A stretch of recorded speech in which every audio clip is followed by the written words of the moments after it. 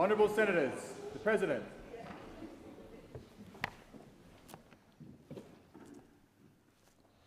I acknowledge the Ngunnawal and Ngambri peoples who are the traditional custodians of the Canberra area and pay respects to the elders past and present of all Australia's Indigenous peoples.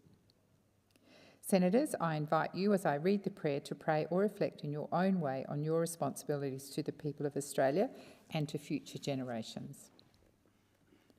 Almighty God, we humbly beseech thee to vouchsafe thy special blessing upon this Parliament, and that thou wouldst be pleased to direct and prosper the work of thy servants to the advancement of thy glory and to the true welfare of the people of Australia. Our Father, which art in heaven, hallowed be thy name. Thy kingdom come, thy will be done in earth as it is in heaven. Give us this day our daily bread, and forgive us our trespasses, as we forgive them that trespass against us. And lead us not into temptation, but deliver us from evil. For thine is the kingdom, and the power, and the glory, for ever and ever. Amen.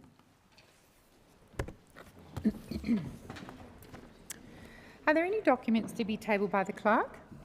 Yes, President. I table documents pursuant to statute and a return to order as listed on the dynamic read. Are there any proposals for committees to meet during the sittings of the Senate? Yes, President. A committee has lodged a proposal as shown at item 4 of today's order of business. If there is no objection, the meetings are authorised. Senator Gallagher. Thank you, President. I move that private senators' bills be considered this week as follows.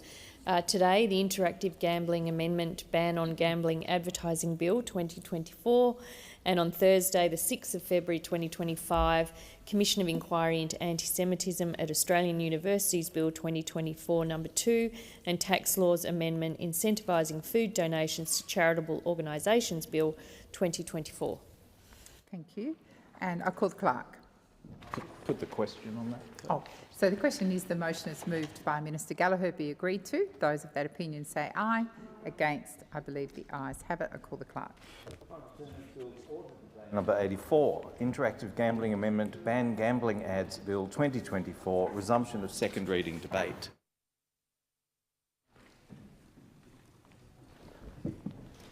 Senator Hanson-Young. Thank you, Mr Deputy President. I rise today in favour of the Interactive Gambling Amendment Ban Gambling Ads Bill 2024. The Australian Greens Bill, which will implement a comprehensive ban on all forms of online gambling advertising across television, radio, online and print. This ban is an idea that is essentially needed and is endlessly popular with the community, was agreed by all sides of the political spectrum in the parliamentary inquiry led by the late Peter Murphy, and yet the Albanese government seems to be crab-walking away. This is an opportunity for the Albanese government to implement their promise made to the Australian people, to families, for a ban on gambling advertising that is harmful and damaging to our community. Almost 2 years have passed since the Murphy inquiry, and despite many promises made, the government has nothing to show for it. A gambling ads ban is the unfinished business of this parliament. While the clock is ticking, we haven't run out of time to get it done quite yet, and I'm hopeful that common sense will prevail. I am hopeful that over the next week and a half, this parliament, this government will show the strength of courage to do the right thing, to ban gambling advertising before the election, as you promised to do. Last week, I wrote to Minister Rowland to offer a pragmatic pathway to take a sensible step forward, and said that we would support legislation this fortnight that will ban gambling ads online and implement broadcast restrictions before and after sport during the times when kids are watching.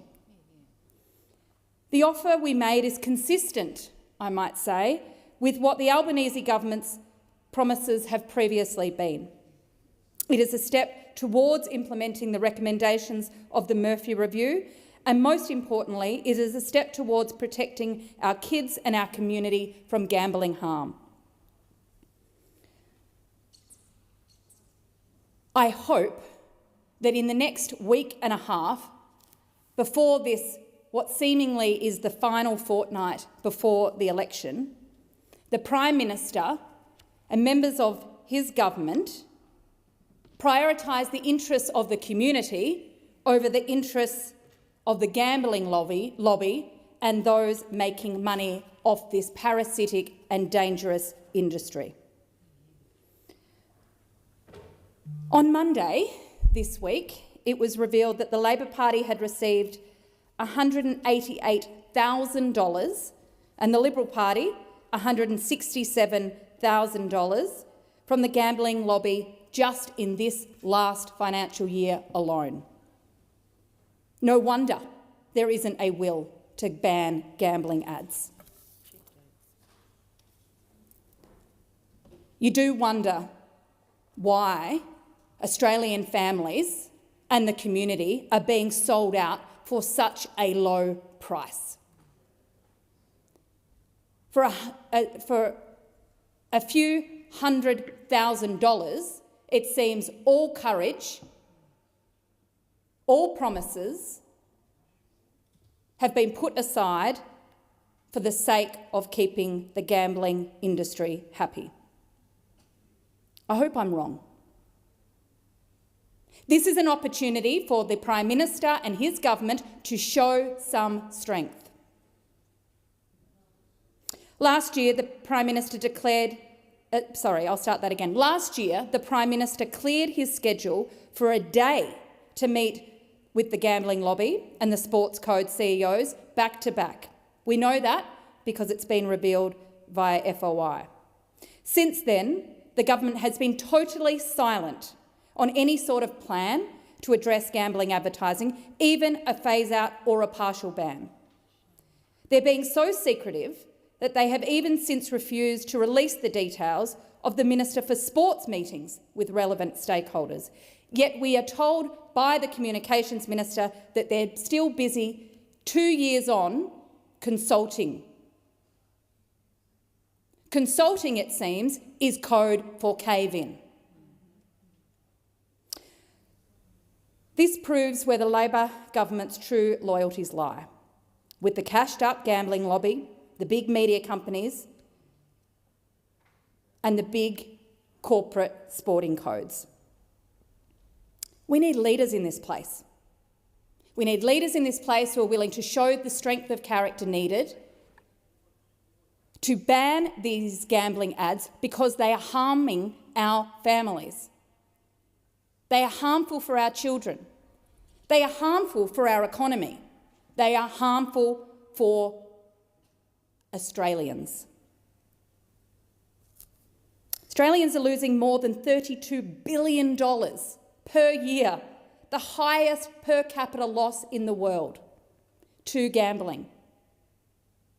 That makes us the biggest gambling losers in the entire world. And someone's making a lot of money out of this. A lot of families are being ruined, a lot of small businesses are losing cash, but the big corporates in the gambling lobby are making a mozza. Who do you stand with? Do you stand with the gambling lobby or do you stand with Australian families?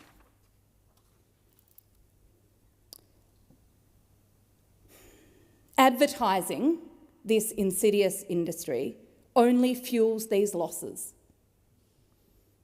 It normalises the practice of gambling across our screens and our devices. In just 1 year, 1 million gambling ads were aired on free-to-air television and radio. 1 million gambling ads bombarding Australians in their homes and in their workplaces. And that's not to mention the huge, huge rise in targeted ads across social media and online platforms. Kids are being targeted directly, young people being targeted on their social media feeds or while they're watching Bluey on YouTube. with gambling advertising. Children are being bombarded with ads for gambling when they're listening to their favourite pop stars on Spotify. Kids are being bombarded with gambling ads every time they log on to check out the scores of their favourite sports stars.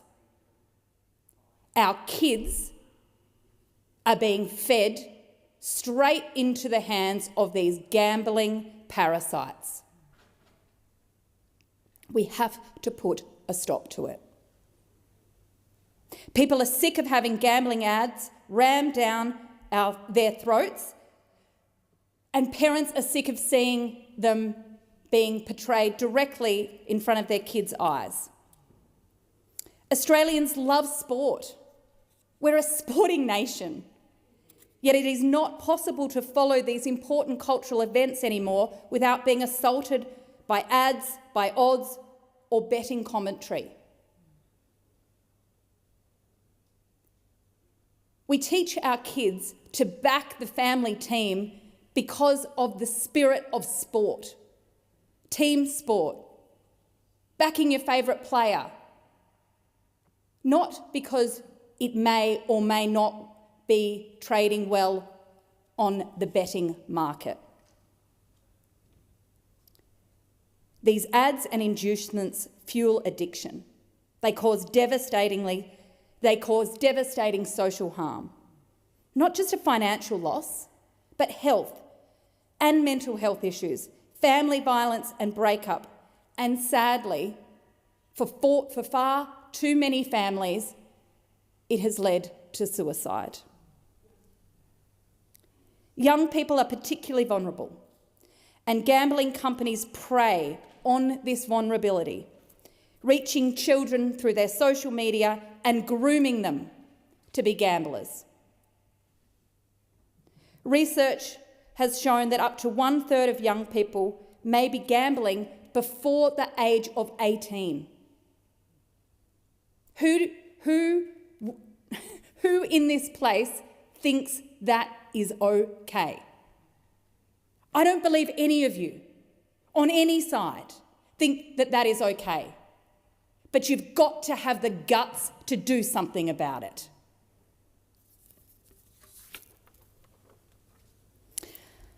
The harm that this causes the Australian community is a national social and health crisis, and it needs to be treated as such. And this is what we did with tobacco advertising. We banned tobacco advertising because we knew it was the promotion of a dangerous and harmful product. Gambling is dangerous and harmful. So the promotion of it, without regulation, online, a free-for-all onto our kids' social media feeds, our young people's catch-up TV, or on our free-to-air televisions, should be banned. I want to say, this bill is not about banning gambling itself. No one is actually suggesting that. So the bedwetters on the other side, on the government benches, who suggest that we can't have reform because people just want to ban gambling, that is dishonest, it is not true, and you know it. This is about banning the promotion of a harmful product, protecting our kids from being bombarded by those within the industry who want to prey on their vulnerabilities. It is time to protect our kids from the gambling groomers. Now, this bill is the full implementation of the Peter Murphy report. The experts back it. The health experts back it. The gambling advocates back it. In fact, 2 years ago, members of both Labor and Liberal parties backed it. And then what happened? The vested interests got in the ear of leadership, of the Prime Minister, of the ministers. The Deputy Prime Minister, who has succumbed to the pressure of the gambling lobby to go weak and to water over banning these ads. It's time to show some courage. It's time to show some real leadership. Now, I've offered a compromise to the government. If you can't bring yourselves to do what you said you would do, if you can't bring yourselves to do what the late Peter Murphy pleaded for this Parliament to do, at least do some of it. Look at the damage that is being done online to our kids and our families, our young men who are being overwhelmingly targeted by these groomers in the gambling industry. Take them on. We have a week and a half left of this session of Parliament. Let's do something that is, in at least some way, to meeting the necessary needs in the community of limiting the harm that gambling is doing. Come some way to meeting the promises that you made the Australian people.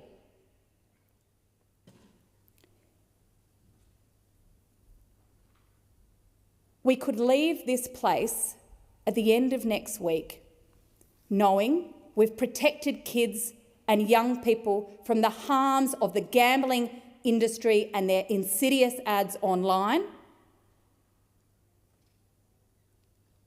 if you've got the political will to do it.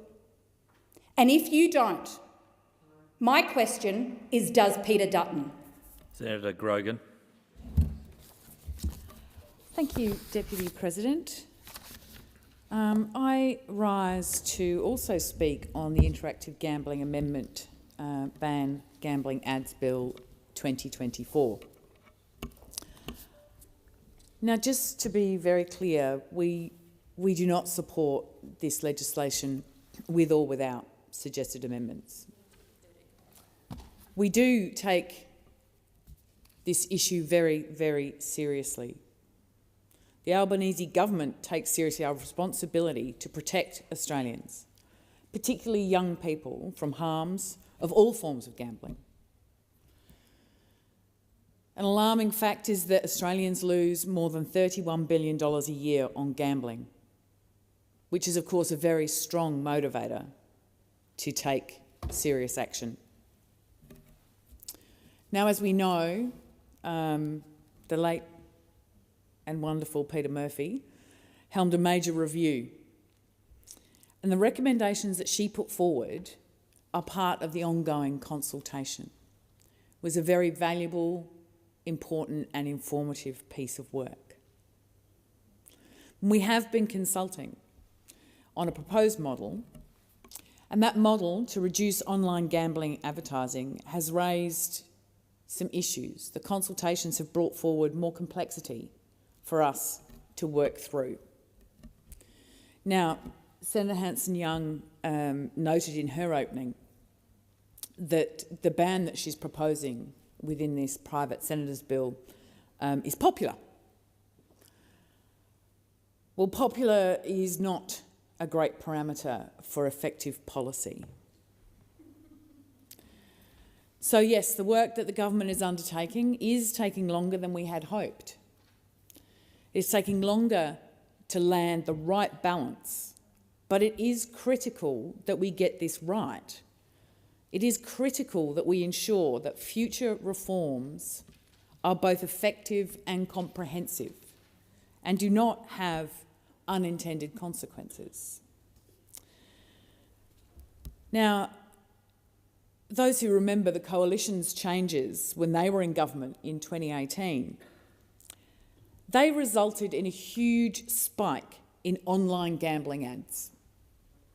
In fact, the Coalition gambling ad restrictions in 2018 actually resulted in a 50% increase in the total volume of gambling advertising spots on television and radio, and a whopping 76% increase on regional TV.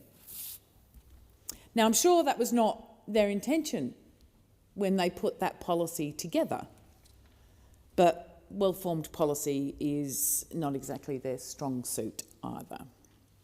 But that aside, rushing complex legislation like this can result in terrible and unintended consequences, like what we saw with the 2018 policy from the Coalition. And now we see that the Coalition's current proposed policy of only restricting gambling ads around live sport is highly likely to see those ads increase elsewhere. Maybe on family TV programs, maybe just online, but the advertising ban that they are putting forward is so limited and shallow as a policy that it is likely to cause more harm. It is also important when we're looking at this issue to consider the multiple channels over which advertising is delivered. It's not just television and radio and Spotify, but also digital platforms and social media where advertising can be targeted at vulnerable Australians. There has been a significant shift in advertising spend to online and digital channels.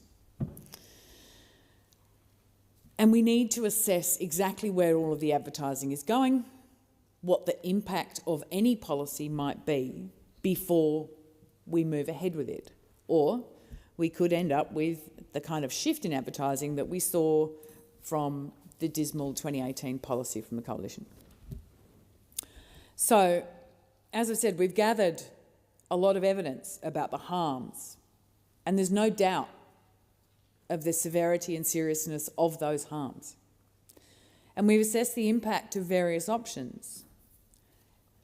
And we have been consulting with stakeholders, from the wagering industry to the harm reduction advocates, sporting codes and broadcasters. But let's be clear, it is complex reform and getting it right is essential. And we are talking to everyone, not just some people, regardless of what's being said here. The proposed model that we are working on is about breaking the nexus that exists between wagering and sport, minimising the exposure of children to online wagering ads and tackling the saturation and targeting of wagering ads, particularly where we're seeing it tick up towards young men. The government's consultation process in response to the Murphy parliamentary inquiry has been thorough, but as I've said, it has raised some significant and additional considerations that we are continuing to work through. We will only progress legislation to implement any form of online gambling advertising reform when we have concluded our consultation and we have a policy that we are confident in. But it's not like nothing's happened. Let's be really clear. We've taken a range of actions since coming to government in 2022. We have delivered more gambling harm reduction initiatives in 2.5 years than was delivered in the preceding decade. I'm not saying that's enough. I'm saying that we have started this really, really important process. But let me just take you through what we have done. We have banned the use of credit cards for online gambling because we shouldn't be able to bet with money we don't have. The Albanese government is committed to ensuring that gambling takes place within a robust legislative framework and with strong customer protections. And this ban on credit cards is helping us do just that. It is legislated and it delivers on that commitment. It is a significant part of the progress to minimising gambling harm. And the principle really is very simple. Australians should not be gambling with money they do not have. The second thing we did was establish mandatory customer ID verification for online wagering. And this is to prevent children and people who have self-excluded from placing a bet online. Under the National Consumer Protection Framework, Australian governments have agreed to implement customer pre-verification for online gambling accounts. And these are some of the things that aren't as straightforward. We need to get all the states on board, and we've done that. To implement this measure, the AML and CTF rules have been amended to strengthen the applicable customer identification procedures that apply to online gambling service providers. This vital measure will help ensure that online gambling services are not exploited by criminals or used by individuals in the National Self-Exclusion Register. Strengthening classification of gambling-like features in video games is the third item on the list of what we've done so far. And this, of course, is to better protect our children. Children and young people are being exposed to gambling through interactive games like social casinos, which stimulate real gambling, or gambling features such as loot boxes.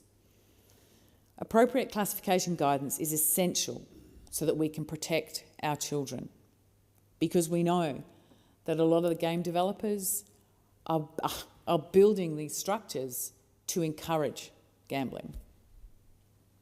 The fourth item on the list is implementing monthly activity statements so Australians who gamble online can clearly see their wins and losses each month. The fifth on my list is introducing new evidence-based taglines with stronger messages about the risks and harms of online gambling. And the sixth item on the list is the National Self-Exclusion Register, or BetStop. Now, BetStop has been used by more than 30,000 Australians in August, since it came in August 2023. Of the registrants, we've got 79 are aged 40 and under, 39% have registered for a lifetime ban, and 23,000 have an active exclusion. Actually preventing and reducing online gambling is one of several important measures that we have implemented under the National Consumer Protection Framework, and BetStop is valuable. Thanks for the interjections, Senator Hanson-Young, but it is a valuable tool and a valuable mechanism, because one popular one-size-fits-all approach to this isn't going to get us the outcome we need. These are meaningful reforms that are making a difference, but it is critical that we develop further reforms to build on those we've already implemented, to continue our consultation, because we are only going to progress legislation to implement online gambling advertising reform when we have concluded our consultation and when the policy development process is concluded. We must ensure that the changes we make are robust, effective and appropriately address associated impact for a range of stakeholders. And harm minimisation will be our guiding principle. We need to make sure that everyone is kept safe and that the scourge of gambling is minimised, ended, and people are kept safe. Thank you. Thank you. Senator Henderson. Thank you very much, Madam Acting Deputy President. Well, it is somewhat ironic that we are here today in this chamber debating a bill put forward by the Australian Greens to ban gambling advertising. On the 12th of May 2023, in his budget in reply speech, the Leader of the Opposition, Mr Dutton, announced the Coalition's policy. He was clear: a coalition government will ban gambling advertising during live sport for 1 hour before and 1 hour after the game. We heard from Australians and their message was clear: footy time is family time, and family time is precious. too precious to have it swamped by a rising tide of gambling ads. Watching and listening to live sport is a great Australian tradition, and we on this side of the chamber want to preserve that.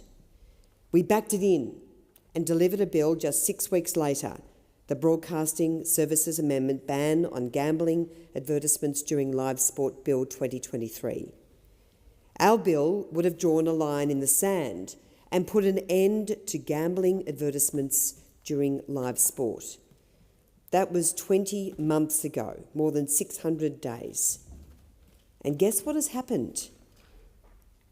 When that bill went before the Parliament, the Albanese government opposed our bill. And guess who else voted against our bill? Yes, it was the Greens. So while crossbench senators overwhelmingly backed our bill, the Greens voted against it. The Senate vote was lost 30 to 33. So the Coalition won't be taking lectures from the Australian Greens. This bill represents gross hypocrisy.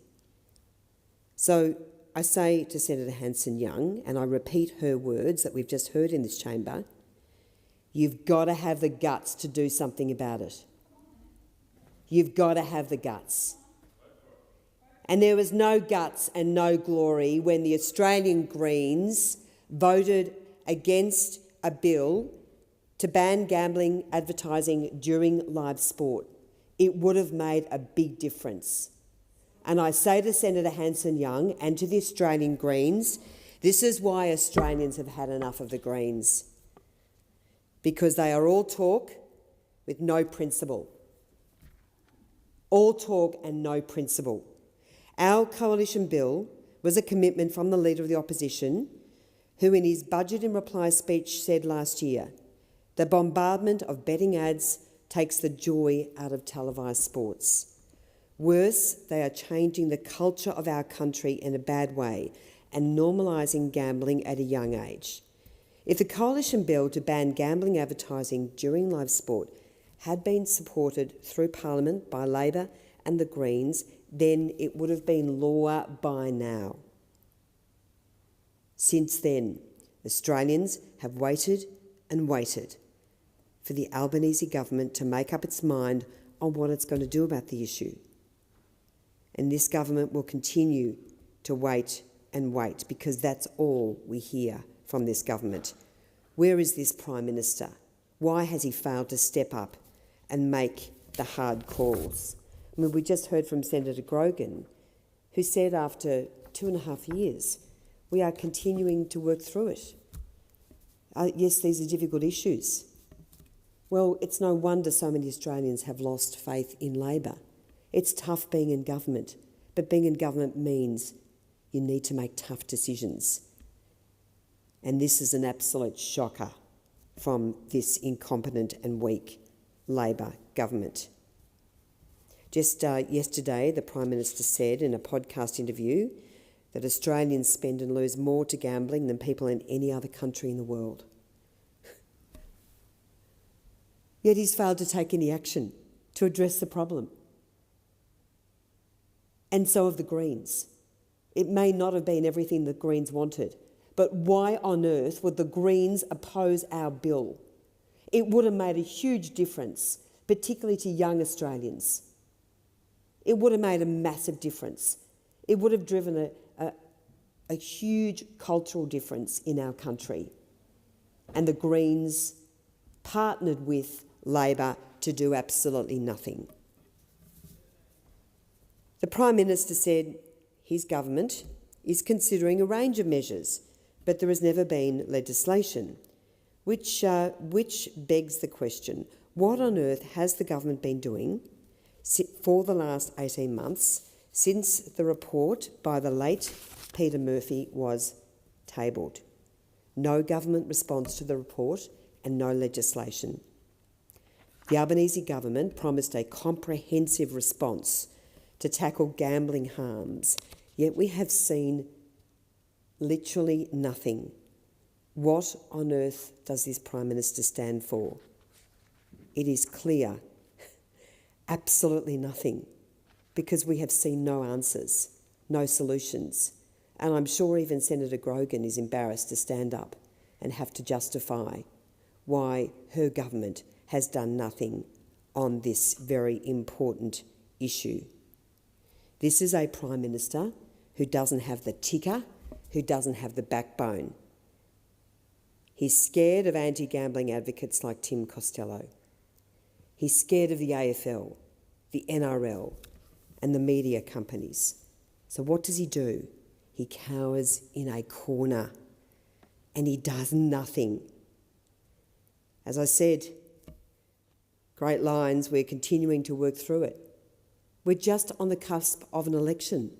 It is clear that this government has no answers, and this government is lurching from one disaster to the next as it limps to the next federal election. Of course, in the communications portfolio, and I think that the absolute standout failure is the waste of time and resources on bills and legislation, which have amounted to nothing more than political posturing. The government's misinformation bill was a disaster of epic proportions, prosecuted by, frankly, the Minister for Communications, Michelle Rowland, who has demonstrated that she is not up to the job, because the misinformation bill was so bad that not a single non-government senator would back it from right across the aisle. The government was forced to dump the bill in one of the biggest humiliations we have seen this entire term. The bill united a wide cross-section of groups against it: top lawyers, church groups, civil, libertarian and human rights groups, all opposed. It was a bill that, had it been in place during the Voice referendum, for instance, Labor would have weaponised the bill to gag opinions it didn't like or agree with. So thankfully for all of us living in this great democracy we call Australia, freedom of speech won the day.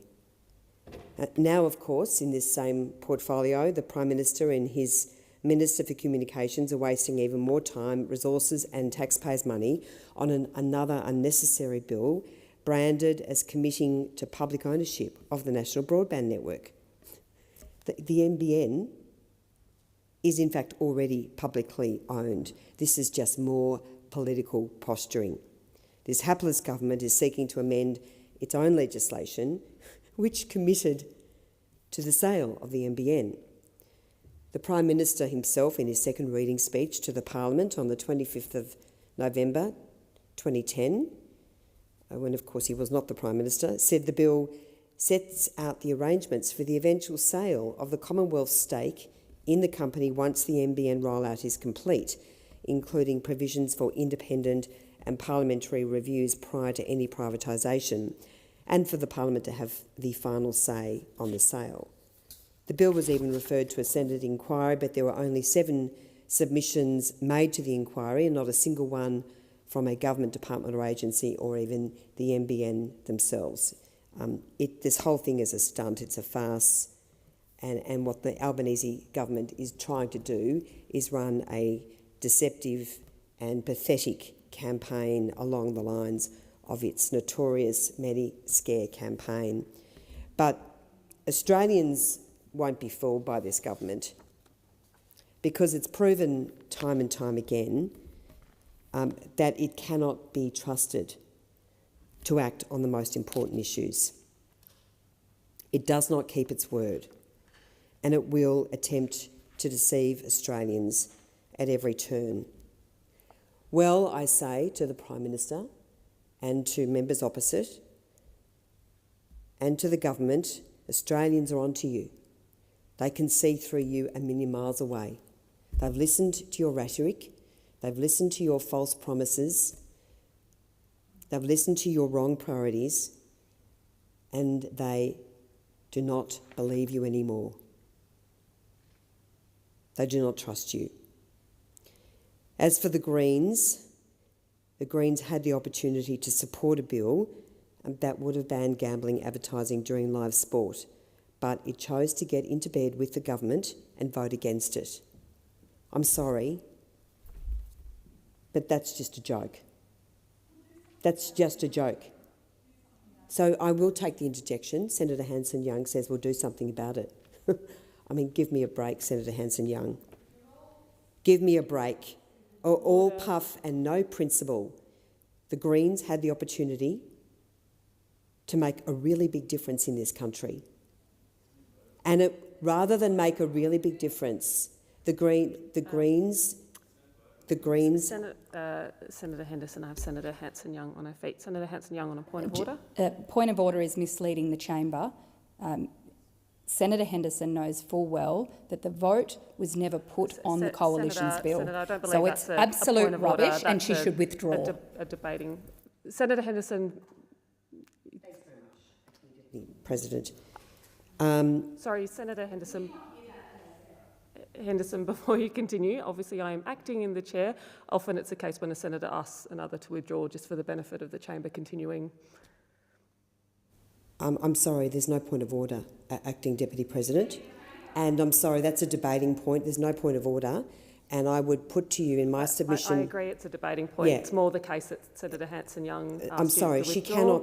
It's not appropriate to ask... Senator Henderson, you're not in a debate with me. I'm happy to refer it to the President. Thank you. If you could wish refer me to the President, thank you. That's fine. Senator Henderson, you have the call. Thank you very much, Acting Deputy President. So, as I say, the Australians are onto the Greens as well as onto Labor. And just imagine if we had a minority Labor, Greens, Teals government after the next federal election, what a mess this country would be in. What chaos this country would be in. The deals, the underhand conduct, the risk to this country would absolutely accelerate if the Greens got their hands on any sort of power arrangement with the Labor government. Because we've seen how bad the Albanese Labor government, imagine how bad it would be if the Greens had their hands on the tills of government. So we cannot allow and risk that to happen.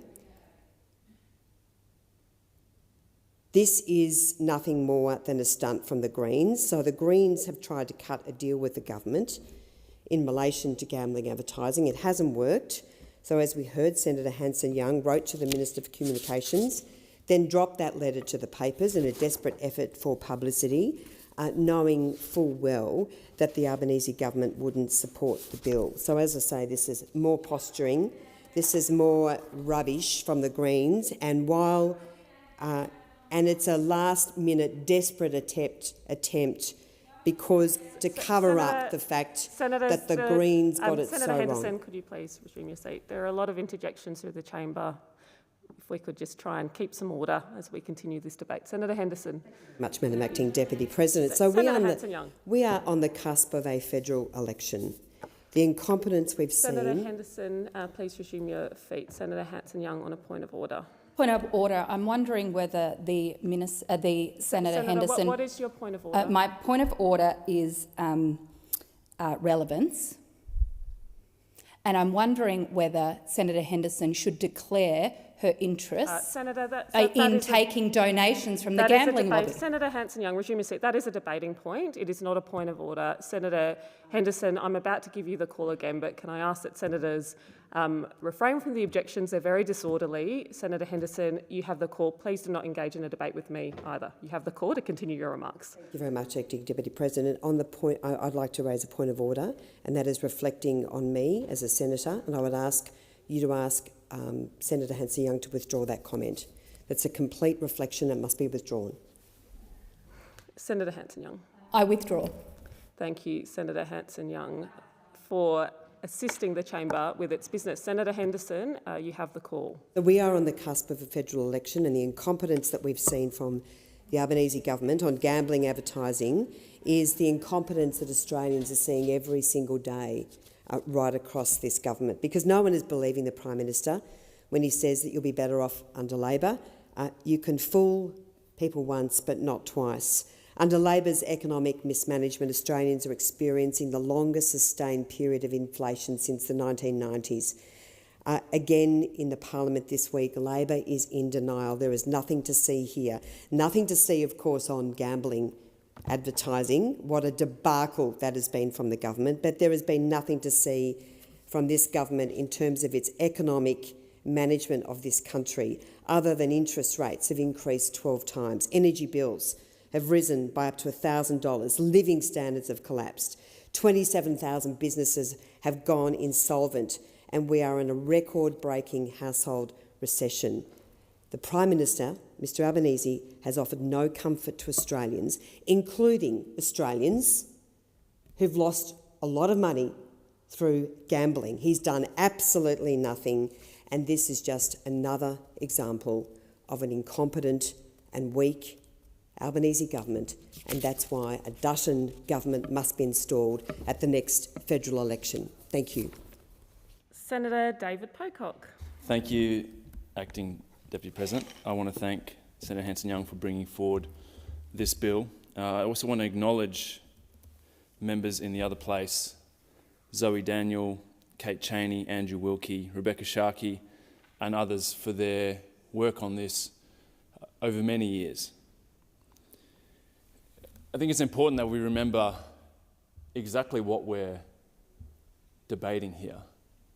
We are talking about a public health issue, and we should have a response that is up to the challenge of meeting that. And this is about protecting young people. Where we live in a country where there is so much gambling advertising that 3 out of 4, 75% of young people now think that gambling is just a normal part of watching sport. It's a normal part of being an Australian. This is about protecting the young people who come in here and watch us debate. The debate's probably generous at times, but that's what this is about. And it seems like this debate is sort of pretty good ad for the crossbench, where the best the major parties can do is talk about who has the best Band-Aid solution. Who's going to put on a bigger Band-Aid to the massive wound? While still taking the donation. We can surely do better than that as a country. I'm standing today to acknowledge the work of the late Peter Murphy MP. She did something few of us seldom do. Few of us may even achieve in our time in the Senate, and that is achieve multi-partisan support for a contested set of recommendations. It's a landmark report. It is historic. And when she released the report, she said, "Gambling is grooming children and young people to gamble." That's why a phased-out ban on gambling advertising was her flagship recommendation. It's a recommendation the Labor government seemed keen to sweep under the rug. And the Liberals seem keen to come with their partial ban, which all the experts gave evidence that a partial ban doesn't work. Just a bit of a background for people listening who are maybe not familiar with the Murphy inquiry. It's been nearly 18 months since Peter Murphy's report was released. They had 161 submissions, 13 days of public hearings, 13 days of hearings, 31 recommendations, from developing a national strategy on harm reduction to ensuring that 12-year-olds don't have to sit through sports bet ads. This inquiry was exhaustive. It was thorough, it was in-depth, and again, it had the backing of the entire Parliament. Again, let's come back to what we're actually talking about here. We're talking about being the biggest losers in the world when it comes to gambling. People out there who are so inundated that they say that if you're a problem gambler, you try and get help. It's incredibly hard because there's nowhere to hide. You turn on the telly, a gambling ad. You listen to a podcast on Spotify, there's a gambling ad. I want to read out some quotes from some direct quotes from people who have been speaking up, bravely speaking up, urging the Parliament to act, and so far, 18 months later, their requests have fallen on deaf ears. This is from Kate, who's gone publicly by the name of Kate, who lost her brother to suicide. My brother was so well loved, empathetic and kind-hearted, and a genuine person. My brother self-excluded, and he was targeted more. I remember walking into the kitchen one day and he said, "I've just got a text from Sportsbet." It sounds like not a big deal if you don't have a problem, but if you know the gravity of that text, it is. It's always such a personalised message, and they're only sent to people who are losing. I really believe those inducements made him feel the only way out was to end his life. This is from Mark Kempster, a man recovering from gambling addiction. Not one person could read the submissions on how people had lost loved ones to gambling addictions and not see the need for change. However, here I am 18 months later, still having to avoid watching the sports I once loved out of the fear of what it could do to me and my family. I have lost all faith in our current government to do the right thing. From what they are currently saying, they have chosen their self-interest and winning the next election over protecting the most vulnerable in our society. This is from John, who actually gave evidence to the Murphy inquiry. I love my footy, and I can remember that at the time sports gambling ads were being played in every ad break whilst I watched a game of footy on a Friday night. They even advertised during the news. Before long, and for reasons I can't explain, I opened an online sports betting account late one night with a well-known betting company. Within weeks, I'd managed to gamble away my full redundancy payment. I'd made over $226,000 worth of deposits through my betting account. I lost $80,000 in one morning between 12:30 a.m. and 3 a.m., betting on races on the other side of the world. In one single 24-hour period, I placed 92 separate bets. At no stage did anybody from the betting company try to contact me to determine how I was funding this excessive and erratic gambling, or to suggest that a deposit limit might be a good idea. The Prime Minister at every turn has taken up lines of the gambling industry and the NRL. Contrary to what Senator Grogan has just said, it seems some views are given precedence over others. I want to quote the Prime Minister. When we look at where the harmful gambling comes from, almost 70% of that harmful gambling is actually poker machines. More than, or around 15%, off the top of my head, comes from lotteries and lotto and those tickets as well. Peter V'landys was quoted in the SMH as saying, independent statistics showed that out of 100 people who sought help from a problem gambling hotline, 70 were due to poker machines, 15 due to lotteries, 8 due to racing, and 4 due to sport. I've tried to find these independent studies and reports. I've asked at estimates. No one in PMO knows anything about it. No one in the Sports Minister's office or department knows anything about it. No experts have ever heard of it. And yet the two people that seem to have this, that supports continuing the status quo, are the Prime Minister of Australia and Peter V'landys. The CEO of Responsible Wagering Australia said, the risk of blanket bans on advertising in the wagering space is that we run the risk of driving Australian consumers into the illegal offshore providers. The Prime Minister said, the internet means that people can gamble offshore. That means it is much more difficult to put restrictions on. Who's writing the PM's talking points? I mean, there's so many smart people in there. Why are we hearing almost direct quotes from Peter V'landys and the CEO of, air quotes, Responsible Wagering Australia. There was a fascinating interview, I'm pretty sure it was on RN, with Stuart Kenny, the co-founder of gambling giant Paddy Power. And again, I'm just going to direct quote him here. This was put to him, the argument from the PM from Responsible Wagering Australia, that if you do anything here, people just go offshore. His response: I used that argument all the time when I was lobbying, and I was the main lobbyist in Ireland. I knew all the politicians. That was the first line I always used. As an industry, we've been using that argument for 20, 30, 40 years. But look at Spain. They put in a blanket ban and there was virtually no pickup in the illegal offshore market. This is a load of baloney. I use it all the time. I want to just end with the words of the courageous late Peter Murphy. What are you in politics for if it's not to make a difference, and make a difference to other people's lives? The Senate has the opportunity to do that. Senator Darmanin.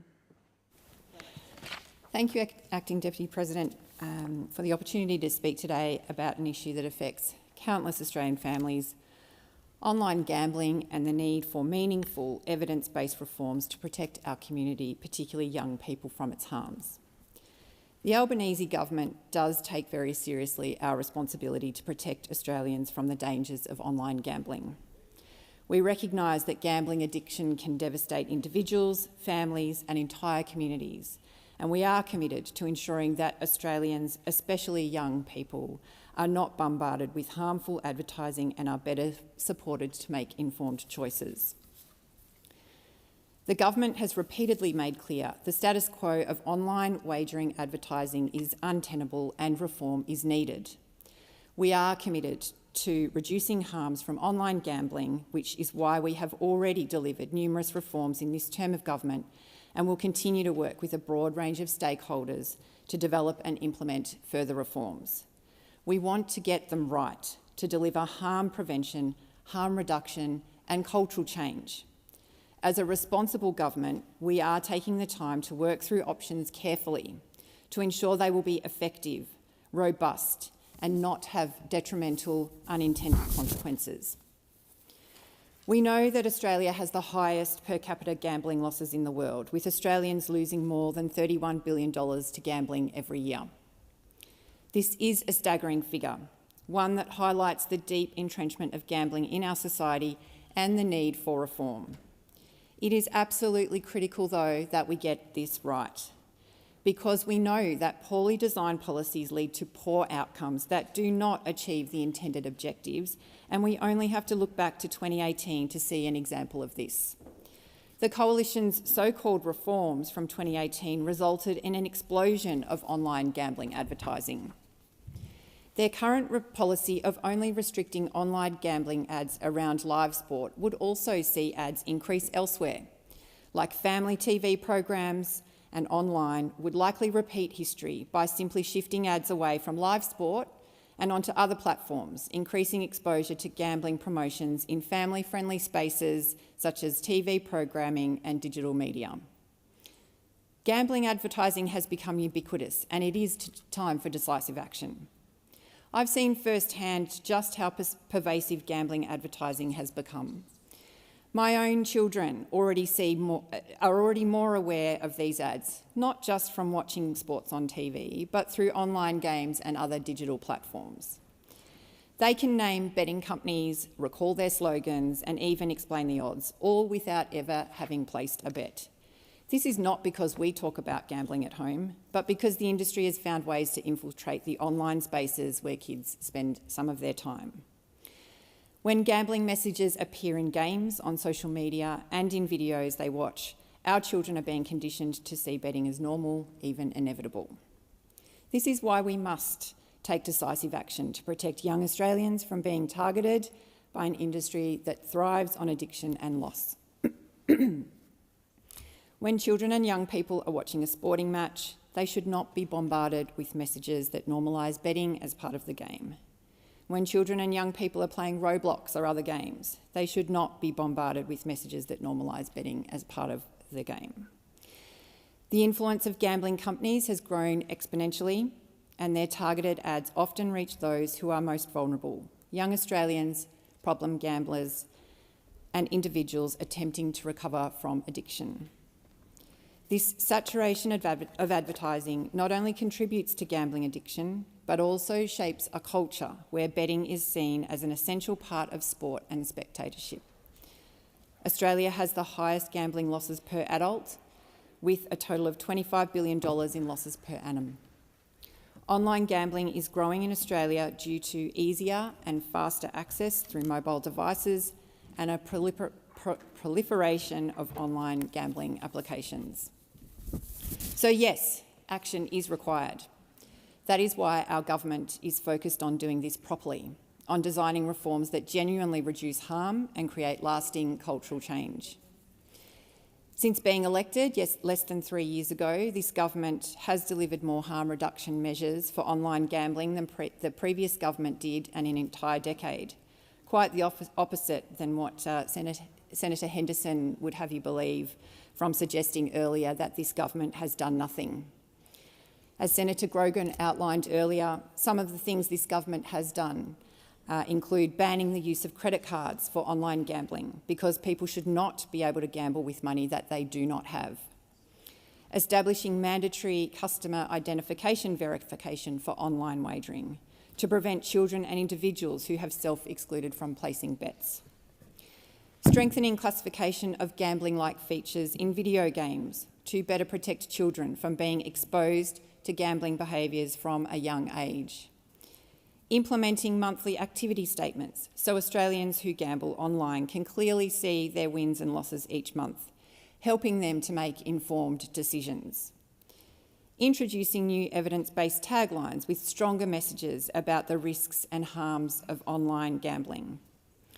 Launching the National Self-Exclusion Register BetStop, which has been used more than 37,000 times by Australians in the past 18 months to voluntarily exclude themselves from online gambling services.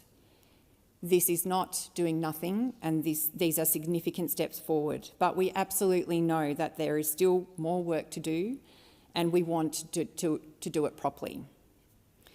One of the most pressing concerns is the pervasiveness of online gambling advertising, particularly its saturation during live sports broadcasting. Sports is part of the Australian identity. Every Australian wants to enjoy sport, from grassroots competitions to the professional leagues, without being bombarded by gambling ads. Parents should be able to sit down with their children and watch their favourite team without the constant reminder of sports betting. To address this, our government is working through the 31 recommendations from the parliamentary inquiry into online gambling, which includes key recommendations on advertising. We have been consulting widely on a proposed model to reduce online gambling advertising, and through this process we have uncovered additional complexities that must be carefully considered.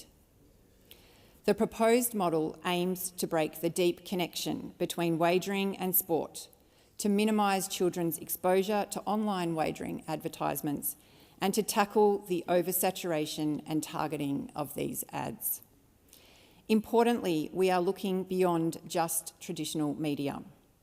We must consider all the ways in which gambling advertising reaches Australians. Through television and radio, yes, but also through digital platforms and social media, where ads can be micro-targeted to vulnerable people, including those who have already struggled with gambling addiction. In today's digital landscape, gambling companies have more tools than ever before to target their advertisements with precision. Algorithms and big data companies allow companies to identify and reach individuals based on their online activity, including previous gambling habits. We must ensure that any reforms we introduce address this growing concern. The ease of gambling platforms combined with the constant barrage of advertising has led to a situation where Australians are being increasingly encouraged to gamble, often without fully understanding the risks involved. Reforming gambling advertising is not a simple task. Our government has carefully weighed the impacts to ensure that our reforms are both effective and sustainable. The worst outcome would be a knee-jerk policy that simply shifts gambling ads to new platforms without reducing overall exposure. The government's response to the Murphy report by Labor's late champion of gambling reform, Peter Murphy, has been thorough, measured and evidence-based. We have gathered the necessary data, assessed the likely impacts of different approaches and engaged in extensive consultation with key stakeholders. We know that public sentiment is firmly in favour of stronger restrictions on online gambling advertising, and we are determined to deliver reforms that reflect community expectations. It is also important to consider the multiple channels over which advertising is delivered, not just television and radio, but also digital platforms and social media where advertising can be targeted at vulnerable Australians. We recognise that this work is taking longer than had hoped, but it is absolutely vital that we get this right. Rushed and poorly designed policies would only create new problems, and we owe it to Australians to ensure that any changes we implement will be effective, enforceable and long-lasting. The need for meaningful action is clear. Australians are losing more to gambling than any other nation, and the harms of online gambling, from financial distress to mental health struggles, are being felt in households across the country. As I said, our government is already taking strong steps to address and reduce these harms, but we are not stopping here. We are committed to breaking the cycle of online gambling harm and protecting the next generation from being drawn into a culture that normalises gambling. That means well-designed, evidence-based reforms that address advertising saturation, prevent children from being exposed to gambling messaging, and ensure that those struggling with addiction have the support and tools they need to regain control. This is not just about policy, it is about the kind of society that we want to build, a society where sport is about community and passion, not betting. A society where families can enjoy a game without a barrage of gambling ads, a society where we take meaningful action that is effective to prevent harm rather than just managing its consequences. The time for action is now, and as I have said throughout, steps have been taken and more needs to be done. If we fail to act decisively and carefully, we risk leaving future generations vulnerable to an industry that profits from addiction and loss. We will not allow this to happen. Our government is committed to getting this right, and we will not waver in our mission to protect Australians, especially young Australians, from the harms of online gambling. And that is why we do not support this bill. Arising out of the extensive consultation on a model, it has raised additional complexities for the government to take on board, and it is absolutely critical that we get this right. Thank you, Senator Darmanin. Senator Hodgins-May. Thank you, and thank you also to my colleague Senator Hanson-Young for bringing forward this very important bill today. 18 months ago, as we've discussed, the late Peter Murphy tabled the House Inquiry's report into gambling harm. This landmark report painted a stark picture of a nation in pain, of people whose marriages have fallen apart, who have lost their homes, jobs, families, or life savings, and who have spiralled into mental distress all because of gambling. In response to this devastating reality, Murphy's report made a clear recommendation: ban gambling ads across all media within 3 years. People and communities right across Australia were hopeful that this Labor-led inquiry and report would finally lead to real action to end gambling harm. But yet, here we are 18 months later, with a federal election just around the corner, and the Labor government has done nothing. Well, that's not entirely true, as we know. This week it was revealed that they've accepted close to $200,000 in donations from the gambling industry. I mean, what a stinker. We have seen no official response to the Murphy report, no legislation to ban gambling ads, nothing. Instead, we have just witnessed Albanese and his government dodge and delay responsibility to end gambling harm. I mean, this cowardice epitomises everything that is wrong with the Labor Party and why they are taking a hit in the polls. I have sympathy for the senators who had to stand up today and try to defend this reprehensible position of not supporting this bill. I mean, come on, we are urging you, be decisive, show some leadership. We're urging you. We do not want to see a Dutton Prime Ministership, so give us some backbone. This is an opportunity for the Labor government to take action on gambling before the election. Less weasel words, less lists of the outlining what the problem is, and more decisive action. It's a chance for the Senate to protect Australians from the relentless harm of gambling ads and those parasitic corporations that are sucking Australians dry. Research shows gambling ads fuel betting and hit young people and those at risk of problem behaviour the hardest. I mean, we all know this. You know this, Labor. These ads plague our radio channels, sports games, television, music streaming, online gaming, and now social media. I mean, even in Bluey streaming, it's disgusting. Everyone, including kids, cannot escape having gambling advertisements rammed down their throats. While devastating, it's no wonder that kids as young as 10 years old are addicted to gambling. The Greens understand the destruction that gambling harm causes and gambling ads cause. We know that it destroys families, communities and people right across this nation. We know that a gambling ad ban needs to happen before the election, before we risk a coalition government. That is why, in the face of Labor's complete inaction, the Greens put forward this bill. And why my colleague and the Australian Greens spokesperson for gambling, Senator Hanson-Young, wrote to the Minister for Community... Order. Senator Hodgins-May, time for this debate has expired. You'll be in continuation. I now call the clerk. Common Business, Order of the Day number 1, Future Made in Australia Production Tax Credits and Other Measures Bill 2024, resumption of second reading debate. Senator Dean Smith. Thank you very much. I rise to speak on the Future Made in Australia Production Tax Credits and Others Measures Bill 2024. In short, this bill establishes a hydrogen production tax offset that is available at a rate of $2 for a kilogram of eligible hydrogen for companies that satisfy certain eligibility criteria. The bill also establishes a critical minerals production incentive for expenditure incurred in carrying out registered processing activities. Let it be clear to all that the Coalition will be opposing this bill, and with good and clear reason. Labor's Future Made in Australia policy is about building bureaucracies, not businesses.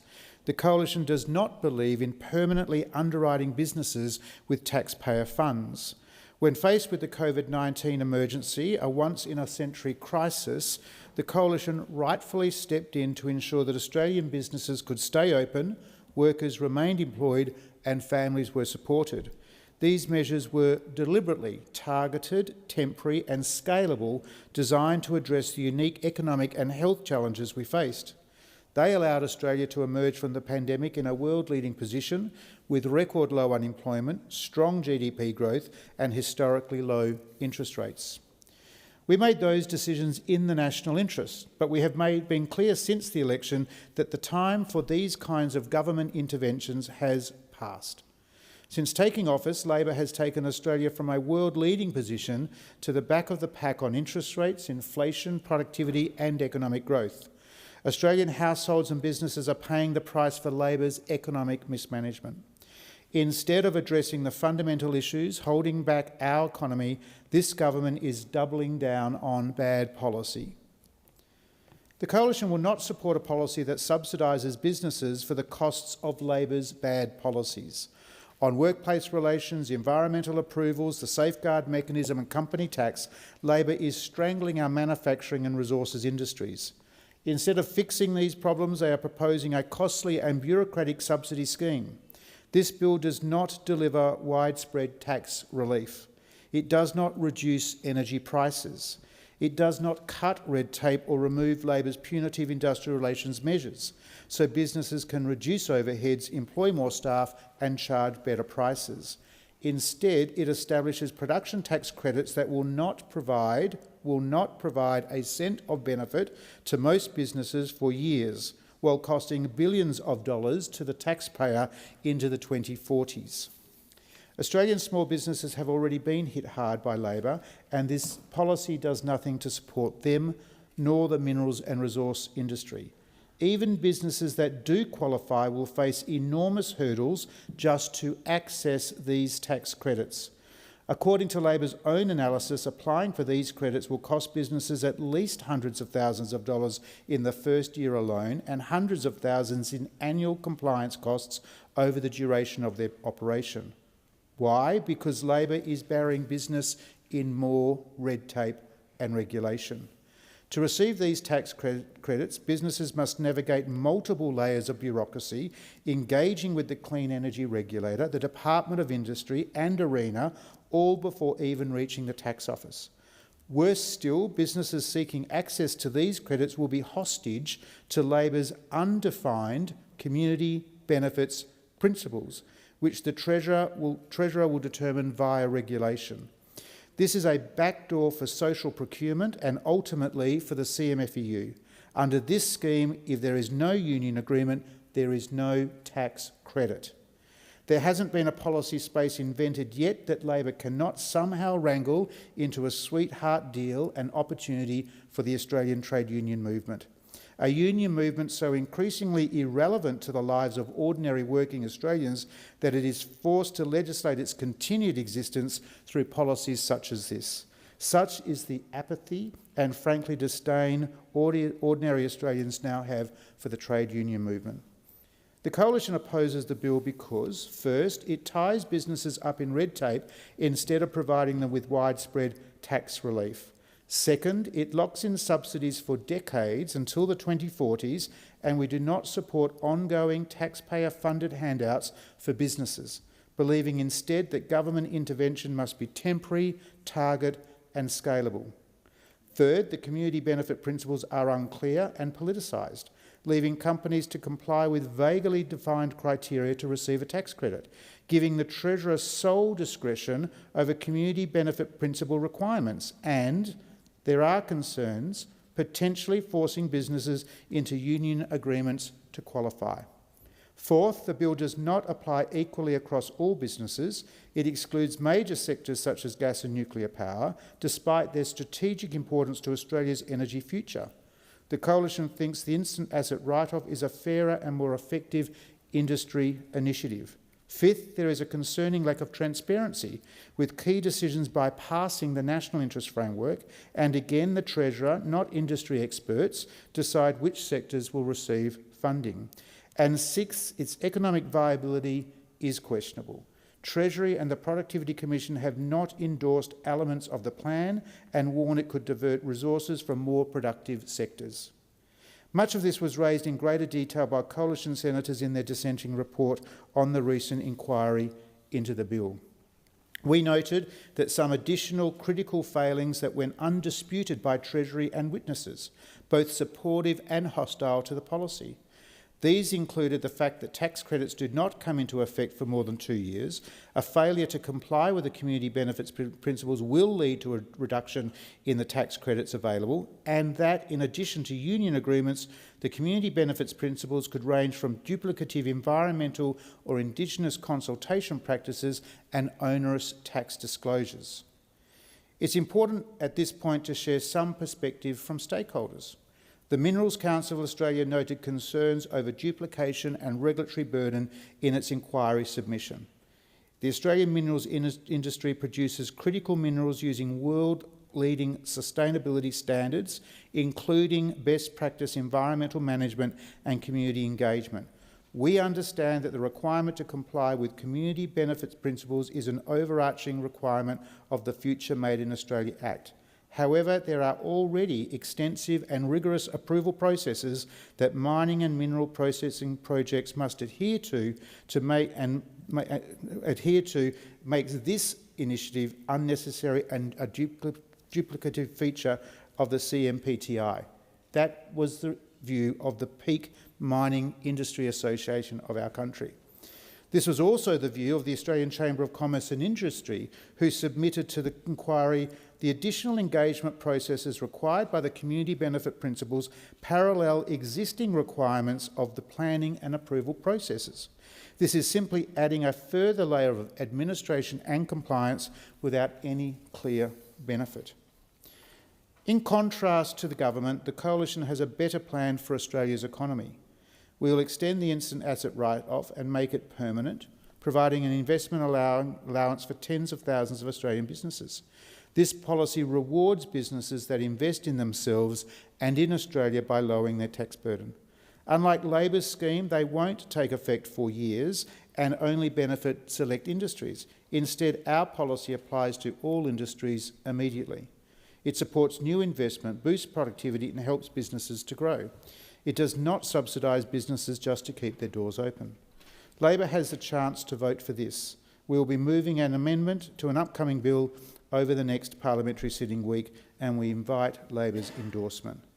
But of course we know that they will vote against it like they have on previous bills, because for Labor it isn't about growing the economy or growing the economic pie so more Australians can benefit. It's so that we can have more productive businesses, hire more staff and increase more wages. Unfortunately for Labor, it's about backing big businesses and big business cartels.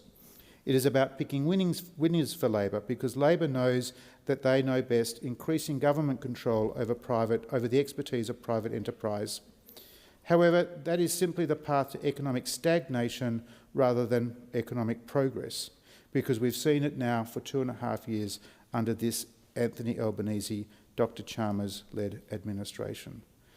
Labor's second-term economic plan is already unravelling. Their first-term economic policies led to higher inflation, rising interest rates and declining productivity. Their second-term agenda is more of the same. The Productivity Commission has raised serious concerns about Labor's Future Made in Australia plan. A $1 billion commitment to manufacturing solar panels in Australia should have been subjected to a tougher national interest test. But of course, it was not. By allowing sectors to bypass the national interest framework, Labor is undermining its own rules and processes. Key investments critical to Australia's energy future, carbon capture and storage, gas, blue hydrogen, uranium and nuclear, have been explicitly excluded from Labor's Future Made in Australia policy. The Business Council of Australia has warned that these procurement rules risk subsidising industries that Australia will never have a competitive advantage in. That is not how to build a productive and resilient economy in a fast and ever-changing world. Indeed, Danielle Wood, the Treasurer's hand-picked Productivity Commissioner, has stated that supporting industries without long-term competitive advantage creates an ongoing cost and diverts resources from more productive parts of the economy. Indeed, former Productivity Commission Chairman Gary Banks has described Labor's plan as a fool's errand that risks repeating past mistakes by propping up politically favoured industries. And of course, this particular legislation has raised important concerns for Western Australia. Coalition senators have paid special attention to Western Australia and the threat posed to its international competitiveness in their dissenting report. And I echo those remarks again here this morning. Western Australia, of course, faces unique challenges in competing for a critical minerals investment. Renewed commitment and technological advancement overseas, including in the United States, Canada, South Africa, Indonesia and China, present serious challenges to the prosperity of this sector in Western Australia. Inquiry evidence was that Western Australia is already losing out to global competitors who are already implementing production tax incentives. Critically, the tax credit in this bill is not available until 2027. So in fact, this characteristic of the bill actually creates a competitive disadvantage for Western Australia. Those familiar with the West will know that projects there already face significant regulatory delays.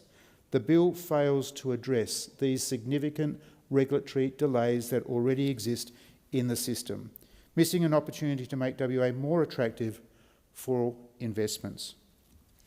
AMEC noted, Australia has long approval timeframes, land access issues and high construction costs. The production tax incentive must be paired with serious regulatory reform to reduce the regulatory burden faced by companies developing projects. WA's resource sector clearly needs more than tax credits. It requires streamlined approvals and infrastructure support. Of course, all of that is absent from Labor's plan. Absent from Labor's plan is any steps to reduce already long approval times. Absent from Labor's plan are any steps to improve land access issues. And absent from Labor's plans are any efforts to reduce high construction costs. Finally, there was ample evidence to confirm Western Australia already has a high level of existing regulatory standards which make the community benefit principles an unnecessary regulatory burden for Western Australia in particular, giving mining firms that already adhere to strict regulations. The principles represent red tape and cost to West Australian projects, which again jeopardise WA's future competitiveness. This bill is a folly. And unfortunately, some who have advocated for this initiative, even in my home state of Western Australia, should be careful what they wish for. This is indeed an attempt to re-regulate, reimpose consultation process, reduplicate already significant costs to West Australian projects. I suspect it will end in tears for many West Australian industries and indeed future projects. Thank you. Thank you, Senator Smith. Senator Sheldon. Thank you. Well, isn't this nothing surprising here, is there? The opposition are opposed to a future made in Australia. Why doesn't it surprise anyone? And because the opening comments from the Senator, their front runner on this debate, says that we don't want transparency and we don't want opportunity for Australian business. Also goes further to say we don't only do we want to have transparency and opportunity, we don't want business and community to take advantage of a future made in Australia. We don't want everybody in the entire community to take the advantage of having a future made in Australia, the national opportunity that that gives. Now, this legislation complements existing marketplace operations. It establishes, but also it establishes a hydrogen production tax incentive worth $2 per kilogram of renewable hydrogen produced, and a critical minerals production tax incentive worth 10% of relevant processing and refining costs for 31 critical minerals. A measure which also doubles as a national security initiative. We all remember COVID, all the problems we had then. We know the challenges we have in the modern world. This is a national security and a national interest initiative. But what it really means is this bill is an investment in Australian jobs, Australian businesses and Australian communities. But we aren't taking the Liberal approach of showering businesses with money and just hoping it trickles down to Aussie families and communities. We aren't spraying out cash to people like Gina Reinhardt to have taxpayer-funded long lunches. Get this, the opposition leader, Mr Dutton's idea of national interest is a $20,000 Gina Reinhardt fund pack for a party because nothing says support for small business like tax breaks for billionaire lunches. Now, unlike Mr Dutton, we are making sure that every cent spent is supporting Aussie families, Aussie communities and Australian businesses that help with that initiative. We're doing that by requiring businesses receiving this funding to comply with community benefit principles. So we all share the benefit. Everybody in the community shares the benefit. Those principles are straightforward, things that ensure that money does what it's intended to do. The first one is promoting safe and secure jobs that are well paid and have good conditions. Heaven forbid, those opposite don't want that. They've just criticised it in their opening arguments about why a future shouldn't be made in Australia. The second is develop more skilled and inclusive workforces.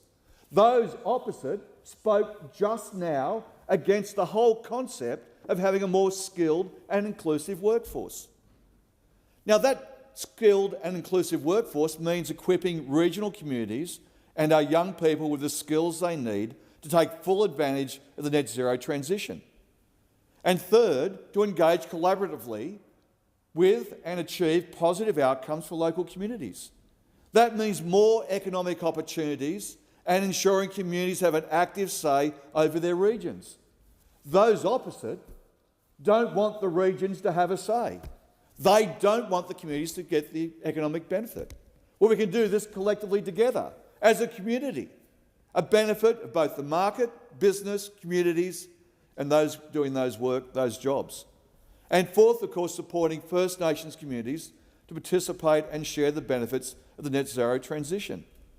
That means real, tangible economic opportunities for First Nations peoples. And fifth, strengthen domestic industrial capabilities through local supply chains. As I said before, we all remember COVID-19 showing how vulnerable international supply chains are and how important it is to strengthen sovereign capability. Those opposite are opposed to it. And finally, demonstrate transparency and compliance in relation to tax. So every cent in this program will go towards better national security outcomes, well-paid secure jobs, upskilling and strengthening domestic manufacturing, improving tax compliance, and working with local and First Nations communities. It's similar to schemes that already exist in the United States, United Kingdom, EU, Japan, South Korea and Canada. So who would have a problem with that? Those opposite. Now, businesses love it. The bill is supported by a long list of employer groups like the Minerals Council, the Australian Chamber of Commerce and Industry, and the Business Council. The Chamber of Commerce and Industry and ACCI said these measures make it easier for new industries to establish and become competitive. Working people love it. And yes, unions love it too. Everybody together, except those opposite. The Australian Workers' Union told the Senate inquiry that it would support the pipeline of proposed hydrogen and critical minerals projects, creating 160,000 jobs in the construction phase and 41,000 ongoing jobs.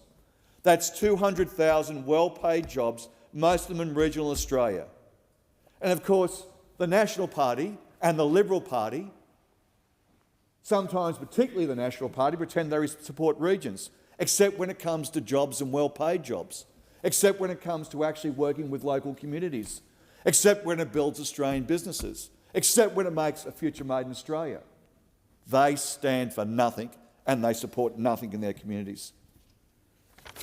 Now, clearly the two different visions for Australia that voters have to choose from at this next election are very clear. The Albanese Labor government supports a future made in Australia. We support Australian jobs, Australian industry and investing in Australian communities. Or you've got the Dutton opposition who abandoned the car industry, who opposed every cost of living measure this government has introduced, whether it's tax cuts for every Australian, energy bill relief, cheaper medicines, cheaper childcare, free TAFE, record pay rises or reducing student debt. Mr Dutton has opposed every single one because his vision result is a poorer, weaker Australia. That's the result. Where you work longer for less and the only thing the government is good for is a taxpayer-funded lunch for bosses. That's their proposal. No matter what way you look at it, you'll be worse off under Dutton. Senator McKim. Thanks very much, Acting Deputy President. The Australian Greens are supportive of the intent of the Future Made in Australia Production Tax Credits Bill 2024, and we're currently working through some of the details associated with this legislation with the government. The intent of this bill is to encourage investment in renewable hydrogen and critical minerals and expand the remit of Indigenous Business Australia. Decisive action to tackle climate change and a rapid transition to renewables are critical. They're critical not just in the fight against climate breakdown, but they're critical in terms of the opportunities they provide for this country. We welcome, in principle, government support for truly sustainable and green energy industries, and we acknowledge that such government support is an important part of achieving the rapid decarbonisation that we need to achieve in Australia and indeed around the world. The urgent need for a clean energy transition presents a unique opportunity for this country. We've got an opportunity to become a renewable energy superpower, a global leader in renewable energy and a global leader in decarbonisation. And schemes like the tax credits proposed in this legislation are really important to create market confidence and to encourage the investment that we need to see in Australia in order for us to become a true renewable energy superpower at a global level. Now, we're very well positioned to achieve that aim, but we need to make sure the right settings are put in place. We need to make sure that those settings unblock global bottlenecks on the resources that are needed for national and global decarbonisation. Inputs like renewable hydrogen and critical minerals will undoubtedly be a key part of that, and they have great potential to contribute significantly to Australia's economy and to contribute significantly to new jobs that can be created in the transition out of fossil fuels and into renewable energies and into electrification. Doing this properly would mean that we can transform our economy from an over-reliance on old methods of generating power, old energy grids, old industry sectors. And as we go through that transition, we can support workers, we can support their communities at the same time as we take strong action on climate change and to protect our environment. So for those reasons, the Greens welcome government support for realising Australia's global renewable potential, and we hope that the government will continue to engage constructively with us to ensure better outcomes for the climate. Do want to be clear though, that while investment in and more certainty around renewables is important, it is only one part of the puzzle. Polluting projects have to be phased out. Polluting technologies have to be phased out. But we see time after time that Labor is in thrall to the fossil fuel corporations. Make no mistake, just like the LNP, the Labor Party is at the beck and call of giant fossil fuel corporations. These corporations donate millions of dollars every year into the coffers of not just the Liberal National Party, but the Labor Party in Australia, and the Labor Party and the Liberal National Party join together to deliver the outcomes that those giant fossil fuel corporations demand of them. You know, this chamber at times seems more like the boardroom of a coal or gas corporation than it does the upper house of the Australian Parliament. Under Labor, emissions are up in Australia. Let's be really clear about that. Since Labor came to power nearly 3 years ago, with a much vaunted set of policies, according to them, to address climate change, emissions have gone up in Australia. And not only have emissions gone up, but Labor has approved 32 new coal and gas projects since coming into power, at a time when the science is clear, at a time when the head of the United Nations is clear, at a time where we see climate-driven disaster after disaster around the world, at a time when millions of people are being displaced from their homes, at a time when many thousands are dying. We've seen the bushfires in North America, at a time when, if you can't understand that our climate is breaking down and ecologies are collapsing around us, you are simply not paying attention. At these times, Labor has approved 32 new coal and gas projects in less than 3 years. Hand over fist, bowing down to their corporate masters in the fossil fuel sector. Since Labor came to power, emissions are up, and 32 new coal and gas projects have been approved. Labor has committed to a future for gas beyond 2050 in their future gas strategy, written for them by their corporate masters in the gas sector, and faithfully delivered by their supplicant Labor government in this place. Billions of taxpayer dollars continue to be poured into sustaining coal and gas, including, for example, funding for the Middle Arm project. All this while the climate breaks down, the planet continues to heat, and as a result, our economy, our environment and our people are at risk. We've already shot past 1.5 degrees of warming in Australia, and the world is on track for a catastrophic 3 degrees of warming.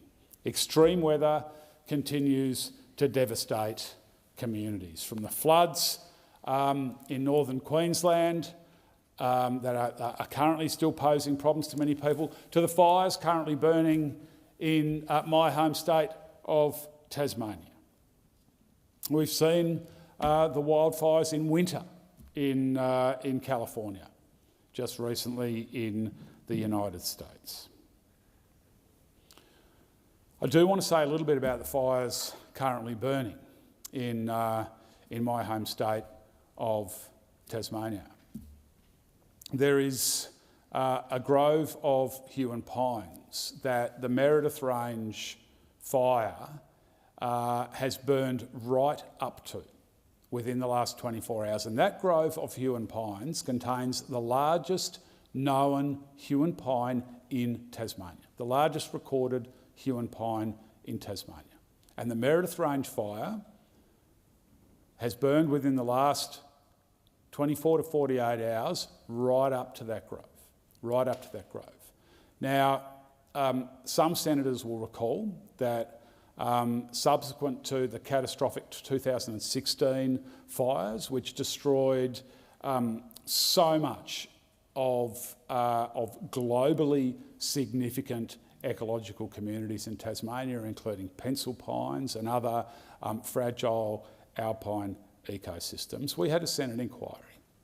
And some of the recommendations of that inquiry included more work being done to understand the behaviour of fire in certain ecological types, significantly more resources to be allocated both by the Commonwealth and the Tasmanian government to things like remote area firefighting capacity and aerial bombing. Now, I want to place on the record that those recommendations have not in their entirety been complied with by the Tasmanian and Australian governments, and as a result, precious ecosystems are currently being threatened by fires in many Tasmanian wilderness areas. Now, I want to place on the record the Greens' thanks to people who are fighting a number of fires that are currently burning in Tasmania. We acknowledge the risk and the danger that is posed to people who fight fires, particularly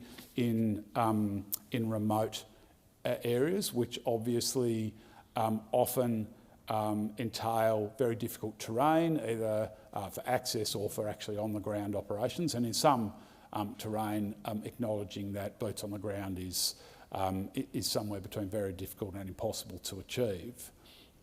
But we need to make sure that the Tasmanian government is providing our firefighters with adequate resources, and that the Tasmanian government is ensuring that the protection of natural and ecological values is considered as fire management decisions are being made, and as decisions are being made around how to respond to fires, which fires to respond to, how many assets to commit to any particular fire. Because the ecological communities, some of which are at risk now, and I acknowledge the cold change that went through last night, which does provide us with an opportunity now to ensure that we do the work necessary to protect ecologically critical areas, as well as obviously built infrastructure and human life, and do that work that can protect them for when the weather inevitably changes and fire risk and risk of fires spreading increases.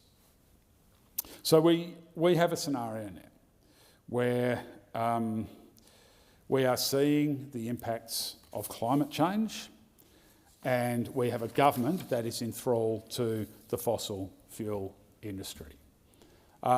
Let me make a very confident prediction here to Labor and Liberal and National senators sitting in this place. History is not going to regard what you're doing now well. You are on the wrong side of history here. You're on the wrong side of history.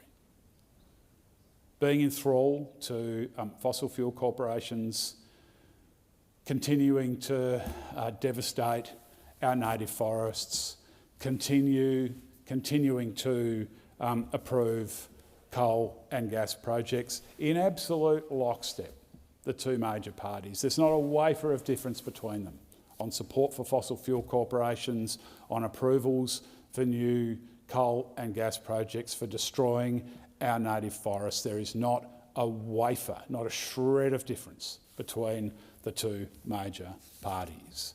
And you will be recorded by history as abrogating your responsibilities, not just to the climate and not just to nature, but to the Australian people, and in fact to people all around the world.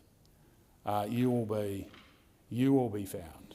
The verdict of history will be savage on you, and you will be found comprehensively to be on the wrong side of history. You cannot keep approving new coal and gas projects while our climate is breaking down around us. You cannot sit idly by and watch emissions continue to go up. You cannot continue to destroy our precious and beautiful, globally significant, carbon-rich, biodiverse-rich native forests in the middle of a climate crisis and expect history to view you kindly. That is not going to happen.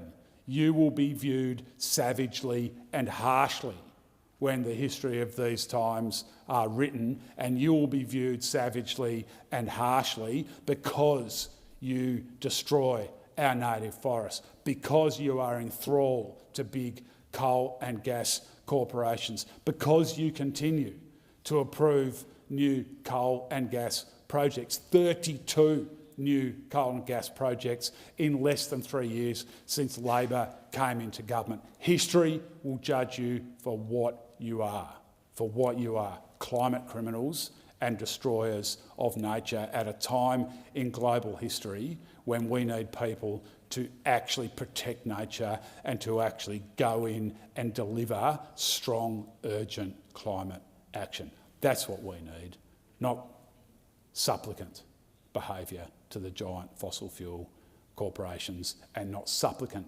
behaviour to the native forest loggers. Senator O'Sullivan.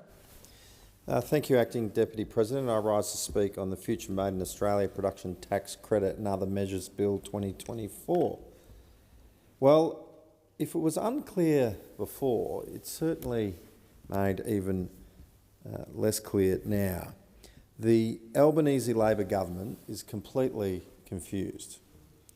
Where they name a bill nature positive, they risk significant increase to carbon emissions. And where they name a bill Future Made in Australia, they suffocate one of the fastest growing sectors that we have. This bill promises a 10% production tax credit to Australian companies in the critical minerals sector, but it's not without the typical add-ons of a Labor government bill, a definite hindrance to economic and industry growth. Described by Mr Gary Banks as a fool's errand, this bill is the Albanese government's latest attempt at dampening our vibrant resources sector. Now, Australia's economic decline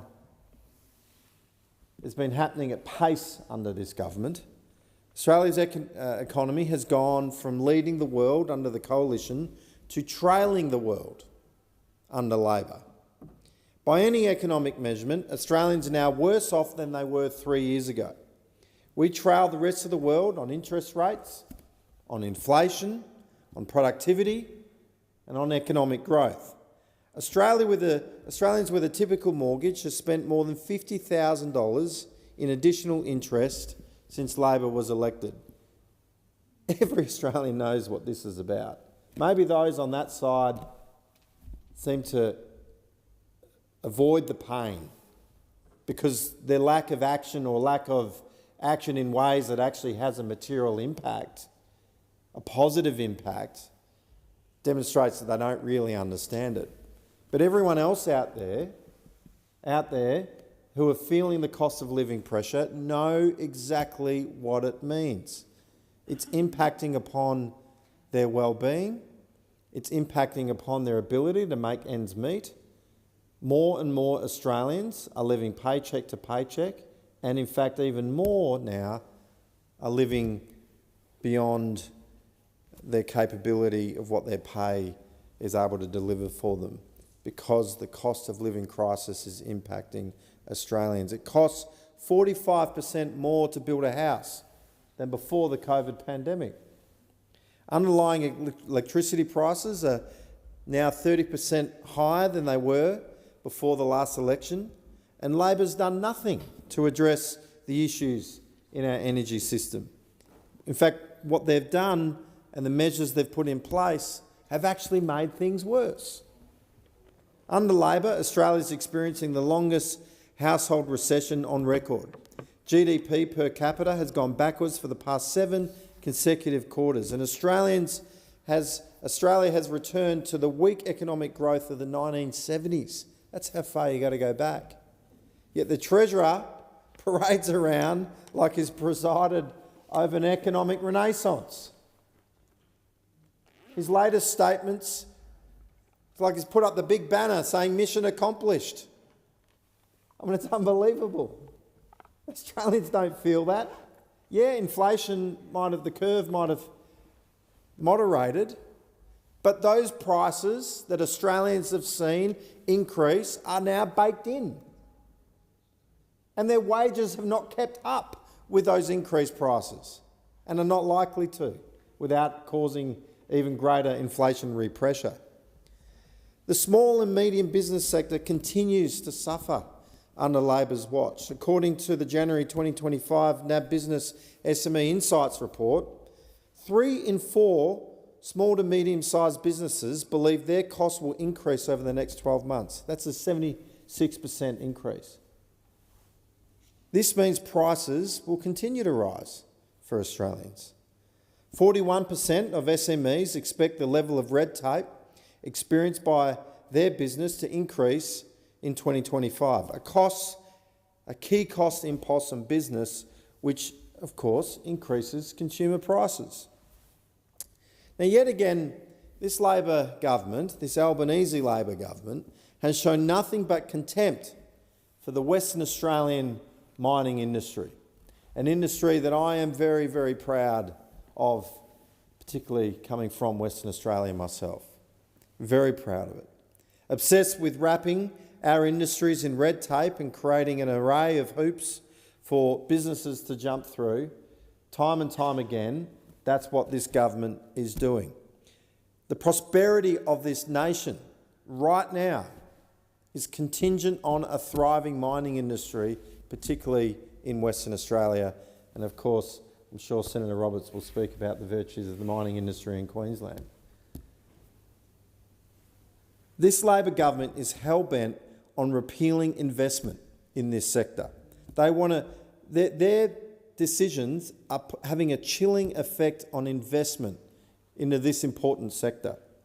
The Minerals Council of Australia has already stated that the community benefit principles outlined in this bill will likely drive up costs and slow down projects. The Business Council of Australia's submission to the committee also noted that the model for administration proposed in this bill will be inherently complex and costly to administer and comply with.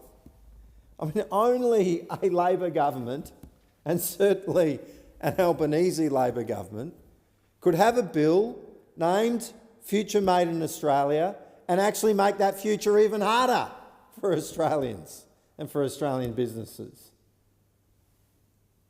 There is no surprise here. The Labor government specialty, which is to provide unnecessary complex red tape and economically destructive policies, is writ large here with this government, and that is the case here with this bill that we're debating here today.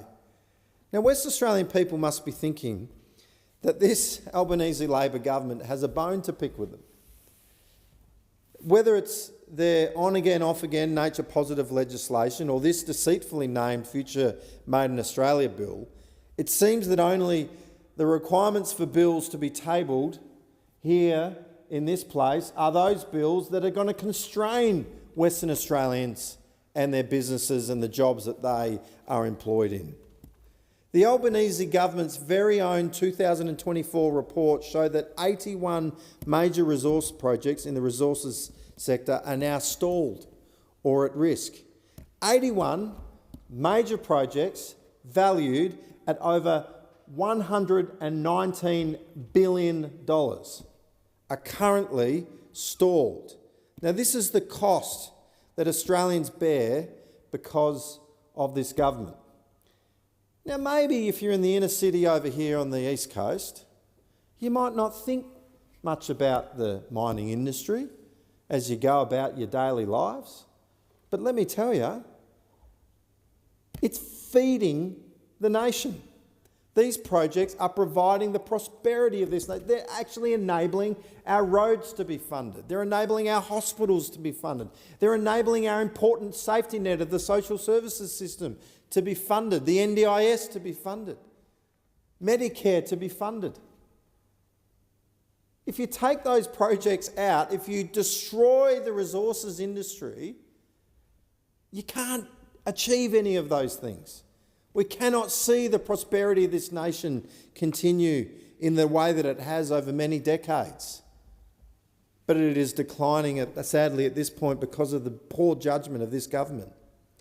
Now, I've recently heard from companies based in Western Australia, companies that actually want to produce hydrogen, who actually have pointed out to me that this legislation does not even include provisions for clean hydrogen production that utilises carbon as part of the process. That is to say, a hybrid model of production of hydrogen, where you would use carbon sequestration. It doesn't allow for that. It doesn't allow for blue hydrogen, as it's commonly called. They only want the green type of hydrogen. But if we're going to create a market, now there's debate as to whether or not this could even be done, that green hydrogen is even viable. I mean, there's many projects across the world that are actually falling over. Queensland have just announced that project up there in Gladstone is not going to be able to go ahead. We've not seen any large-scale we're not seeing any progress on any large-scale production of hydrogen. There's a few pilot projects around the place. You're using fully renewables to fund to supply an electrolyser, but we're not seeing anything at a large scale that's actually going to even meet the objectives of this bill. It's in the pipeline, maybe. But one way, if you do believe that that's even possible, one way that you could ensure a future market is to establish the supply chains all the way from production, all the way through to delivery of the product, to the markets. One way to do that is to actually utilise the existing production of capacity through steam reformation to create hydrogen, sequester the carbon that's pulled out as part of that process of processing the natural gas, use carbon capture and storage as a way to hold the carbon and secure it, store it securely, and then as part of that, develop the market that would actually take that product for one day, maybe a green product to be able to follow through. But that's many years away, And meanwhile, pink hydrogen, plugging an electrolyser into a nuclear power plant, where the demand actually is, might be the easier way for Korea and Japan and other places to actually go ahead and have their hydrogen delivered to them. So this bill does not even meet those objectives. It doesn't even allow for those hybrid projects to be able to occur. Now, favouring only one production pathway rather than aligning with the lowest carbon intensity product, this bill again keeps Australia on the back foot in the race against international competitors in our industry. This means that green hydrogen projects which utilise, as I said, steam reformation technology, for example, would be exempt from the incentives of this bill. Unnecessarily disadvantaged projects like these, which have the capacity to contribute greatly to our emissions reductions target in the near future, is nothing short of counterproductive. The Chamber of Minerals and Energy submission to the committee on this bill reaffirms this in their submission, stating that support for a range of hydrogen production technologies is essential for global market expansion.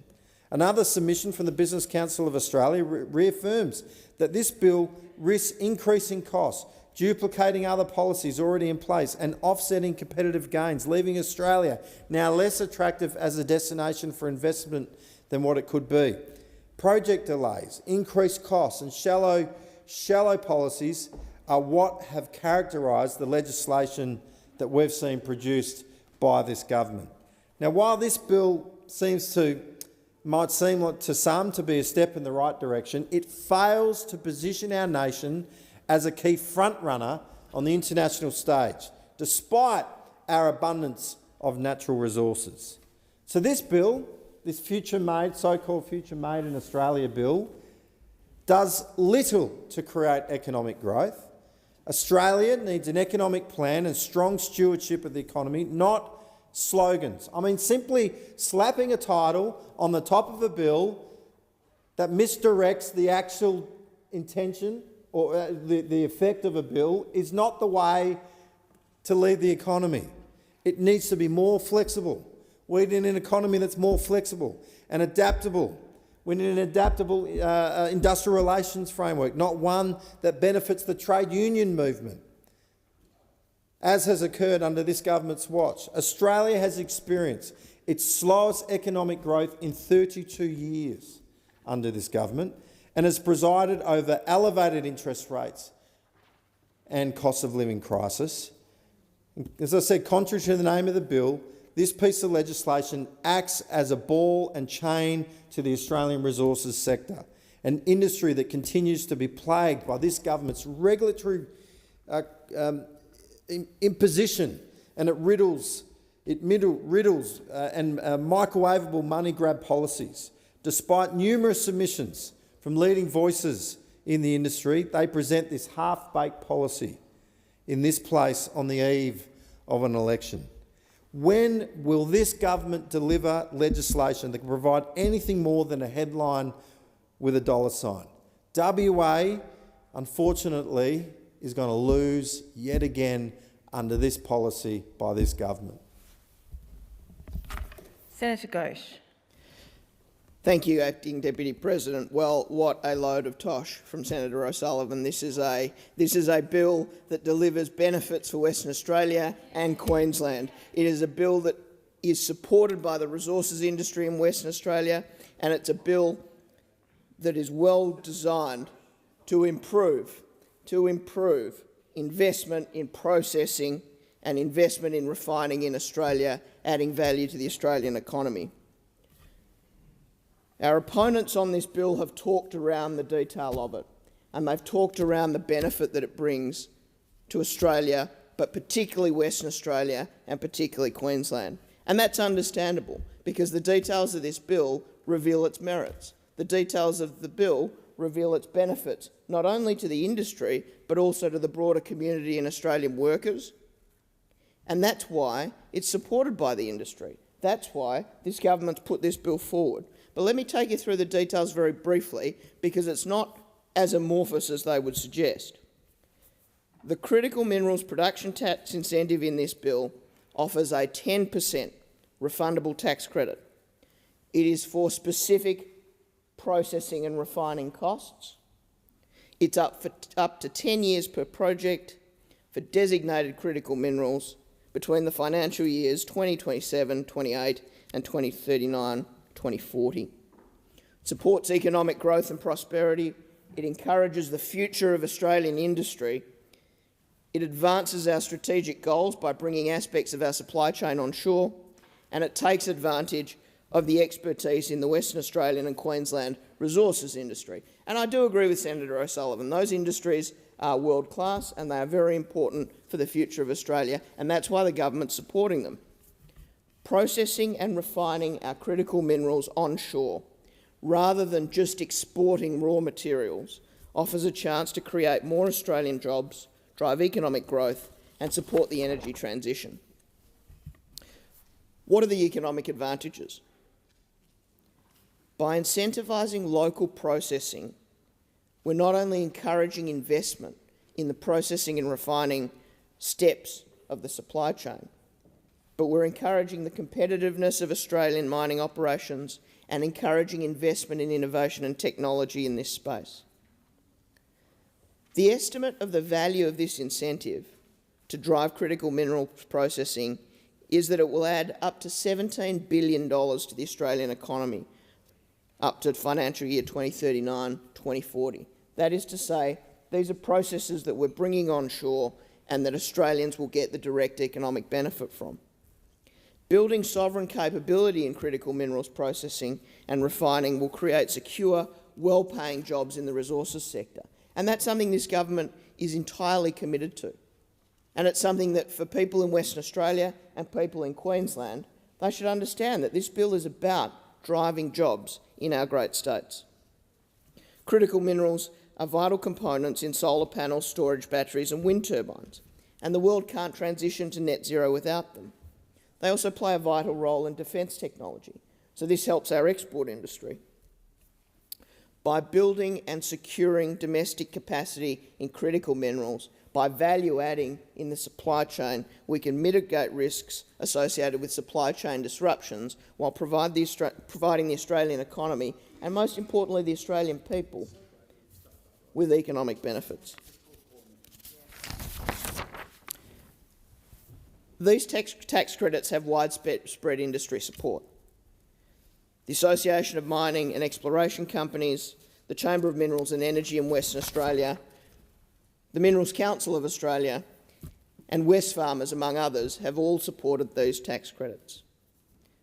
I'll say just briefly, because it was referred to though, Ross Lyons, the General Manager of Taxation at the Mineral Council of Australia, has said the MCA supports the critical minerals production tax incentive because it is a positive step towards attracting investment in the critical minerals industry. We support the bill because the bill is going to help reduce the costs of production for people that develop facilities downstream, develop processing and refining capacity in Australia. This is a bill that is supported by industry. It brings real community benefits. And the only people who seem to be opposed to it are those opposite. But that's probably to be expected. Short-sighted, negative, unreliable. The Liberals under Peter Dutton. Senator Roberts. Thank you, Madam Acting Deputy President. The Future Made in Australia Production Tax Credits and Other Measures Bill 2024 is a perfect example of the garbage legislation a One Nation government would abolish. For 30 years, Australia has been held hostage to the green climate scam, climate fraud. With this new legislation, the boondoggles continue, this time with a hint of desperation. Now, the bill has three schedules. The first introduces a hydrogen production tax credit of $2 a kilogram of hydrogen. This is supposedly to encourage the production of hydrogen for use in processes that contribute to meet net zero targets. There it is again, raising its ugly head, net zero targets. There is a reason green hydrogen is going up in flames faster than the Hindenburg. If hydrogen was commercially viable, there would be a queue of companies producing and using hydrogen, but there aren't. There would be a queue of bankers lending for new hydrogen production. That isn't happening either. In fact, the reverse is true. Companies and banks are pulling out. One Nation has a different strategy to encourage production. It's called the profit motive. 18 months ago, Canadian gas giant ATCO scrapped plans for one of the first commercial-scale green hydrogen projects in Australia, despite strong funding support from the government. Why? Because the numbers did not add up. In a sign of the times, Shell withdrew from a project to convert the Port Kembla Steelworks into a hydrogen-powered green steel project in 2022. Only last week, BlueScope announced a $1.15 billion upgrade to the same Port Kembla plant to produce steel for another 20 years, using coal. The Hydrogen Park project in Gladstone, in our home state, is suspended after the Queensland government and the private partner withdrew. Despite the hype, this project would only have produced enough hydrogen to power 19 cars. 19 cars, employing a handful of people. The Port of Gladstone container handling development, on the other hand, which One Nation has championed for years, and which is starting construction shortly, a real project, will bring thousands of jobs to Gladstone with an $8 billion private sector investment. Real breadwinner jobs, real future productive capacity. Now, there have been some promising developments in hydrogen-powered cars, mostly from Japanese makers. Zero tailpipe emissions with a longer range and faster refuel contrasts with the high cost and impracticality of EVs, electric vehicles, to achieve the same outcome. But the Japanese are trialling these on the basis that they may be legislated. The Japanese are covering their options. It should be noted that this research is being conducted in the private sector, acting out of a profit motive. Nothing our government has done will develop this technology. Nothing. Consider Honda, for example, a disciplined, respected car maker, one of the leaders in the world, an amazing culture, leader in hydrogen. It's marking time. It has hydrogen-powered vehicles on the road, but they're using their shareholders' money to support these, prudently, just in case they're legislated. There's nothing in the hydrogen schedule of this bill that will provide Australian taxpayers with value for money. Nothing. And it's a bloody lot of money, $6.7 billion over 10 years.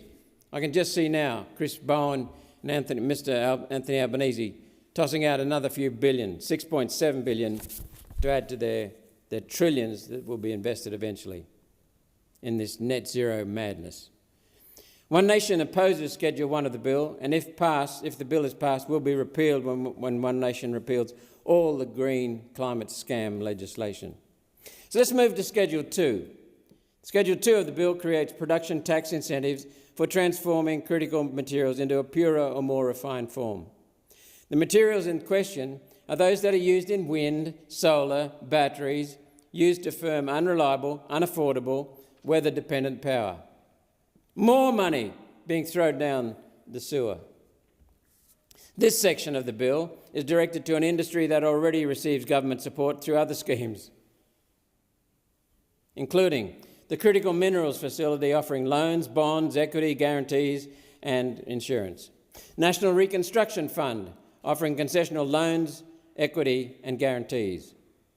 Northern Australia Infrastructure Facility offering concessional loans, equity and letters of guarantee.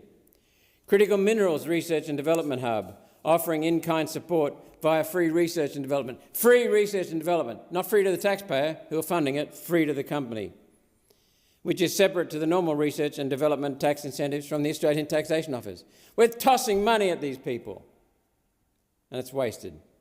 How much assistance does one industry need? How much, government?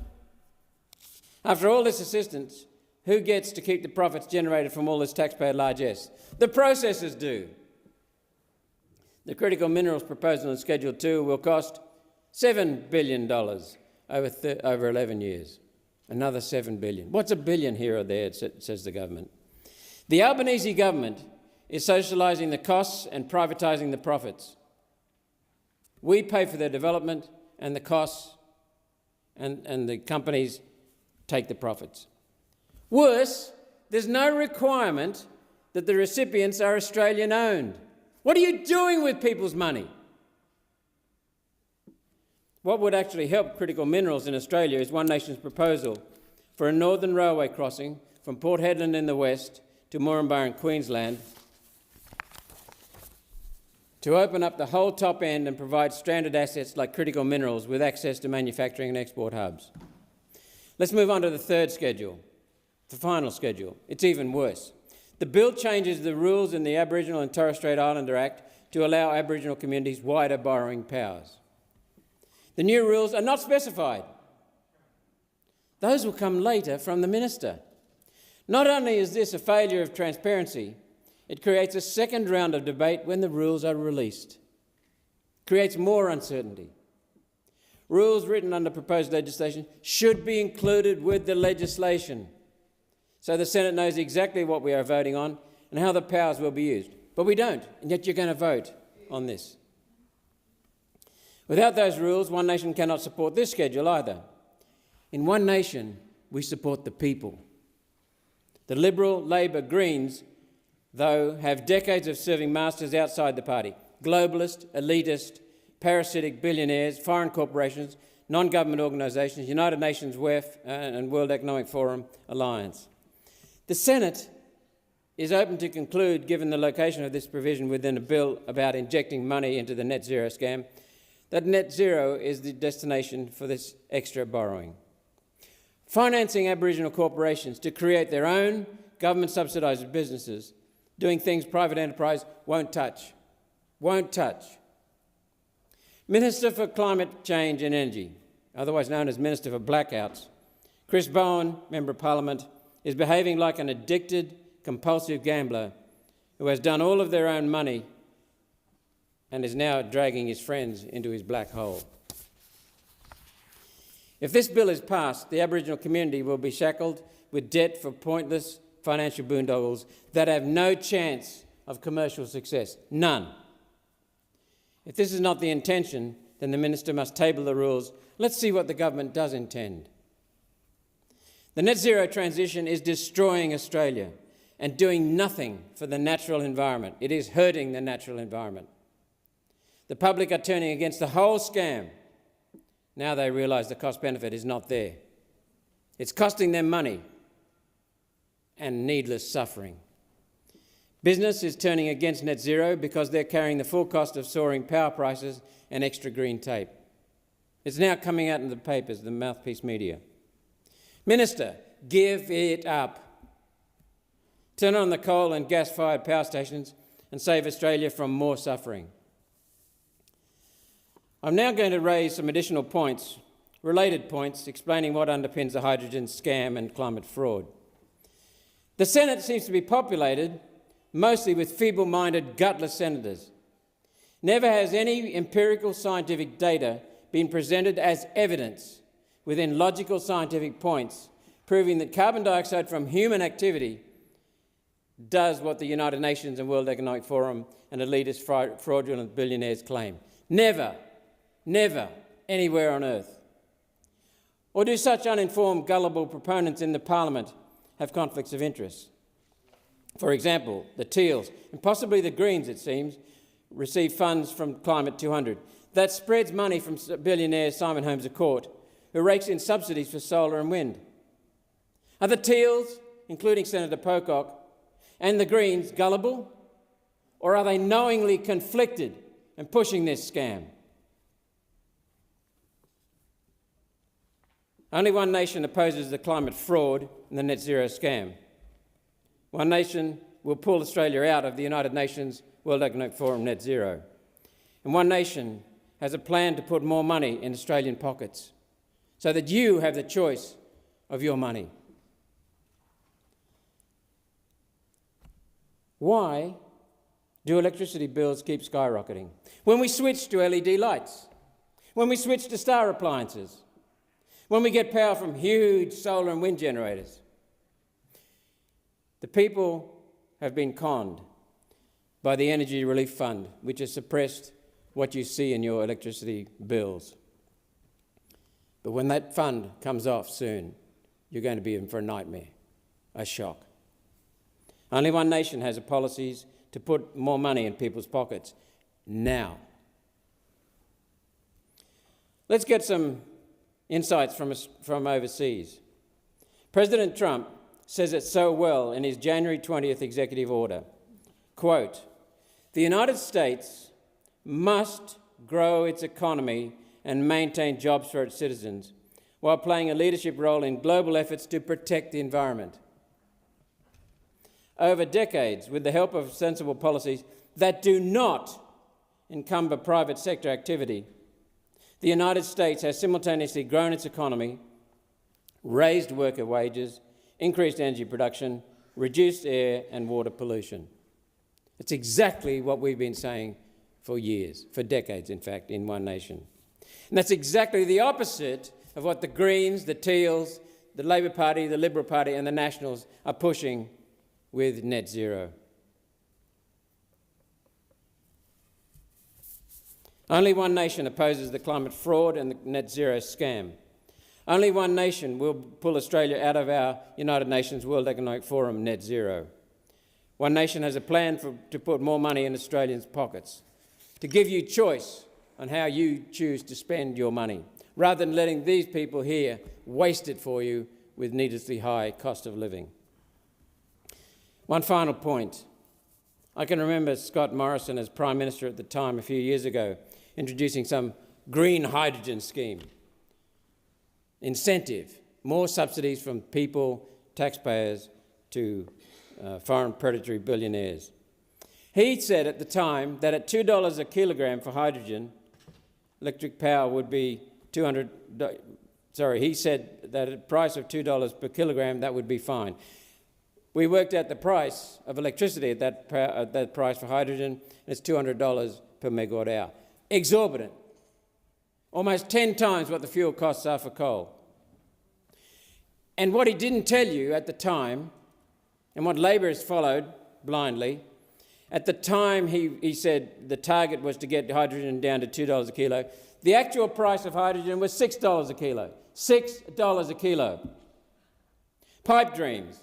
Now they're becoming nightmares to people across Australia. Only one nation opposes the climate fraud and the net zero scam. Only one nation will pull Australia out of United Nations World Economic Forum net zero. We are importing ideology from the United Nations and the World Economic Forum and importing poverty and deprivation. One nation, though, has a plan to put more money in Australians' pockets to give you choice in how you want to spend your money. Senator Bragg. Thank you very much, Acting Deputy President. Well, I look forward to making some comments in relation to the Future Made in Australia tax credit legislation. And in doing so, I think it would be remiss not to reflect on the fact that the government has had 3 years and they have no policies for growth other than policies which propose to enact a centralised system of government handouts to businesses that are already doing the business themselves. And when you think about the best way for us to manage this economy going forward, of course it is going to be for the market itself to fund and to develop its own ideas. Because of course, the last time I looked, we weren't living in Soviet Russia, we weren't living in an autocracy, and in fact, we had, up until recently, had almost 3 decades of growth because of fidelity to economic and market principles. But now we have a government which has done nothing other than run the country in favour of vested interests for 3 years, where they have gummed up the works of small business with their endless ideological crusade created by the unions and foisted on the Australian people and small business by the Labor Party, which has led to it being harder than ever to run a small business in this country. The regulatory burden, the lack of imagination on the tax front, and then the skyrocketing energy prices all mean that the country has anemic growth and still has comparatively high inflation. And then we come to this monster of a $22 billion handout to big business called Future Made in Australia. Now, it is to the country's credit that we have institutions which are independent of the government of the day, where the people who are running those are able to give their own frank and fearless advice to ministers and to the public at large. And the head of the Productivity Commission, Danielle Wood, appointed by Mr Chalmers, has said in relation to the Future Made in Australia, we risk creating a class of businesses that is reliant on government subsidies, and that can be very effective in coming back for more. In other words, the government is creating a cavalcade of lobbyists coming to Canberra with their handout to take taxpayer funds to pump into businesses which may be uncompetitive or may just be propping up something that they were going to do anyway. That is Future Made in Australia. I don't think I can do any better job than quoting the head of the Productivity Commission, the government's own advisor on economic and productivity matters. But then, of course, we look at the former head of the Productivity Commission, Gary Banks, who said that Future Made in Australia was a quote-unquote fool's errand. And Mr Banks went on to say that it risks repeating the mistakes of the past by propping up political favourites. And I think it is extraordinary when you think about the history of this issue and, frankly, the great work that was done by the Hawke government in tearing down the tariff wall and ending the subsidisation of Australian industry, which was very hard to do. Very hard to do. And all the insiders and all the political dorks will give their opinions about who supported what in the 80s and 90s and how much bipartisanship there was. But there was bipartisanship in the 80s on the idea of reducing the tariff wall and then ending subsidisation, because it was recognised by people with brains that there were some things that Australia wasn't good at doing. There were some things that we were never going to be able to compete on. And therefore, the government should not step into the shoes of industry and try and run these businesses for them and prop them up with the taxpayers' hard-earned. That debate was won. And what was the dividend? It was 30 years of growth. 30 years of growth. So here we are seeing the government engaging in trampling upon the Hawke legacy. Maybe it is amnesia. My understanding was that the Treasurer had done a doctorate on the Keating government, on Paul Keating, and if he can still remember that doctorate, he would know that the Treasurer in the Keating government was Paul Keating. And he was, of course, an advocate for this approach because he understood the danger of maintaining the settlement which sustained, through government subsidy, uncompetitive businesses. That risked our prosperity then, and this risks our prosperity now by creating a class of businesses which are totally reliant on Canberra's teat. That is the risk here with this scheme. And that is why, I think, the Productivity Commissioners, past, present, and maybe in the future, I don't know, have all taken the view that this is very bad. And I commend Ms Wood for being brave enough to exercise her independence in that role and to criticise this policy of Future Made in Australia. Now, of course, there are a few examples in the current marketplace where we have seen programs like the Sunshot program, which apparently has not been supported by the Treasury Secretary, has actually not proven its worth. And furthermore, Fortescue, which is proposing to engage in some green hydrogen initiatives, has decided that it would actually cut back what it was proposing to do, even though this policy has been announced. So that is the overall charge against this policy.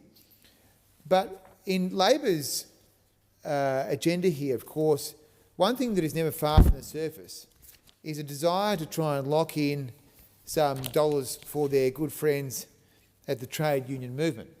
And they have done this on this occasion through the community benefit principles. Now, these were the subject of the Senate Economics Committee's review of the principal legislation, but also of the legislation that the Senate is now considering in relation to tax credits. Now, the AMWU provided evidence to the initial Senate inquiry, and they said in relation to the community benefit principles, quote, that we at the AMWU want well-paid, safe, secure jobs, and that's why the jobs from this should have union agreements. They should be unionised. So that was their opinion, and that is exactly what this government is delivering in the form of the community benefit principles. They are proposing that if there are to be contracts issued under the Future Made in Australia arrangements, that they must have union agreements. And this is going to be a very ugly moment for the country, because if this is passed by this Parliament and Future Made in Australia becomes a law, and then the agreements to give away taxpayer funds to uncompetitive businesses have as a condition a requirement to have a union agreement which saps productivity and ultimately sees what we've been able to have exposed by the 9 newspapers through their building inquiries.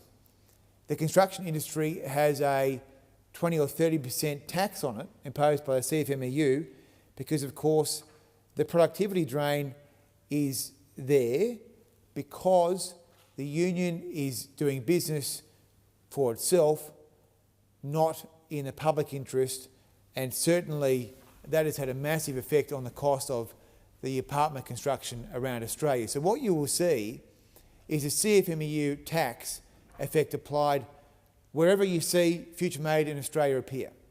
It could be anywhere, in any business. And then what you start to see is the Argentinian disease.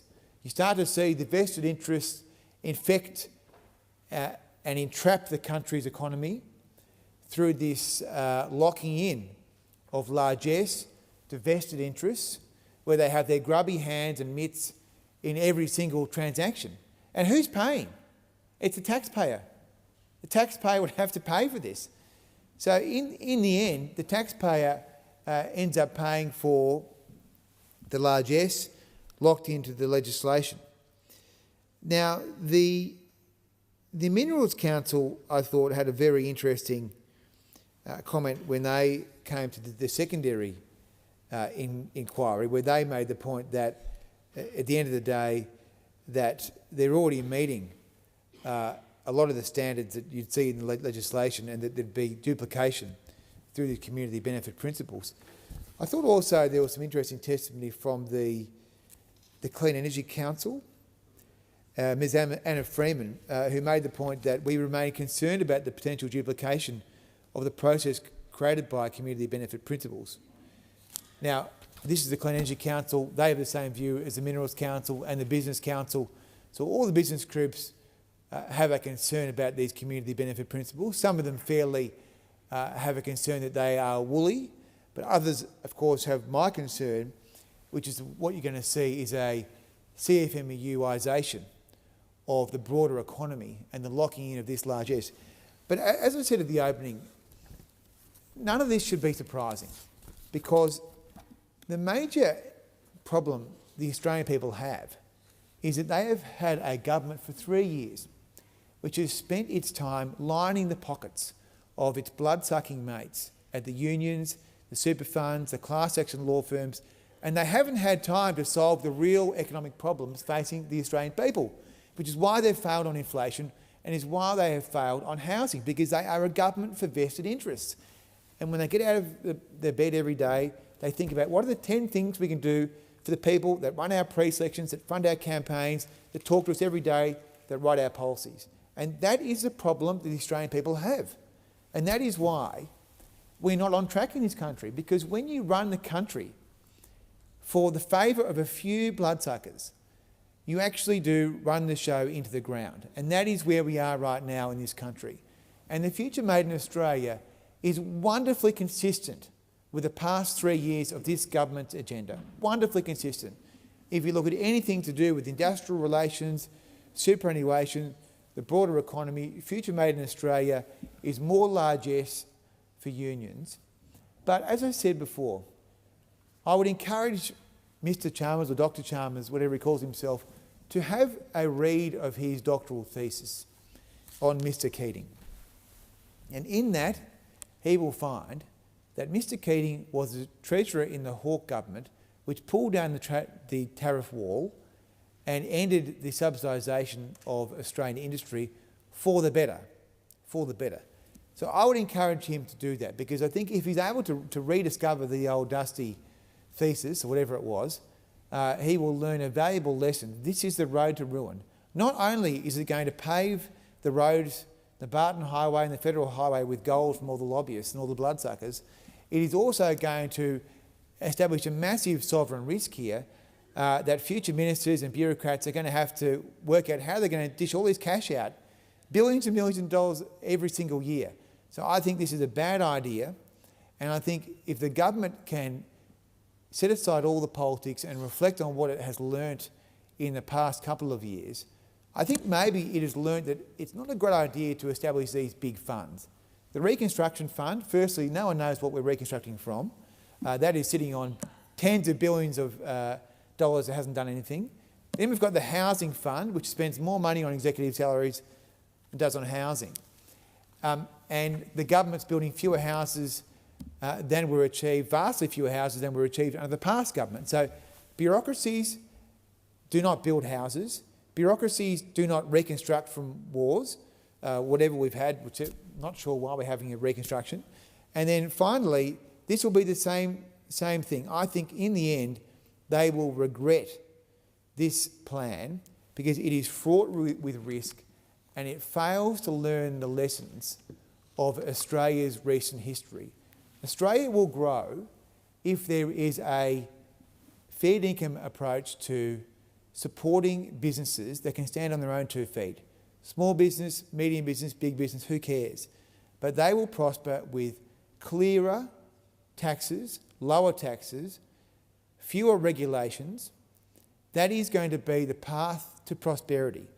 The idea of subsidising bad ideas, bad businesses with taxpayer funds and simultaneously allowing that to be funneled away to the unions, to CFMEU and all the other old mates is the road to ruin. It is the road to turning Australia into Argentina, and that is why we are voting against these bills. And I say for the record that I think Argentinians are wonderful people.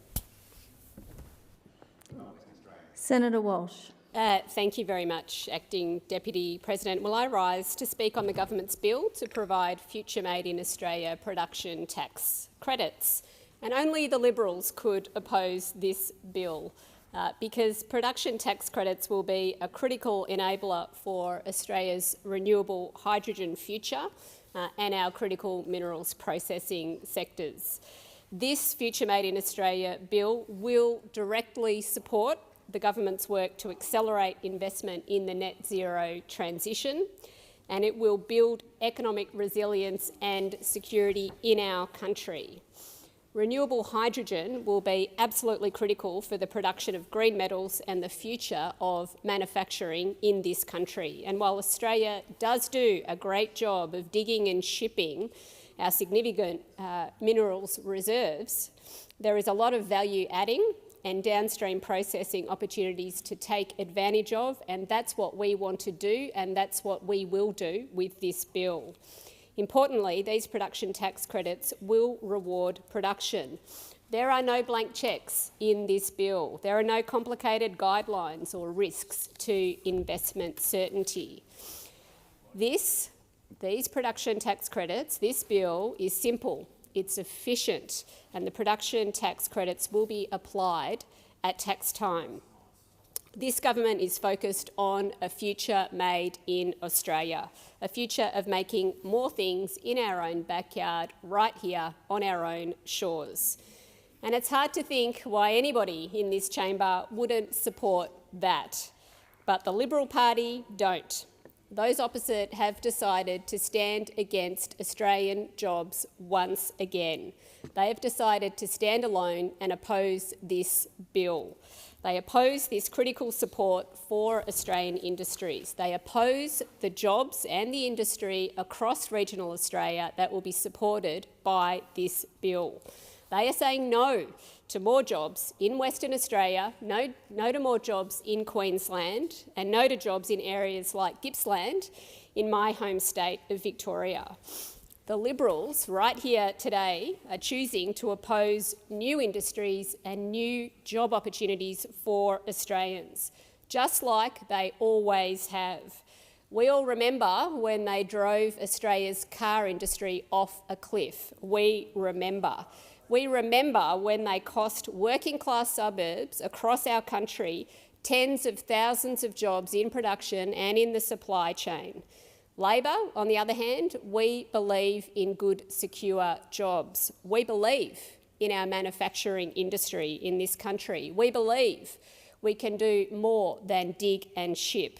We believe in a future made in Australia. We believe in onshoring jobs that we've lost to overseas.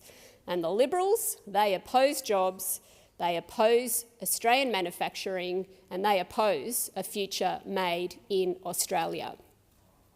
Now, the Senate Economics Legislation Committee, which I chair, was overwhelmed with support for these production tax credits. Indeed, the Minerals Council of Australia told us, and I quote, "We support this bill because the bill is going to help to reduce the cost of production for people that develop facilities downstream." And witnesses to the committee, to the hearing, wanted the bill to pass ASAP.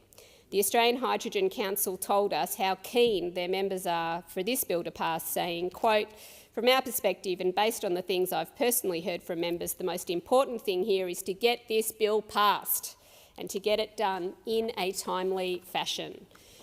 The Chamber of Minerals and Energy of Western Australia said, and I quote, and I'm sure my Western Australian colleagues across the chamber will be interested in this, said, and I quote, "The CME support the swift passage of the bill,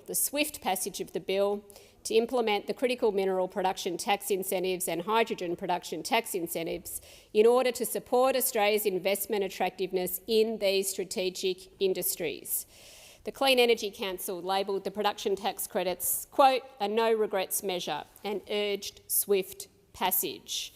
Michelle O'Neill, President of the Australian Council of Trade Unions, endorsed the bill, saying, and I quote, "If we fail to pass this bill, we'll be foregoing the opportunity to create, conservatively, hundreds of thousands of jobs and hundreds of billions in domestic economic activity." It really could not be any clearer. Everyone wants this bill to pass except the Liberals. What this government wants is a future made in Australia. What those opposite want, what the Liberals want, is a future made overseas. That is what they are coming into the chamber and voting for today. We are getting on with the job of delivering a future made in Australia, of building the jobs and opportunities of the future. And as part of that future, it is important that the benefits are shared with the community, and ensuring that our communities feel the real benefits is what the community benefits principles in this bill are about. The community benefits principles are 6 principles that recipients of Future Made in Australia support must have including safe and secure jobs, positive outcomes for local communities, supporting First Nations communities and traditional owners, strengthening domestic industrial capabilities, transparency and compliance in relation to the management of tax affairs. Now, who could oppose that? Who could oppose community benefit and all of those benefits? You guessed it, the Liberals. They are the ones in this chamber today opposing a future made in Australia and opposing safe and secure jobs and benefits to local communities. It is these community benefit principles that will ensure our future made in Australia agenda has a wider impact and delivers real opportunities for Australian industry and workers, for First Nations, for community. This bill is industry building, it is job creating, and proudly building a future made in Australia, and it must pass. Senator Hodgins-May. Thank you, Acting Deputy President. Anyone who is paying attention knows that we are in the midst of a climate emergency. Floods, fires and heat waves are intensifying and the window for action is closing fast. Right now in my home state of Victoria, huge fire fronts are being fought in the Grampians and the Little Desert. Firefighters, farmers and emergency services have been working around the clock in hot, unpredictable conditions. We also had a hot December and people might remember it got to a whopping 47 degrees in the Mallee. Rapid decarbonisation isn't a choice, it's a necessity. The Future Made in Australia Production Tax Credits and Other Measures Bill is a step towards this essential transition. This bill encourages investment in renewable hydrogen and critical minerals and expands the remit of Indigenous Business Australia. The Greens welcome government support for clean energy industries and support this bill's intent. Australia has the potential to become a renewable energy superpower. Schemes like tax credits proposed in this bill are important for creating market confidence and encouraging the investment needed for us to live up to this potential. By supporting renewable hydrogen and the growth of critical minerals, this bill has the potential to boost our economy and create sustainable jobs. The Greens welcome steps towards the renewable transition and support efforts to help workers and communities on the way. But let's be very clear. We cannot fight the fire while continuing to pour fuel on it. Every new coal and gas project that Labor approves takes us further away from a safe climate future. The biggest cause of global warming is the mining, transporting and burning of fossil fuels. That is coal, oil and gas, as I'm sure everyone in here knows. Scientists agree that the phasing out of fossil fuels is the #1 task to halt our planet from cooking and that there can be no new coal or gas projects if we are to avoid climate collapse. Yet instead of acting, Labor has greenlit over 30 new coal and gas projects since being elected in 2022. The Albanese government has also committed to a future for gas beyond 2050 in their future gas strategy, 2050, and continues to pour billions of taxpayer dollars into sustaining these polluting industries, including the widely condemned and dangerous Middle Arm precinct. Rather than embracing a truly renewable future, Labor is locking in decades of pollution and accelerating the climate crisis. While Labor has their heads in the sand, the world is reeling from the climate emergency. Last year marked the hottest year on record and the first time that the Earth's temperature topped 1.5 degrees of global warming, pushing the world further and further into climate catastrophe and away from our international agreements. Meanwhile, in my home state of Victoria, fires ravage homes, communities and wildlife in the west, destroying precious flora and fauna in the Grampians and shutting down local tourism. At the same time, homes are being destroyed in Melbourne and Geelong by extreme winds and storms. All the while, people across the state are dealing with crippling heat waves without proper insulation or air conditioning in their rentals and homes.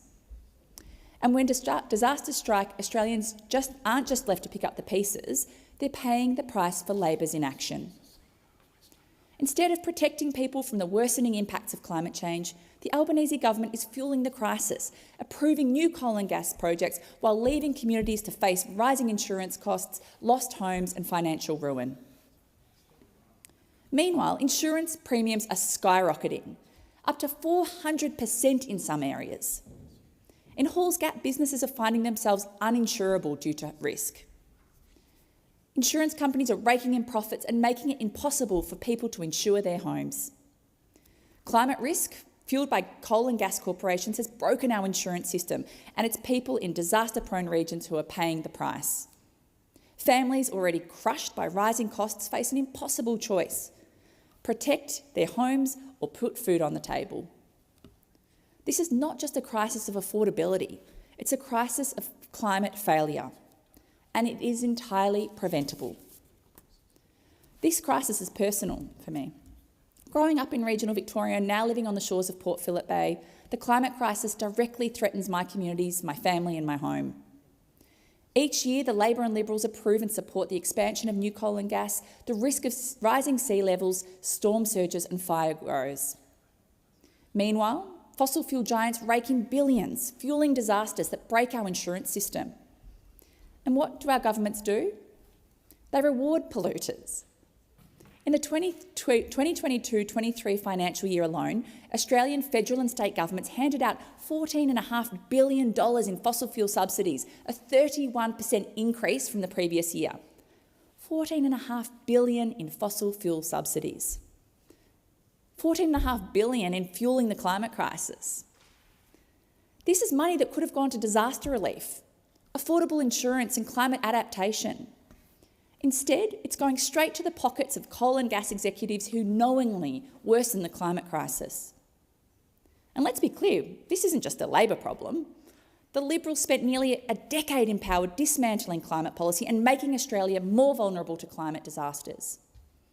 They gutted funding for our climate resilience programs, ignored repeated warnings from experts, and tried to block real action at every single turn.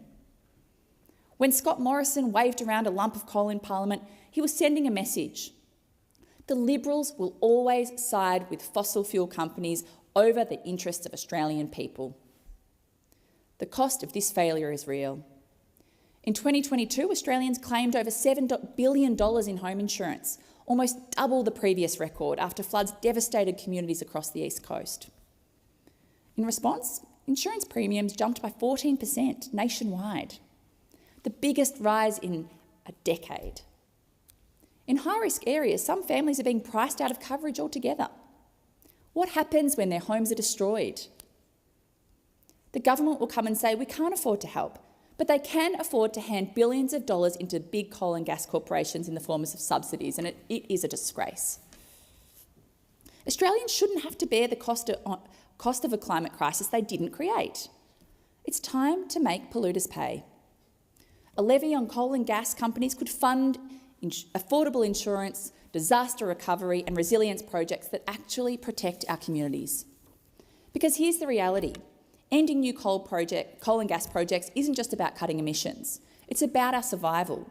It's about ensuring that when disasters strike, people aren't left homeless, drowning in debt or forced to rebuild from nothing.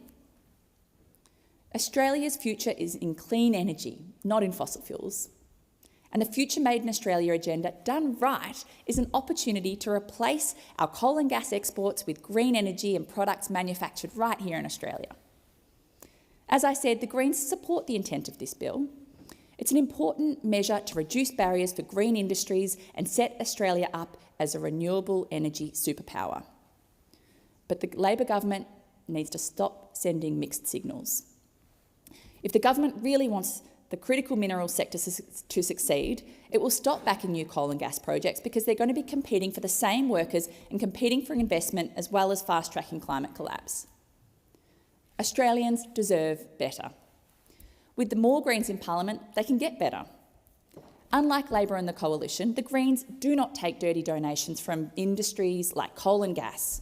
And we are not beholden to the vested interests of billionaires and corporations. And I think this is a theme that's going to run through many speeches this week as we see the massive donations that have been given from the coal and gas lobby, from the gambling industry and a multitude of other multinational corporations that are funding the major parties and really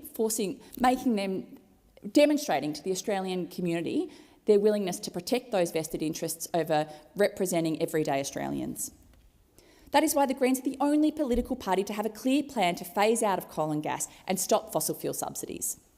We know that any effort to reduce the burden of the climate crisis on people and communities is futile without real action to stop fossil fuel corporations. The Greens are proud to have secured significant amendments to the Future Made in Australia bills last year to ensure that no support will be provided to coal, oil and gas under the regime and commercial investments and programs for Export Finance Australia. Just imagine what we can do with more Greens elected in Parliament.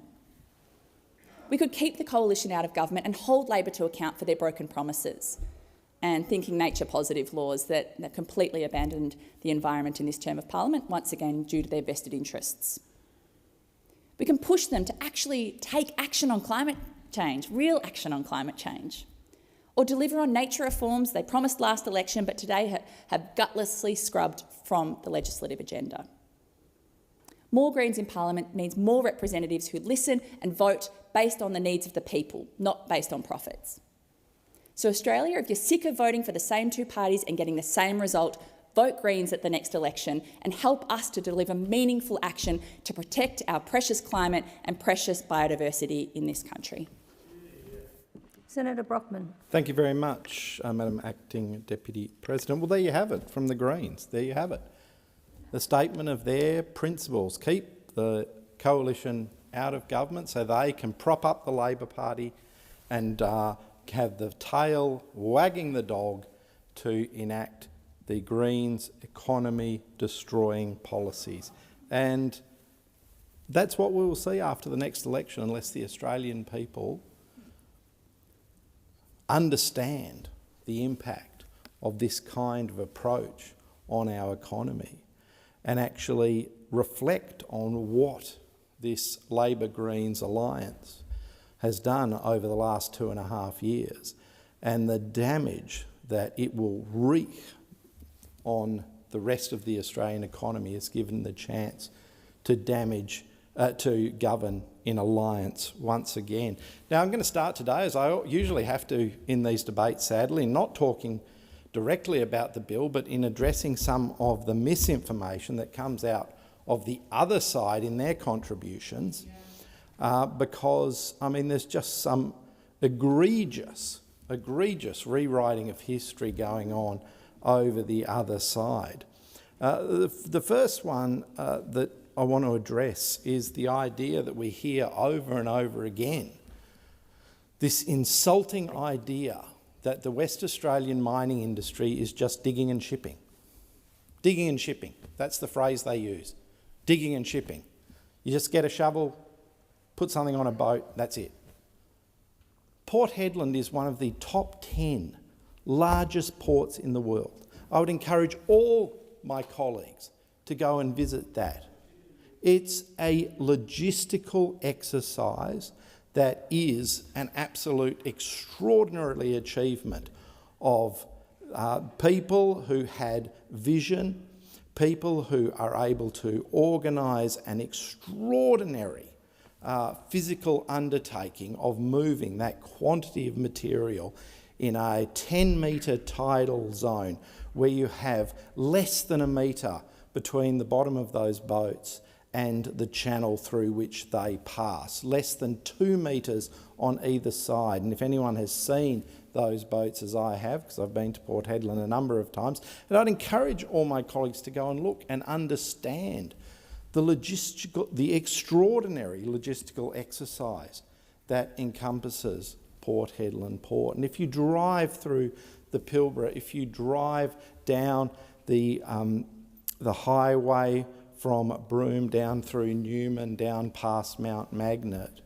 you will see the extraordinary undertakings of the mining industry right along that road in what is one of the remotest places on this planet. If you go to Perth and you go to some of the control facilities where remote mining equipment is being controlled from Perth, remote operated machinery, robotic trucks, you're talking about high-paying, high-skilled jobs in the mining industry of Western Australia.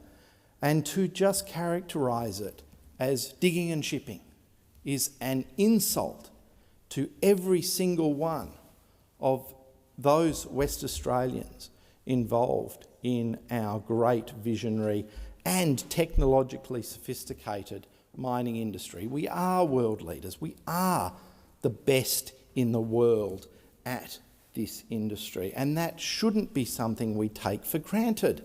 It shouldn't be something we dismiss with a glib three-word phrase. This is the engine room of the West Australian and the Australian economy. There is no doubt about that.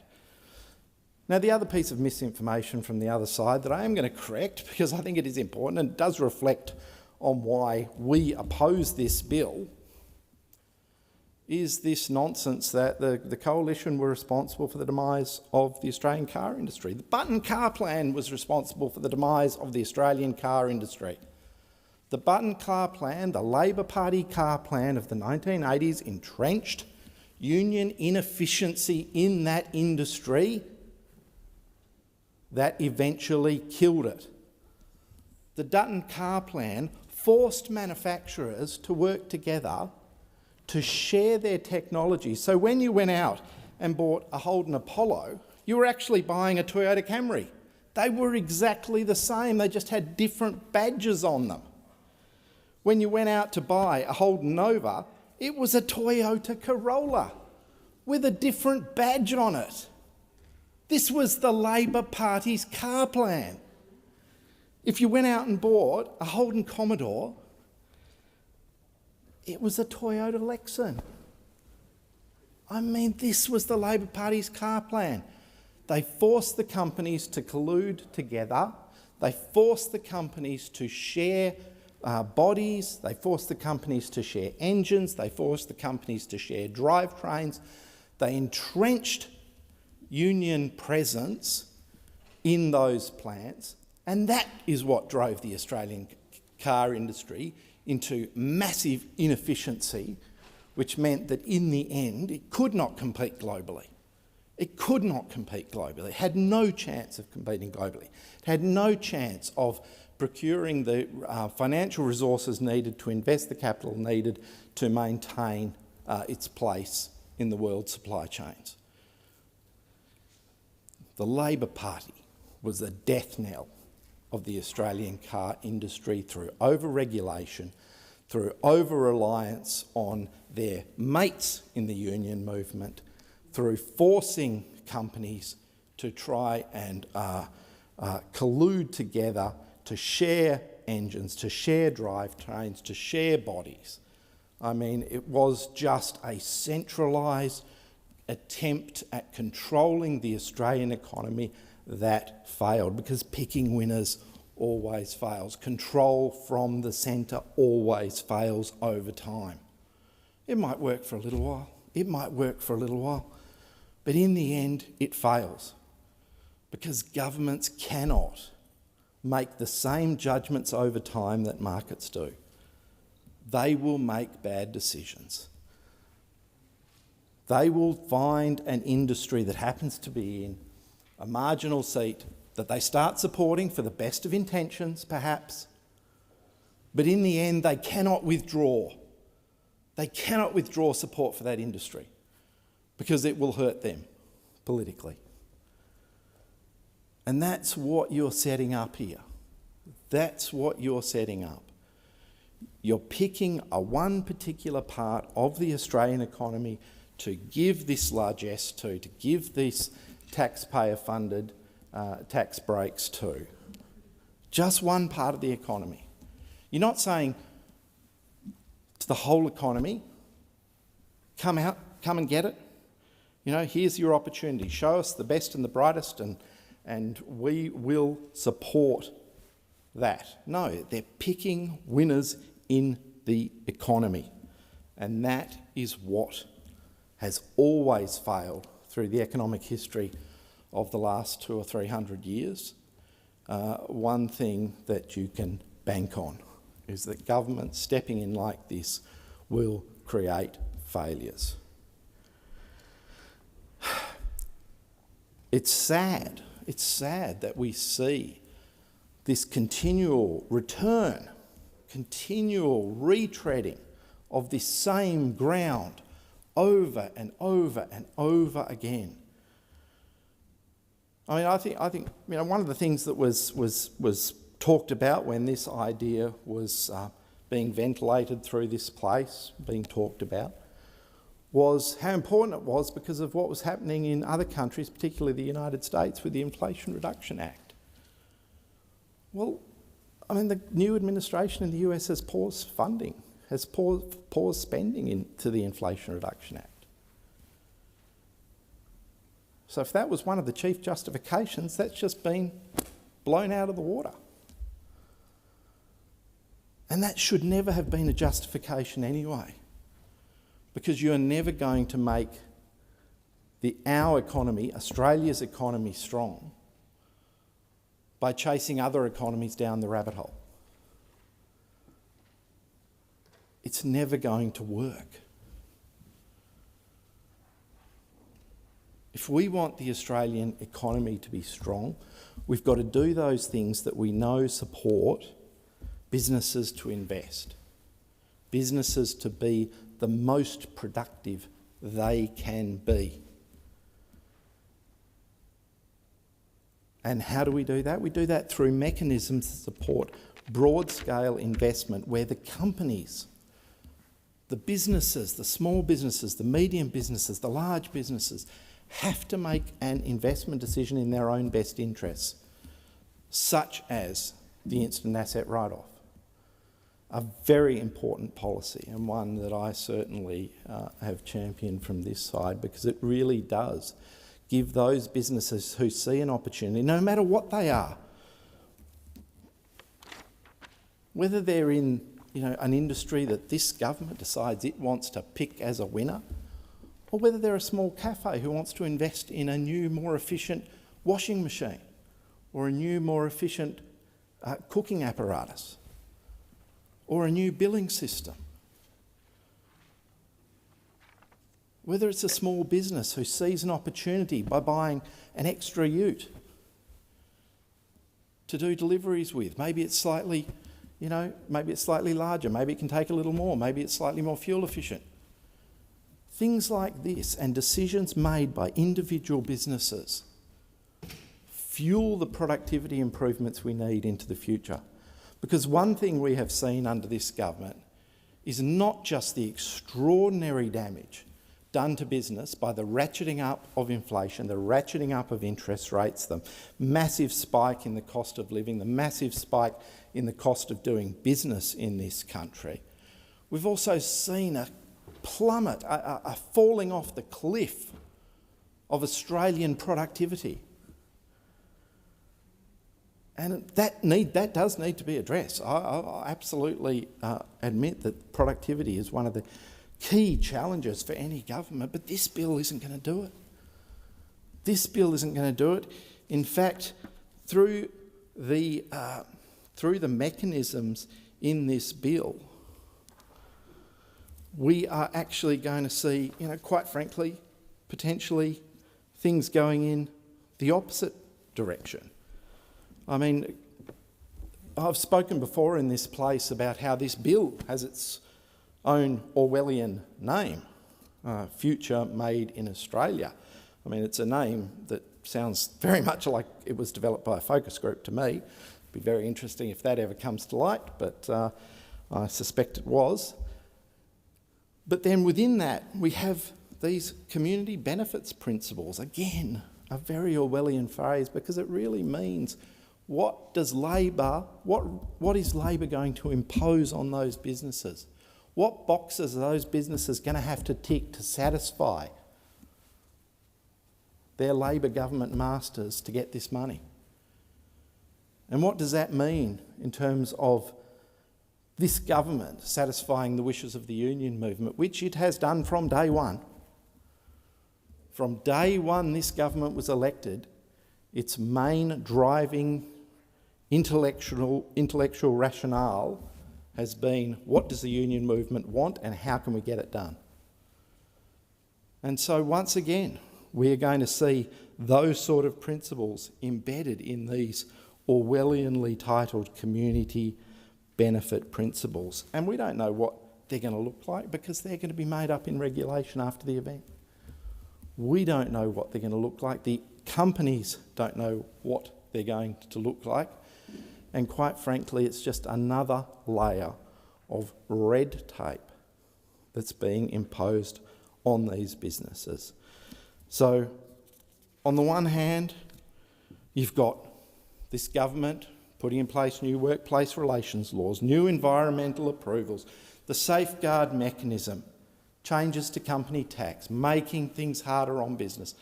And then for a very small part of the economy, they're trying to give a handout. But the fact is, what we should be doing is trying to help the whole economy. We should be trying to help all parts of business, particularly the small and medium businesses that are under so much pressure at the moment. Thank you. Senator Pratt. Thank you, Deputy President.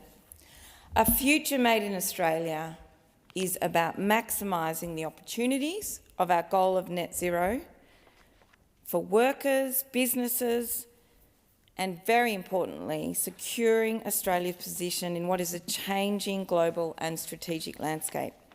Our journey to net zero is the biggest opportunity in decades. However, a failure to act now, as many commentators have put forward, important to these industries, recognise that a failure to act now would jeopardise our economy and our livelihoods. And the lack of support from the coalition for this bill represents a real risk to our future. The global path to net zero runs through the Australian resources sector and is indeed paved with Western Australia's critical minerals, because these resources are needed by the world. Resources produced sustainably. We want to see smart, sensible approaches to cutting emissions. We want to create thousands of secure jobs in my home state of Western Australia. These minerals are needed for solar panels, storage batteries, wind turbines. The world cannot transition to net zero without them. However, critical minerals are also needed for so many other industries. Perhaps it is the opposition's ideological crusade against renewables and net zero that has seen them not support this legislation. However, even if that was your frame, these critical minerals are needed by Australia and the world. They're vital components in communications, advanced technology and defence applications. They are also directly relevant for the national security of Australia and its allies. A lack of diversity in existing supply chains currently represents a very real risk to our security. Currently, we ship critical minerals overseas to be refined before they can be manufactured into solar panels, storage batteries, phones, computers, wind turbines and defence equipment. We have in Australia, in the world, highly concentrated supply chains. These undercut our sovereign capability and lead to jobs and investment leaving Australia. We are missing out on all the jobs that can and should be created by building processing facilities in Australia and operating these facilities here. Building a booming critical minerals industry will boost Western Australia's economy and create secure jobs in the very important resources sector. We have an absolute abundance of projects ready to go in Western Australia that can get off the ground with the right support. There are more than 38 listed projects already in Western Australia. Coalition senators opposite are failing to represent these projects and Western Australia's ambitions to move up the supply chain with our exports. Western Australians know, as much as the rest of the country doesn't always recognise it, that we are the engine room of the Australian economy, but the nation cannot take this for granted. We must innovate and invest in the future of these industries in our state. If we do, we will turbocharge the resources sector and create jobs. Our government, the Albanese government's last budget, delivered the most significant initiatives for the future of Australia's resources in a generation, an agenda that is visionary. But those opposite have their head in the sand. You offer a policy vacuum, a long list of no. No, Peter Dutton said no to cost of living relief, no to higher wages, no to cheaper medicines, and in this case, no to an investment in more jobs in Western Australia. So let's be clear, production tax credits for critical minerals is a zero-risk approach for Australia. Senator Pratt, unfortunately, I apologise, I must interrupt you. I shall now proceed to senators' statements. With the concurrence of the Senate, the clerks will set the clock in accordance with the informal arrangements for speaking times agreed by the whips. Senator Sheldon. Well, Peter Dutton, the Leader of the Opposition, is coming after truck drivers this election. Last year, 57 truck drivers tragically lost their lives on our roads.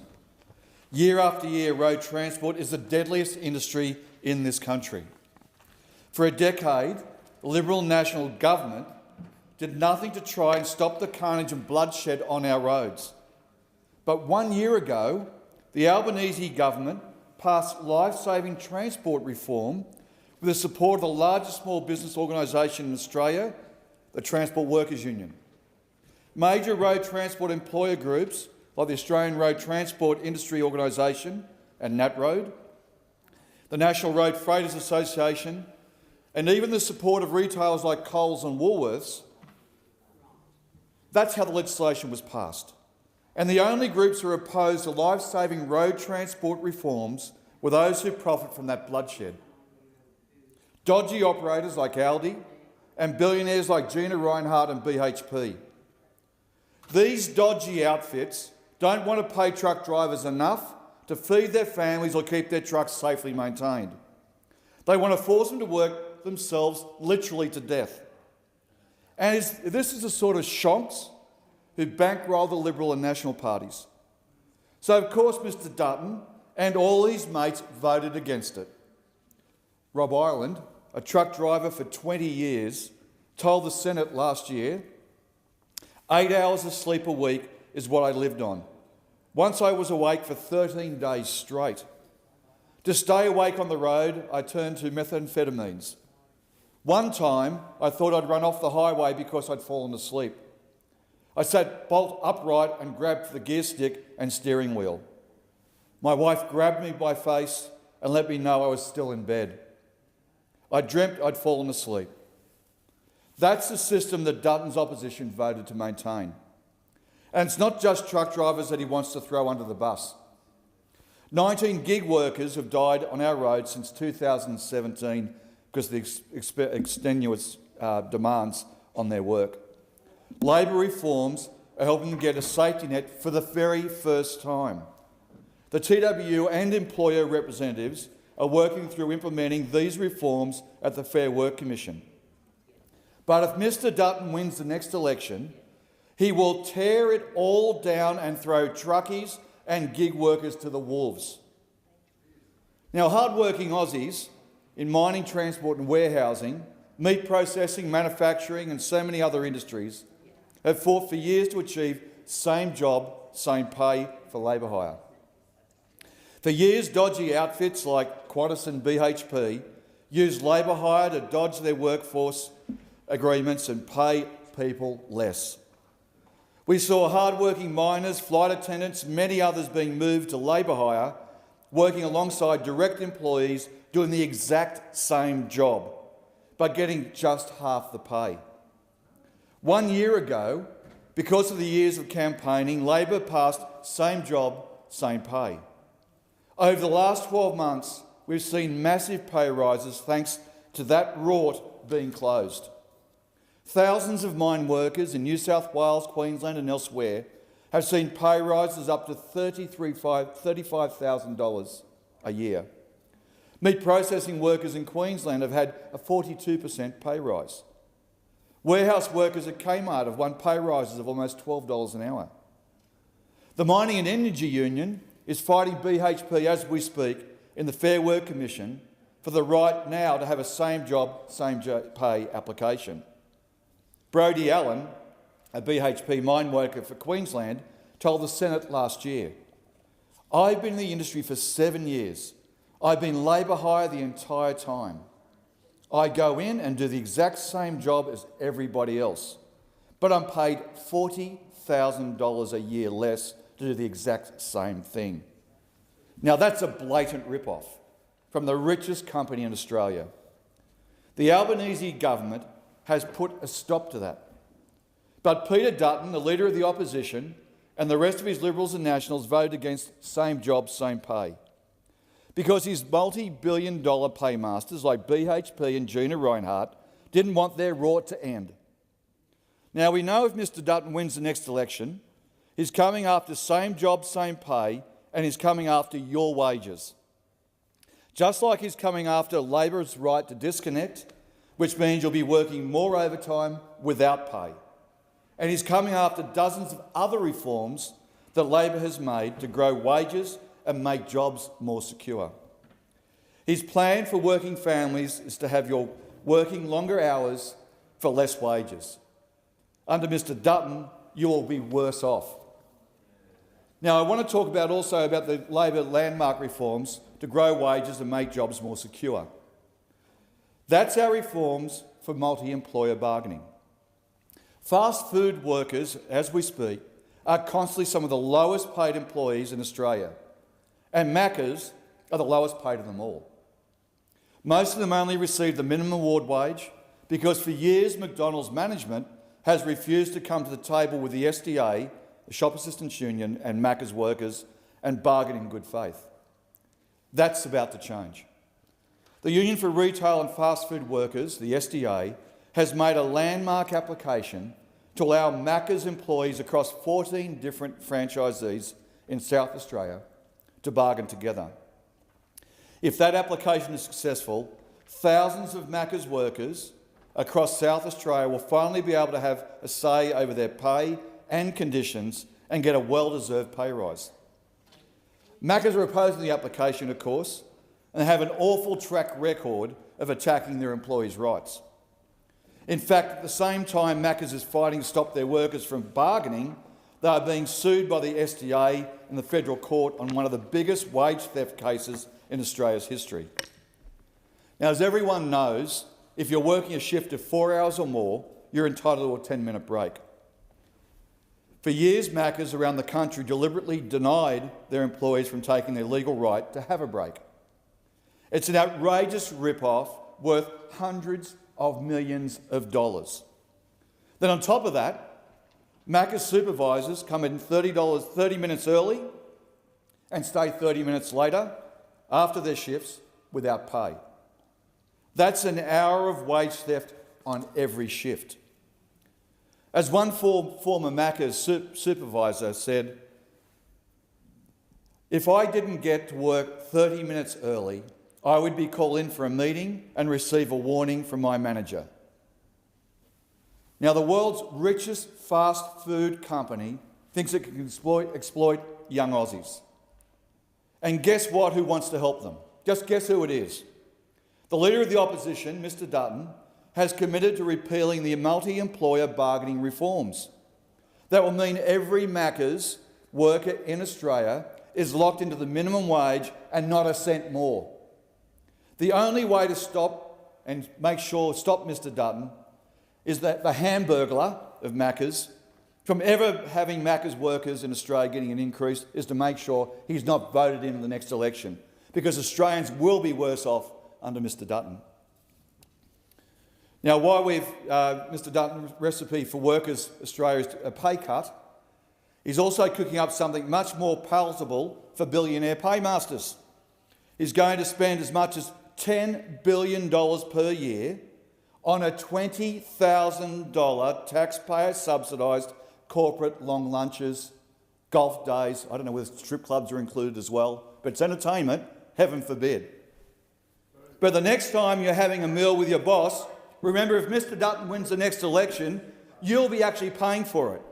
Your taxpayer dollars will be used to pay for your boss's lunch. If it goes to show where Dutton's priorities really are. Tax breaks for Gina Rinehart's lunches and pay cuts to Aussie workers. You'll be worse off under a Dutton government, and you'll see Gina Rinehart's fun-packed party coming to every billionaire through the pay packets of every worker paying for it. $20,000 to turn around and have a fun party at all your expense. That's the future under him.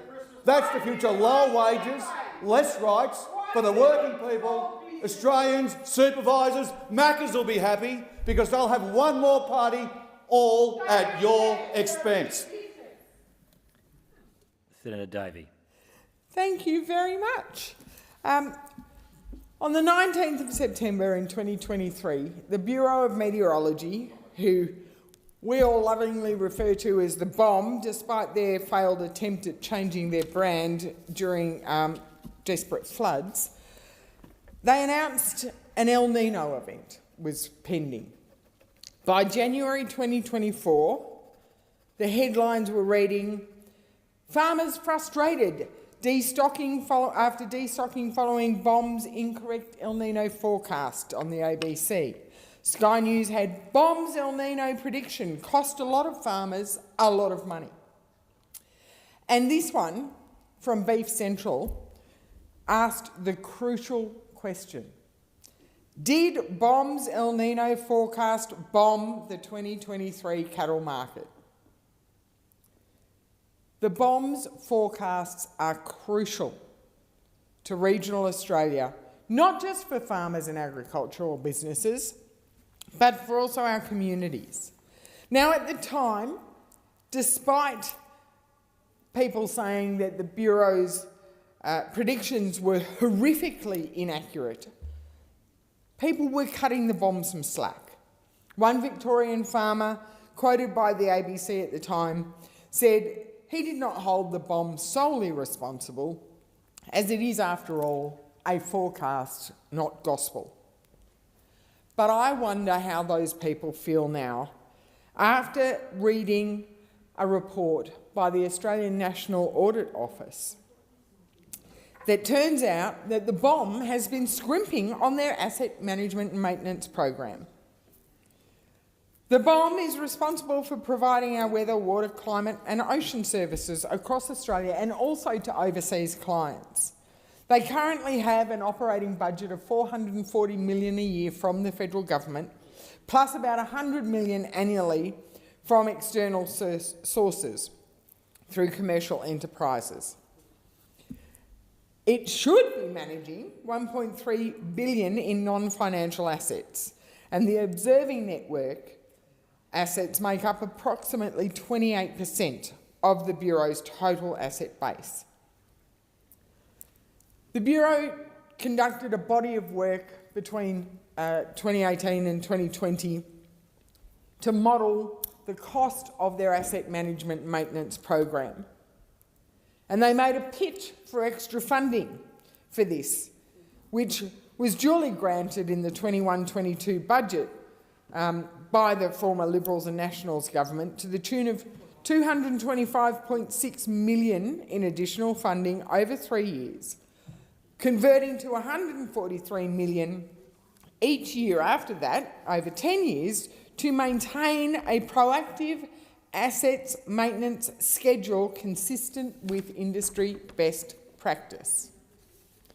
4 years on, and we read the ANAO report, which has found the BOM has not monitored or reported on whether the money for maintenance is actually being spent on keeping its asset base in order.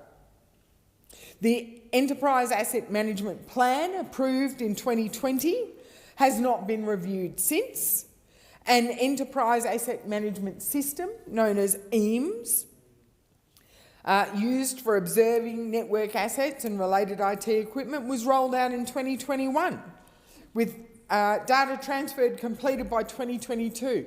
Yet, by May 2024, the Bureau advised the ANAO that it is not yet able to rely on information from the EAMS system or to report accurately on the performance of assets in its observing network. The draft inventory management plan for replacement parts, which was drafted in 2022, remained in draft form for the next 2 years. Planned maintenance targets have not been met, instruments are failing to return data, and assets have reached or are beyond the end of their useful life. Meanwhile, the Bureau is overseeing cost overruns on key projects, including the robust Computer Data and Security Program.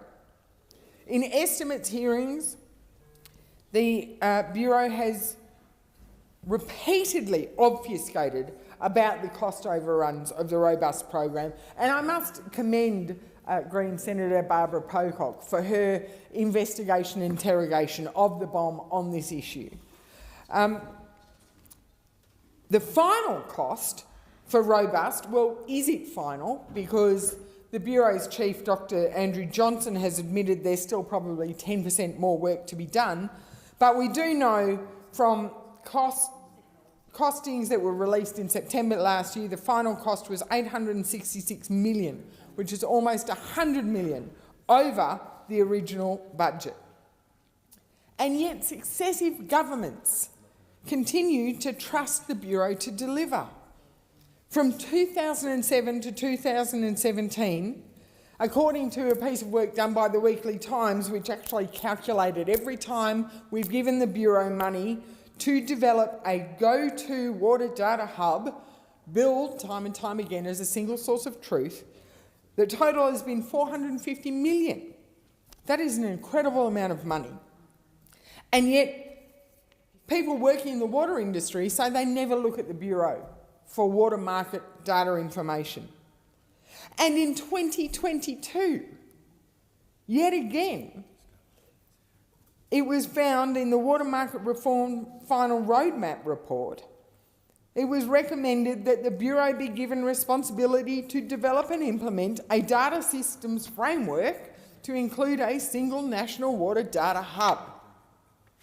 So they've been funded from 2007 through to 2017 to develop a single source of truth water data hub, and yet we've got recommendations from other agencies that we need a single water data hub. And they're suggesting BOM should do it. I question whether BOM are the right people, given they've already received $450 million, and what they've produced is a web page that no one looks at, is out of date, reports behind other agencies' websites, and is failing on every level. And then, I mean, credit to Dr. Johnson. He must be the best salesman out there, because he is still going to the government and saying, let us be the experts in the room. So following the incredible flood events in 2022-23, and I've asked the BOM, who owns all the flood gauge networks in Australia? And the answer is multiple agencies. Some are local government, some are private enterprise, some are state government, some are Bureau. But they've managed to put the pitch to government, which was accepted, that a $236 million for a national 10-year program to enable the Bureau to acquire and upgrade flood infrastructure, including high-priority rain and river gauges and supporting communications equipment. Now, on the surface, a single owner of the flood gauge network would be sensible. But after reading the ANAO report, how can I have confidence that the Bureau are the right people to do that job? We've seen their performance for the Lismore floods, appalling.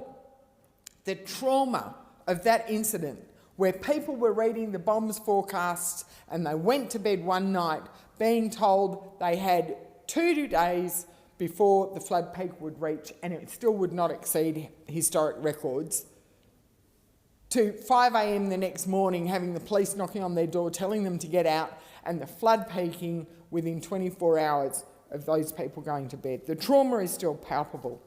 We've seen similar failures in Victoria, in Rochester, Seymour and in Echuca. And in January 2023, the township of Menindee flooded despite the Bureau not picking up, because they say the Tallywalker Creek, whose swollen flows were coming into the system, is ungauged. Yet this same agency has access to satellite systems that can actually monitor when a farmer is illegally diverting water from the system. So do we trust the BOM to get it right? I accept and acknowledge that the Minister has now asked the BOM for an urgent briefing to get to the bottom of what's gone wrong, but the ANAO report is absolutely enlightening reading, and I will hope that Dr Johnson comes to the next estimates prepared to answer questions. Senator Waters. Thanks, Deputy President. Well, soon, people around the country will be going to the polls to vote in our federal election. The Greens think that in a wealthy country like ours, everyone should have a livable climate and be able to afford the basics: a home, food, and world-class health and education. We think that Parliament should be helping renters and stressed-out mortgage holders, funding universal healthcare and education, and taking real action on the climate and environment crisis, not backing more coal and gas. Right now, hard-working people are paying way too much for the basics, while 1 in 3 big corporations pays no tax at all. The major parties are tinkering around the edges of the problems that people face. In the middle of a housing crisis, both big political parties agree on giving $176 billion in taxpayer-funded handouts, negative gearing and capital gains discounts, to wealthy property investors. Renters and first home buyers don't stand a chance. In the middle of a climate crisis, the Labor government has approved 32 coal and gas projects. And the opposition leader is proposing expensive, dangerous nuclear that will just prop up coal and gas for decades longer. We can't keep voting for the same two parties and expecting a different result. There is another choice.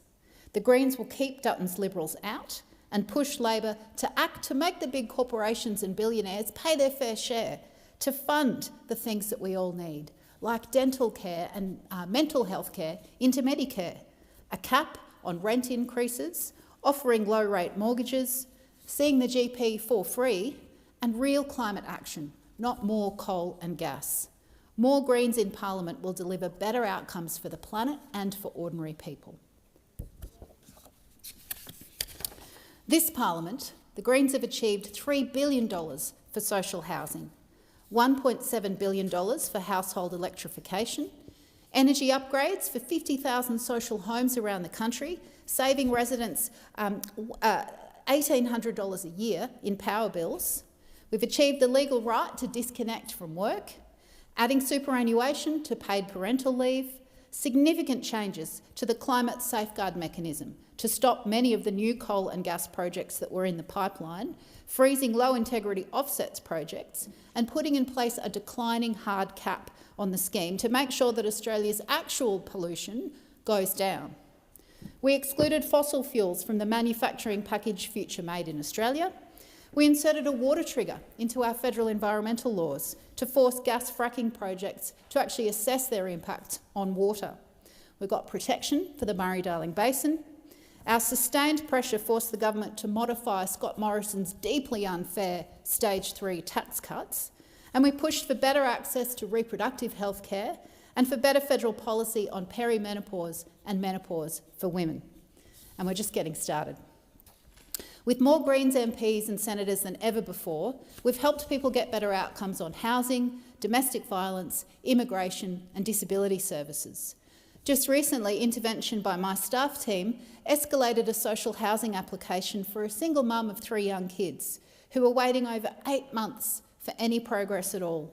They were living in mould-riddled emergency hotel accommodation and they were getting sicker by the day. Just 1 day after we intervened on her behalf, the mother was contacted with a social housing offer. We regularly support survivors of domestic and family violence by successfully advocating to have their family tax benefit debts wiped. We secure them social housing and we link them to support services.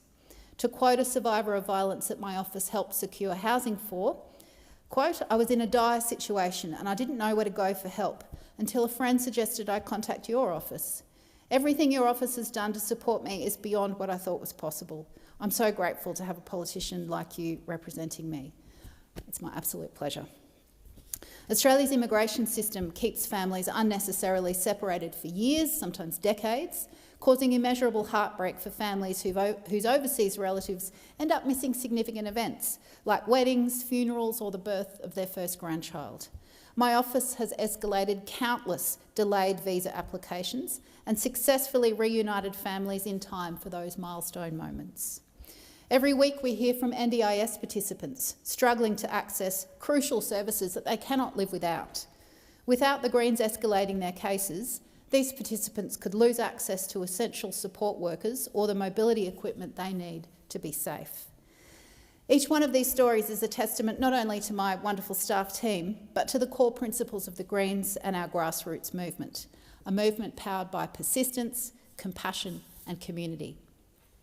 The Greens are fighting for solutions to genuinely solve the big issues: the climate and environment crisis, the housing crisis and the cost of living crisis, not just tinker around the edges. We're working to bring down the cost of groceries and to make sure that everyone has a place to call home. We're working to stop new coal and gas projects and reduce energy bills and create jobs by transitioning to 100% renewable energy. As always, we're working to protect the environment and wildlife and to end native forest logging and protect critical habitat. We want to prioritise our public health services, bringing dental and mental health into Medicare and making sure that everyone can see the GP for free. We're working to wipe all student debt and make education genuinely free, from childcare right through to TAFE and university, like it used to be. We're fighting for better rights and for higher and equal pay for workers. We want to restore the billions that Labor has cut from the NDIS and lift income support to make sure that no one in this wealthy country is living below the poverty line. We're fighting for truth, treaty and justice in allyship with First Nations communities and for a country free from discrimination and a genuinely anti-racist Australia. We're deeply committed to peace and global justice and will continue to call for an end to Israel's illegal occupation in Gaza and freedom for Palestine. We know these solutions work and would make life better for millions of people. Change doesn't happen overnight, but the first step is to vote for someone who is working for it. The Greens will always fight to deliver better outcomes for ordinary people because we don't take donations from big corporations. Instead of working for the public, Labor and the Liberals have taken over $260 million in corporate donations from those big corporates over the last 10 years, including coal and gas companies and property developers. That's what the annual donations data released this week confirmed. It's those same big corporations making the donations that are buying influence for their own private profits. They donate because it gets them results. Fossil fuel donations to both big parties continue, and it's no surprise that in the return the government of the day continues to approve new coal and gas projects and continues to give $11 billion of public money every year in subsidies to fossil fuel companies, turbocharging climate destruction. The Greens will continue to push for a ban on donations from dirty industries seeking to influence government policy like coal and gas, the banks, Big Pharma, the pokies and alcohol lobby, tobacco and property developers. Democracy should not be for sale. We need to get big corporations and billionaires out of politics. Housing is a human right, but the big parties don't seem to think so. Property developers make huge donations to political parties, and in return, Labor and the Liberals are giving $176 billion in taxpayer handouts, including negative gearing, to wealthy property investors. Renters and first home buyers do not stand a chance. The Greens are fighting for renters and for people trying to buy a home. Our plan will actually tackle the housing crisis, not just tinker around the edges. We would make unlimited rent increases illegal. We would require the banks to deliver low-rate mortgages. We would scrap the tax handouts, the negative gearing and the capital gains tax discounts to property investors with more than one property. And we would fund a government build of good quality homes sold and rented at a price that people can actually afford. Thanks to the Greens negotiations, people in 50,000 public and community homes will receive life-changing energy upgrades and save them approximately $1,800 a year on their power bills. We secured $500 million to electrify Australian homes, starting with those most in need, cutting power bills and pollution at the same time. Now, if you're worried about the climate and environment crisis, you're not alone. North Queensland has just faced yet another devastating flood, and it's a scary indication of the extreme weather events that will become more frequent and more dangerous as the climate crisis is turbocharged by the big party's addiction to coal and gas. Coal and gas are the major causes of the crisis, but both big parties are backing more. We've had 32 coal and gas projects approved, and the opposition is proposing expensive nuclear which would just prop up fossil fuels longer. We can't keep voting for the same two parties and expecting a different result. If you want strong climate action and protection for nature, vote Green. Senator Scarr. Thank you, Deputy President. At the outset, can I say my thoughts and prayers are with those people in my home state of Queensland who are suffering with the devastating floods hitting the Townsville region and hitting towns like Ingham. We're thinking of you. Your Queensland representatives are thinking of you. You're in our hearts and minds. And I thank all of the emergency service workers, all the volunteers, all the community leaders who are doing the best they can in extraordinarily difficult circumstances. Deputy President, the people of Ipswich and the Somerset region are suffering. Under the Albanese Labor government's cost of living crisis, the people of Ipswich and the Somerset region are suffering the highest financial stress in the whole of Queensland. In the whole of Queensland. Under the Albanese Labor government, across 151 regions in this country, the people of Ipswich and the Somerset region, my office is located in the Greater Ipswich region, are ranked number 12 out of 151 across the whole country for financial stress. And this is not just me saying it. This is the result of analysis undertaken for Four Corners on the ABC and which was broadcast on Monday night. The analysis was undertaken by the University of New South Wales and consulting firm Digital Finance Analytics. This is not my analysis. This is independent analysis by independent experts. And it is saying that the people of Ipswich and the people of the Somerset region are suffering the highest financial stress of any region across the whole of my home state of Queensland. What does this analysis show? In 2021, under the Coalition government, only 8% of households, of electorates, I should say, had a majority of households under financial stress. Only 8% of federal electorates had a majority of households under financial stress. Less than 1 in 10. Now, today, as we're in this chamber, the figure has risen from 8% of electorates to 82%.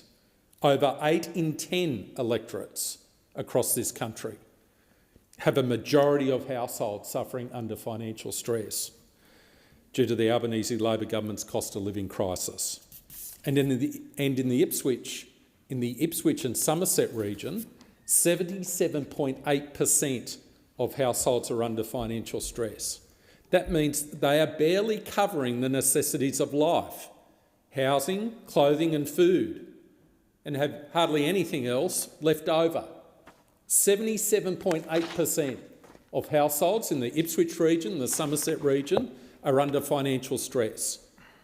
More than 3 in 4 households. If you walk down a street in Ripley, up the road from my office, or in Beval or in Leichhardt, the people living in 3 out of 4 homes are under financial stress. Under the Coalition government, it was less than 3 in 30. So that's what we've got now. That's what we've got now in my region of Ipswich. If you walk down a street in Ripley or in Beval or in Leichhardt, the people living in 3 out of 4 homes are under financial stress. And let's not forget the people in the Somerset region. It is the same if you walk down a street in Lowood or Fernvale or Esk or Kilcoy. The people living in 3 out of 4 homes are under financial stress. These are devastating figures, absolutely devastating figures. And it's due to the Albanese Labor government's cost of living crisis, high interest rates, skyrocketing rent and appalling economic management. The figures speak for themselves. Ipswich and the Somerset region have the 12th worst figures across the whole country, and the worst in Queensland. So let's go through those figures. 77.8% of households are suffering financial stress. 66% with mortgages are suffering financial stress. That's 2/3 of households with a mortgage are under financial stress to meet the basic necessities of life in my region. And listen to this figure. This is devastating.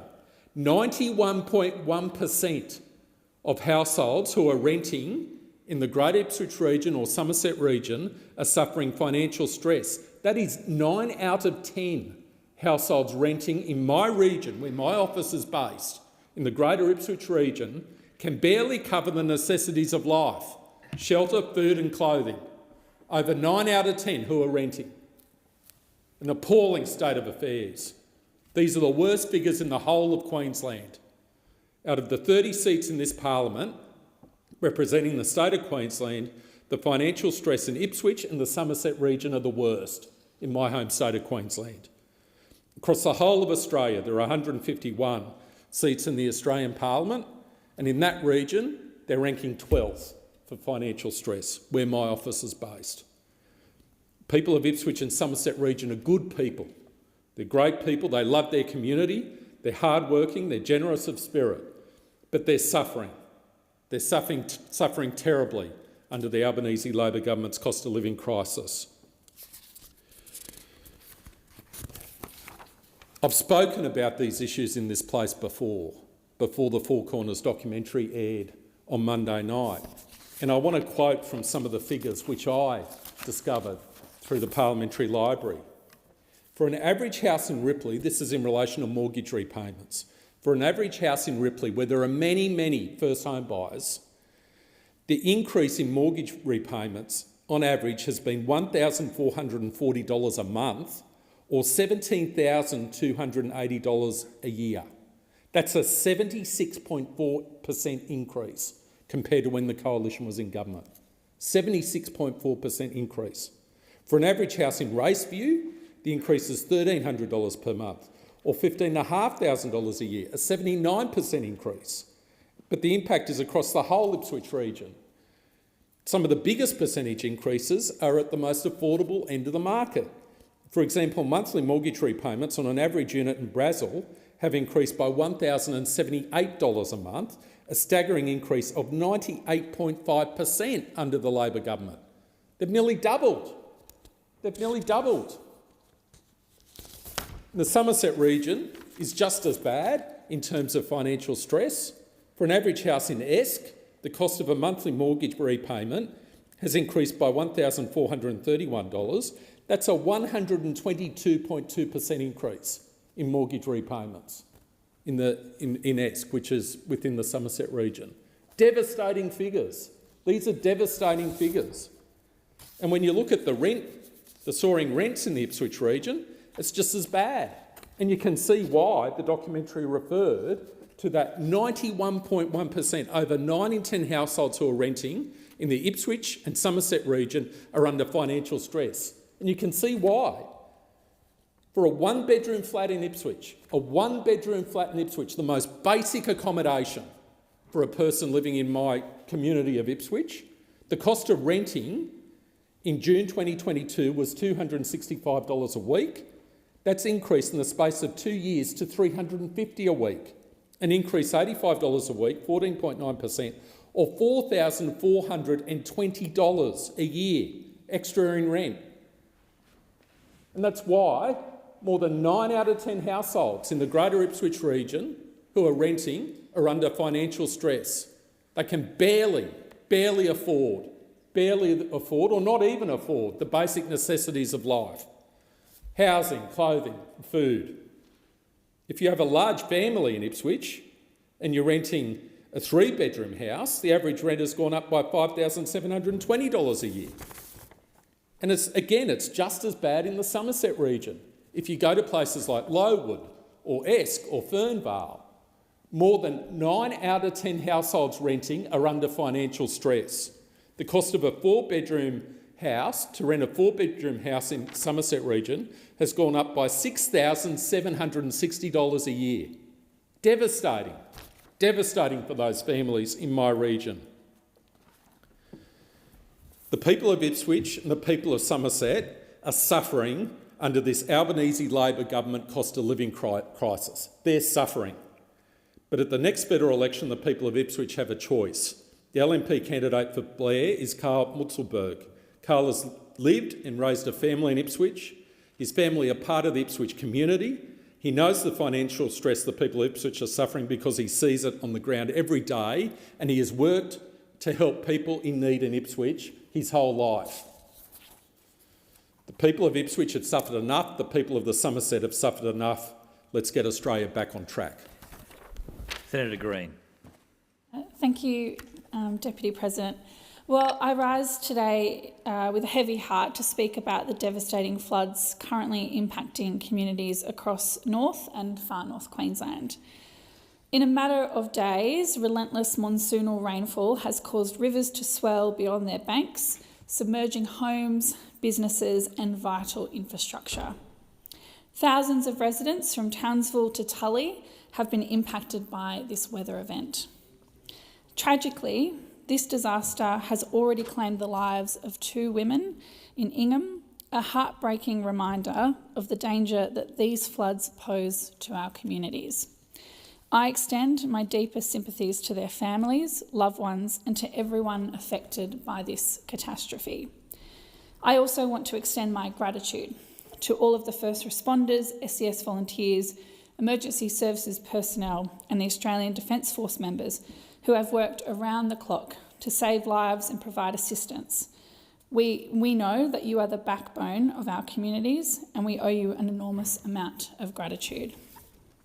The scale of this disaster requires a swift and coordinated response from all levels of government, and the Albanese Labor government has already activated emergency assistance payments, ensuring that affected families can access immediate financial support.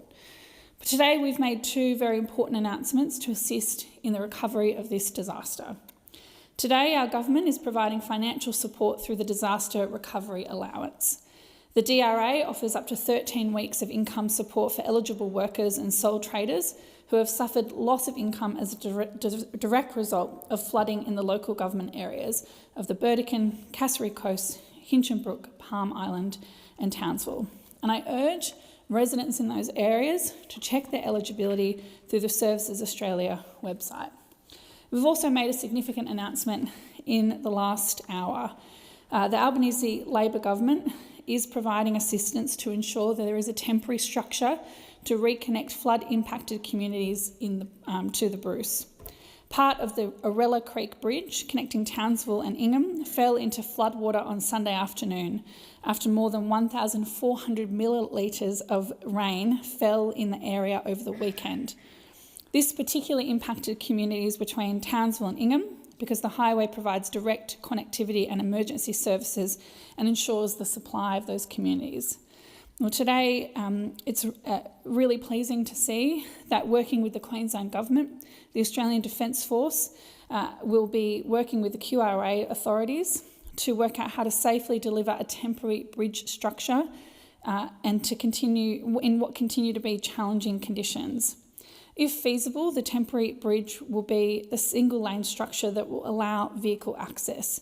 This is really welcome news, I know, to people in North Queensland. On top of that, our government has 5 national helicopters supporting state and emergency services in North Queensland, providing support as needed, such as the delivery of food, supplies and animal feed to isolated communities. We will continue to work closely with state and local governments and ensure that aid reaches those who need it most. I want to thank Minister McAllister for the work she's doing to support our communities on the ground, and I thank the Queensland Government for the work that they have done. North Queenslanders are resilient. I'm so proud of the communities that are rallying together, looking out for one another. But as the rain starts to slow down and the waters start to recede and the repairs begin, I want those communities in North Queensland to know this. Our government stands with you. We will be with you every step of the way as you recover, rebuild and strengthen our communities for the future. North Queenslanders are very tough and we are used to tough conditions, but this has been a very difficult time and I thank the Senate for recognising this difficult time for our community in North Queensland. We will get through it, we will stick together and we will rebuild. Thank you, Deputy President. Senator Hodgson-May. Thank you, Deputy President. Well, this could be one of the last speeches I deliver before being up for re-election in my home state of Victoria. I grew up in regional Victoria and I've seen firsthand how policies affect regional lives. I've seen community coming together in drought, extreme weather, economic downturn. And one of my biggest frustrations about politics in this country is that it's in places where the Greens are needed most that we see some of the most conservative climate criminals MPs sitting in this place. I've sat in the Senate for less than a year, and over that time I've seen the Labor government tick off new fossil fuel projects. 3 coal expansions in one day. I thought that was a pretty significant effort. I've seen a PM purchase a luxury coastal property, while state Labor bulldozes public housing developments in my state of Victoria, and I've seen the Labor Party laugh at the idea of a rent cap when many families across this country are one rental payment away from sleeping in their car. What scares me most, though, is the prospect of a Dutton government. And let's be clear, if Dutton sneaks into government, it won't be because of any nation-building agenda. It'll be because of a campaign designed to attack those most vulnerable in our society. Attacking refugees, the queer community, casual workers. Forget about that right to disconnect that the Greens fought so strongly for if Peter Dutton gets elected. Things are bad, but we know they will be worse under Peter Dutton. That's why we are running a huge campaign all across Victoria and the country to put the Greens in the balance of power and to keep Dutton's hatred out of government.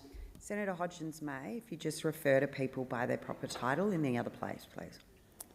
Including keeping Mr Dutton's hatred out of government. In seats including Macnamara, Cooper, Wills, Fraser and Casey in Victoria, we are running huge-scale campaigns where people have the chance to elect a Greens representative. And this election is closer than you think. For those watching on from home, a handful of votes could decide whether the Liberals win power or whether the Greens hold balance of power to push for the change that we need. When the Greens are in the balance of power, we use it to deliver results that actually help people. Together, we can hold the next government accountable and ensure they tackle the climate crisis, make housing affordable and get dental care into Medicare. But we are up against it. While the major parties have their hand out to Coles and Woolies, taking millions in dodgy corporate donations, including from the fossil fuel industry and the gambling sector, we're supercharging a people-powered campaign right across Victoria and this country, talking to voters one conversation at a time. The major parties, though, rely on our complacency. They're trying to drown out any hope that exists for change. They know they're on the way out, and you can feel it on the ground. People are sick of the two-party system. When people ask why voting Greens makes a difference, I like to point to what we've already achieved. Without the Greens, we wouldn't have marriage equality. We wouldn't have the Clean Energy Finance Corporation or kids' dental in Medicare. We led the push for a Royal Commission into banking and the disability sector, and we fought for climate action at every level of government. In balance of power, we'll deliver even more, like ending coal and gas, freezing rent increases and making mental health care accessible to everyone who needs it. And how will we do this? We will do it by taxing the billionaires and the corporates who are paying less tax than teachers and nurses in this country. What a great shame. This election is our chance to change the system, to fight for a future where no one is left behind and the needs of people and the planet come first. Every door knocked, every conversation, every vote for the Greens brings us all closer to that vision. Before the election in 2022, Labor dangled the carrot of environmental reform. They promised Australia that with a Labor government we would see stronger nature laws, laws that work for our wildlife, our forests and the places we love. They promised a national environmental watchdog to hold corporations to account for their environmental degradation. The Greens were ready and willing to work with Labor. We were ready to achieve these critical nature reforms and to ensure that our climate and forests were protected. Yet here we are nearly 3 years later, and in the final weeks of Parliament before the federal election, Prime Minister Albanese has recklessly abandoned these promises and has scrubbed nature laws from the Senate agenda. Why? Because the fossil fuel industry vetoed it. This is an insult to every single Australian who trusted Labor to deliver change. It is a betrayal of our environment, traditional owners and future generations. What has become increasingly clear is that at the next election, if we want change, if we want to protect our environment and fight for people, we need to vote for it. Senator Hodgins-May. Senator Polley. Thank you very much. In the last almost 3 years, the Albanese government has faced a global inflation challenge, and yet, as a government, we've delivered 2 budget surpluses, reduced inflation from 6%, which is what we inherited from the former Liberal government, down to 2%, while also implementing historic reforms. Since coming to government, we haven't wasted a single day helping Australia to build a more secure future for themselves and their families with tax cuts that were double that offered by Mr Dutton. The government has legislated permanent tax cuts for all 13.6 million Australian taxpayers from July 1 last year, with the average annual tax cut being $1,888. Now, to listen to the Green senator there, take credit for everything that they believe that they've achieved. Well, there's 76 senators here, and I can assure you their contribution hasn't been as stellar as what was painted there this morning. It was the Greens teeing up with the Liberal opposition to stop the Future Fund and the $10 billion going into housing. 4 months. In fact, a whole Senate week, they joined together to stop us from having a vote. They didn't want to vote against the bill, but they stopped us from having the vote. The reality is, this government has been addressing the cost of living. And for those opposite to argue that we are against aspiration, I just don't understand that argument from them. Because $300 in energy bill relief, cheaper childcare to encourage more women and support families so that they can return to the workforce, saving families $2,000 a year. Cheaper medicine, saving Tasmanians, my home state, $9 million already, and 60-day dispensing. 5 Medicare urgent care clinics, diverting patients away from emergency departments, tripling the bulk billing incentives, expanding paid parental leave to 26 weeks by July 2026 and paying superannuation on paid parental leave by 2025. Fee-free TAFE, supporting local manufacturing with the Future Made in Australia plan, and our $10 billion Housing Australia Future Fund, which will build 20,000 new social and affordable houses. And yet, Mr Dutton has said no, and they have voted against every single one of those measures. They're not interested in nation-building policies like we are doing ever since we came into government. We're about building for the future and joining forces with the Greens, as the Liberals have done, to stop building those houses for Australians who desperately need them. That's the record of the Liberals and the Greens, so don't buy the "we will do more for renters." It's about getting people into homes so that mums and dads and their kids are safe and secure with a roof over their head. But at the time of energy transition and insecurity globally, we've started to implement the largest change to Australia's energy market since the Industrial Revolution. This is nation-building reform, which will set Australia up with renewable energy, will become a superpower and generate cheaper energy. But the alternative of Mr Dutton is nuclear power. Not until, 2040? Then it's actually going to increase the cost of power.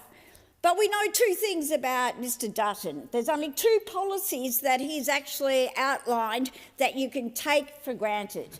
One is he wants to go ahead with nuclear power. Don't worry about what the experts say. Don't worry about the cost of building them or what it's going to cost you as a mum and dad at home for the power. But also what he's going to do is give free lunches, long lunches back to bosses. And who's going to pay for that? Taxpayers are going to pay for that. I'm proud of this government and what we've done in terms of making sure that Tasmanians have access to the urgent care clinics. All they need when they go there is your Medicare card. Don't need a credit card. We're strengthening Medicare, and we know Mr Dutton's record when it comes to health. He cut $20 billion out of health when he was Minister for Health, voted the worst health minister in Australia's history. There's one thing you can be sure of. You will be worse off if Mr Dutton wins the election. Senator Lambie. Thank you, Madam Acting Deputy President. We need to put an end to the culture of obscene entitlement at the top of our universities and federal bureaucracy. This is what my bills will do. And a big shout out to the former Senator Rex Patrick for working with me over the summer on this. In 2023, the salaries of the group of 8 Vice-Chancellors, the self-proclaimed elite of our tertiary education sector, averaged close to $1.3 million a year in salaries and generous entitlements, often including luxurious housing. More than a dozen Vice-Chancellors are on $1 million packages. With few exceptions, other Vice-Chancellors are pulling in between $800,000 and $950,000 a year. Those salaries are much more than is paid to the Prime Minister, the Deputy Prime Minister or the Federal Treasurer. Over the past 40 years, our universities have gone from nation-building places of learning to greedy corporate entities. Recent research by the Australian Institute has shown there's no correlation between Vice-Chancellors' pay and student satisfaction. I'm sure you Vice-Chancellors know that. Universities with higher paid Vice-Chancellors are more likely to have lower student satisfaction. How about that? And the 4 unis with the highest student satisfaction ratings pay their Vice-Chancellors less than average. The government says it wants governance inquiry into universities. That's just spending more taxpayers' money or just to justify setting up a committee to talk about the issue. Vice-Chancellors are largely funded by the federal government, that the spend is overseen by our state counterparts. Maybe that's part of your problem. They don't care because it's not their money, our states, it's the Commonwealth's money. And to add insult to injury, though these huge salaries are being paid at the top of an industry that's engaged in massive wage theft from poorly paid staff who actually teach our kids. Shameful. And students are doing it tough. HECS debts have doubled, they can't find housing, and uni fees have gone through the roof. And while we're at it, we also need to deal with the bloated, overly bloated, ready to explode salaries of the departmental secretaries as well. I'm not talking about the public servants who do the hard work, I'm talking about the fat cats at the top. Most departmental secretaries are on close to $1 million a year, with some getting 7-figure pay packages. They earn much more than the Prime Minister does. How shameful is that? It's an absolute disgrace. They are shamelessly feathering their own nests while most Australians are having to deal with the cost of living, completely disconnected. We've got to pull these people back down to earth and knock them off their pedestals. It's about time and is way overdue. The head of the Department of Prime Minister and Cabinet gets over $1 million a year. The Secretaries of Foreign Affairs and Trade, Defence and Home Affairs are not far behind on their fat cat salaries of nearly close to $1 million.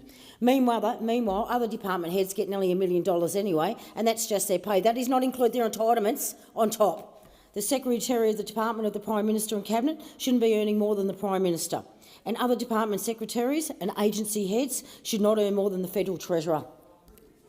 In America, the Secretary of Defence is looking after a budget that is bigger than the whole of the Australian federal budget, and he's paid $430,000 a year. Work it out. Our Defence Secretary gets more than double that. The defenders of these massive pay packets say, and I quote, "We need the best people." Rubbish. How was Catherine Robo-Debt Campbell a decent person? You know, how was she the best person? How can any of them appreciate the struggles of the average Aussie family and they're rolling in taxpayer-funded cash? I feel like there is a massive disconnect here. Vice-Chancellors are supposed to be there to put education of Australians first.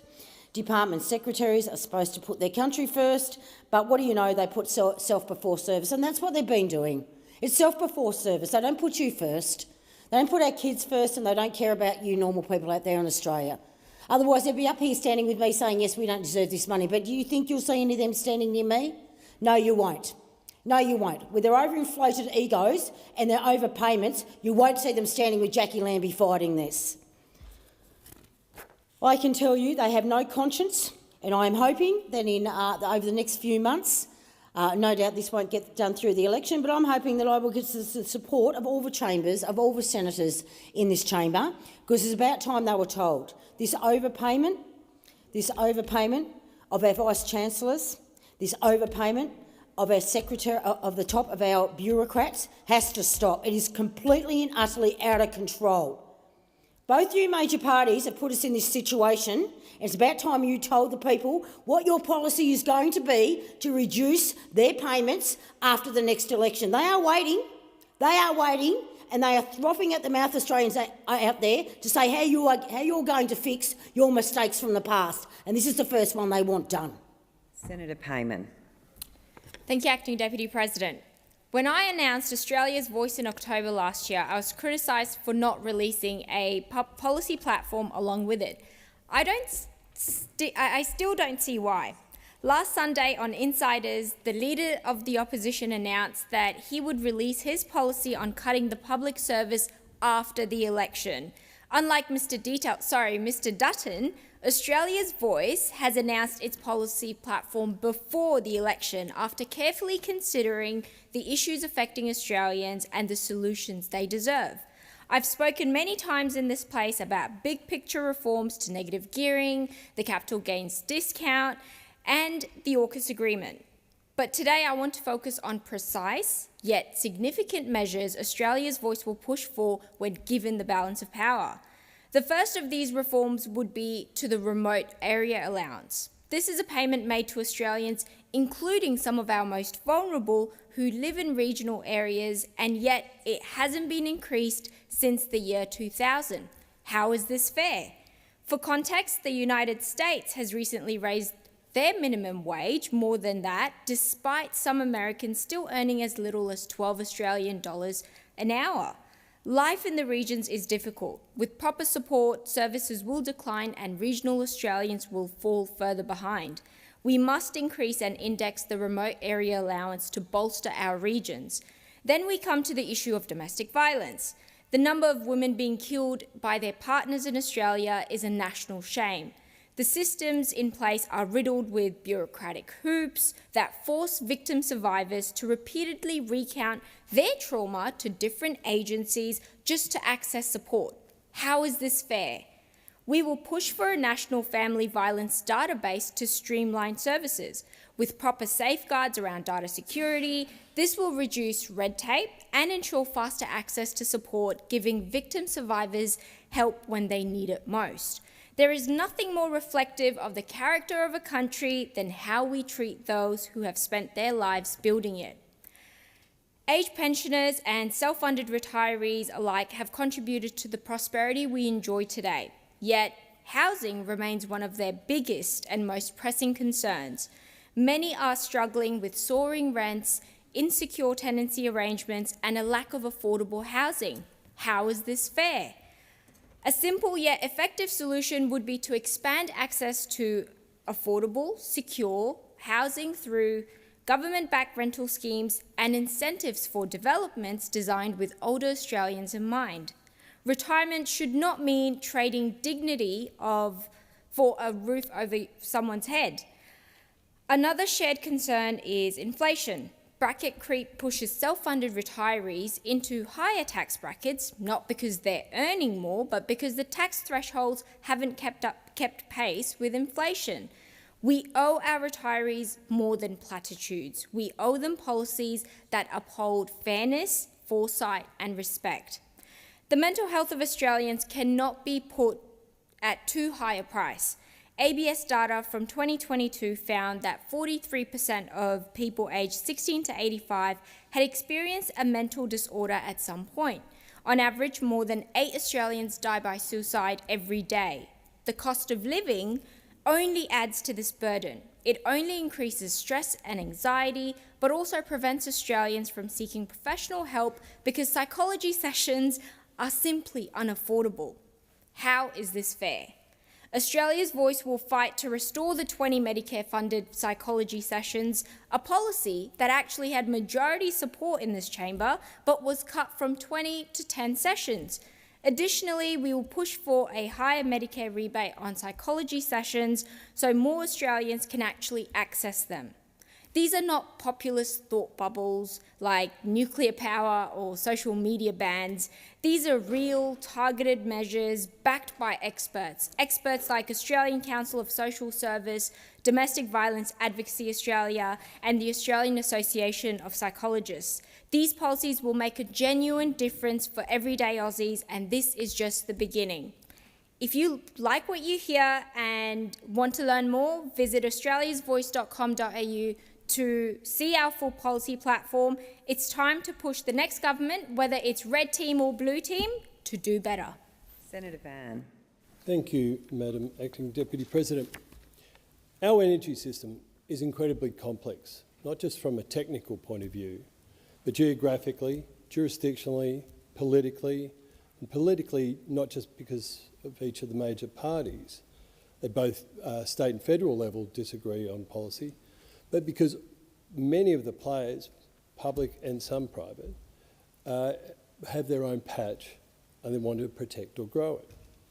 This complexity is magnitudes greater as we transition to a low carbon future. This complexity is too dense for most voters to penetrate, even if they're willing to try, and I don't suggest that they do. Our policymakers and the implementers of those policies do little to explain it because due to this complexity, as complexity does not make for good sound bites in the media. Instead, it is easier to simply say, let's trust the experts. They know what they're doing. And that approach may be fine if voters could be assured that someone was providing oversight on what the experts are proposing. Review those plans, assess them on the basis of economic efficiency and contribution to the national interest. This should then be reported to governments, plural, and further tested through public fora, as we have Senate estimates here, so that that advice and the agency giving it and the parliamentarians testing it are publicly held to account by the voting public. This is what is known as good governance. This is what the Senate Energy Committee that reported just before Christmas inquired into and found that there is little that can be counted as good governance. Good governance in our energy system, that is. And this is allowing huge bets to be made that puts our energy reliability and affordability at risk, with huge potential implications for our economy and the transition to a net zero future. We are in a transformative period driven by decarbonisation, rapidly emerging technologies, increasingly engaged consumers as well. Yet the framework we rely on is outdated and fundamentally ill-equipped to handle these modern realities. As demonstrated in the Energy Inquiry, Australia's energy governance structures are no longer fit for purpose. An independent, sector-wide review is urgently needed to bring transparency, accountability and economic sustainability to a system that serves every Australian. The ISP, which is the plan that we follow, is there to guide Australia's energy transition. But yet, after 4 ISPs since 2018, there is little to show for the effort and expense invested by the Australian energy market operator in those plans. While some of the mega projects might have started out under different names, many are yet to be, few are yet to be finished, and others have not even started. Questioning of these projects has got louder and louder as capital costs and timelines continue to grow exponentially. The danger is delay risks our energy transition and stifles investment in other opportunities. For example, and this is just one, the huge pumped hydro project Snowy 2.0 is massively delayed and over budget. Now, I'm not arguing against Snowy 2.0, but if it had undergone proper economic assessment, it might likely have been delayed, and instead now we would have already built other smaller pumped hydro storage facilities that are providing the storage to firm renewables and probably more in quantity and capacity than Snowy ever will. The upshot is one of great weaknesses of the NEM is that we have woefully inadequate storage because opportunity cost was ignored and still is. Without proper planning and rigorous oversight, the ISP is driving us down a path that is neither the most effective nor the most sustainable for Australia. The time has come for a comprehensive re-examination of the sector, and the Productivity Commission is the best body to lead that review, as it is well placed to assess every facet from regulation, planning and governance. Senator Van, your time's expired. Senator Rennick. Thank you, Acting Madam Deputy Chair. And I rise today to speak about banking and our financial sector in this country. Recent events in the last week have shown why we need systemic structural reform in our banking and insurance sector. Now, last week, early this week, we've seen the great town of Ingham in North Queensland suffer from extensive flooding, as well as Townsville. There will be many people there that don't have insurance, and those that do have insurance and the rest of the state and the rest of the country will end up paying much higher insurance premiums as a result of the payments that I expect to see happen from the insurance. Yesterday, we found out that the Heritage Building Society, or the Heritage Bank, a small regional bank in Queensland that's just merged with South Australia's People Choice, funnily enough to become the People's First Bank, has shut down about 13 branches in Queensland, regional and metropolitan Queensland. And of course, Heritage was founded in Toowoomba, the great town of Toowoomba, and it was originally known as the Toowoomba Permanent Building Society. Now, our banking and insurance sector is suffering because of privatisation a number of decades ago. Insurance in this country is made up of about 50% reinsurance costs purchased from overseas when insurance companies have to actually reinsurance their insurance. Now, if we had a proper government insurance office in this country that was run federally, we could reinsure ourselves. And what that would do is stop all Australians, when they take out insurance, paying half their insurance costs overseas in order to get reinsurance. We already have a $10 billion, or there was a proposal for a $10 billion reinsurance fund, of which I'm sure the foreign reinsurance companies would have just clipped the ticket on that anyway. And I believe we also have a $4 billion emergency management fund. Much of that money is actually paid out to people who don't have insurance and have suffered from a natural disaster. Now, I believe that the privatisation, despite what everyone said was going to lead to greater competition, has actually led to less competition. And I think we need ethical competition in banking and insurance. And had we not privatised our SGIOs, or our government insurance offices, at the state level and privatised CBA at the federal level, I think you found that we wouldn't have had to have the Royal Commission into financial misconduct in the finance sector. Now, the same applies to banking as well. I think we need a public bank. I think we've seen too many branches be closed across regional and metropolitan Australia over the last 2 decades. Yet again, increased competition has actually led to reduced competition. We've had reduced services on offer. Now, regional towns need their banks.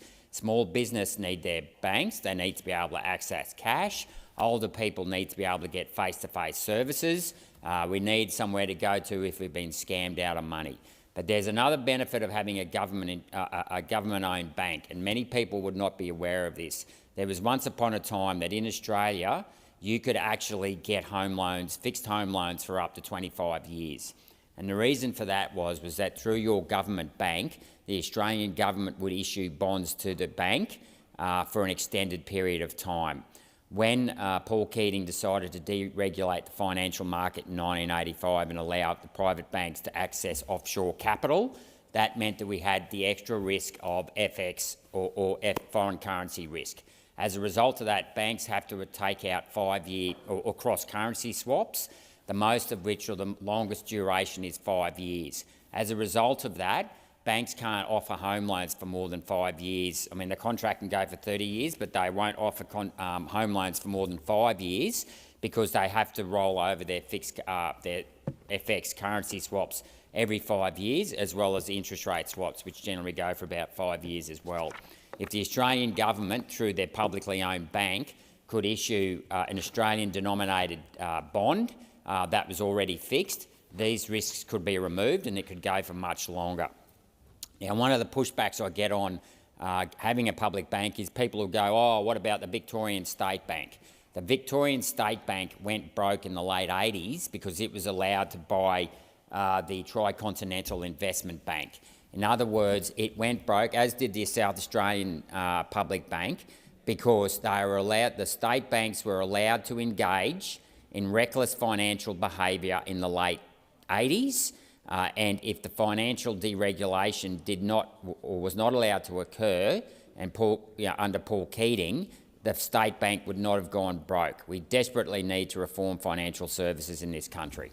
Thank you, Senator Rennick. We shall now proceed to 2-minute statements, and I call Senator Dean Smith. For years, motorists in Perth's northern suburbs have been calling for action on one of the state's most dangerous and congested intersections, the junction of Erindale Road and Reed Highway in Balcatta. Yet, despite repeated warnings, petitions and even a $2.5 million business case with funding from the previous coalition government, Labor has done what it does best: delay and deliver only when an election is in sight. Main Roads Western Australia has identified this intersection as the worst in the state for crashes, with 263 incidents over the past 5 years. That's more than 50 accidents per year, one every single week. It's also one of the most congested roads in WA, with delays costing the economy an estimated $21.3 million in lost productivity. But Labor has ignored these glaring issues for 8 years, only announcing funding in a last-minute attempt to secure votes. For me, as a Northern Suburbs local and as patron senator for Perth's northern suburbs, this is personal. I know these roads and the frustration it is causing local residents when they sit in gridlocked traffic. I see firsthand the concerns of local businesses and the risks families face every day when navigating this dangerous intersection. It's personal for our local Liberal candidates also, for Scott Edwards in Kingsley, for Felicia Adene in Cowan, and in particular those who are fighting for this vital upgrade, like Liam Staltari in Careen and Vince Connolly in Moore. A couple of weeks ago, the WA Liberals announced a Medham government will invest $225 million in the project. People know, the voters know, that Liberals will not play politics with road safety, and that the Liberals won't wait until the next election to get this matter fixed. Senator Stewart. Thank you, Acting Deputy President. Well, Labor is building Australia's future. But when it comes to Peter Dutton and the Liberals' plan for Australia, they really do have no idea. They've got one very costly but widely discredited idea, which is building nuclear. And then the other appears to be the fact that they want you to work longer hours for less, and on top of that, they want you to pay for your boss's lunch. That is their brain bubble. They've had 3 years to come up with cost of living relief to support Australians, and that's their idea for Australians. And on top of that, they've got over $300 billion worth of cuts that they want to make. And the question that is on every Australian's mind is, where are those cuts going to come from? Make no mistake, he is coming after the public services that every Australian relies on. Services like Medicare, shutting down Medicare offices, NDIS services and specialist advice that they offer out of there, making you wait longer for passports, or maybe it's even staying on hold for hours to Centrelink. That's what those cuts will mean for everyday Australians. And these aren't just public service jobs that exist in Canberra, like people might have you believe, those opposite might have you believe. These are public service jobs that exist all over the country. in cities all over the country, in regional towns all over the country, providing services to communities everywhere. If Peter Dutton wins the next election, he will take the country backwards and you will be worse off. Make no doubt about it. Every single Australian, if Peter Dutton had have gotten his way, would have been $7,200 worse off if he got his way. Senator Steele-John. Thank you, Acting President. I went to Coles in Perth to get some stuff for my lunch last week. $10.90 for a block of cheese. $4.23 for a couple of tomatoes. $3.70 for the cheap lettuce. $3.60 for literally the supermarket brand cheapest wholemeal bread. $6 for a plain packet of butter. That is $28.43 just to make a plain sandwich. No meat, just cheese, tomatoes and lettuce. Our community is doing it tough every day at the checkout, and what is this government actually doing about it? Apparently not a thing. They know what the problems are. Still, nothing. The government needs to break up Coles and Woolworths. These massive corporations are making millions in profits while people have to make the choice between starve or pay their exorbitant rent. Now, one of the reasons Coles and Woolworths gets away with ripping us off is because either directly or through third parties, they donate hundreds of thousands of dollars to the Liberal and Labor parties in the last decade alone. Well, look where that has got us. $28 just to make a sandwich.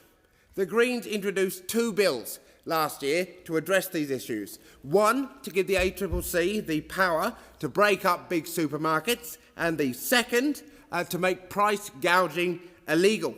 These bills would rein in corporate greed and reduce the cost of food at the checkout, so that making a sandwich for your kid's lunchbox is something that is a little bit more affordable. And yet the 2 parties, bought by Coles and Woolworths, Senator, voted them down. Senator Canavan, you have the call, Senator Canavan. Thank you very much, Madam Acting Deputy President. Well, when I returned to Canberra earlier in the week, I thought I was coming back to the Australian Parliament, but after reviewing a lot of the contributions this week, particularly from my friends over in the Greens, it would appear that we are now the 51st state of America, and all of they can talk about is Donald Trump. Well, I'm a bit sick of that, because I do want to be actually an Australian parliamentarian. Whatever your views about the results of the US election, we are here to serve the people of Australia, and we have nothing to be worried about as Australians. We are people of the lucky country. We have the most abundant natural resources almost in the world, especially per person. And yes, the world is a volatile place right now. There's a lot of uncertainty, but we do not have, and nor should we, panic about what is going on, because we have all the potential to make Australia a prosperous country, a wealthy country, a harmonious country, if we concentrate on doing things right ourselves. And maybe if we took this opportunity, the best outcome of the US election would be for countries like Australia to look after ourselves once again, to stop trying to outsource all of our policy settings to bankrupt and often corrupt global organisations, to instead concentrate again on putting Australians first, developing our own natural resources for our own benefit in this country, to support our manufacturing industries, to support lower energy and cheaper energy for Australians, to deal with the relevant issues that Senator Steele-John just has in competition in supermarkets and high prices for everybody. We have no need to worry. We are very, very lucky in this country, but it's about time we have a government and political leaders who put the interests of Australians first and stop trying to worry about every little problem in the world. Senator Grogan. Thank you, Acting Deputy Chair. And I think you'll particularly like this contribution, because I will be talking about our shared home state of South Australia. Labor governments are infrastructure governments. And that was clear as day last week when Minister Catherine King came to the Upper Spencer Gulf to announce the latest round of growing the region's program funding for South Australia. I've said it before in this chamber and I'll say it again. Regional South Australia is quite unique and it requires quite unique solutions. And putting local communities in the driver's seat is exactly how we get those solutions. And that's exactly what we've done. So I was delighted to see the Albanese Labor government, we have just announced $11.5 million towards that exact goal in South Australia. In Whyalla, we're investing to bring the Whyalla Beach Splash and Play Plaza vision to life. The Whyalla foreshore is a really, really beautiful place, and this investment will make it an even better place to be. The project will include adventure play, water play, more seating, more shelter, great places to take the family, great places for tourists and visitors to come and have a look at. It will also provide 42 jobs during the construction and 12 ongoing jobs after the construction. So that's all great news. In addition, we're also delivering funding to build more art spaces as well as maintain art spaces in 4 already established Indigenous art centres in the APY plans and Cooper Pedy. We've got funding to develop the Penola Football Club, and we're also investing in an upgrade in the Orroo Main Street, which will breathe new life into that beautiful, beautiful town. And then we're developing an entirely new early childhood care and education centre in Kingston South East. These are all great projects that will strengthen the regions. Senator, your time has expired. Senator Hanson. Very much. Australians are being scammed out of billions of dollars every year, and the big banks hardly seem to care. When criminals raid our bank accounts and we ask for help, the banks turn their back. No one is safe from these increasingly sophisticated scammers, especially when it's virtually impossible to live and work without a bank account. Small businesses, pensioners, families, teenagers, they've all fallen victim. From 2022 to 2023, Australians lost about $6 billion to scams. At the same time, the big banks made a combined $30 billion in profits. They've got the resources to protect their customers. They just don't want to. In the next Parliament, One Nation will introduce a bill for a scam victim protection law. Except in cases of gross negligence by account holders, banks will be required to refund scam victims up to $165,000 within 5 days. The bill will include heavy penalties for banks which fail to act, incentivising them to invest more resources in fraud protection.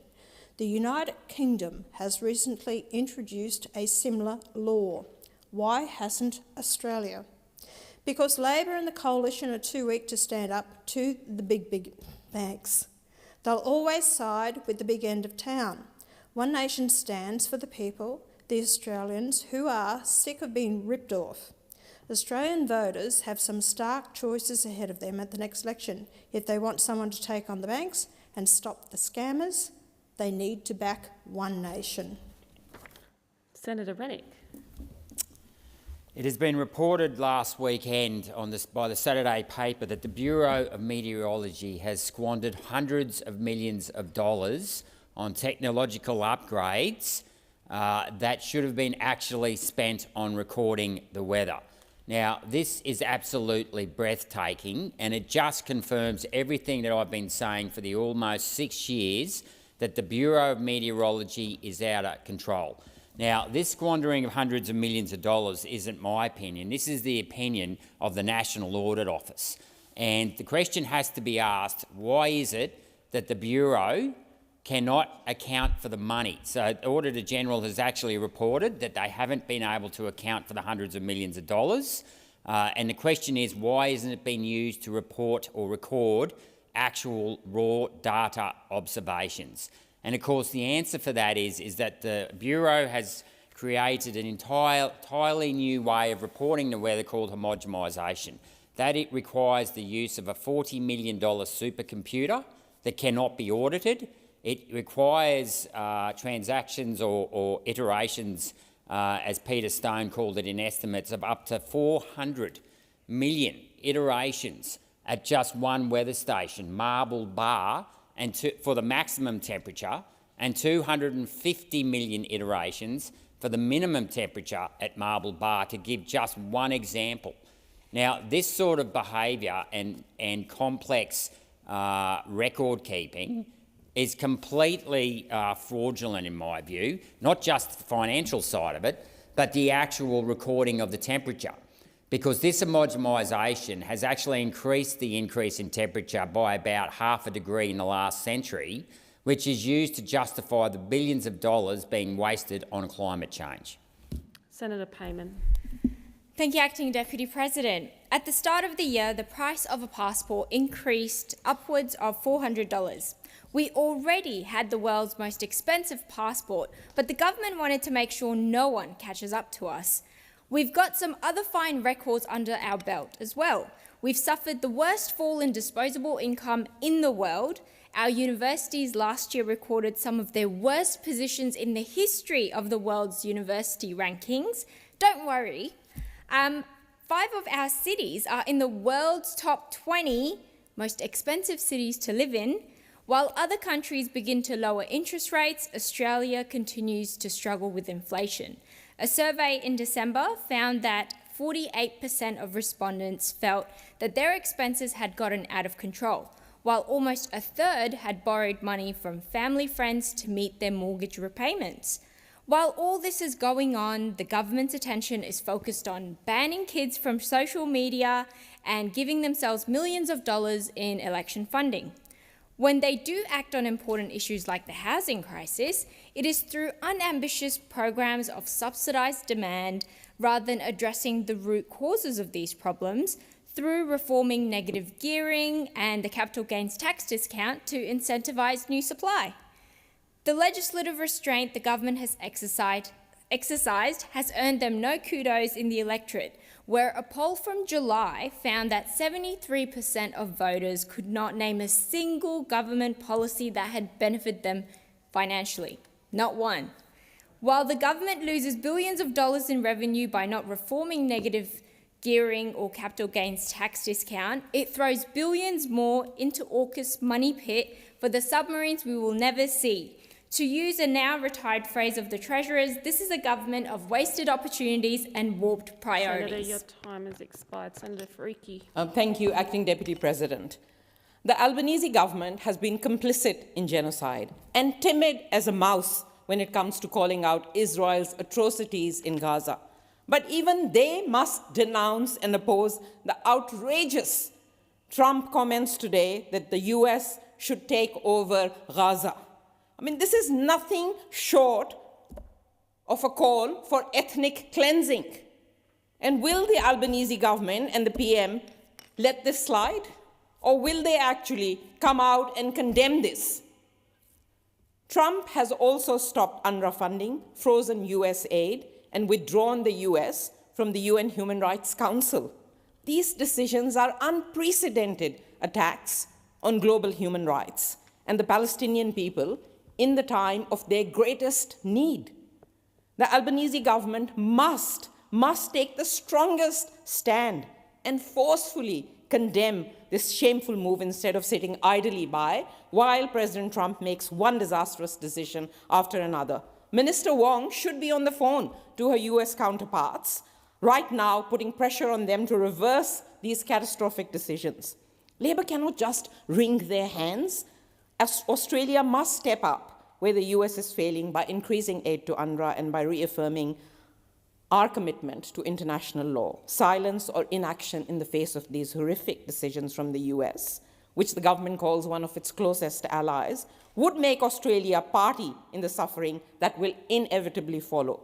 Like many people around the world, I had tears when the ceasefire was announced, but a ceasefire isn't justice. Justice means self-determination and freedom for the Palestinian people, so that they never have to live under the yoke of Israel or imperial oppression ever again.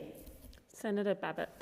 Thank you. Now, the Australian public should be wary when the government boasts about low unemployment. The reality is that a large percentage of new jobs that have been created over the past 2 years have been created in the government-funded sector, by some accounts around 87%. To put it bluntly, the Australian economy is on public sector life support. This is typical of Labor governments, unfortunately, they imagine that the public sector creates wealth when we all know that the public sector only takes away wealth. To claim that you are building Australia's future when you are adding jobs to the public sector, it's like you live in La La Land. Wealth is multiplied by limiting the size of government, not making it bigger. A country is built by cutting red tape, not by employing more regulators. Prosperity is created by helping business, not by expanding the number of taxpayer-funded jobs. To support this ever-growing public sector, the government, of course, must continually ramp up taxes. So, of course, now we have a private sector struggling under the weight of never-ending regulations, taxes, levies, fees, etc., propping up an expanding public sector. This government claims to be building Australia when it is, in fact, smothering Australia. You build Australia by empowering businesses, entrepreneurs, manufacturers, etc. Government should be focused on doing whatever it takes to free up the private sector to dream, to create and to build. So we must reduce the size and the power of government at all levels. It's too big, it is too unwieldy. That is how you build Australia's future. Senator Henderson. Well, from the Prime Minister to the Premier, Labor has failed Victorians and overseen the decay of the once great state of Victoria. That is why it is critical to vote for Steve Murphy in Werribee and Rachel Westaway in Paran at this weekend's by-elections. Victorians have had enough. We need to get Victoria back on track. Families are suffering, small businesses are shutting their doors like never before, and Victoria is being run off the cliff by economic mismanagement and incompetence at both a federal and state level. Labor's rotten big build sees bikies and organised criminals continue to operate on work sites. Only a Dutton government can turn around our fortunes in Victoria, of course, then followed by a Brad Batten government in a couple of years' time. But just consider the work of Victorian federal Labor MPs. The member for Corio spending millions of dollars in VIP flights while local residents struggle to put food on the table, also prevailing over the axing of $2 billion for the Geelong Faster Rail project. The member for Corangamite failing to deliver her election promise, with more than 2 kilometres of duplicated road being cut from stage 2 of the Bowen Heads road upgrade. The member for Ballarat who's been missing in action, delivering nothing for regional communities in 3 successive budgets. The member for Lawler who has failed Melbourne's West, treating locals as second-class citizens. The member for Hawke who has barely been seen on the streets of Sunbury, Melton or Bacchus Marsh.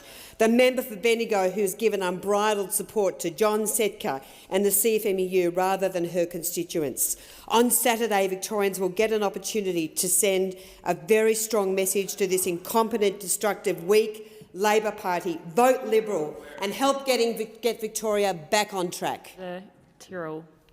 Thank you, Acting Deputy. You know, I stand for housing, schools and cheaper power bills. I don't stand for a stadium. That's why I got the federal funding for the Hobart Stadium GST free. It puts $220 million back in the state piggy bank to spend on essential services. I didn't want Tasmanians to be worse off because the Tassie Liberals are determined to build a stadium no one asked for in the first place. It's bonkers that they're still pushing forward with the idea. $1 billion idea when the budget is struggling to afford the basics. $1 billion idea when we already have 2 stadiums in Tasmania. Last week, the Hobart Hurricanes, God forbid, finally won the Big Bash League. And guess what? It was at Hobart's Bellerive Oval, and it looked incredible, decked out in purple. Bellerive is good enough to host a Big Bash League final, an Ashes test and a regular AFL game. But apparently it's not good enough for the Tassie AFL team. What good is a stadium when Tasmanians can't afford to rent and they're sleeping in their cars? They're not going to sleep in the stadium, I'm telling you now. For half the price of the stadium, we could build 1,000 homes, 1,000 of them. Imagine what that would mean to people who are sleeping rough right now. The people who are couch surfing but never really sure where they'll sleep the next night. I've spent time wondering about that myself. Is this the last night that I'm sleeping in a bed under a roof? It's an awful feeling that buries itself in your stomach and doesn't go away. Building a stadium won't take away that feeling for people. I fully support Tasmania having its own AFL team. I'm even a member. But we can't pretend that building a stadium is even half as important as building more homes. The Tassie Liberals said they could do both. The state budget says they can't. By prioritising a stadium over housing, we are missing a wide open goal. Senator Thorpe. Thank you, Acting Deputy President. I stand with Sam Kerr. What Sam experienced that night is what so many black and brown women experience every single day. She had been locked in a taxi for 20 minutes, unsure of where she was going or whether she was being kidnapped. Her simple request to that police officer was that he put himself in her shoes. But instead of interviewing the taxi driver to investigate Sam's concerns, the police officer decided to belittle and ignore her. This is racism. For those who need a reminder, here is a quick definition. Racism is a system of power and oppression based on race, a system of which social standards, institutions, laws and political decisions establish and reinforce norms that uphold inequalities between racial groups.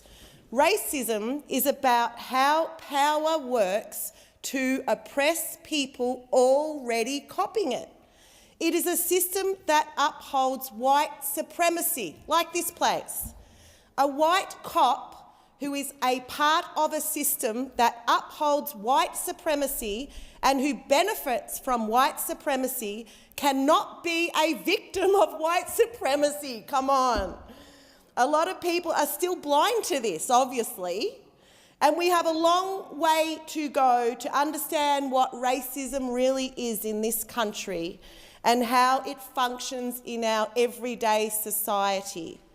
To all those people making uninformed, sensationalised comments about this story, I urge you to do the work and get educated, educate yourselves about what racism really is before public...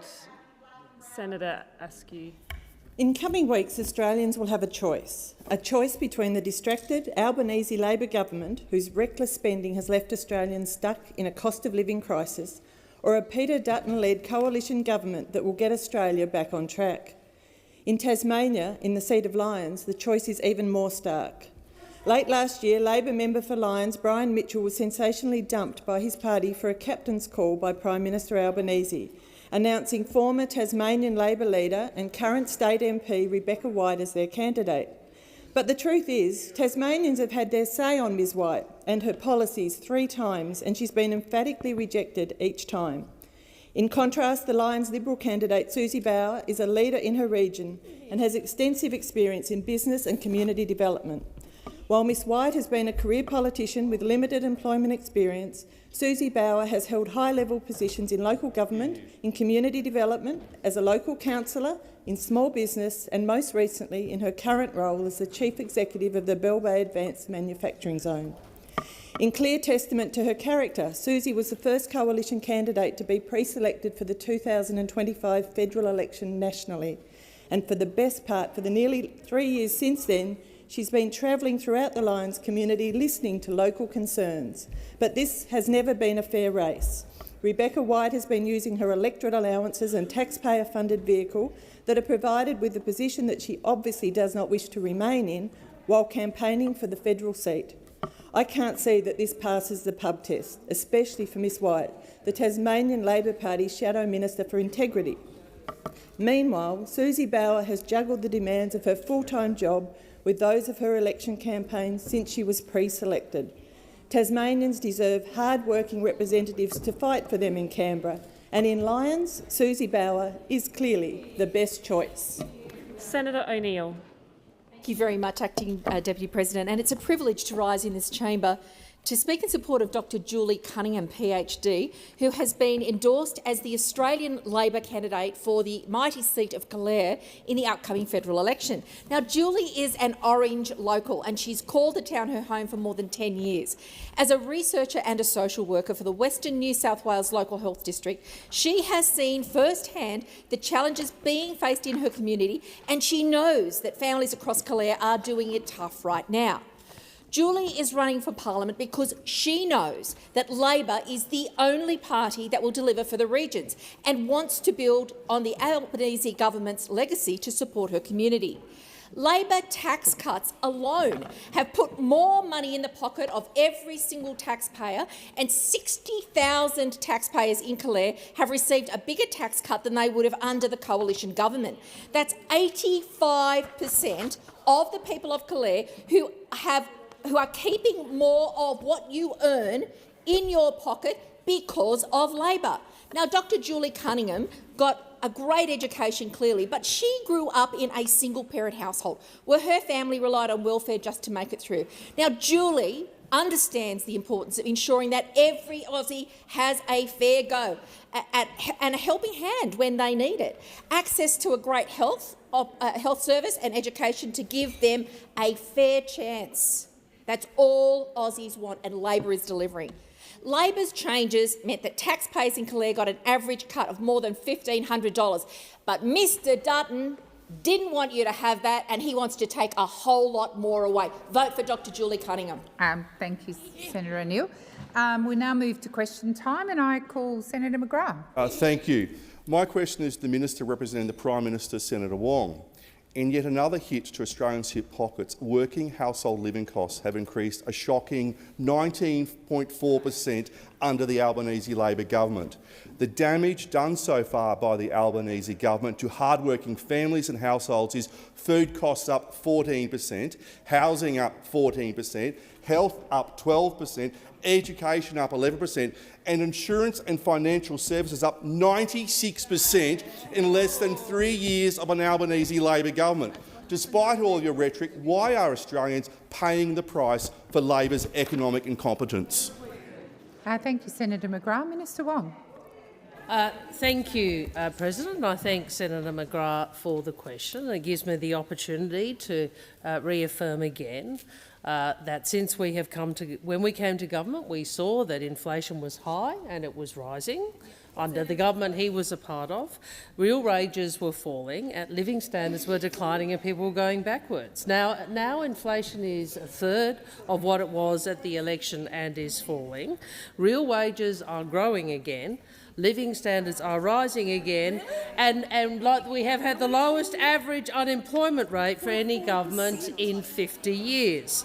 Now, I know that those opposite might like to think that the creation of more than 1.1 million jobs, the most jobs created on record in a parliamentary term, is a bad thing.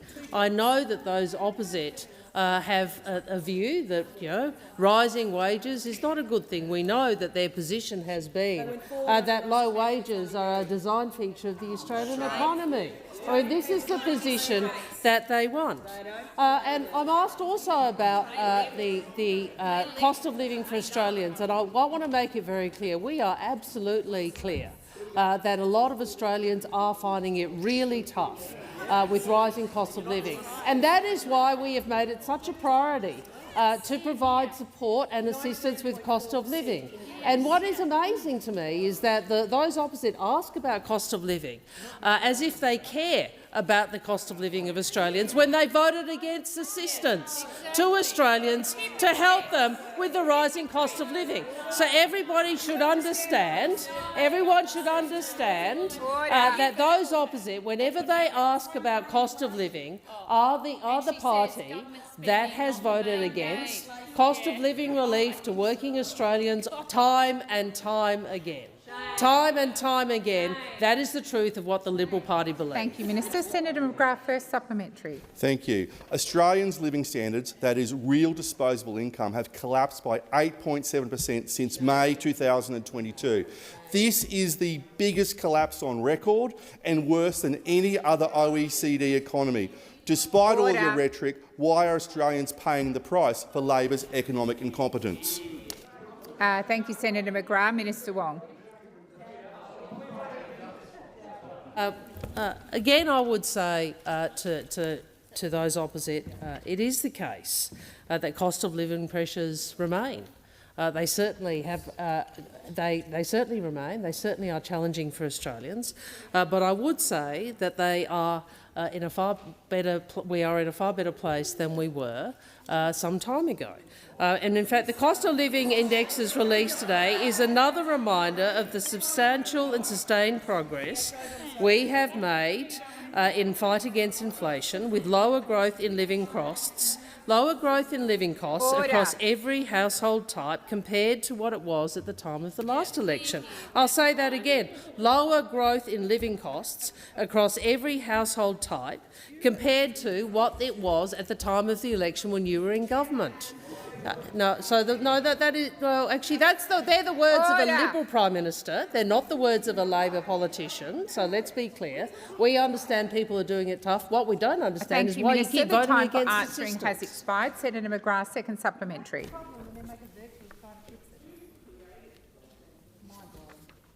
Senator McGrath's waiting for silence. Senator McGrath. Can the minister, on behalf of the Prime Minister, confirm that Australia has been in household recession for 766 days? Why is it that Australians are paying the price for Labor's economic incompetence? Thank you, Senator McGrath. Minister Wong.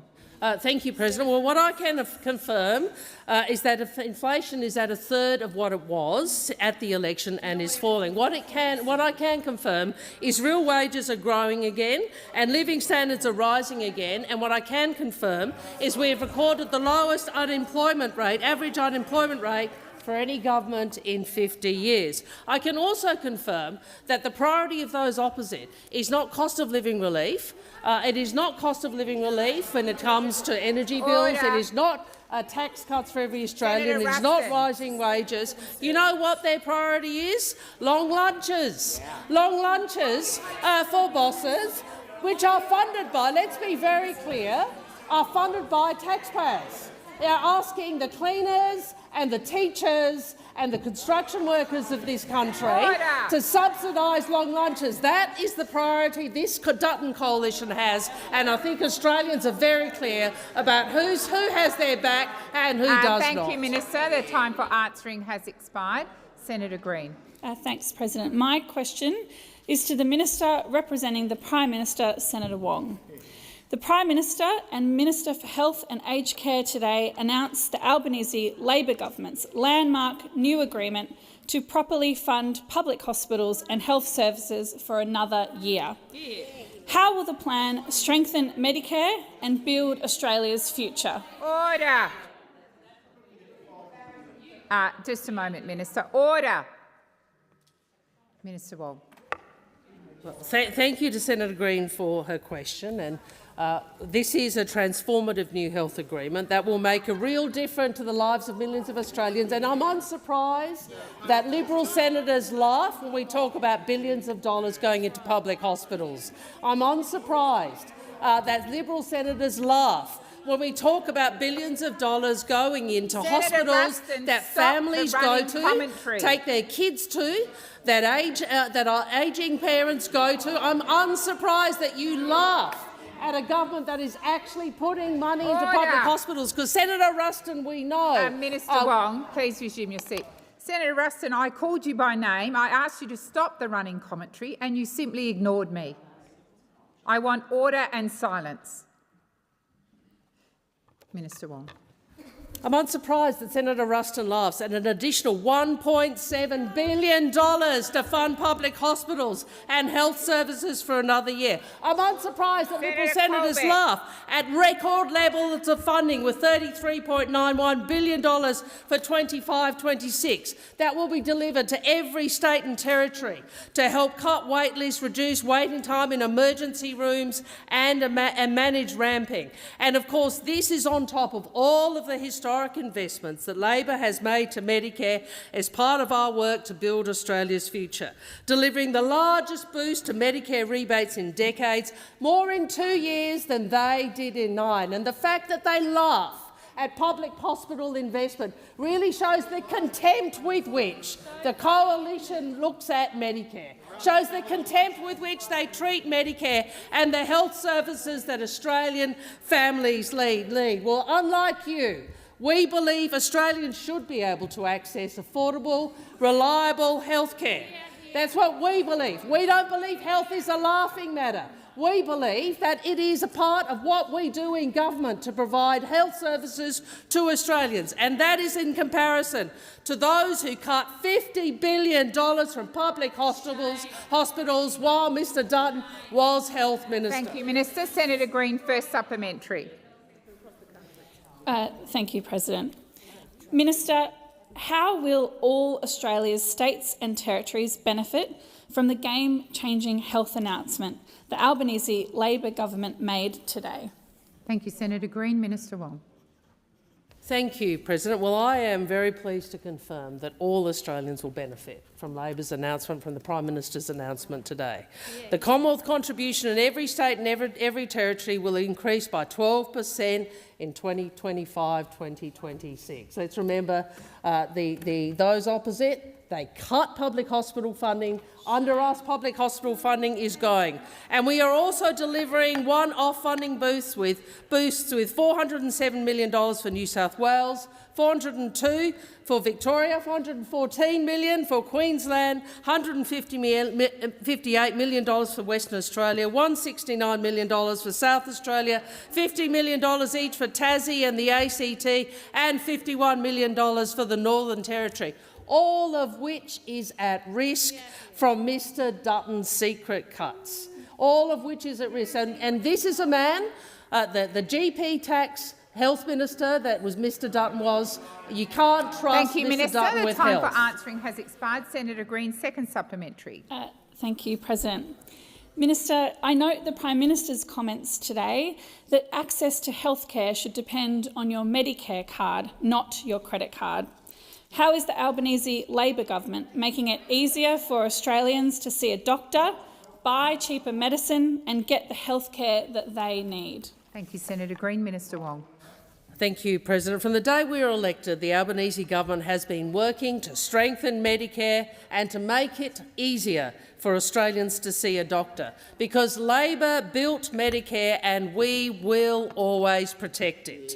We've made medicines cheaper by reducing the maximum amount Australians pay for PBS medicines, and we are freezing the maximum cost of PBS prescriptions until 2026. And for Australians with pensions or concession cards, we've frozen the price until 2030. And the landmark new hospital agreement we've announced today will boost for funding for hospitals next year. And we are also taking the pressure off hospitals through our urgent care clinics. Now, we know Mr Dutton wants to make $350 billion in secret cuts to services. That's even before he spends $600 billion on his nuclear announcement. Thank and you, now Minister. what we know is he's a risk to Medicare. Senator Patterson. Thank you, President. My question is to the Minister representing the Prime Minister, Senator Wong. Yesterday, the Prime Minister was asked when he was first advised of the planned mass casualty terror attack against Sydney's Jewish community, to which he told the House, quote, "We don't go out there and brief about National Security Committee meetings. We don't discuss those details because it's an ongoing investigation," end quote. The Australian revealed today at least 6 occasions when the Prime Minister has publicly disclosed NSC meetings or intelligence and security briefings, including following the Adus Israel synagogue firebombing. Minister, why is it appropriate for the Prime Minister to discuss briefings and NSC meetings about the Adas firebombing, but not the incident in Dural? Thank you, Senator Patterson. Minister Wong. Thank you, President. I have said previously in this place that I'm not going to comment on operational matters regarding national security. What we want to do, and what we all... Minister Wong, please resume your seat. Senator Cash. Thank you. And it's a point of order in relation to relevance. We tolerated these answers yesterday, but I can assure you today, when you were in government, you made it clear, the minister Senator made it clear... Senator Cash, you're now debating. This is Senator not Cash, an operational... Resume your seat. You are now debating. The minister is being relevant to the question. Minister Wong, please continue. Minister Wong, please continue. Thank you. Senator Patterson, I think you did ask me this question yesterday, or might have been one of your colleagues. I'm sorry, I can't recall which. And the answer I gave yesterday will be the answer I give today. And the reason for that is that our focus is ensuring that we can support the police in delivering... Minister Wong, please resume your seat. Senator Cash. Again, the point of order is in relation to relevance. Disclosing the date of when the Prime Minister was briefed cannot possibly be categorised as being prejudicial or confidential. Senator Cash, I would ask you to draw the minister's attention to the question. Called a point of order. You're now getting into the substance of the question. The minister is being relevant to the question. Minister Wong. Senator McKenzie, I do not need your running commentary. Minister Wong. Thank you, President. I will note that the New South Wales Police themselves have made clear that the publicity or publication of information around this investigation has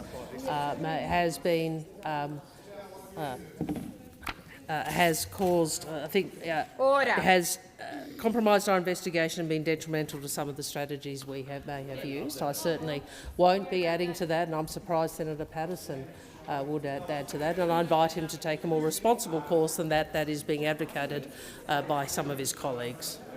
Thank you, Senator Wong. Senator Patterson, first supplementary. Thank you, President.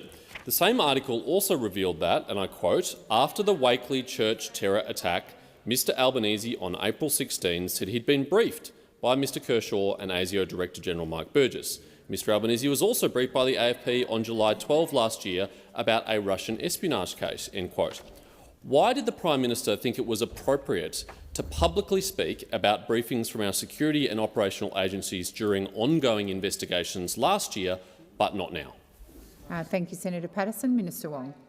Thank you, President. Well, I am surprised that Senator Patterson continues with this line of questioning when he has seen what the New South Wales Police have said.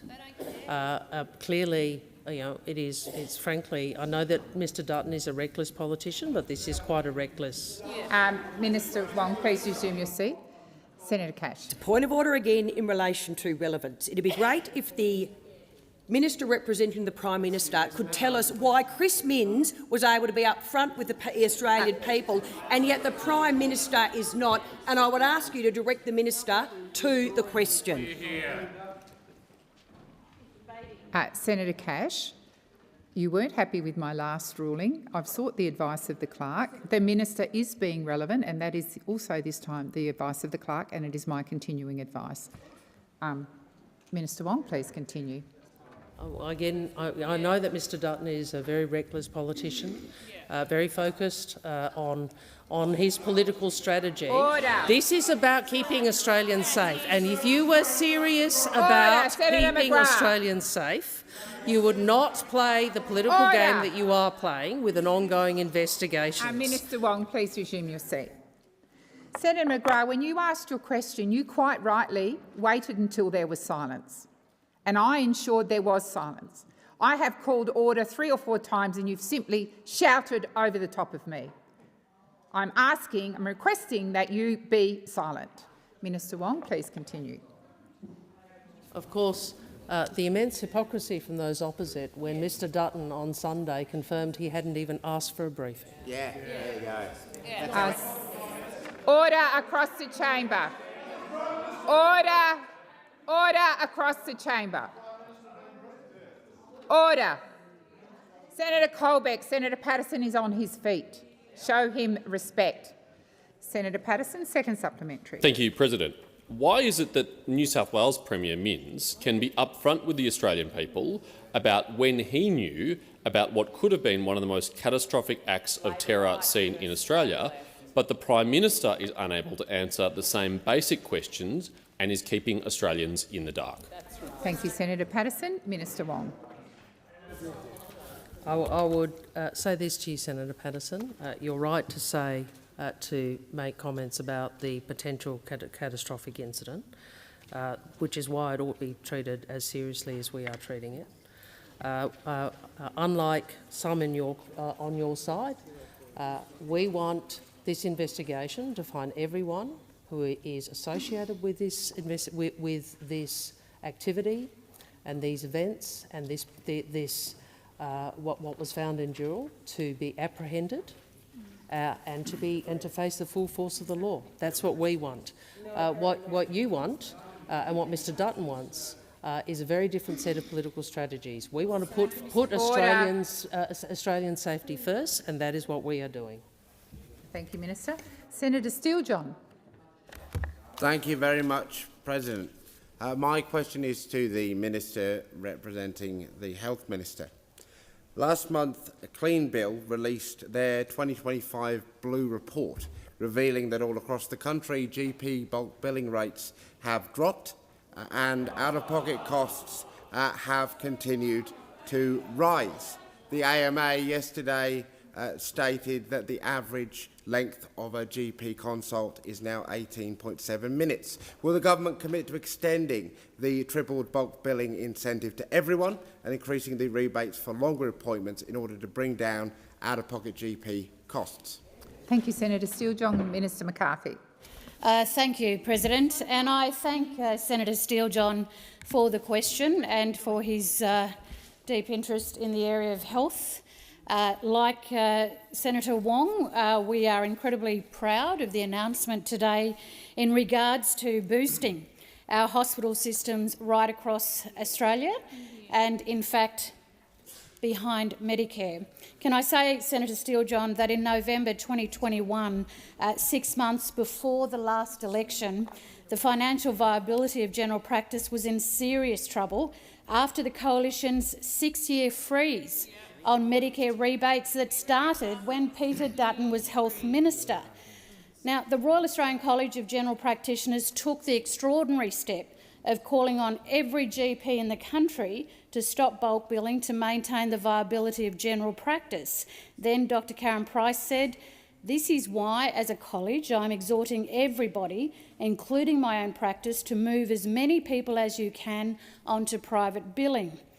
At the time of the last election, the Health Minister, Mark Butler, said general practice was in the most parlous state in the 40-year history of Medicare. Bulk billing was falling off a cliff, President, because of the 6-year freeze on Medicare rebates. And we have a different approach, Senator Steele-John. More doctors, more bulk billing, more urgent care clinics, and that's our approach to strengthening Medicare, which is why we tripled the bulk billing incentive from the 1st of November, Senator Steele-John, last year.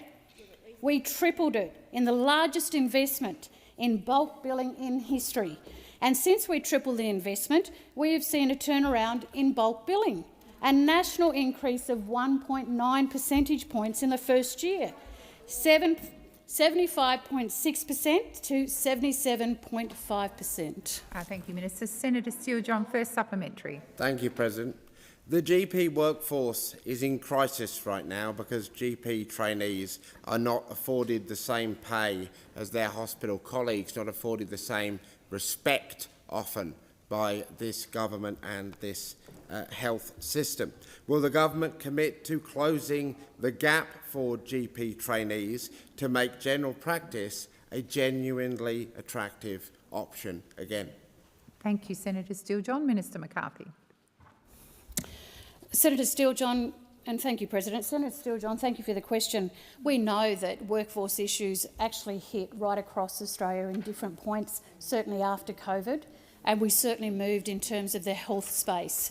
And even in the First Nations health space, we have provided an opportunity for 500 health traineeship positions. Now 300 or so, and I can get those numbers for you, are in place. And we are aware of the concerns around GPs, but we know that supporting and tripling bulk billing in terms of Medicare in this country is absolutely critical to assisting the employment situation across Australia. Thank you, Minister. Senator Steele-John, second supplementary. Thank you, President. Not that long ago, Australians could go to the GP and reasonably expect that their out-of-pocket costs would be minimal or non-existent. As so many in the community now know, that is no longer the case. Will the government commit to ensuring that everyone in Australia can see the GP for free? Thank you, Senator Steele-John. Minister McCarthy. Thank you, President, and thank you, Senator Steele-John. Look, the number of junior doctors choosing to go into general practice grows each year. In 2025, a record 1,750 offers are expected to be made to junior doctors to begin government-funded GP training. And around 40% of these future GPs are commencing their training in the new general practice speciality of rural generalism, which will support people in rural areas to access primary care. And I'm enormously proud in the Northern Territory, President, where we are going ahead in terms of Charles Darwin University's push to be able to see more doctors graduate from Charles Darwin University, as well as Flinders University in the Northern Territory. The Australian health system added 1 new doctor every hour last year, on average, with more doctors joining in the last 2 years than at any time in the past decade. Thank you, Minister. Senator Marielle Smith. Thank you, President. My question is to the Minister representing the Treasurer, Senator Gallagher. The Albanese Labor government has prioritised the delivery of cost of living relief at every opportunity because we know that people need support. This has included a tax cut for every taxpayer, energy bill relief for every household and 1 million small businesses, cheaper medicines, more bulk billing and Medicare urgent care clinics, cutting the costs of childcare and free TAFE. Why is it so important to provide cost of living relief and policies that make a difference in people's lives? Thank you, Senator Smith. Minister Gallagher. Thank you, President. I thank Senator Smith for the question and also for her continued advocacy on behalf of the people of South Australia to make sure that the government continues to provide cost of living relief where we can do so, when we can responsibly provide it without adding to the inflation challenge that we've been dealing with, that we inherited from the former government. The Albanese government has seen inflation come down, wages go up and more jobs created. And at the same time, 1.1 million jobs, which I know those opposite hate to hear, 1.1 million jobs in one term of government, wages going up and cost of living support provided, where we've been found room in the budget to do so, where we've prioritised cost of living support, whether it be the tax cuts that were made fairer so that they helped all taxpayers, whether it be the energy bill relief that we provided to households and small business that those opposite opposed, whether it be the cheaper medicines, an issue we brought into this parliament that those opposed, more bulk billing that those consider wasteful spending, and more Medicare urgent care clinics, also included in the language of the opposition as wasteful spending. Well, I challenge the opposition to go and chat to a few people using the urgent care clinics and ask them if they think that's wasteful spending. Maybe to the people that are going into the emergency department that Senator Ruston was laughing at before, maybe ask them if they think that investment in public hospitals is wasteful spending. Maybe when people go and get their 60-day scripts. Minister Gallagher, please resume your seat. Senator Ruston. Madam President, could you please... Order. In relation to the personal reflection that was just made by the minister, which I would say is completely inaccurate. That is a debating point. Well, could you OK. Beg your pardon. Beg your pardon, Senator Ruston. It was a personal reflection. I will ask the minister. Minister, if you could withdraw. She did. All right. I withdraw. I withdraw. Again, I would challenge those opposite, President. For all of those families that have benefited from the investment in early childhood education, whether they consider that wasteful spending, because that is what the opposition is saying. We've got inflation low, we've got wages up, and we've got employment and jobs up as well. Senator Marielle Smith, first supplementary. Just over a year ago, the Prime Minister announced that the Albanese Labor government will deliver fairer tax cuts for all Australians, not just some. How are Labor's tax cuts helping Australians with the cost of living and ensuring they keep more of what they earn? Thank you, Senator Smith. Minister Gallagher. Thank you, and I thank Senator Smith again for concentrating on cost of living and how the government is supporting households where we can responsibly do so. Obviously, those tax cuts are flowing through, and as a decision we took 12 months ago, the Prime Minister, the Treasurer, took a decision to make them fairer, so not just some people would get a tax cut, but 14 million taxpayers across the country receive a tax cut thanks to our fairer tax plan. And those benefits will be even bigger from July this year, which the figures from the Treasurer show that there will be even more money on average in the pockets of every taxpayer next financial year. We've got stronger wages growth, we've got strong jobs growth, and those tax cuts are flowing through to help households. These are the priorities of the Albanese Labor government: a focus on cost of living, get inflation down, cost of living help where we can, clean up the budget and make sure that people get a fair crack at jobs and opportunities from new jobs across the economy in the future. Thank you, Minister. Senator Marielle Smith, second supplementary. How does Labor's economic plan support Australian households, and what are the priorities going forward? Thank you, Senator Smith. Minister Gallagher. Thank you very much. Well, our priorities are low inflation, keeping wages growing, more jobs, more opportunities and cost of living support where we can provide that. Now, that stands in stark contrast to those opposite. From the policies they have announced to date is a $600 billion bill for nuclear energy for some time in the future to deliver 4% of our country's energy needs. $600 billion. $350 billion in cuts to pay for the nuclear plan that they have of nuclear reactors around the country. And the other one, $10 billion for people to go out to lunch and slug the taxpayer for it. That is the plan. That is the contrast between a government that's focused on cost of living while you're focused on nuclear reactors and breaking the budget in order to fund it, and then cutting services, cutting pensions, cutting Medicare, cutting schools funding, cutting hospitals in order to pay for it. Senator Hanson. Thank you very much. My question is to the Minister representing the Minister for Climate Change and Energy, Senator Watt. According to many reports and warnings from the industry, Australia is this year likely to find itself in the position of needing to import liquid natural gas to shore up supplies on the East Coast. This is despite the fact that Australia has enormous reserves of gas in places like Queensland Bowen Basin, and Australia is one of the world's largest gas exporters. Minister, will you please explain why the Albanese Labor government has allowed this ridiculous situation to come to pass, especially when your renewables plan cannot possibly work without natural gas? Thank you, Senator Hanson. Minister Watt. Thanks, President, and thanks, Senator Hanson, for the question. Senator Hanson, you're right in saying that there's no doubt that Australia does need more gas to be supplied, and that is because even for many of us who want to see more renewables brought into the system, because it is the cheapest, cleanest form of energy available in the future, it is going to require more gas as a backup source. And of course there's a lot of manufacturing outfits right across Australia that rely very heavily on gas. And that is why we have taken a range of action to ensure that we can obtain the gas supplies that Australia needs. Already in this term of government, we've seen gas developments approved by this government, necessary for that manufacturing gas that's needed and also to back up renewables into the future. The reality is we are dealing with a situation where we inherited many warnings of gas shortages that were provided to the coalition over the years in government.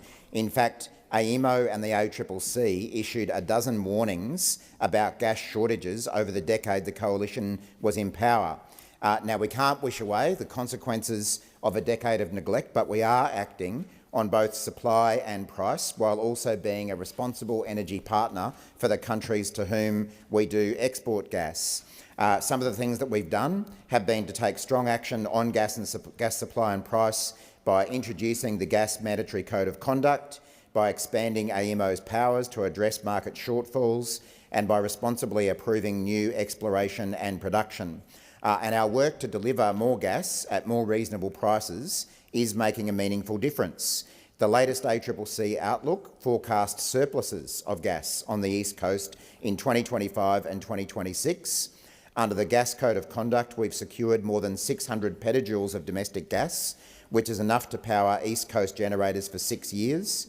We've seen new gas come online for East Coast users through the Senex project in Queensland, something the coalition never managed. And of course, our future gas strategy established a long-term plan to help address supply challenges. The time for answering has expired. Senator Hanson, first supplementary.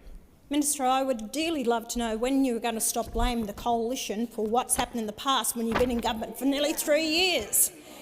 In 2024, Australia exported almost $70 billion worth of natural gas, and about 56% of these exports attracted no royalties for the Australian taxpayer who owned these resources. Qatar receives about $26 billion for its exports, while Australia receives less than 10% of that. Minister, when will your government act to ensure Australians receive a fair return for all natural gas extracted and exported by foreign-owned multinationals? Thank you, Senator Hanson. Minister Watt. Thank you, Senator Hanson, for the question. Of course, what we've sought to do in the one term, or not quite one term, we've been in office, is to shore up gas supplies, both for domestic use and to meet the export contracts that have been entered into by a range of gas companies over previous years, well before we were ever in office. Now, the fact is that Australia does produce much more gas than we use at the moment, and the gas that we don't use here is exported. And those exports make a lot of money for Australia, including in towns like Gladstone. I was in Gladstone a week or two ago, Senator Hanson. I don't know when the last time you were in Gladstone was, but there are many jobs in towns like Gladstone that depend upon the export of gas. Minister Watt, please direct your answers to the chair. Okay. Well, President, I don't know when Senator Hanson was last in Gladstone, or when Senator Canavan was last in Gladstone, or any of them were in Gladstone. But I was there only a couple of weeks ago with Senator Ayres, talking about the work that we're doing to shore up aluminium supply and also gas supplies into the future. The time for answering has expired. Senator Hanson, second supplementary. I'm glad you're getting around the state. You are a Queensland senator. Australia has all the gas it needs to meet domestic demand for at least the next 40 years, but the Commonwealth has no policy to ensure sufficient reserves, and as a result we are facing shortages on the East Coast. Minister, will you please explain why the Albanese Labor government has not implemented a domestic reserve policy similar to Western Australia to ensure we do not run short of this vital energy resource? Thank you, Senator Hanson. Minister Watt. Well, thank you for acknowledging the work of the then Western Australian government Labor government in providing a domestic gas reserve.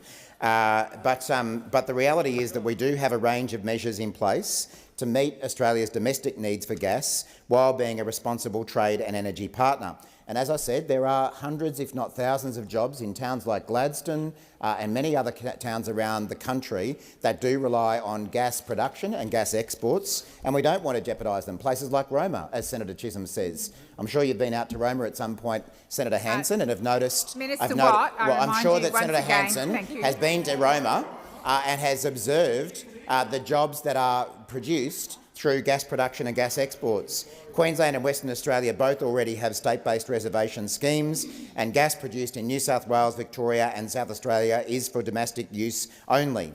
In addition, our government has produced a future gas strategy, which is all about making sure we can meet our domestic needs and those export contracts. Thank you, Minister. The time has expired. Senator Hume. Thank you, Madam President. My question is for the Minister representing the Prime Minister, Senator Wong.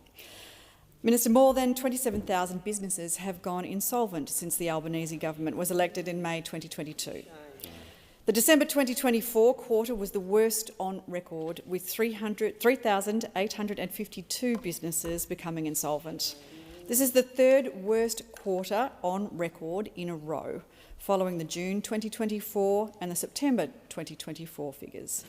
Mr Albanese now holds the record for the most business insolvencies for a Prime Minister, with an average of 2,648 per quarter. When a small business becomes insolvent, people lose their jobs, people lose their homes, families and individuals suffer from severe hardship. Why has the Prime Minister ignored the record level of business insolvency under his government and instead made prices more expensive for small businesses while also increasing their green and red tape? Thank you, Senator Hume. Minister Wong.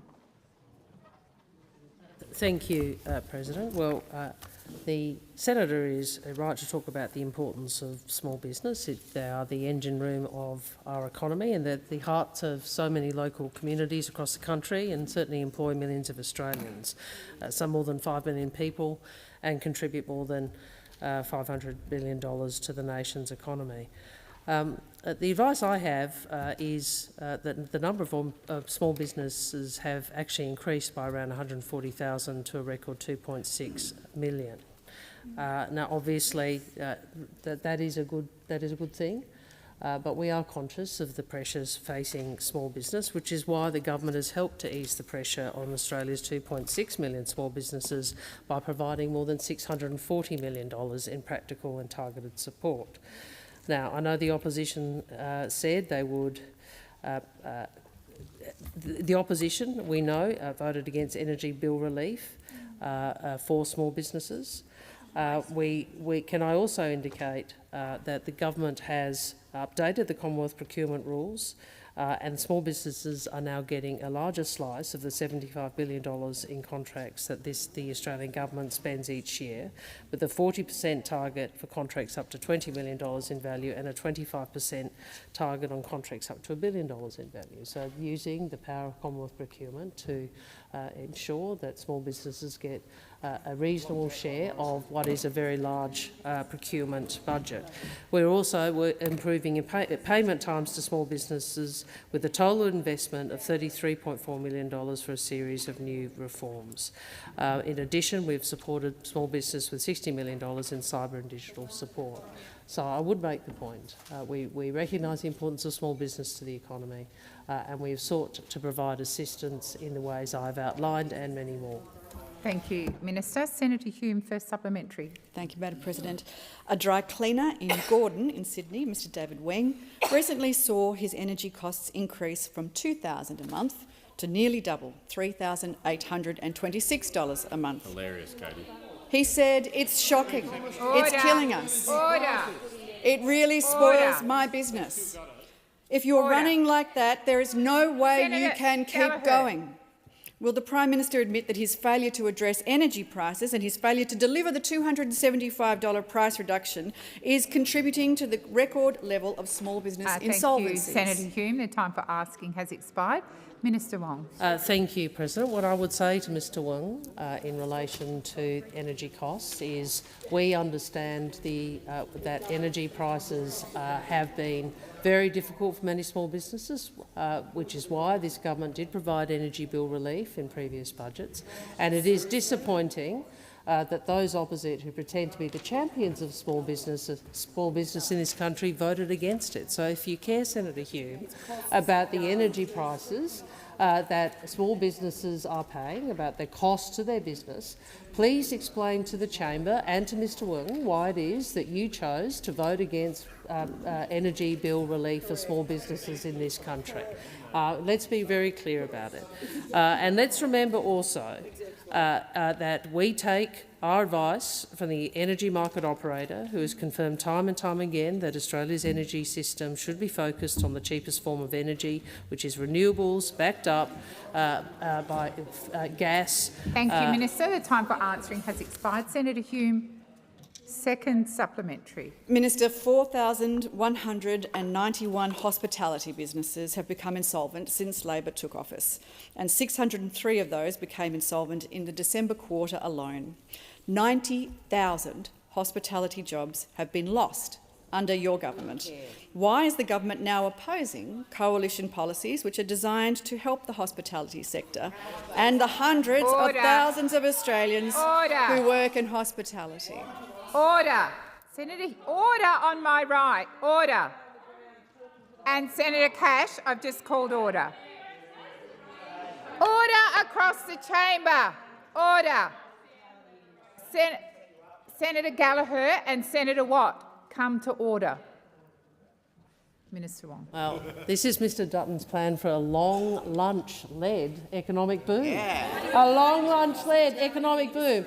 And, you know, what an extraordinary run-up to that question. And, you know, I have some sympathy for Senator Hume, who's been out there trying to defend what I'm sure she knows is a dud of a policy. Senator Hume, you've asked the question. And trying to defend it without putting out a costing, and now coming in here and saying things are really bad, and so the way we're going to do it is vote against energy price relief, but we're going to ask workers to fund tax breaks for long lunches. That's our economic plan and that's our set of priorities. This only a Liberal opposition, led by Peter Dutton, by Mr Dutton, could come up with such a ridiculous policy. Such a ridiculous policy. And not only look at their priorities. $1.6 billion, up to $10 billion a year on the long lunch. How is that good economic management? Thank you, Minister. Order across the chamber. Order. Senator Thorpe. Thank you, President. My question is for the Minister for Indigenous Australians. You recently met with State and Territory Indigenous Affairs ministers about the huge number of unsentenced children being held in prison around this country, where we know their human rights are being abused. But despite your best efforts with these meetings, we know state and territory governments are moving backwards. Just this week, your Labor colleague in Victoria, Premier Jacinta Allen, announced she's reviewing the bail laws that have just been brought in so she can hold more kids in prison unsentenced. Why are state governments ignoring you? Thank you, Senator Thorpe. Minister McCarthy. Thank you, President, and I thank Senator Thorpe for her question. Clearly, as we've said in the Senate on many occasions, that the area of justice is a state and territory issue. But the Senator is correct, President, when we did meet in November in Perth. I did meet with all Indigenous Affairs ministers, as well as the Coalition of Peaks, who represent around 800 Aboriginal organisations from across the country, along with my co-chair, Pat Turner. And what we did do at that Ministerial Council, President, is call on every minister at that table to go back to their cabinet and to look at the issue of remand. We are deeply troubled around the rising rates of remand in this country, especially with our youth, and the overcrowding that's taking place. And it's not just with our youth across the other jurisdictions. I'm also very concerned about the area that I come from in terms of the Northern Territory.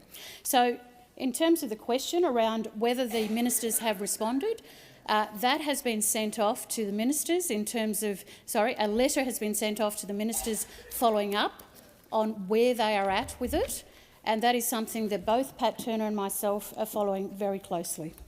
Thank you, Minister. Senator Thorpe, first supplementary. Great. Another letter. Numerous legal experts told the Children's Justice Inquiry that your government could enforce standards on states to protect the human rights of children. You can use external affairs powers and funding agreements like we see in health and education. Why does your government keep saying there's nothing concrete you can do to protect children when clearly you can? Thank you, Senator Thorpe. Minister McCarthy. Thank you, President. Well, I certainly reject from the outset that our concern for children and our rules around children in terms of the question that you put, Senator Thorpe. You may not have seen, but just a few weeks ago we did announce the interim Children's Commissioner for First Nations children across the country, and certainly we want to see the successful applicant for that position announced very soon. So we are making endeavours, but we do recognise that the role and the Care and Protection of Children Act across each state and territory jurisdiction is a state and territory jurisdiction matter. So the role of the First Nations Children's Commissioner is to do precisely that in terms of the areas that Senator Thorpe is raising. Thank you, Minister. Senator Thorpe, second supplementary. Very disappointing. Will you tell the Prime Minister, and Attorney-General to use the legal powers and leverage we know you have to uphold our international human rights obligations and protect children from ongoing abuse, or will we just see more chats and meetings that go nowhere? Because that's all we hear from you. Thank you, Senator Thorpe. Minister McCarthy. Thank you, President. Clearly the communication that has to occur often does happen by letters or phone calls, Senator Thorpe. It's really important. It's really important to be able to Order, work. Senator Thorpe. It's really important. Obviously the senator doesn't want to hear the answer. So, President, it's really important to be able to communicate in an effective way with state and territory jurisdictions, and that is what I am doing. And I have answered the senator's question in terms of the children and Senator in terms Thorpe. of the First Nations Children's Commissioner. Thank you, Minister. Senator Urquhart. Thank you, President. My question is to the Minister representing the Minister for Skills and Training, Senator Watt. Building Australia's future is about creating a better life for Australians, building more accessible education and training, and creating new employment opportunities. TAFE education and training plays a central role in providing Australians with the skills they need to get the jobs they want. These jobs are in areas like construction, early childhood education and aged care. What steps has the Albanese Labor government taken to reduce the cost of training, and how is this helping Australians to get the skills they need for the jobs they want? Thank you, Senator Urquhart. Minister Watt. Thanks, President, and thanks, Senator Urquhart, who I understand is a graduate of Devonport TAFE in the electorate of Braddon. What a fine product of the TAFE system she is. Well, the Albanese Labor government is building Australia's future, including by ensuring Australians have the opportunity to gain the skills they need to get ahead for free. We're delivering free TAFE as part of our action to drive inflation down, lift wages up and create more jobs. In fact, the Albanese Labor government has now delivered free TAFE to almost 600,000 Australians. More than 6 in 10 places have been taken up by women and 1 in 3 in regional and remote Australia. We've had 39,000 people enrol in construction courses, 40,000 in early education, 54,000 in digital technology and 150,000 in aged care and disability care. And of course that means huge savings for students. But of course free TAFE is on the chopping block under Peter Dutton and the Coalition. It's one of the $350 billion worth of cuts they've pledged if they win the next election. And why do they need such savage cuts? Well, of course, it's to pay for their plan to shout $10 billion worth of free lunches for bosses. Mr Dutton isn't content with his plan to cut workers' pay. Now he wants workers to shout their boss's lunch. And now we finally know how much Mr Dutton's long lunches policy will cost taxpayers, up to $10 billion a year.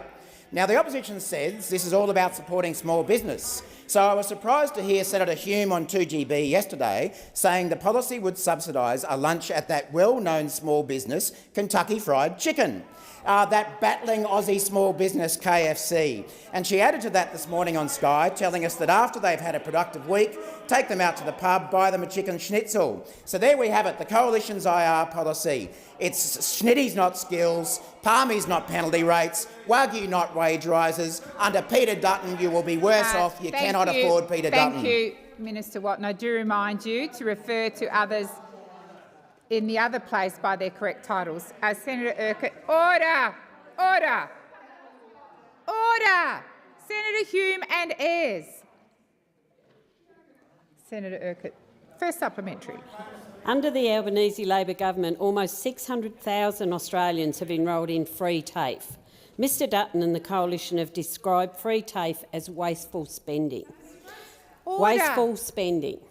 How is the government's free TAFE policy helping Australians with cost of living pressures while investing in the future, and why is this policy so important? Minister Watt. Well, thank you, Senator Urquhart. Free TAFE is making a difference to Australians, and that's why we're making it permanent. It's giving Australian workers and employers the skills they need, all while reducing cost of living pressure, which is probably why Mr Dutton and the Coalition want to cut it. We've heard them call free TAFE wasteful spending and that it needs to be cut. And this, of course, is coming from the party that has come up with its Burgers for Bigwigs plan, where taxpayers will subsidise long lunches for bosses. And they still won't tell us what it will cost. Just today, one day, we've had Senator Hume refuse to say at all how much it will cost on Sky News. We had Susan Lee on the ABC saying it will $250 million. We've had Senator Canavan say it will cost less than $250 million on Channel 9. And we've had David Littleproud indicate it will cost about $125 million on Sky Regional. You can actually clear this up by releasing the costings. The costings of this policy is a bigger secret than Area 51, the way this is going. It's a bigger secret than Scott Morrison's secret ministries. Come clean and tell us what it will cost. Thank you, Senator. I do remind you, please refer to those in the other place by their correct titles. Senator Urquhart, second supplementary. Thank you, President. When speaking on the free TAFE bill, the Deputy Leader of the Opposition said, if you don't pay for something, you don't value it. What are the key barriers to Australians accessing free TAFE, and why won't the government be pursuing alternative policies? Thank you, Senator Urquhart. Minister Watt. Well, thanks again, Senator Urquhart. By removing financial barriers, free TAFE is helping Australians to gain skills and build their future. Now, we know that Mr Dutton and the Coalition have made it clear that they don't believe TAFE students are worth the investment, with snobby remarks like that one from Ms Lee saying that if you don't pay for something, you don't value it. Order. Senator Wong.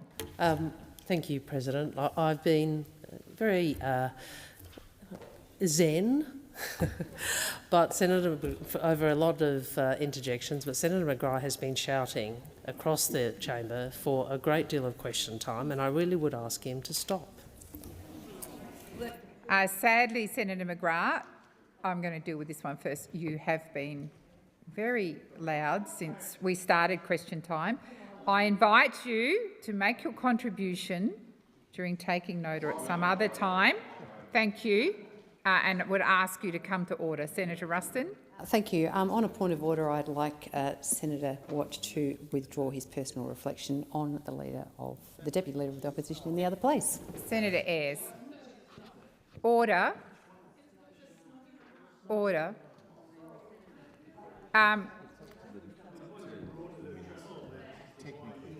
Yeah. I will remind the chamber that that remark, which I'm not going to go into, was being made quite freely by the opposition. I took it in the spirit that it was intended, that it was a joke, but I will ask Senator Watt to consider withdrawing. I'll put you on notice. If he withdraws, I will not tolerate it any longer from the opposition. Minister Watt. I withdraw, President. Thank you. So at the same time, the Coalition is saying that free TAFE is not worth funding. What they do think is worth his funding is their secret plan for $10 billion in long lunches for bosses. Now, the Shadow Treasurer, the leading economic spokesperson in the opposition, has even claimed that their long lunches policy is a productivity measure. This week, he was asked, and where are the productivity gains from? I guess it's the lunch and tax deductions. And Mr Taylor said, we're pulling every lever we can to drive productivity. The palmy productivity plan from Angus Taylor. We know that the Coalition is going to cut free TAFE. They've already said they will, just like they'll cut wages, but it's rolled gold for bosses and free lunches. Thank you. Senator Rennick. My question is to the Foreign Minister, Senator Wong. The country of Syria has recently been overthrown by terrorists formerly associated with ISIS and al-Qaeda. There are reports these terrorists are abusing and killing Christians and other minorities. In 2012, the then US Deputy Secretary of State, Jake Sullivan, sent an email to Hillary Clinton saying that al-Qaeda is on our side in Syria. In 2016, the LA Times reported that terrorists funded by the Pentagon are fighting terrorists funded by the CIA in Syria. Given the Australian government has previously condemned the Assad regime for its atrocities, why has the Australian government said nothing about the human rights abuses in Syria committed by the current regime, and is this because Australian foreign policy is controlled by deep state Western intelligence agencies more interested in imperialism than upholding human rights and democratic values? Thank you, Senator Rennick. Minister Wong. Well, thank you for the question, Senator Rennick. And in relation to the last assertion, I would reject that. And I would say to you, Australia always should and continues to support international law and human rights. And obviously how we reflect that support it varies, and it may be bilateral consultations, it may be public statements, it may be what we talk to people about privately, it may be what we talk about publicly. But as a given who we are and the values and interests that Australia has, international law, including respect for human rights, matters to us. You are correct that there was the Assad regime has fallen. Obviously, that ends decades of brutal oppression, and we hope it could be the end of what has been a horrific period for Syrians marred by conflict, division and displacement. And what I have articulated previously at the time of the overthrow of the Assad regime is a call on all parties to protect civilians, to refrain from violence and to prioritise dialogue. In relation to the organisation which was involved in both the overthrow and is also part of the current Syrian regime, which is Hayat Tahrir al-Sham, HTS. I would just say to you, Senator, Australia listed HTS as a terrorist organisation in 2022 due to concerns over its conduct. Obviously, we again would say it's critical that Hayat Tahrir al-Sham and other armed groups who are now in control protect all Syrian civilians, and like other partners, we will be watching the actions of HTS in the period ahead. Senator Rennick, first supplementary. Thank you. What does the Australian government have to say to Australian veterans who served and died for their country in Iraq and Afghanistan, only to find out that they were fighting for imperialist organisations that were lying to them? The first being chemical weapons in Iraq and the second being al-Qaeda is the enemy in Afghanistan, when al-Qaeda was actually being funded by the same imperialist organisations. Minister Wong. Well, it is true, certainly in relation to the assertion of weapons of mass destruction, that history has demonstrated the problematic nature of some of the decisions that were made by past governments. But can I say what I would say to all veterans is that we always stand with the men and women in the ADF who serve the government of the day, who engage in action overseas when asked to, who serve Australia bravely, and we always thank them for their service, regardless of whether or not at the time or subsequently people may have different views about the government's decisions at the time. We are very privileged and honoured in this country to have very fine men and women in the Australian Defence Force who demonstrate discipline, courage, determination, professionalism across the globe. The time for answering has expired. Senator Rennick, second supplementary. Will the Minister please ask our intelligence agencies if the entire war on terror over the last 2 decades has been nothing but a Western intelligence psyops campaign designed to advance Western imperial interests in the Middle East? And does this campaign include funding Hamas, given the deep state has funded other Islamic terrorist organisations such as ISIS and al-Qaeda through programs such as Timber Sycamore? Thank you, Senator Rennick. Minister Wong. Senator Rennick, whatever your views, I don't think it would be correct to say that the threat of and the existence of terrorism is not something that Australian governments across the globe have to deal with. It is the case. But what I would say to you is we have to deal with that, both by being very focused on national security matters, on making sure we take the advice of agencies, including our intelligence agencies, but also our law enforcement agencies. And we also have to deal with some of the conflicts and misinformation which give rise to that sort of hateful ideology. But I thank you for your interest in these matters. But on some of these issues, I don't agree with how you are articulating some of the past history. And on that note, if I could ask that further questions be placed on notice. Thank you. Senator Cash. Thank you. And I seek leave to move a motion relating to the Prime Minister's failure to be upfront and accountable with the Parliament and the Australian people in relation to when he became aware of a planned mass casualty terror attack against Sydney's Jewish community as circulated. Is leave granted? Leave is not granted, Senator Cash. Contingent notice standing in my name, I move that so much of the standing orders be suspended as would prevent me moving a motion to provide for the consideration of a matter, namely a motion to give precedence to a motion relating to the Prime Minister's failure to be upfront and accountable with the Parliament and the Australian people in relation to when he became aware of a planned mass casualty terror attack against Sydney's Jewish community.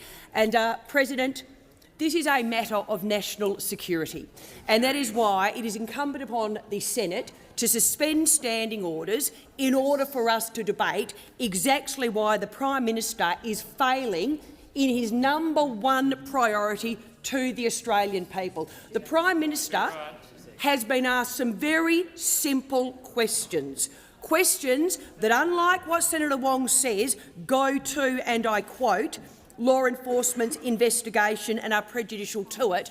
They merely go to the date upon which he was notified. Now, the reason we need to suspend standing orders is it is a first priority of a government to ensure the national security of both Australia and its people. We have had in this country the exposure of something that could have been a mass terrorist event against the Jewish people. And the Prime Minister has failed in every regard when it comes to reassuring the Australian people and advising him. I'm starting to wonder if he, quite frankly, was ever advised of this event. A mere date. Senator Wong, when in opposition, used to frequently say to us on this side of the chamber, the Minister has an obligation, as the Minister representing the Prime Minister, to be accountable to this chamber, and the Coalition will not tolerate these baseless claims. Well, quite frankly, President, it is incumbent upon this chamber to interrogate why the Prime Minister is providing us with baseless claims. The contrast, of course, is this. Premier Minns. Yes. Premier Minns. The Labor Premier of New South Wales. Absolutely. He was asked when he was briefed. He didn't hide behind his ministers. He didn't hide behind the excuses of being prejudicial to any law enforcement investigation. In fact, he showed leadership. And he actually made sure the people of New South Wales understood, I'm in charge, I'm in control, I know what I'm doing. And why did he do that? Because I'm assuming he understood that a matter of national security, a potential terrorist event, explosives intended for a synagogue, was something he needed to reassure the people over. Contrast that, however, with our Prime Minister. And I mean, you've got to see the answers the Prime Minister gave in question time today. They were, again, obfuscation. They were an embarrassment. They were hiding. This is the man that has been elected by the Australian people, on the preferences of the Greens, of course, but to actually lead this nation. You have potentially a mass terrorist event in this country. Now, we're not asking the Prime Minister to compromise the operational details. We would not do that. But I tell you what, we are asking the Prime Minister on behalf of the Australian people, do you have any idea what is going on? But not only that, it's not just the Prime Minister. The Prime Minister has an Attorney-General. I want to know what the Attorney-General was doing. The Prime Minister has a Minister for Home Affairs. I'm sure the Australian people would like to know what the Minister for Home Affairs knew and when. And if they did know, why didn't they tell the Prime Minister? But all we have seen to date is a Prime Minister who is trying to hide behind a claim of confidentiality. Well, the Prime Minister needs to start thinking very carefully. He should not use a claim of confidentiality on national security as an issue when it suits him, because he was exposed today in the Senate in the question that Senator Patterson put to Minister Wong on behalf of the Prime Minister. When it suits the Prime Minister, he will tell the Australian people when he has been briefed. He will tell the Australian people when the National Security Committee of the Cabinet has been briefed. But on this, he's playing politics.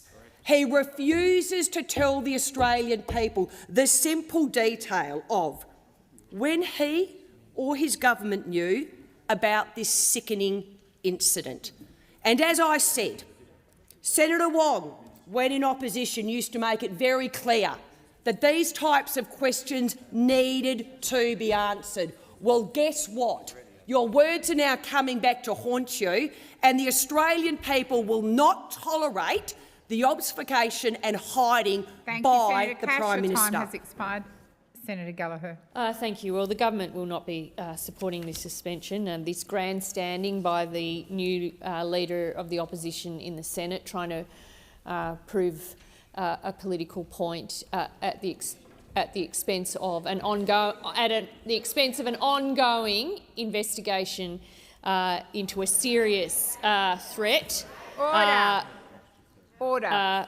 The Prime Minister, this suspension motion, talks about being upfront and accountable. This Prime Minister stands up every single day and answers questions. Minister Gallagher, please resume your seat. May I remind those on my left that your leader, Senator Cash, was heard in complete silence, and that same courtesy and respect will be afforded to Senator Gallagher. And if you can't give that respect, then leave the chamber. Minister Gallagher. The Prime Minister stands up every single day and takes questions and answers questions from any journalist that turns up to his press conferences, unlike Mr Dutton, who never does, every single day. And if there is anything about leadership that I've understood, it is a leader is a person who is principled, who stands up and answers and is accountable for every decision that they take. And the Prime Minister has said, every time he has been asked about this, that there are two issues that he is focused on. One, the safety of the Australian people, and two, not to be involved or to provide commentary or speculation about an ongoing investigation that is being led by the security agencies and the combined effort between the AFP and New South Wales Police, and of course involves some of the other national security agencies. Now, it is not the Prime Minister who is out trying to politicise this. It is Mr Dutton and his team over here. It is outrageous. It is a new low in Australian politics, the desperation and recklessness and arrogance of the opposition, that they would choose to take an issue like this and run and play politics with it. That's exactly what they are doing. All the lectures that we have heard from those around national security and supporting the security agencies and letting them do their jobs, which is exactly what we are doing, all of that has just been forgotten by those opposite. No, let's do a running commentary on it. Let's try and make it the Prime Minister's fault. Well, that's not leadership. We've got Mr Dutton, who stomps around the country creating division, who's never met a culture war that he doesn't want to jump on, and who seizes an opportunity to play politics with an issue like this, with the national security of Australia. You question— I'm sorry, Senator Gallagher. Please resume your seat. Senator Hughes, you are being completely disrespectful to my request for the opposition senators to listen in silence, the same respect that was afforded to Senator Cash when she spoke. I invited senators who couldn't show that respect to leave the chamber. I'm inviting you to either sit here in silence or leave the chamber. Minister Gallagher. Thank you. From the Leader of the Opposition, who hasn't even asked for a briefing on this matter, probably doesn't want to be briefed because that might actually stop him from being able to play these games. That is what's going on right now. There is an ongoing investigation. The focus needs to be on hunting down the criminals who are involved in this and allowing the security agencies to do their work. They are investigating this matter. There is no reason for this to be subject of ongoing political debate as chosen by those opposite. We won't be lectured by them around matters of national security, that's for sure, because of the approach that they have decided to take on this. And the government will be opposing it, and I move that the question be put. So the question is that the motion is moved by Senator Cash be agreed to. Those of that opinion say the motion to... Yes, beg your pardon. So the question is that the motion as moved by Senator Gallagher be agreed to. Those of that opinion say aye. Against? No. I believe the ayes have it. Division required. Ring the bells for 4 minutes.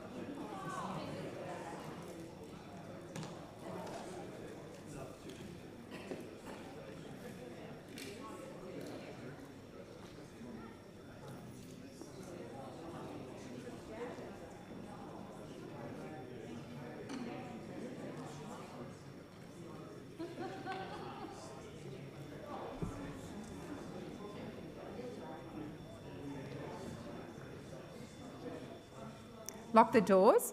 So the question is that the closure motion is moved by Senator Gallagher be agreed to. The ayes shall move to the right of the chair, the noes to the left. I appoint Senator Ciccone as teller for the ayes and Senator O'Sullivan as teller for the noes.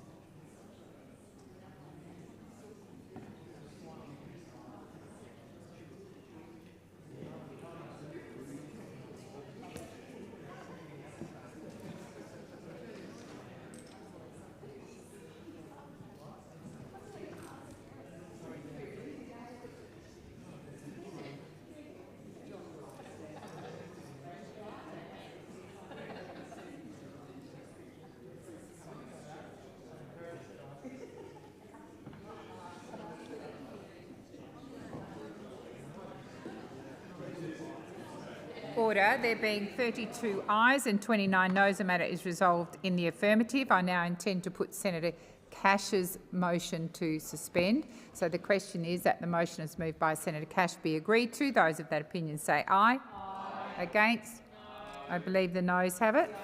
Division required. Ring the bells for 1 minute.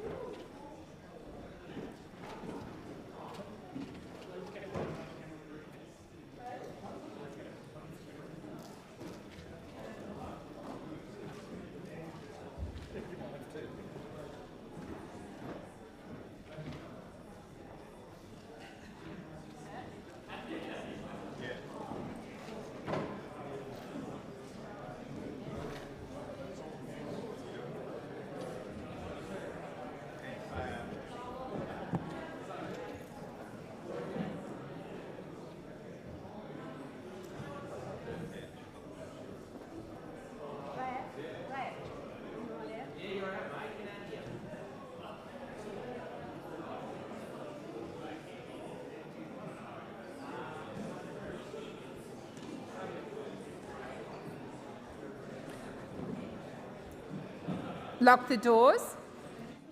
So the question is that the motion as moved by Senator Cash to suspend be agreed to. The ayes shall move to the right of the chair, the noes to the left. Order. I appoint Senator O'Sullivan as teller for the ayes and Senator Ciccone as teller for the noes.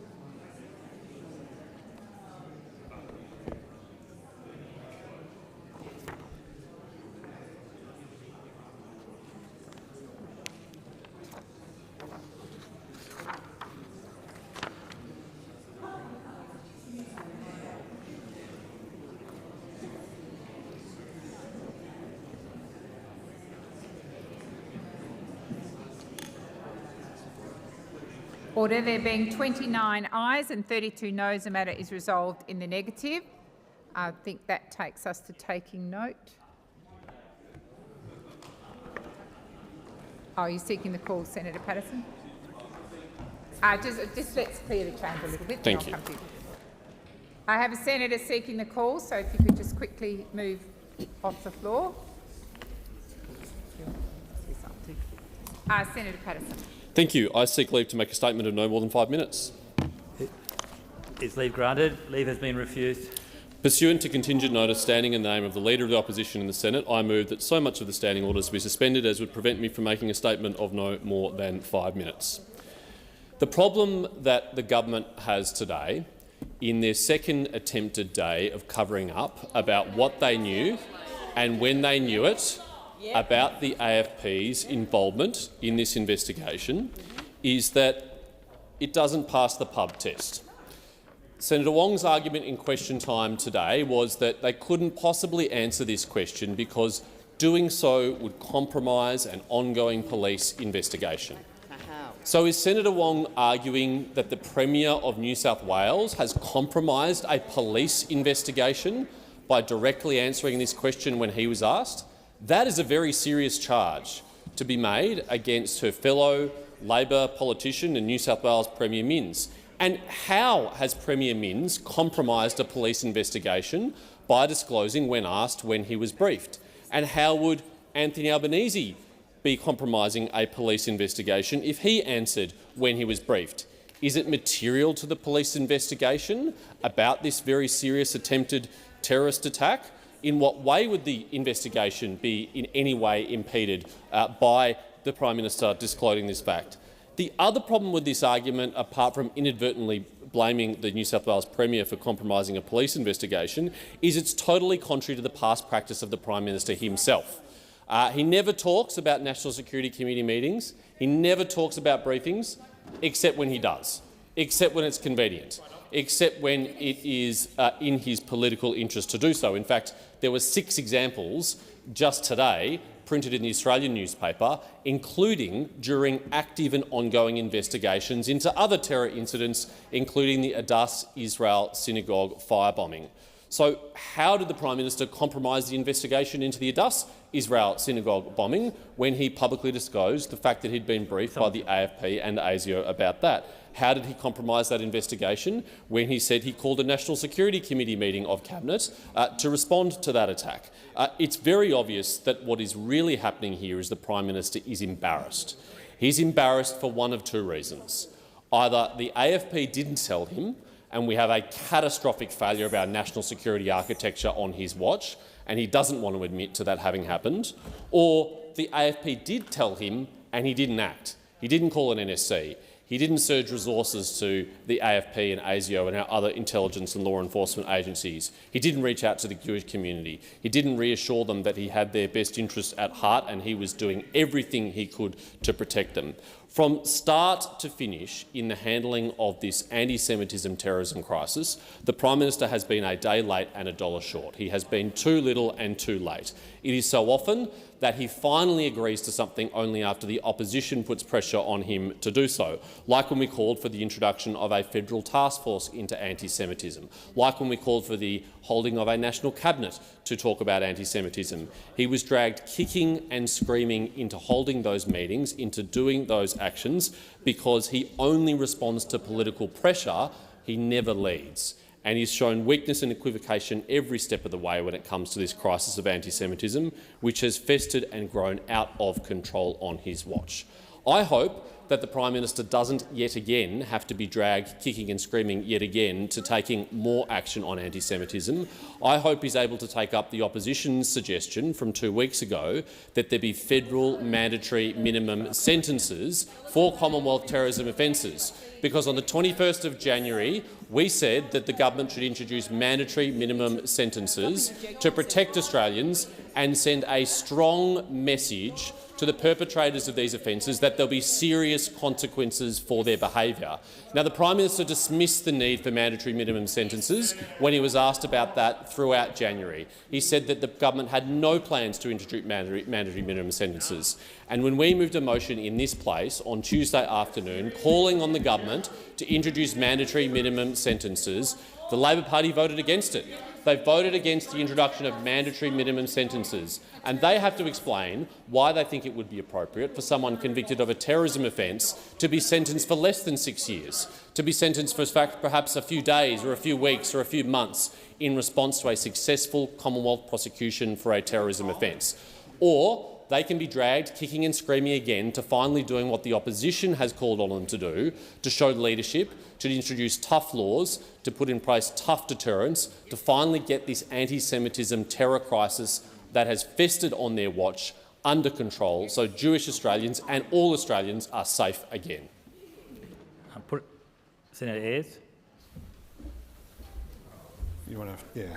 Well, what a extraordinary performance that really sits on top of a series of days of overreach and the Liberals and Nationals establishing that they are not up to the job in national security terms, not up to the job, out of their depth, unable to conduct themselves like adults, and have lost the sense of perspective of putting the country's interest first, rather than trying to go straight to TikTok, which is exactly what Senator Patterson was there trying to do, with this pretend faux seriousness, looking straight in the camera, trying to confect this idea that this group over here, who say that they're big on national security but performed so poorly as a government that they isolated Australia on the national stage, made us weaker. The Morrison government made us weaker, less secure, less safe, particularly in the Pacific, no more than Mr Dutton, who insulted Pacific states and insulted Pacific leaders when the veil was taken off, when he wasn't performing, when he thought he wasn't on camera, just like with Miss Queenie, the immigration star, or whatever her name was, when he was promising we're back to the $5 million visas, rorted systematically when he was the immigration minister by criminals and money launderers. So what do we have? This show, all blowhard, all noise, here on Overreach Wednesday, talking about social cohesion, talking about protecting the interests of the Australian Jewish community, when just a few years ago, Senator Cash and some of these other characters were cheering Senator Brandis on, when he said Australians have got a right to be a bigot, a right to be a bigot, utterly inconsistent, utterly juvenile, unfit for playing a serious role in national security terms. And what sits underneath that? Why all these questions about who knew what when they know? When they know that is a matter for the security agencies, and no government worth its salt would do anything different. What sits underneath that assertion, apart from a venal sense of partisan self-interest? It's a smug sense of entitlement. They can't imagine that their own sense of entitlement, that's the only thing that drives them forward on these questions. This is a hopeless stunt. This shows why they're not fit for the job. This shows why they're not up to the task and are out of their depth on national security questions. And so I move that we put. Yep. And it's just, it'll happen again. It'll happen over and over again this week. Right? The confected outrage, the blowhard activity, all of the carry-on. We'd rather get on to listening to what you geniuses have got to say and take note, but we'll see how we go. I'm putting the question that... Oh, Senator Watt? Yeah. I'm putting the question. Yeah, I'm halfway through putting the question, and I'm going to the end of putting the question. Yes, I'm putting the question. Those for the question say aye. Against, no. The question and standing orders be suspended. I put in the question. Those for the question say aye. Against, no. The noes have it. Division required. Ring the bells.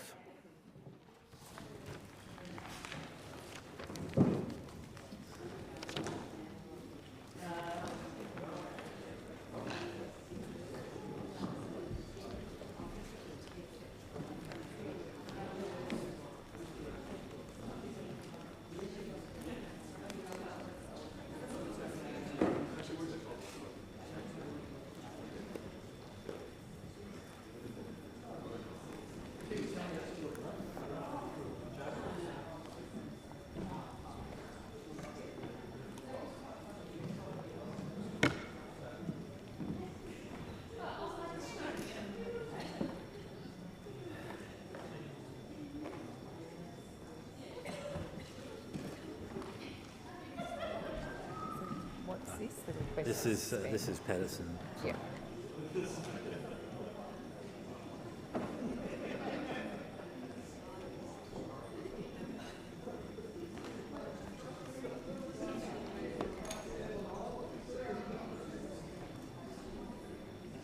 Hello, how are you?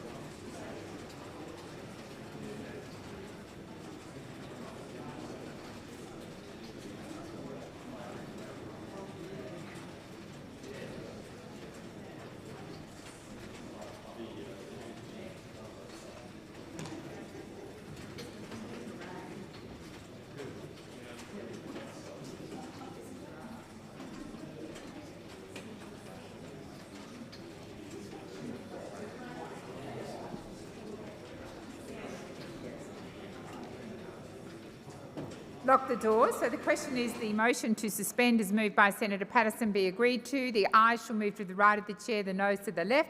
I appoint Senator O'Sullivan as teller for the ayes and Senator Urquhart as teller for the noes.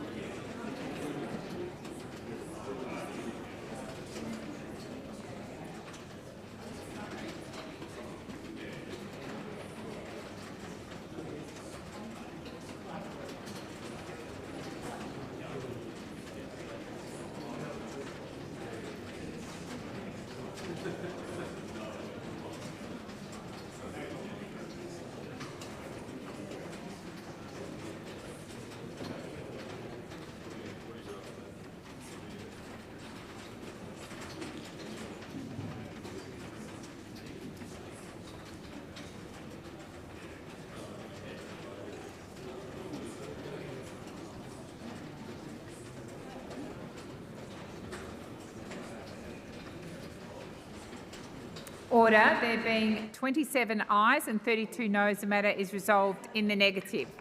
I believe we are now moving to taking note. Senator Payman, are you seeking the call? President. I'll just wait till the floor clears a bit and I'll come back to you. Senator Payman. Thank you, President. I seek leave to make a short statement in relation to my party status. Is leave granted? Leave is granted, Senator Payman. Thank you, President. I inform the Senate that I now sit as a Western Australian Senator for Australia's Voice. I also inform the Senate that I should be designated as party whip for the purpose of Standing Order 24A relating to the selection of Bills Committee. Thank you, Senator Payman. Are there any motions to take note of answers? Senator McGrath. Thank you. I move to take note of answers to all coalition questions. And there's two, Deputy President, that I want to focus on. And the first is the three questions that I put to Senator Wong, who was representing the Prime Minister. And it goes to the cost of living crisis that is endemic in Australia at the moment and has grown at such a rate because of the policies of the Labor Party, because of the decisions of the Labor Party, and because we have a weak Prime Minister. Now, working household costs have gone up 19.4% under this government. Now, to break that down even further, food costs have gone up 14%, housing's gone up 14%, health has gone up 12%, education has gone up 11%, and insurance and financial services has gone up 96% since the Labor Party came to power. So I'll repeat that. The cost of insurance and financial services has increased by 96% since the Labor Party came to power. And yet we have a ministry of ministers who pat Australians on the head and say, you've never had it better. You've never had it better since the Labor Party came to power. We've got a Labor Party who do not understand how tough it is out in the real world. We have a Labor Party who believe that the small businesses they go into are actually the chairman's lounge of Qantas or the equivalent of Virgin. We've got a Labor Party who've forgotten what it is like to walk into a small business, the people who work in a small business. They've forgotten how tough it is for those people who are struggling because of the cost of living in Australia. Now, the Labor Party try to blame everyone. They blame the dog that ate the homework, they blame the weather, they blame Robert Menzies, they blame Joseph Cook, they blame everyone except the fundamental truth, which is that they themselves are responsible for the economic security of Australians, and they have failed. They have failed miserably. And the second second question that was put to the government was from my colleague Senator Patterson from Victoria. And Senator Patterson asked some very serious questions, Deputy President, in relation to when the Prime Minister was briefed as to the planned mass casualty event, the planned terror event, where a caravan was full of explosives and was going to be placed in front of either a Jewish school or a Jewish synagogue or a Jewish home. This is mass terrorism coming to Australia. Now, the Coalition are not asking for operational details. We know this is a very serious matter. But we do want to know when the Prime Minister was first told about this. Because the New South Wales Labor Premier was up front and told the media about the planned terrorist event. This is the New South Wales Labor Premier. He did not hide behind the secrecy of operational planning or operational details. He was very upfront. He said, this is when I was told. He did not go into details and he was not questioned on the details. But we have a Prime Minister of this country, a weak Prime Minister, who either was not told by our security services because they do not trust him, because his office is known to be a leaky office, or he was told and then decided not to do anything about it. Either way, Australians should be scared that Anthony Albanese is the Prime Minister of this country because he's either not trusted by the security services or he himself is not up to the job of chairing the National Security Committee of Cabinet to make sure that Australians are safe.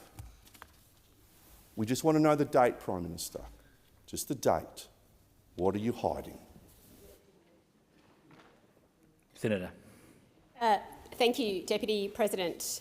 Well, let's add some facts to this debate that we're having in the chamber today. And the facts are that when we took office 2.5 years ago, inflation on your watch was high and rising, and wages were low and real wages were going backwards as a deliberate design feature of the economy that Liberal governments built. Today, under our government, inflation is declining, and under our government, over 1.1 million jobs have been created, the most new jobs of any government on record. Unemployment under our government is at the lowest average levels that it has been in 50 years. And under our government, wages are growing again and real wages are growing too. So inflation is down, jobs are up and wages are up. Now, those opposite can talk down those achievements, not just of the government, but of the Australian people. On our side of the chamber, as a government, we are determined to build Australia's future. And right now, today, the future that we are building together with Australians is at risk. And the risk is Mr Dutton and the Liberals, because what awaits Australia under a Dutton-led government is $350 billion in budget cuts.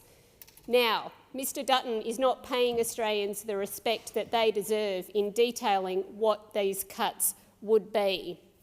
But Australians probably don't need Mr Dutton to tell them what he is going to cut when he takes an axe to the budget and slashes and burns $350 billion.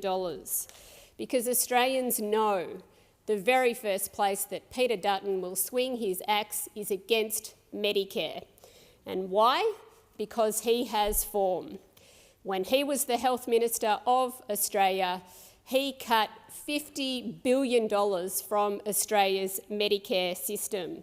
He was the health minister who was voted the worst health minister on record by some people who know something about that, Australia's doctors. And he tried to end bulk billing as we know it by imposing a GP tax on every single doctor's visit that Australians would undertake. He cut $50 billion from our hospital system, and right now today we are proud to say that we are reinvesting as a government in Australia's public hospital system. And of course it was Mr Dutton, when he was Health Minister, who launched the infamous Medicare privatisation task force. So this guy, he has form. And it is no wonder that as Australia has faced a post-pandemic inflation challenge, like every other advanced economy in the world, that Mr Dutton has opposed every single measure that we have put in place to provide Australians some help during these challenging times. He opposed a tax cut for every single Australian taxpayer. He said we should go to an election about it. He opposed $300 of energy bill relief and even more for small businesses. He opposed cheaper childcare. He opposed fee-free TAFE. And he opposed raising the minimum wage so that it would keep up with rising inflation.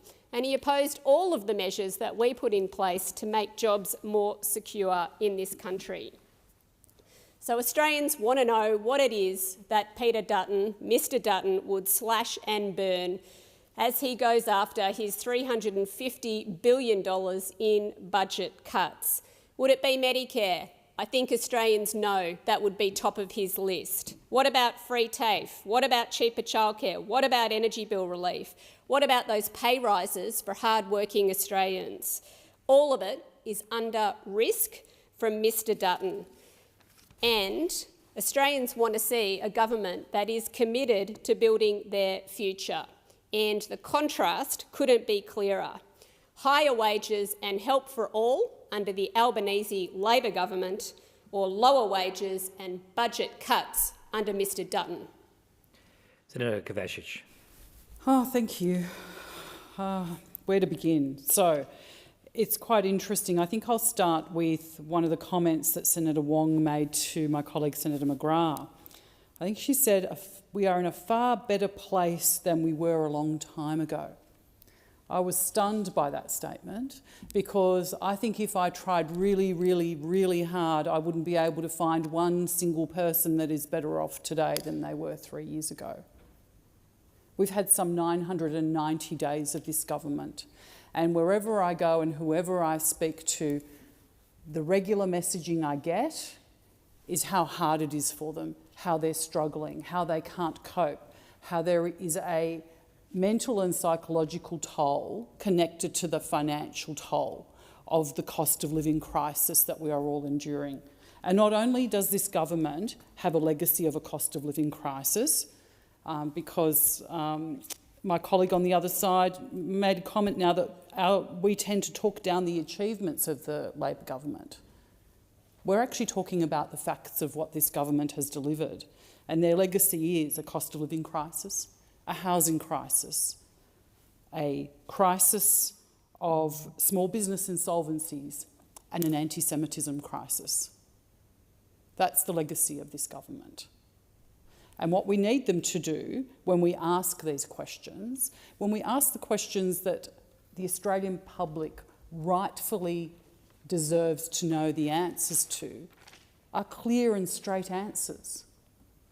Not some kind of, talking point concoction of different statistics that sort of, make it look like you might be doing a good job.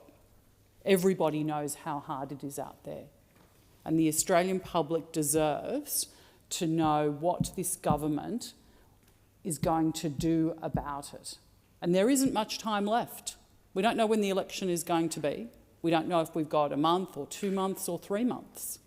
Perhaps that's where the focus is now, instead of running the economy and serving the interests of the Australian public. Because that attention is certainly not where it should be.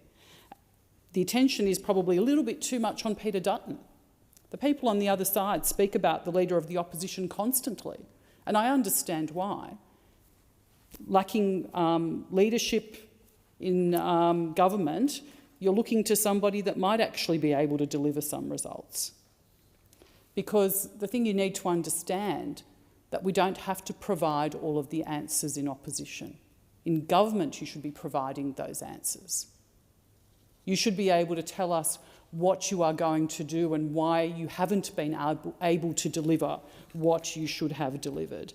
And I'll tell you what you've delivered for small businesses: higher rents, supply chain problems, insurance premiums skyrocketing, utility and wage bills going through the roof, and just red tape after red tape after red tape, and much more expensive raw materials. And the questions around business insolvencies, they remained largely unanswered, but I have the answers for you. Since this government took office, 27,036 businesses have gone under. In a housing crisis, it is devastating to know, even more than usually, that 7,183 of those businesses were in construction. A further 4,191 were hospitality businesses. Hospitality businesses are one of the largest employers of women in our economy. 1,765 of those businesses were retailers, small shops. You know, maybe the local hairdresser, could be pet wash business, could be a local pharmacy, could be the local butcher, bakery. And a further 1,383 were manufacturers. People, small businesses that made stuff here in Australia for other Australians to buy. 1,383 of those have closed down since Anthony Albanese became our Prime Minister. That is a terrible shame. And that is an indictment on this government. And I don't understand how anybody can sit there and pretend that this isn't a real problem and then point to the good news story of we have more new businesses, so we don't have to worry about all the families that have been crushed by the loss of their family businesses. That is unacceptable. If you don't recognise you have a problem, you can't solve it. Senator Ghosh. Thank you, Deputy President. I'll just talk a little bit about inflation, real disposable income and cost of living matters that were raised today. But I think it's important to start with correcting something that my friend and colleague Senator McGrath said, which is that this government has never said that people have never had it better. In fact, the constant refrain both today during answers to questions and more generally has been a recognition that Australians are in a cost of living crisis. But that cost of living crisis is not ahistorical, and you don't need to go back to Menzies or to Cook, convenient exaggerations. You only need to go back to Scott Morrison. And when we talk about the source of the inflationary problem, the inflation that has driven up prices for Australians and has made their disposable income far lower, it is the spending and economic policies of the Morrison government. Now, that's not to say that there isn't some slack deserved by the previous government in relation to dealing with COVID. Of course there is some slack required, but when those opposite try to sheet home an inflationary problem that was created in those circumstances to this government, it's important to go back and actually look at some of those facts. So some of that spending was justified and some of it was profligate. But Scott Morrison delivered deficits in the vicinity of $161 billion, 7.8% of GDP. Government spending was a record at the time of 32.1% of GDP. And there was some $40 billion spent in excess of what was required in the JobKeeper program. That is, $40 billion handed out to companies that didn't actually need it. And it's that lack of fiscal discipline, that lack of proper economic planning and financial planning that meant that inflation was 6.1% in May 2022 and moving upwards. That trajectory peaked in December 2022 at 7.8%. Now, for all the criticism we've heard for most of last year, inflation has trended down under this government for most of that time, for most of its term in office. The Reserve Bank of Australia told the Cost of Living Committee of the Senate last year that inflation has significantly moderated across the last 2.5 years. We have, in the first part of 2025, headline inflation into its target range for the first time in a long time, and underlying or trim mean inflation with a 3 in front of it, and projected to return to band in either mid or late 2025. Now, those inflation numbers and the trajectories tell a story of an improving inflation situation, but they don't address the fact that while inflation is moderating, prices for people remain incredibly high. And my friend Senator McGrath spoke about real disposable income, which is a function of income, it's a function of expenses, and the effect of inflation on those two things. But at a time when we know Australians are doing it tough, when they need that extra income, there's something fundamentally wrong. It's a kind of duplicity to say that the Labor government doesn't care about it, but the opposition does, in circumstances where that opposition has voted against policies and legislation that have delivered wage increases, including wage increases for those on minimum wage. That is the very poorest of the poor. 2.6 million Australians have received multiple minimum wage increases during the term of this government. It is estimated that based on the opposition to wage increases, to tax cuts and to energy bill relief that this government has implemented, working Australians would be $7,200 per annum worse off. That's real money. That's money that's been delivered by policies that were opposed by the coalition or would have been done differently by the coalition. So that's more money into their pocket, reduced expenses and increased income. Wages growth across the economy is more than 4%. And that's now for repeated quarters in a row.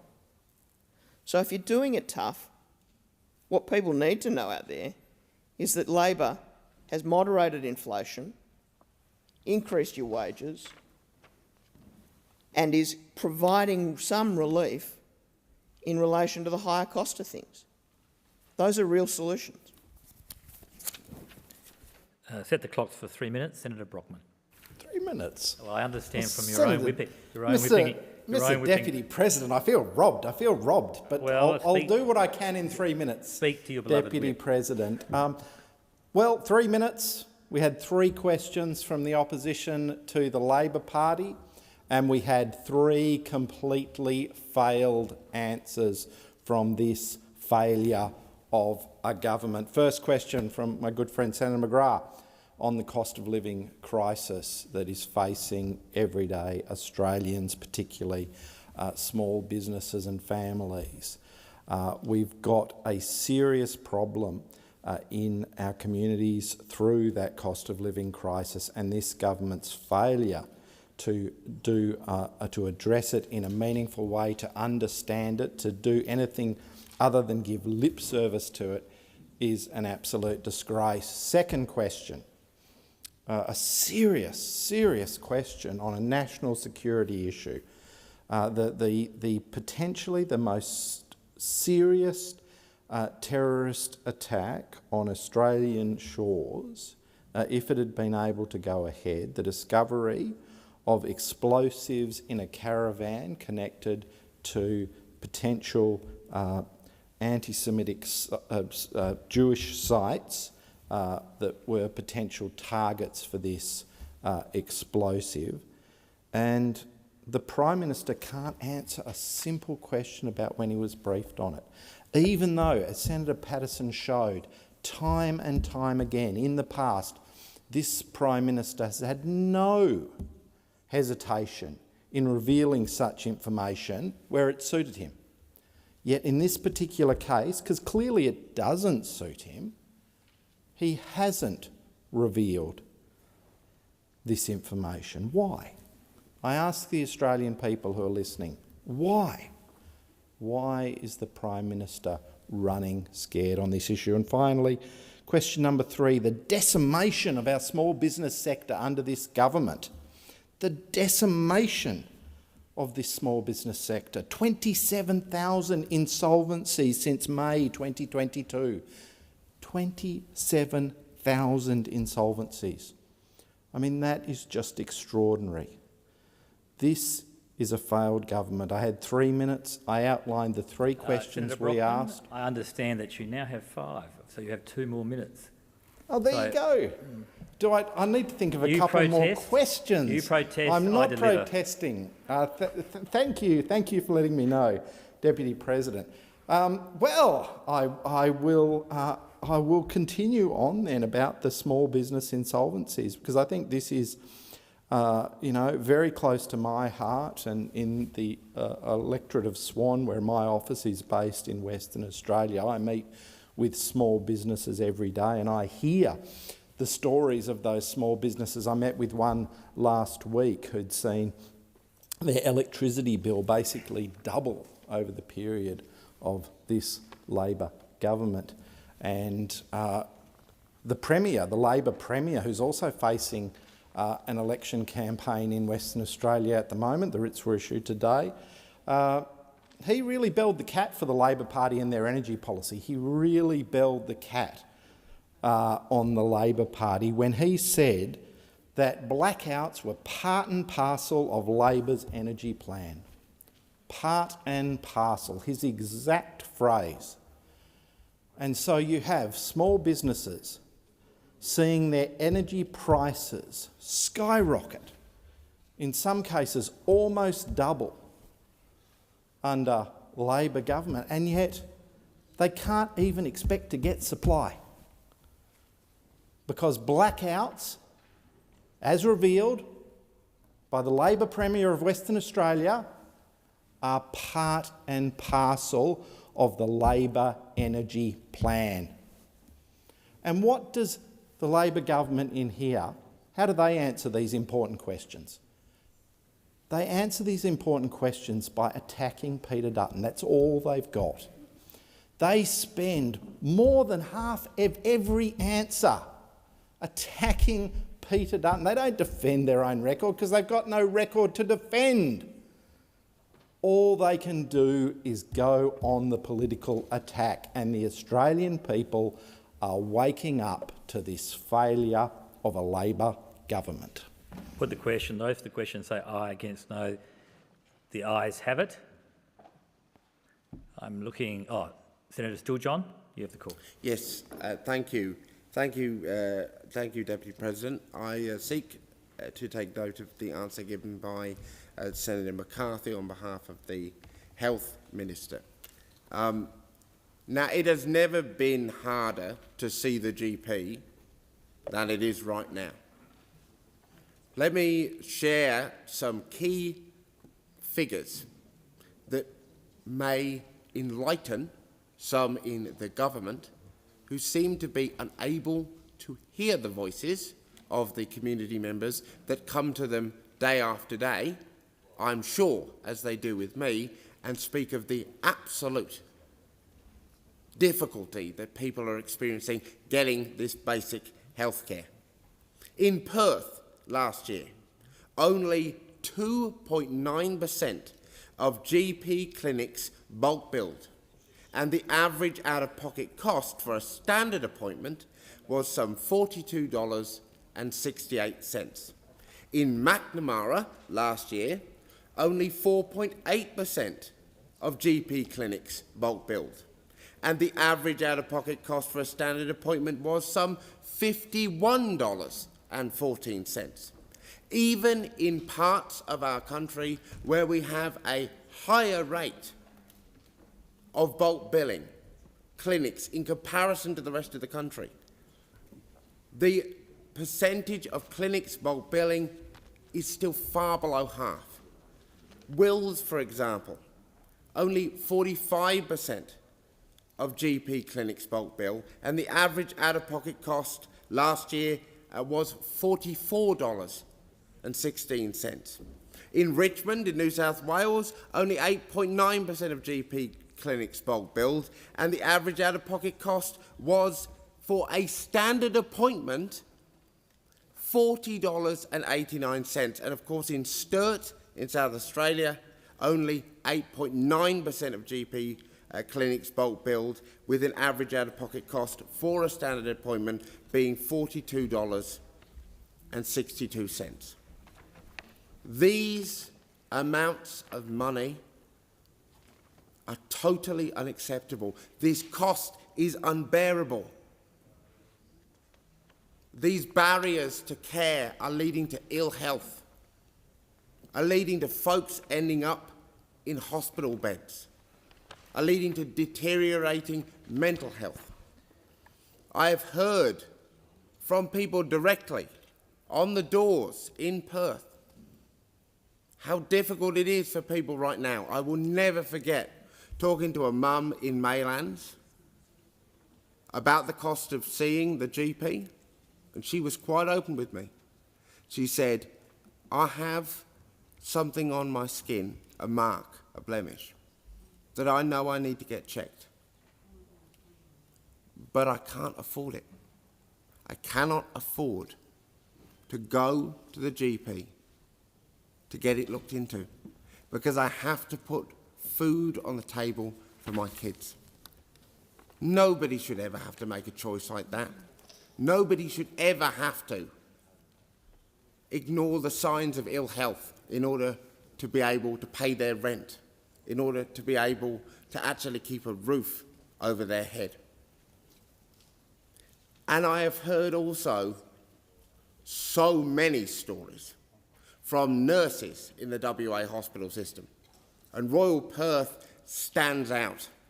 So many of these health professionals are burning out. So many are struggling because the system is underfunded and because people are being forced to turn up to the ED when, if they had been able to access a GP for free, they would not have ended up in a critical situation. They would not have had to present at the GP. Now, the Greens have a plan to fix this. We are proposing a tripling of the bulk billing incentive for everyone. We are proposing an increase in the Medicare rebate for long sessions, long consults, so that you can get the detailed care, have the long conversations.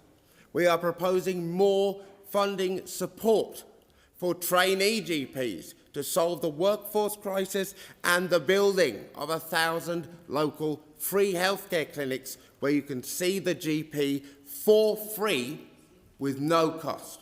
I put the question. Those for the question say aye. Against no. The ayes have it. Senator McKim.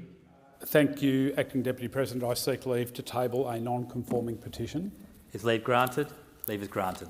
Thank you, President. I table a petition of over 17,000 people celebrating the magnificent natural and cultural heritage values of the Nullarbor Plain, including that it contains the largest arid landscape karst system in the world, and raising concerns about the impact on those values of a gargantuan industrial development over 1/3 the size of Tasmania that is proposed for that area. Thank you, Senator McKim. Are there any notices of motion to be given for another day? Senator O'Neill. Thank you, President. And pursuant to notice given yesterday on behalf of the Standing Committee for the Scrutiny of Delegated Legislation, I withdraw business of the Senate notice of motion number 1 for today, proposing the disallowance of the Therapeutic Goods Legislation Amendment, Vaping Reforms Regulations 2024. Thank you, Senator O'Neill. Minister Gallagher. Thank you, President. I give notice that on the next day of sitting I shall move that the provisions of paragraphs 5 to 8 of Standing Order 111 not apply to the Defence Services Home Amendment Insurance Bill 2025, allowing it to be considered during this period of sittings. I also table a statement of reasons justifying the need for the bill to be considered during these sittings and seek leave to have the statement incorporated in Hansard. Is leave granted? Leave is granted. Thank you. Minister Gallagher. That's it. Am I calling the clerk? No. I shall now proceed to the placing of business. Is it desired to postpone or rearrange the business? Senator Askew. Oh, sorry, you can go, Minister, if you need. Minister Gallagher. Thank you, Senator Askew. I withdraw government business notice of motion number 2 proposing the reference of a public work to the Parliamentary Standing Committee on Public Works. Thank you. Senator Askew. I withdraw business of the Senate notice of motion number 4, standing in the name of Senator Henderson. Thank you, Senator Askew. I was just a bit slow picking that up. Is there any other need to postpone or rearrange the business? No. Call the clerk. Moment notifications have been lodged today. Committees have lodged extension notifications as shown at item 11 on today's order of business. Thank you very much. We'll now proceed. Oh, beg your pardon. Sorry, Senator Askew. I seek leave to move a motion relating to leave of absence. Is leave granted? Leave is granted, Senator Askew. I move that leave of absence be granted to the following senators: to Senator Brockman for yesterday for personal reasons, and to Senator McDonald for yesterday for personal reasons, and for today and tomorrow on account of parliamentary business. Thank you, Senator Askew. So the question is, the motion is moved by Senator Askew be agreed to. Those of that opinion say aye. Against, I believe the ayes have it. Nothing from you, Senator Urquhart? No. Okay. Now, I understand business of the Senate number 2 is to be debated. Yep. And as is business of the Senate number 3, standing in the name of Senator Roberts. Very good. So we might go to, no, is anyone moving Senator Lambie? She's not in here. Okay. We'll go to general business 734, standing in the name of Senator Dean Smith. Is that you, Senator Askew?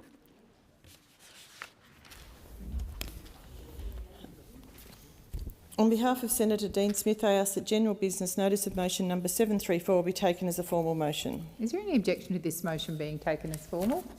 There being none, I'll call Senator Askew. I move the motion. So the question is that Minister Gallagher. Leave to make a very short statement. Is leave granted? Yeah, leave is granted for 1 minute. Thank you very much. We won't be supporting this motion. The Albanese government has partnered with Australia's food relief sector by directly funding the important work supporting vulnerable Australians. We've been working to comply with Senator Smith's order for the production of documents. He has requested departmental advice to government. We've taken appropriate time to ensure the documents being provided warrant public disclosure. Thank you, Minister. So the question is that general business number 734, standing in the name of Senator Dean Smith and moved by Senator Askew, be agreed to. Those of that opinion say aye. Against? I believe the ayes have it. The ayes have it. I'll now go to general business notice of motion number 735, standing in the name of Senator Smith. Is that you again, Senator Askew? There. On behalf of Senator Dean Smith, I ask that general business notice of motion number 735 be taken as a formal motion. Is there any objection to this motion being taken as formal? There being none, I call Senator Askew. I move the motion. So the question is that general business notice of motion number 735, standing in the name of Senator Dean Smith, be agreed to. Those of that opinion say aye. Against? I believe the ayes have it. The ayes have it. Now, I just saw Senator Lambie. So I might just go to you, Senator Lambie, on a general business notice of motion number 733. Thank you, Madam President. I ask the general business notice of motion number 733 be taken as a formal motion. I beg your pardon. Sorry. Yeah, is that? That's fine. Sorry, it's not withdrawn. I'm confusing myself. Sorry. I'm confusing you. I do apologise. I withdraw business notice of motion number 733 for today. Thank you. Sorry. Thank you, Senator Lambie. Sorry. Okay, so we'll now go to 736, general business. Is that you? Sorry, Minister Gallagher. Thank you. I ask the government business notice of motion number 1 discharging the Nature Positive Environment Protection Australia Bill 2024 and related bills from the notice paper be taken as formal. Is there any objection to this being taken as formal? There being none, I call the Minister. Thank you. I move the motion. So the question is that... Oh, sorry, Senator Askew. I seek leave to move an amendment to the motion as circulated in the chamber under Senator Dunniam's name. Yeah. I think, thank you. It has been circulated, I understand. Yeah, I'll just clarify. So Senator Askew has indicated that she is moving an amendment to Government Business Number 1. It's standing in the name of Senator Duniam. It was circulated. I'm just checking in that Senators... Okay, so that's all good. Thank you, Senator Askew. The amendment. Thank you. Senator Poker, I note you've got an amendment as well. This one first, or do I move mine as well? Let me just seek the advice of the clerk, because I'm not sure. Sometimes amendments cancel one another out, but deal with Senator Askew's first. So the question is that the amendment is moved by Senator Askew, standing in the name of Senator Duniam, to Government Business Number 1 be agreed to. Those of that opinion say aye. Aye. Against? No. I believe the noes have it. Division required. Ring the bells for 4 minutes.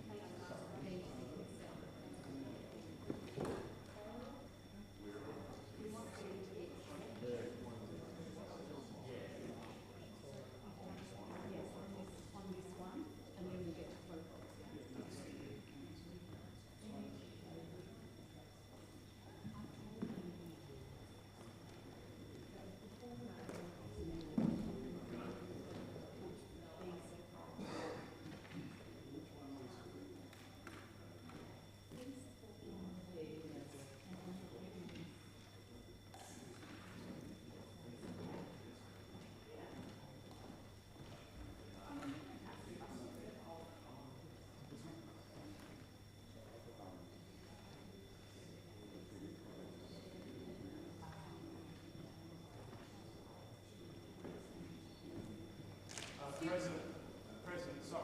Yes, Senator McKim.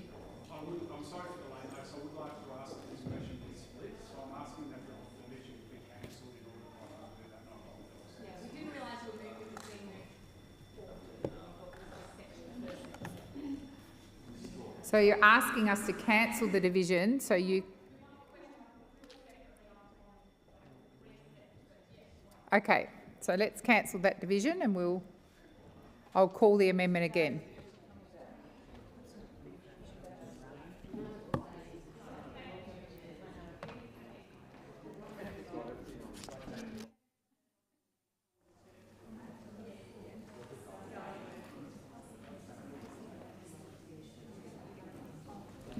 Okay, so the question is that the amendment moved by Senator Askew to Government Business Number, Notice Motion Number 1 be agreed to. Someone should jump up and tell me how they want to do this. Senator McKim.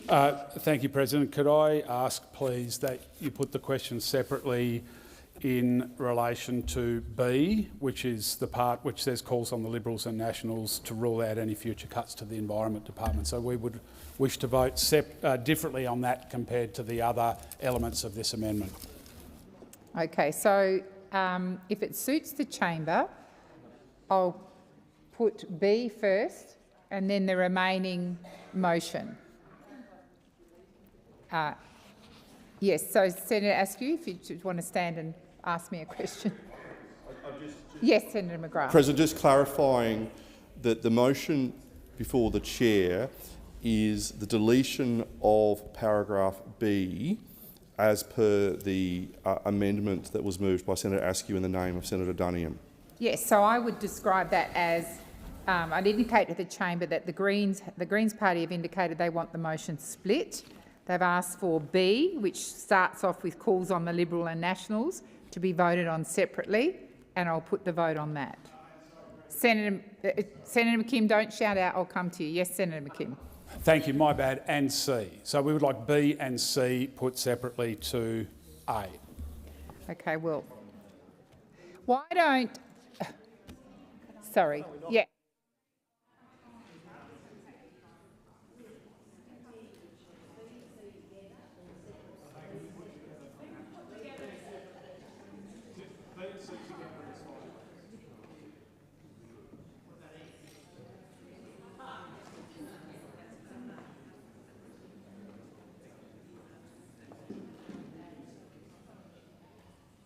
Question that I would put, and this may assist you, Senator McGrath, is that the amendment to paragraph B be agreed to, and that if that got up, that would delete that paragraph.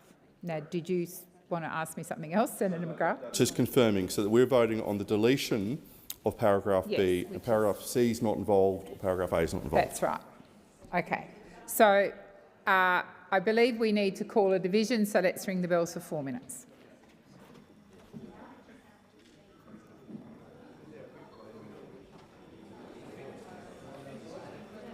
So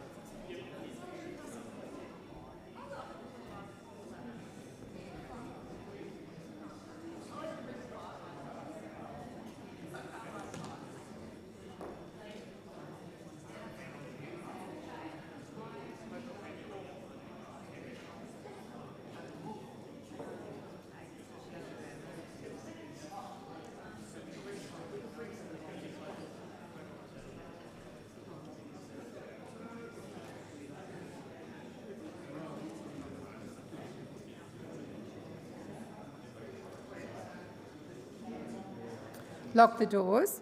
So the question is that the amendment as moved by Senator Duniam, so paragraph B, be agreed to. The ayes shall move to the right of the chair, the noes to the left. I appoint Senator Askew as teller for the ayes and Senator Urquhart as teller for the noes.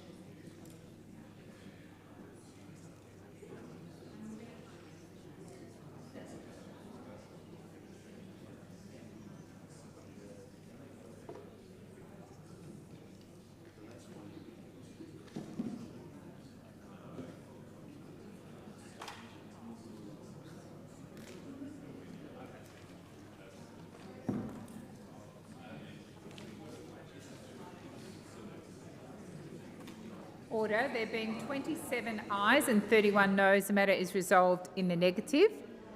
I'll just allow people to get back to their seats, and I'll remind the Senate that the Greens Party have moved that C be put separately. Is that?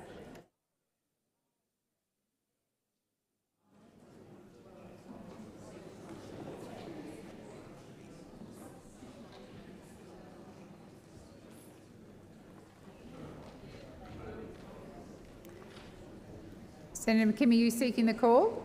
No. Okay, so I intend to put paragraph C of Senator Duniam's amendment. So the question is that paragraph C of Senator Duniam's amendment be agreed to. Those of that opinion say aye. Aye. Against? Believe the noes have it. Division required. Ring the bells for one minute. 4 minutes. 4 minutes. Thanks, Clark.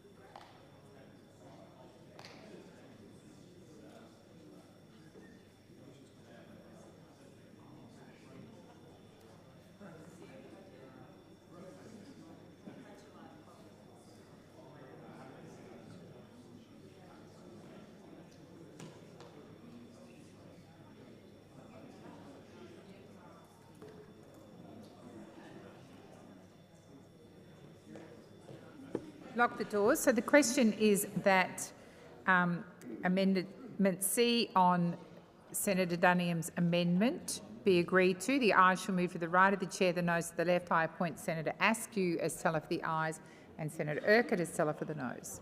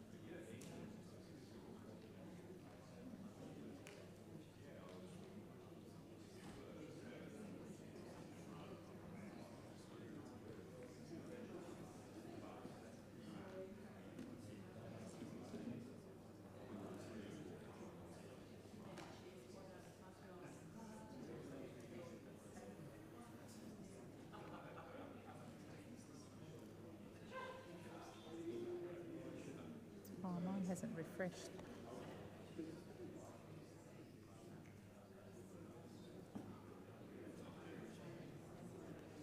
Order. So the question, the result is 27 ayes and 31 noes. The matter is resolved in the negative.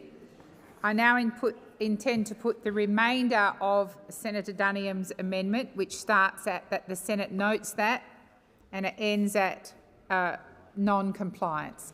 So the question is, those of that opinion say aye. Against?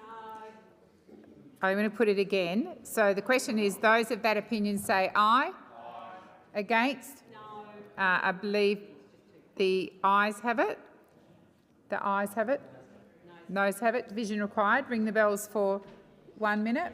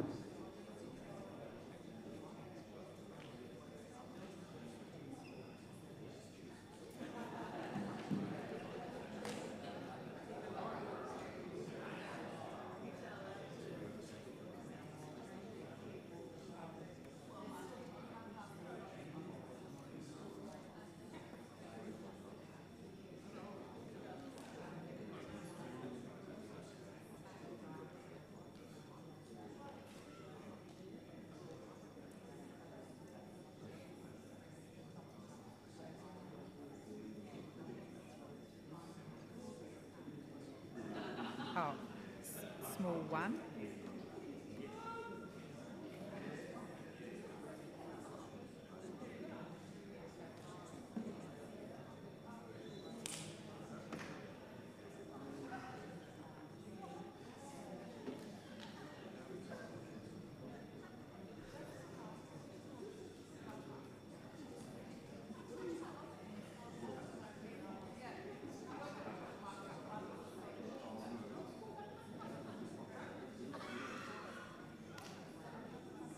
Yes, I'll lock the doors. Lock the doors.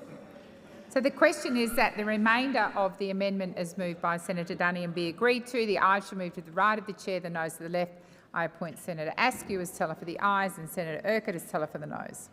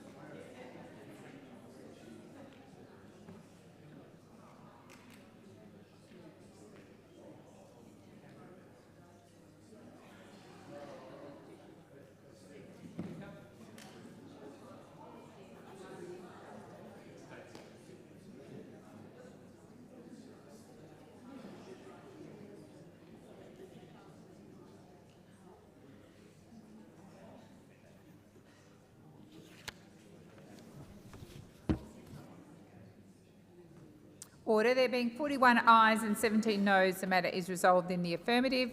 Now go to the amendment as moved by Senator Pocock.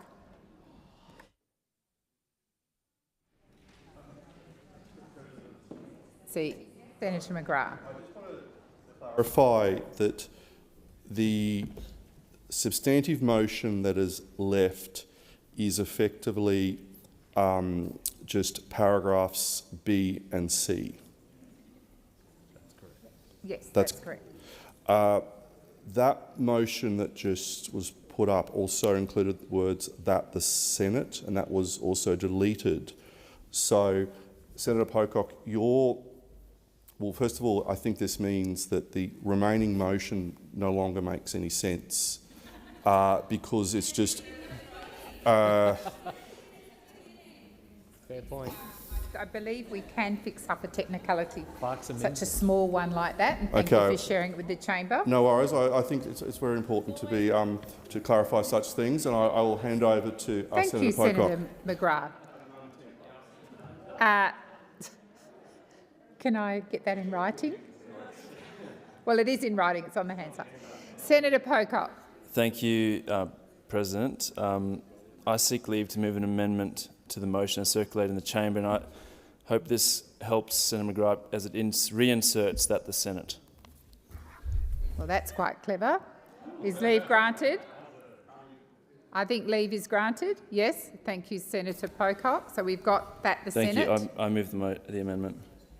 Senator Pocock, the first bit from A down to Roman numeral 4 has just been dealt with. So you've got Roman numeral 5, and then you've got paragraph B and C, I understand.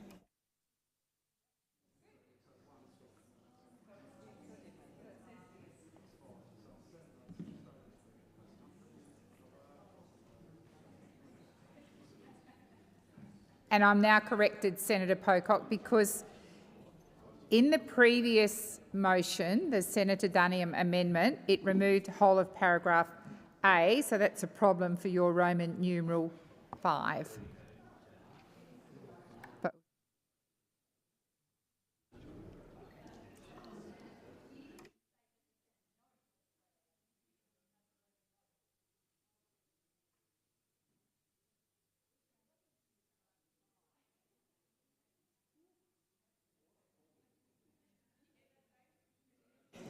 So I'm advised, Senator Pocock, that you can still proceed with your amendments B and C, but it does make it a little hard to retrofit it to the amendment which we've just dealt with.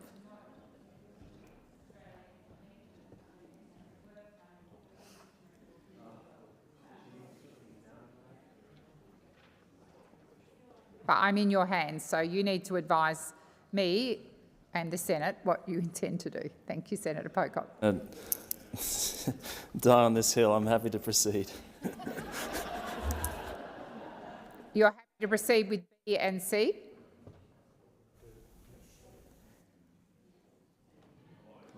I just advise the committee, the chamber, we're not in committee stage. I'm trying to move the Senate along. We're in our normal Senate business, so I need some indication from you, Senator Pocock. Yes, thank you, President. So my amendment would be to have B stand as the Senate has voted and then to remove C.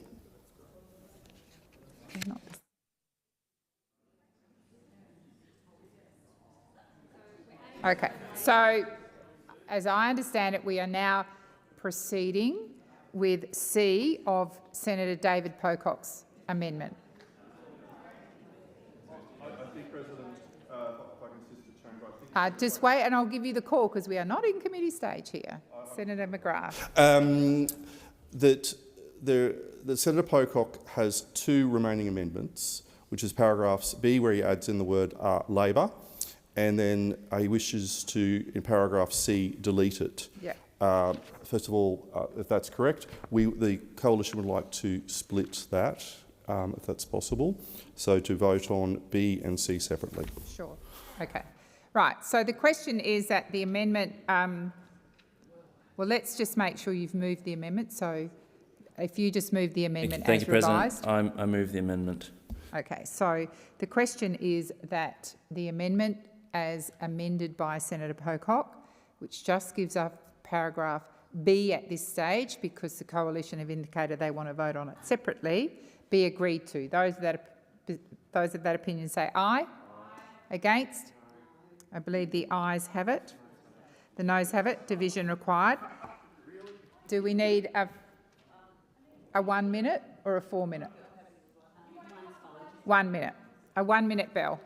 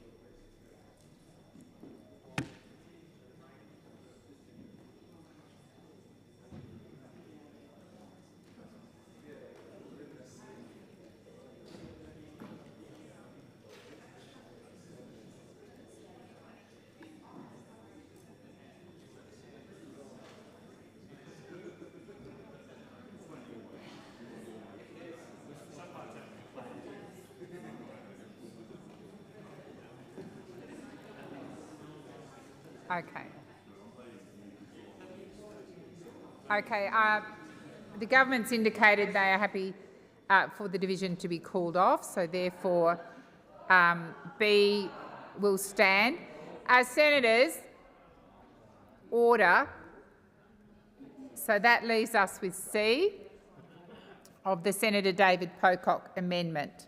So the question is that Part C of Senator David Pocock's amendment be agreed to. Those of that opinion say aye. Against? I believe the ayes have it. Division required. Ring the bells for 1 minute.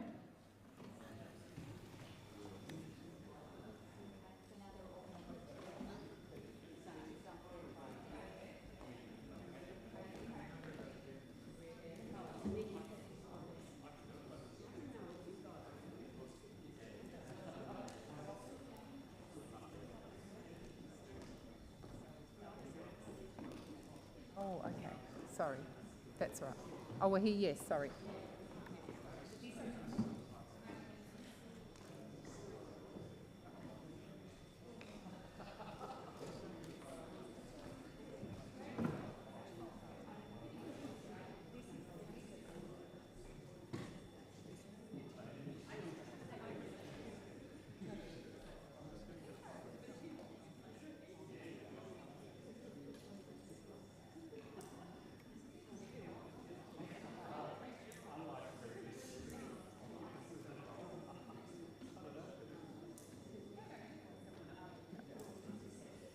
Order, lock the doors.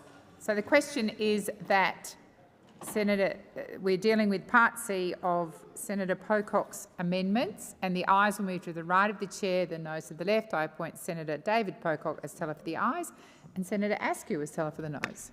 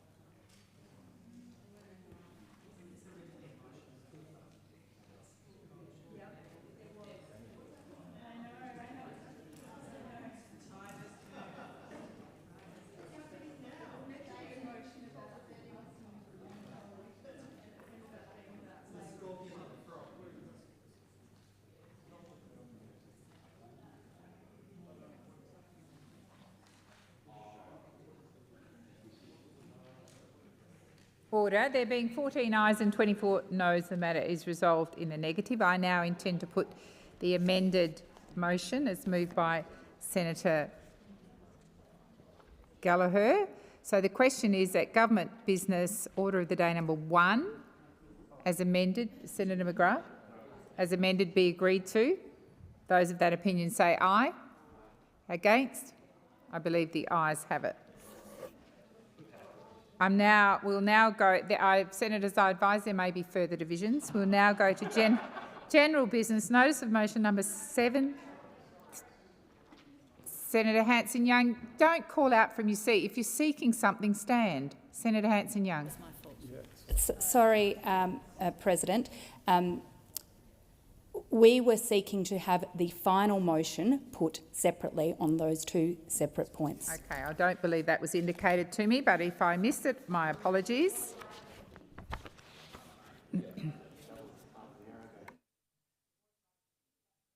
What are we?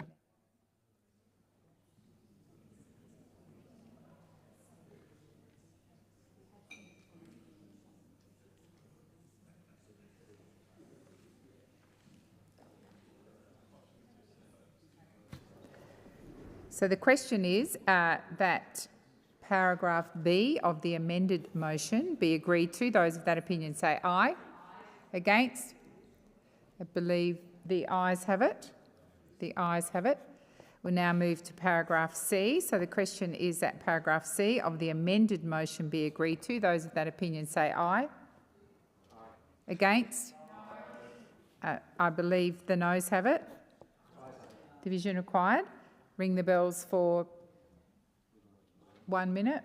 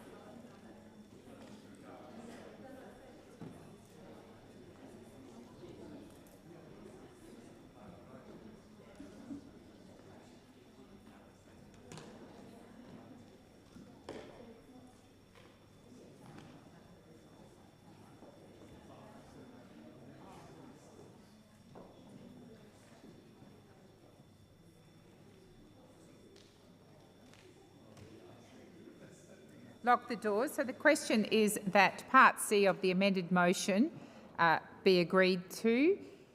The ayes shall move to the right of the chair, the nose to the left. I appoint Senator Urquhart as teller for the ayes and Senator McKim as teller for the nose.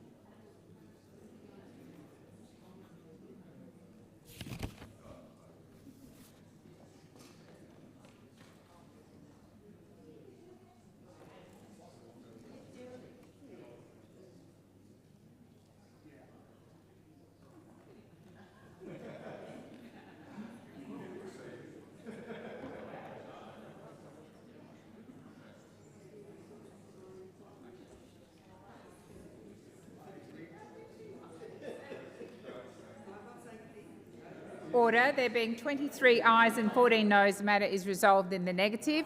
We're now going to go back to general business. So I'm now dealing with general business notice of motion number 736, standing in the name of Senator Cox.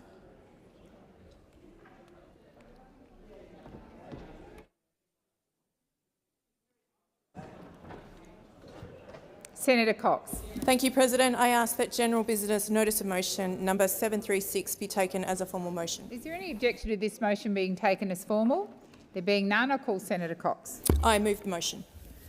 So the question is that general business notice of motion number 736, standing in the name of Senator Cox, be agreed to. Those of that opinion say aye. Against? I believe the ayes have it. I'll now move to general business notice of motion number 737 to 740, standing in the name of Senator Henderson and Senator Askew. Senator Urquhart. Just wondering when we get to the vote on this if we could vote on 737, 738, 739 together and 740 separately. So 747 separate. Yes, Senator Askew. Okay. On behalf of Senator Henderson, I ask that general business notice of motion numbers 737, 738, 739 and 740 be taken as formal motions. Is there any objection to these motions being taken as formal? There being none, I call Senator Askew. Move the motion. So the chamber would have heard Senator Chisholm. I seek leave to make a short statement in regards to motion 740. Is leave granted? Leave's granted for 1 minute. Senator Chisholm. The government will be opposing this motion. The data is commercially sensitive and may prejudice an individual education provider's commercial and financial interests, as well as their reputation. Releasing information on visa statistics, such as visa refusals linked to particular education providers, may affect their commercial interests by providing insights into the recruitment behaviours and habits of individual education providers that may be of commercial value to competitors and other education sector entities. This is consistent with the Department of Home Affairs policy of not publishing international student enrolment data by education provider. Thank you, Senator Chisholm. I'll put 740 first. So the question is that general business notice of motion number 740, standing in the name of Senator Henderson and moved by Senator Askew, be agreed to. Those of that opinion say aye. Aye. Against? No. I believe the noes have it. Division required. Ring the bells for 4 minutes.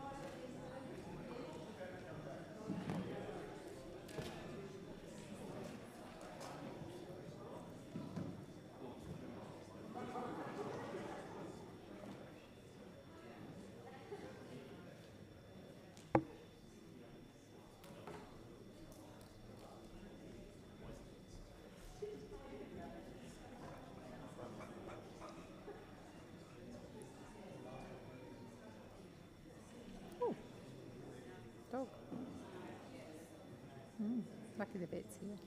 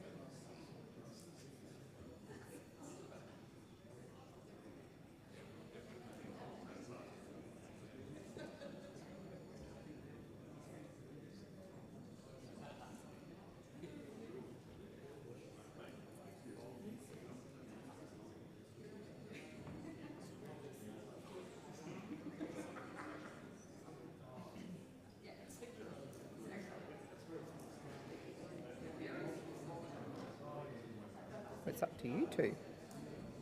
It's up to you, bosses. It's up to you. It's up.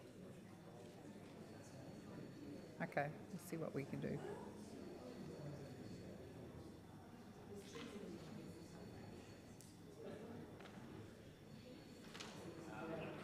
Lock the doors. So the question is that general business notice of motion number 740, standing in the name of Senator Henderson and moved by Senator Askew, be agreed to. The ayes shall move to the right of the chair, the noes to the left.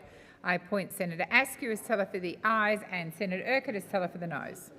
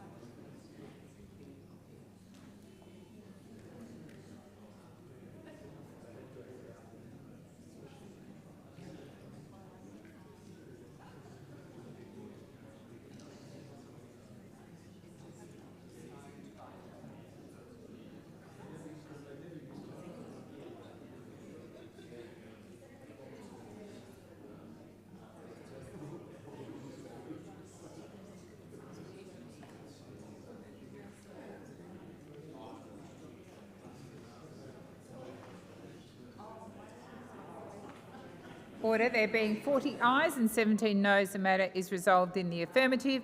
I'll now deal with 736, 737, 738, 739 as moved by Senator Askew. Those of that opinion say aye. Yes, Senator Henderson? Yep.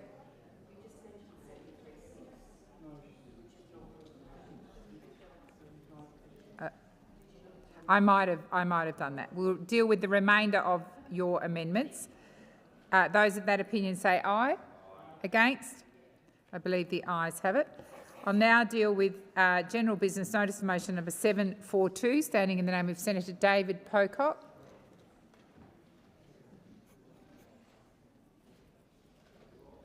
Senator Pocock. Thank you, President. I ask that general business notice of motion number 742 be taken as a formal motion. Is there any objection to this motion being taken as formal? There being none, I'll call Senator Pocock. Thanks, President. I move the motion. So the question is that general business notice of motion number 742, standing in the name of Senator David Pocock, be agreed to. Those of that opinion say aye. Against? I believe the ayes have it. I'll now deal with general business notice of motion number 744, standing in the name of Senator Pocock. Thank you, President. I seek leave to amend general business notice of motion number 744 before asking that it be taken as a formal motion. Is leave granted? Leave is granted, Senator Pocock. Thanks, President. I amend the motion in the terms circulated in the chamber and ask that it be taken as formal.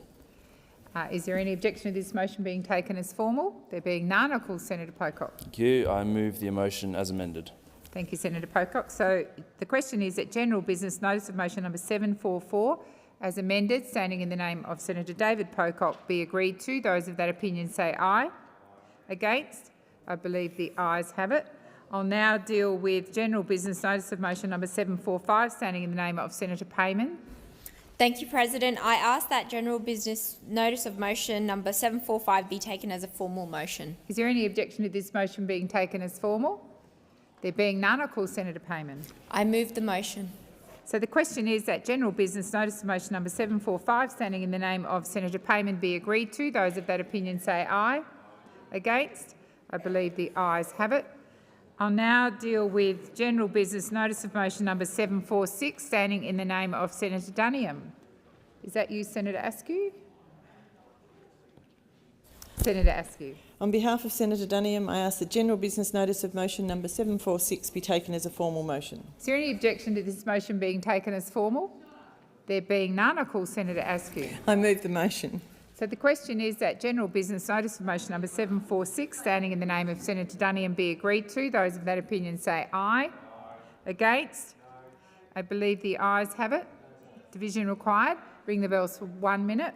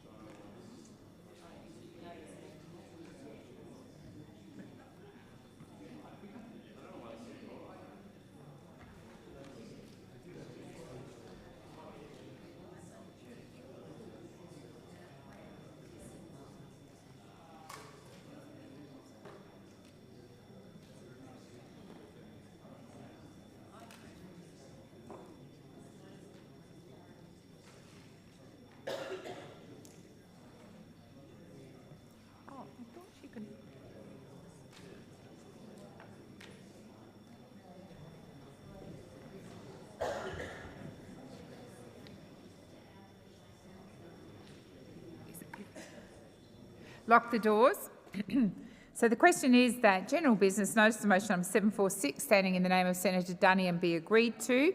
The ayes shall move to the right of the chair, the noes to the left. I appoint Senator Cadell as teller for the ayes and Senator Urquhart as teller for the noes.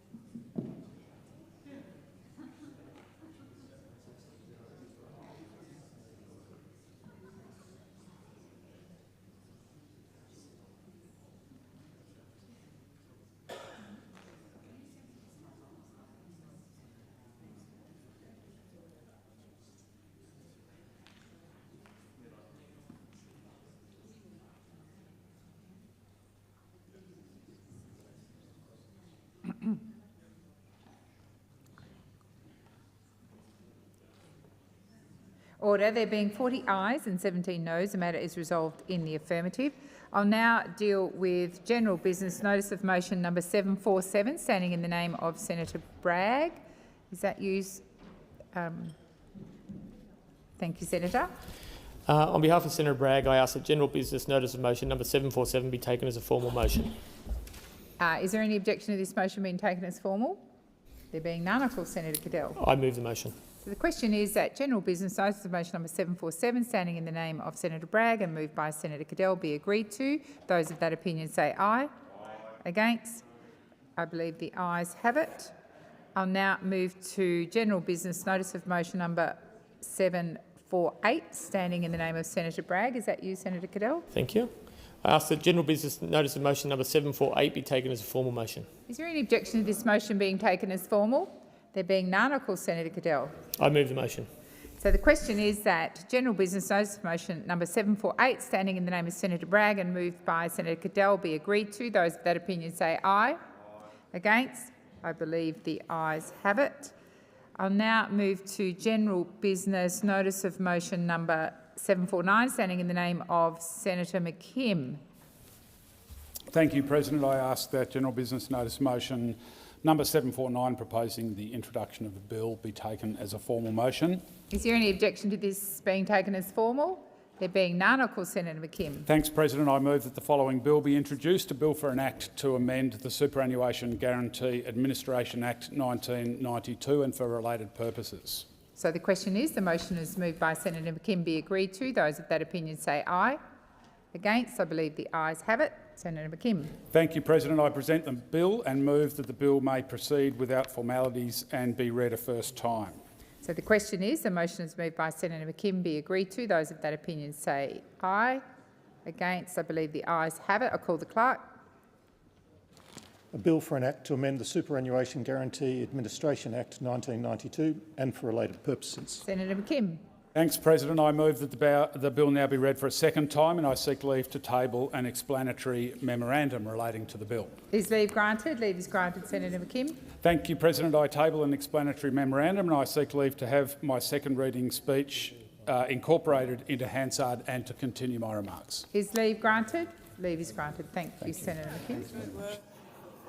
I'll now move to general business notice for motion number 750, standing in the name of Senator Henderson. Senator Cadell, is that you? Thank you, President. Yes, I ask that on behalf of Senator Henderson, I ask that general business notice of motion number 750 be taken as a formal motion. Is there any objection to this motion being taken as formal? There being none, I call Senator Cadell. I move the motion.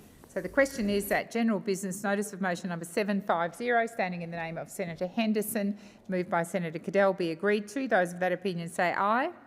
Against? I believe the ayes have it. I'll now deal with general business notice of motion number 751, standing in the name of Senator Hume. Senator Cadell. Thank you, President. On behalf of Senator Hume, I ask that general business notice of motion number 751 be taken as a formal motion. So the question, is there any objection to this motion being taken as formal? There being none, I call Senator Cadell. I move the motion. So the question is that general business notice of motion number 751, standing in the name of Senator Hume and moved by Senator Cadell, be agreed to. Those of that opinion say aye. Aye. Against? I believe the ayes have it. Senator Lambie. Now, I understand we are introducing two bills which you'll do together, but they'll be treated separately. Thank you. Thank you, Madam President. I ask that general business notice of motion number 752 and 753, proposing the introduction of two bills, be taken as formal. Is there any objection to this motion being taken as formal? There being none, I'll call Senator Lambie. Thank you, Madam President. I move that the following bills be introduced: a bill for an act to amend the law relating to tertiary education and for related purposes, and a bill for an act to amend the Remuneration Tribunal Act 1973 and for related purposes. So the question is, the motion is moved by Senator Lambie, be agreed to. Those of that opinion say aye. Against? I didn't hear any in favour or any against. So I'll put it again. So the question is that the motion is moved by Senator Lambie, be agreed to. Those of that opinion say aye. Against? I believe the ayes have it. Senator Lambie.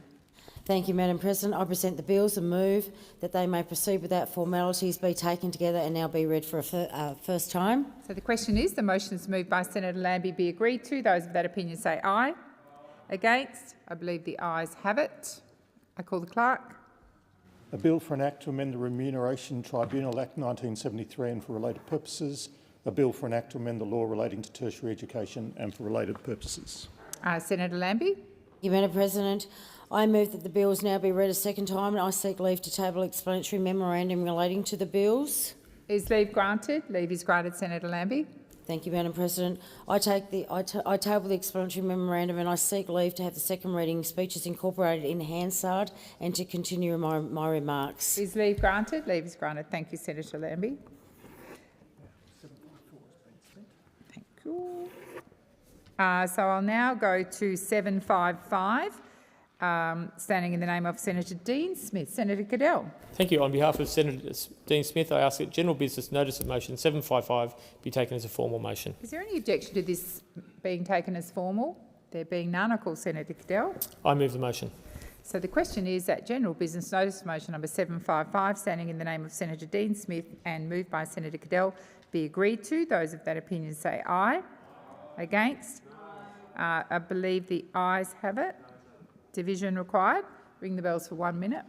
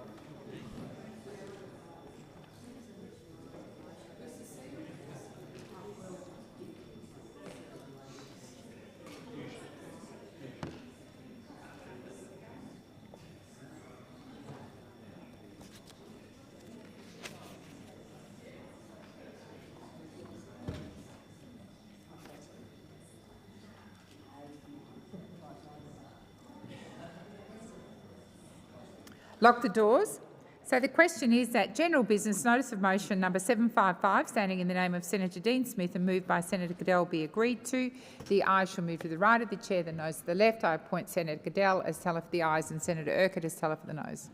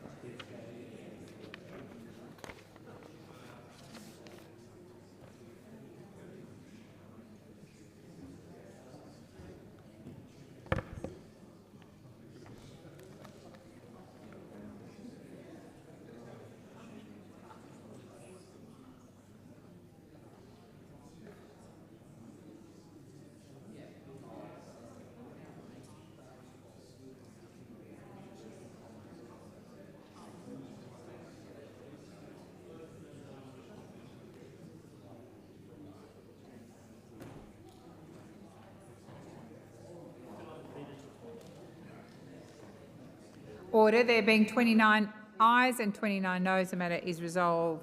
The matter is negated. That concludes general business. Senators will move to the matters of public importance. So if you are not participating in this debate, if you leave the chair quietly. Senator Payman has submitted a proposal under Standing Order 75, which has been circulated and is shown on the dynamic red. Is consideration of the proposal supported? Yes. Senator Grogan, I think I'm looking for you to take the chair. I don't have a speaking order, Senator Payman, so I'll just hand over to you. Thank you, President. Thank you, President. I move the motion. Imagine the face of a 10-year-old child you know, your son, daughter, grandchild, niece, or a family friend. Picture their wide-eyed innocence, their curiosity, their fragile sense of self just beginning to take shape. Now imagine that child, alone with a device, stumbling upon images so graphic, so violent, and so beyond their understanding that their innocence is shattered in an instant. No child should bear the weight of such exposure, yet this is the brutal reality for too many young Australians out there. We stand here with the duty to protect, lead, and legislate for the common good.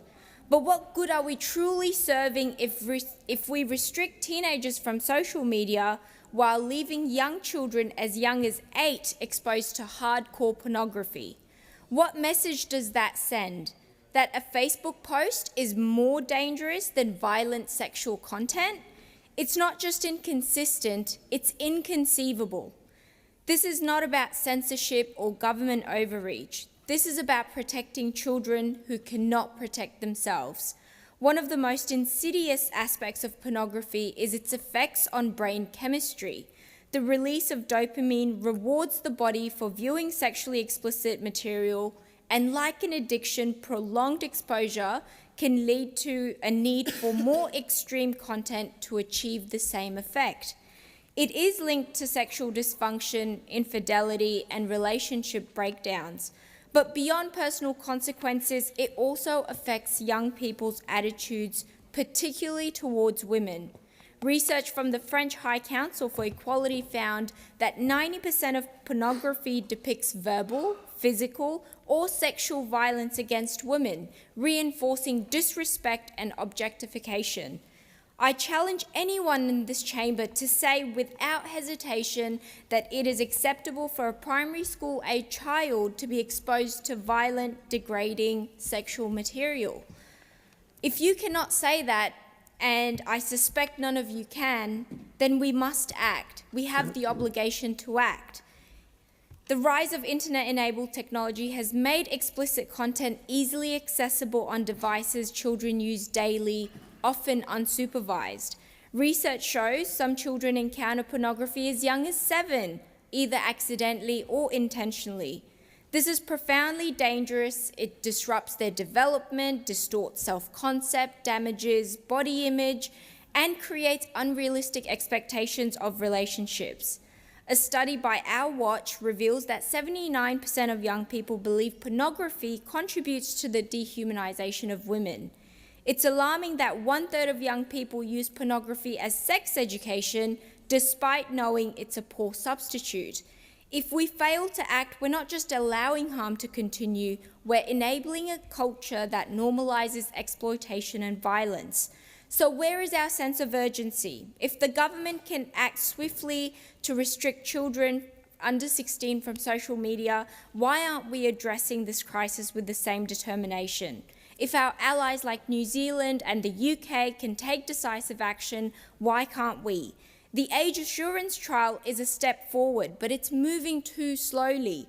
While we wait for results, children are exposed to harmful content every day. We cannot afford further delay. The solution will not be simple, and I don't claim to have the answers, but I do know this: indifference is not an option, inaction is not an option. Party lines and ideological differences do not matter when it comes to protecting our children. What matters is our shared responsibility and collective will to act. We can rise above political noise, put aside blame games, and overcome the bureaucratic inertia. This is not a left or right issue. This is not about winning votes or headlines. This is about doing what's right, and deep down we all know that. I'm not here to point fingers, I'm here to extend a hand. Let's work together across party lines to create solutions that protect and heal. Because if we cannot come together for our children, then what hope do we have for anything else? The time for excuses is over. The time for action is now. Our children are watching. Let's show them we were worthy of their trust. Thank you. Senator Liddell. Thank you. Well, a few days ago I saw a very cute reel on social media of two very young girls lip-syncing to a pop tune, having a great time. It was so funny, I think I watched it about 10 times.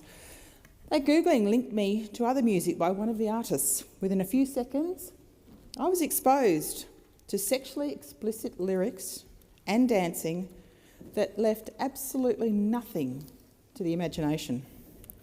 None of it suitable for children on any measure. It's a good example of what can be a quick and short path from innocent to illicit to tragedy. It shows the need for every parent to keep a watchful, vigilant eye not only on what they are posting, but more importantly, what children are watching. Australia's 4.8 million in 2023 children under 14 years have unparalleled access to the online world today. 1 in 3 Australian children aged 6 to 13 own a mobile phone. 9 in 10 Australian teenagers own a smartphone. Children know TikTok, Snapchat, Instagram, so many more, but very often their parents and carers do not. In supermarkets, on the sidelines at sports events, at bus stops are young children glued to some sort of screen. Just one click away from online grooming, pornography, violence, extortion, bullying, gambling, and the list goes on.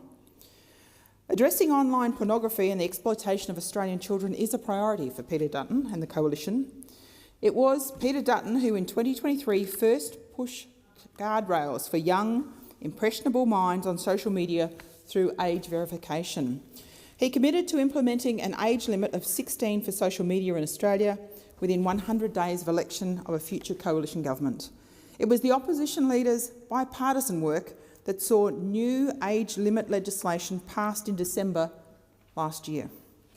Our Peter Dutton Coalition has vowed to protect Australian children from emerging threats to their safety and wellbeing online and equip parents with the awareness and the tools they need to keep children safe online, because the evidence shows increased social media may lead to poorer mental health, especially for girls, and risk. Coalition colleague David Coleman highlighted last year self-harm hospitalisations by girls aged 10 to 14 have quadrupled during the past decade. I met a parent, Wayne Holdsworth, who I met personally last year, and for him the harms of social media were very real. Wayne lost his son Matt, a 17-year-old targeted by sextortion. He wished he'd known about risks of self-harm and knew then what he does now. We all need regular reminders that the internet is a tool, but it can also be devastating through no fault of the user. Set up by Peter Dutton, the Australian Centre to Counter Child Exploitation was inundated with more than 40,000 reports of child exploitation in 2022-23 financial year. That number has more than doubled in 5 years. As predators and their deeds are increasingly exposed, the Coalition has promised to double funding, or the size, of the Australian Centre to Counter Child Exploitation, but we can and must do more. An ongoing challenge remains sexual exploitation of children overseas by Australian men who use the internet to commit their crimes. The Coalition will also make it illegal to post material glamorising violence, drug and property crimes to increase a person's notoriety. We must also do more work to stem the publicity sharing fight clubs, because it's young people who are doing it, and young people need protection, and in this case, they need protection from each other. Sure, the internet is a tool that can lead to fun, but it can also lead to great harm. The Coalition is serious about doing more to protect children and in supporting parents and carers to do the same. And Senator Payman is right that this is an issue for all users, and we can and must do more. Senator Green. Thank you very much. I'm really pleased to speak on this motion today. I'm very pleased that we're getting a chance to talk about something that really does affect particularly views about women in our country, and about what our government is doing to tackle some of these issues. The Albanese government is committed to minimising the harm that comes from children accessing content online that is not appropriate for them. And we are taking a multifaceted approach to this risk, with measures both delivered and underway to address underage access to adult content. But I think the place to start is the damage that this can occur and why it's so important that our government is acting. We know that the National Plan to End Violence Against Women and Children highlights the risks of pornography in driving harmful behaviours against women and children. It states that pornography can depict physical and verbal aggression towards women, male dominance and female submission, and non-consensual behaviours. The relationship is complex, but research should suggest that there are links between people's use of this material and their attitudes about relationships, sex, and men and women's roles and identities. It is also associated with victim-blaming attitudes, such as the belief that if a woman is affected by alcohol or drugs, she is at least partly responsible to what might happen to her. Viewing pornographic material that showcases violence can have a negative impact on a young person's development, as Senator Payman points out. With regard to their well-being and relationships, it can influence their attitude and beliefs about sex, intimacy and consent. This is a serious concern, and addressing the drivers of violence against women and children is of paramount importance to our government. We also know that parents and families are concerned about these types of materials and the access that children have to them. While access to adult content for people over 18 years of age is legal, it is not legal to allow minors to access it. And it's the responsibility of the government to support parents and children in the community to prevent access to age-restricted products. So that's why our government is working to deliver $6.5 million in the 2024-25 budget to conduct a trial of age assurance technologies to protect children from harmful online content, including on social media and age-restricted content such as pornography. Funding for the trial was announced on the 1st of May 2024 by the Prime Minister, following a meeting of National Cabinet on gender-based violence. The E-Safety Commissioner is requiring industries to develop codes to protect Australian children from access of exposure to online pornography. If they are not good enough, as in the materials that are being provided by the industry, the E-Safety Commissioner is empowered to develop mandatory industry standards that will be required to comply with or face hefty fines. So these two codes that the E-Safety Commissioner is developing, these are codes aimed to protect Australian children from access to exposure of online pornography and other Class 2 material. More broadly, Phase 2 codes should ensure that Australian end users have effective tools and options to limit their exposure to Class 2 material if they choose not to engage with it. Now, the E-Safety Commissioner has also published guidance for parents and families on navigating conversations around pornography with young people. The Albanese government shares the views of the Senator for Western Australia. Pornography can negatively impact a young person's mental health, and that's exactly why we are taking this action. E-Safety's reporting acknowledges that while parents tend to underestimate the frequency of their children's exposure to online risks such as pornography, children see their parents as an important source of support to them. And I urge all senators, and indeed all parents, to avail themselves of the evidence-based resources that the E-Safety Commissioner has produced with leading experts in child development. Finally, I just wanted to mention some of the other work that our government has delivered in this space. And I'm very proud that on top of all of the reforms and the trial that we are delivering, last year the Albanese government successfully passed legislation to ban the sharing of non-consensual deepfakes, sexually explicit material. This behaviour is now a crime. Digitally created and altered sexually explicit material that is shared without consent is damaging and distressing, and we know that it overwhelmingly affects women. That is why we have no tolerance for this sort of behaviour, and it is why it is now a crime. Senator Waters. Thanks, Acting Deputy President. Violent and degrading pornography is rife on the internet. and it's particularly concerning the levels of inadvertent exposure that children are having to this type of content. Porn that depicts non-consensual sex or is violent or degrading towards women is everywhere. And sadly, it's that type of toxic porn that is shaping young people's attitudes and behaviours towards sex, relationships and consent. We know that in order to address violence against women, we need to address problematic pornography. And particularly, we must ensure that children are not exposed to it.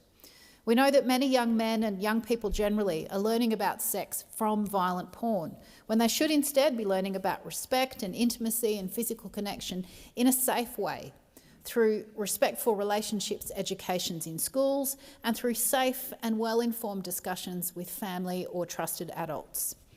Online spaces can be harmful to everyone, but there is a gendered aspect. Girls are 3 times more likely than boys to have experienced online sexual victimisation before the age of 24, according to research conducted by the Queensland University of Technology last year. We need the big tech giants to take action to ensure that this type of harmful sexual content is not fed into the feeds of young people online. We know that parents will often not have a line of sight on what kids are voluntarily accessing, but all the more so for content or ads or pop-ups that force their way into children's online spaces.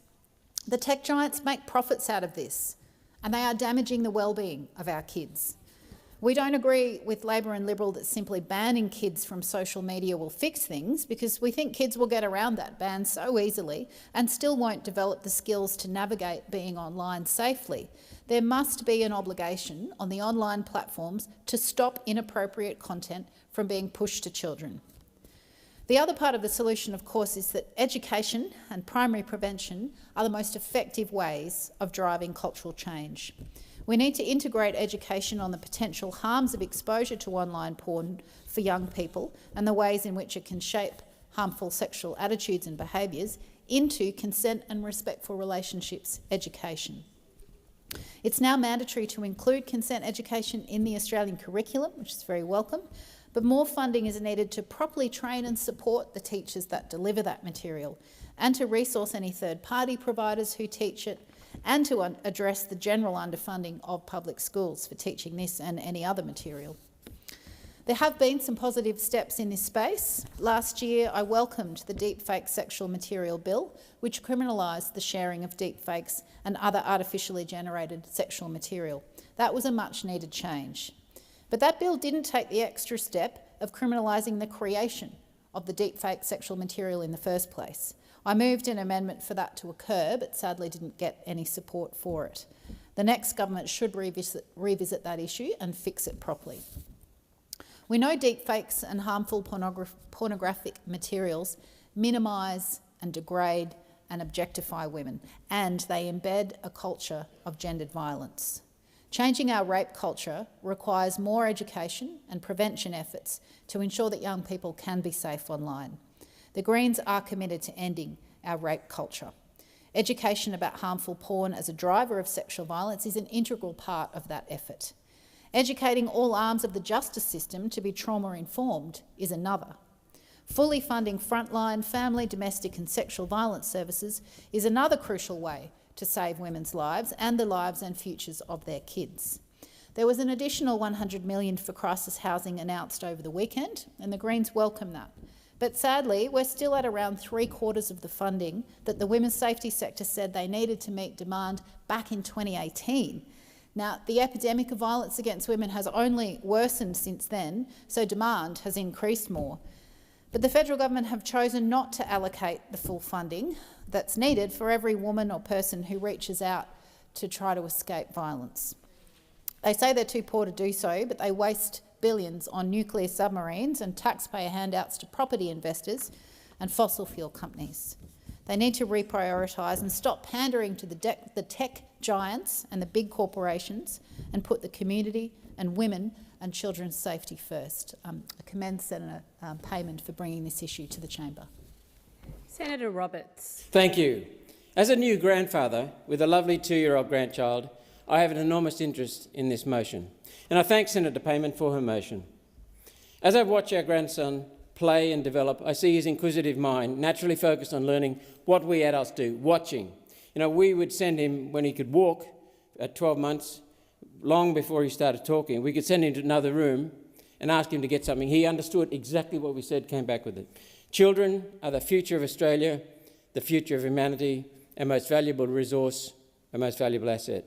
My comments apply to both girls and boys. Maria Montessori, the most astute observer of human development and behaviour, said that the critical years for the formation of both character and intellect are birth to 6. Parents and nearby communities determine whether a child becomes a valued contributor to and resource for society or a drain and burden on society. Its very nature means that sex is a matter of great interest to every child. That's natural, healthy. The choice then becomes how to introduce sex to children, or children to sex. The beauty of respectful sex, the enjoyment of sex, the spirituality of sex. Anything that disturbs a child's balance, including online pornography, is damaging to children's developing minds and does contribute to mental health problems, destruction of relationships and violence against women. And violence against men. Add debasement of humans to that list. Add debasement of society. Add debasement of education. This applies to all humans, girls and boys, not just women, it applies to men. When a girl debases a boy or a boy debases a girl, they debase themselves. There will always be pornography. Some key points are limiting access to it, the robustness of the child or adult to withstand the damage from pornography, and building inner strength in the children. All these aspects of managing pornography are ultimately the parent's responsibility. Strong morals are the precursor. Choice leads to accountability, and that leads to trust. Give people a solid basis for making respectful decisions. Truth is vital. Making respectful decisions based on facts and data. The parents cannot be with the child for life, so it's our responsibility as parents and grandparents to guide the child in discovering these with themselves. In the child developing their role in society, right across the country, instilling in children their valuing of truth and respect for fellow humans, whether male or female. And that's largely up to the parents to display. When children and adults value truth, accountability and respect, they have responsibility for their decisions and respect for each other. Maria Montessori developed the Montessori method based on love and orderliness.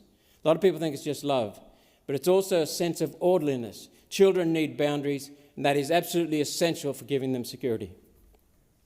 Sadly, today's governments are undermining parents, and that means a growing number of parents abandon responsibility for their children. Children sense that and miss it. It creates a hole, a yearning within. Again, Maria Montessori. Wherever one sees a lack of responsibility, one finds a lack of choice. Governments are undermining parents in so many ways, removing the parent's choice in parenting, usurping parents' role, undermining parents' role, breaching morals, telling lies. Governments are killing truth. Climate, lies, fear, the belief that the planet's going to end in 5 years, where the oceans are boiling, the global boiling. This hurts learning when children are in fear. Anti-human agenda. Beyond the climate scam, the COVID scam, humans are portrayed in an anti-human agenda as greedy, rapacious, uncaring, irresponsible, unkind. Nothing could be further from the truth. The Pygmalion effect comes into play. People, especially children, live up to the expectations we in society have of them. Then we've got gender distortion. Transgender itself is a nonsense. We cannot change gender or sex. Chromosomes are either XX female or XY male. Why try when it's futile? We cannot reverse attempts to transition. We must hold all people in regard, respect, and treat all people with love and support, not physical mutilation and chemicals. Whether it's a mental health condition such as temporary gender dysphoria or a tiny % of adults that are hermaphrodite. Look at the book, Sheldon's book from the turn of previous century, Exercise. Beauty used to be in the sparkle of a person's eyes, the shine of the hair, the glow of the skin. Now we devalue physical attributes, and many women, young women, hide behind makeup and live with the delusion that who they are is not good enough. Terrible. It all starts with truth, and truth starts with parents displaying truth and valuing truth, instilling truth. Senator Roberts. Senator Pocock. Thank you, Acting Deputy President. I thank Senator Payman for bringing forward this matter of public importance. This is indeed something we should be turning our attention to more often. We live in an age where most young people have high-speed internet in their pocket. They have access to the internet, and I would assume that most people in this place are probably very grateful that they got through their teens without being able in your room to access the internet on your phone.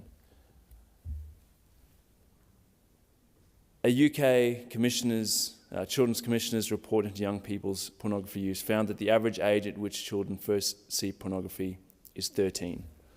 By 9, 10% of a sample of 1,000 young people had seen pornography. 27% had seen it by the age of 11. 50% of children had seen it by the age of 13. Additionally, 79% had encountered violent pornography before the age of 18. We're setting young people up for failure if this is their first interaction, viewing of what they think is sex. Like, we have to do better as a society. And I've had many parents raised this with me. We know that children describe seeing online porn on platforms including Instagram, Snapchat, Twitter, TikTok. This is according to the eSafety Commissioner. We have to do more as a parliament to look after young people in Australia. Thank you, Senator Pocock. The time for the discussion has expired. The Senate will now consider the proposal from Senator Nampijinpa Price, which has also been circulated and is shown on the dynamic red. Is consideration of the proposal supported? Is that the magic number? Thank you. With the concurrence of the Senate, the clerks will set the clock in line with the informal arrangements made by the whips, and I call Senator Nampijinpa Price to move the motion. Thank you, Acting President. I move the motion. President, today I speak to about this very urgent matter. It is a matter that is very close to my heart and has been ignored by the Albanese government for too long. The reality is, my hometown of Alice Springs and the region of Central Australia more broadly has changed so much since I grew up there. It is spiralling and has been spiralling for some time. The Albanese government thought letting alcohol restrictions lapse would be helpful. They thought throwing $350 million at us would fix it. The previous Northern Territory Labor government thought they could fix it, but neither of them did. And in fact, from my experience, what those Labor governments did, or perhaps more accurately, what they didn't do, has made life much worse. We continue to live with the effects of their irresponsible decision-making, and that is why this matter requires urgent attention. It's no secret to anyone that the current situation in Central Australia is dire. The NT has been in the national headlines disproportionately due to a breakdown in law and order, and more specifically, the disorder in Alice Springs, which culminated in 2 separate curfews. The narrative in the media is borne out in the data. When we look at youth offending, the number of young people in detention on an average night nationally is 2.7 in 10,000. But in the NT, that number is 22.2 in 10,000. Family and domestic violence continues to rise, with increases of more than 20% across the territory and more than 150% in some regional areas. Frontline services cannot meet demand. 1 in 5 children in the NT have a child protection notification compared to 1 in 20 nationally. Given all of this, it was a relief when the CLP enjoyed a landslide victory and formed majority government in the Northern Territory in August last year. The new CLP government have made swift legislative changes like strengthening bail laws. They also strengthened law enforcement on the ground, such as establishing the Fugitive Task Force in Alice Springs, which saw at least 50 high-risk repeat offenders get taken off the streets, away from where they could cause further harm. The Northern Territory Government is doing everything it can, but there are additional measures which they need the cooperation of the Commonwealth Government to get done. Things like making sure welfare payments are made on days when takeaway alcohol isn't available, or like making sure there are mutual obligations for those in receipt of welfare. They want to see an audit of federally funded programs, sounds familiar, and reform of royalty distribution, things I have advocated in favour of for so long. And finally, they want to broaden the pathways to income management, like parents who don't send their kids to school, as well as increasing the managed amount for parents of youth offenders. These are practical measures and they must urgently be adopted by the Albanese government. We know they will have an impact on the community. We know they will encourage the responsible use of money, spending it on things like food instead of alcohol. They will encourage people to find meaningful training or employment. They will have a positive impact on crime and violence in the region. And that is why the Coalition has been clear about their in-principle support for these measures. Because unlike the leader of the Labor government, the leader of the Coalition, Peter Dutton, cares about the people of Alice Springs and the wider Northern Territory. He cared enough to come and stay in Alice Springs, to talk to people on the ground and understand the reality of the situation residents are facing. Now is not the time for Anthony Albanese to back away from the important issues. He cannot back away and pretend that these places or issues do not exist just because they are complex or uncomfortable to face. That is why I'm calling on the Prime Minister to stop ignoring the crisis that has gone on for far too long in Central Australia, to do more than just throw money at us and hope we go away. I'm calling on the Prime Minister to stand up, show some leadership and support to the Northern Territory. I'm calling on the Prime Minister to urgently agree to the implementation of all 7 measures proposed by the NT Government. Senator Sheldon. Good, thanks very much. Well, I'm just going to say that from the outset that this is an incredibly cynical approach to actually what is an incredibly important issue. Because there is no actual real plan that's been exercised here. Because a plan actually involves a whole series of moving parts happening at once. Because what we've seen the plan from the opposition is that no plan.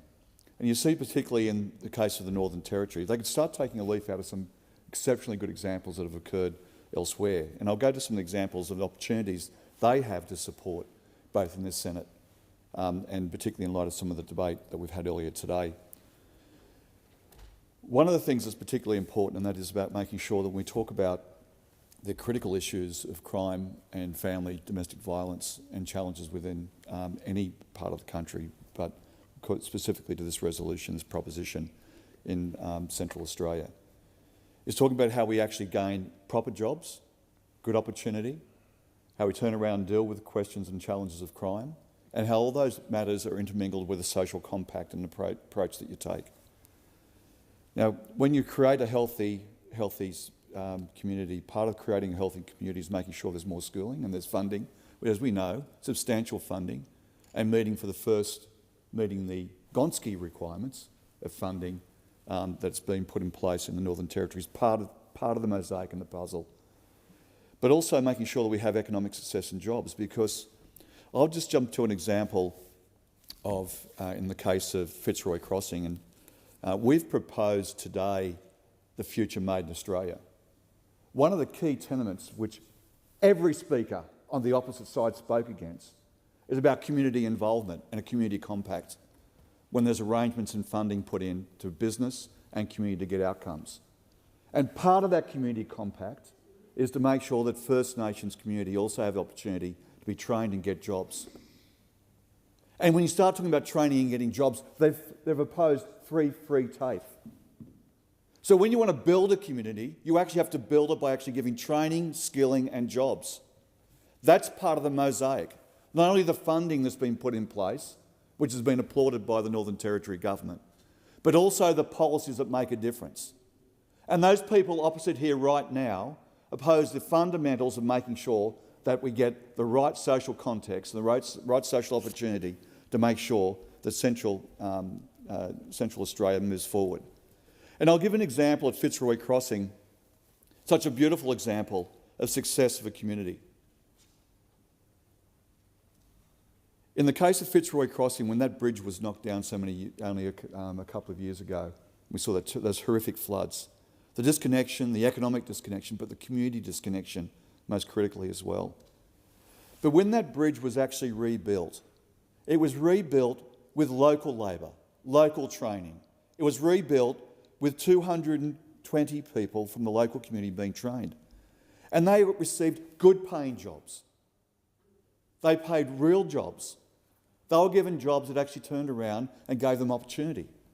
And when that Fitzroy Crossing bridge was built, that bridge was built not only back more successfully, not only back 6 months before it was due to be completed, but also the crime rates in that community decreased by 43%.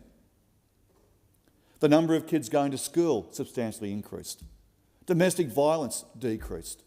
So while those opposite talk about the issues they think are important, they don't talk about the real issues that actually glue community together. Because when we start talking about making sure that we have the economic answers and approach as part of the mosaic of getting it right, we start talking about future made in Australia. When you talk about free TAFE, which only last week in Adelaide the opposition was still speaking against, that we have those opposite do not have a package of ideas or a plan that's successful. Because they really don't like the idea of it being successful, because it requires a community involvement, it requires government involvement, and it requires business involvement. And whenever you see that tripartite approach, community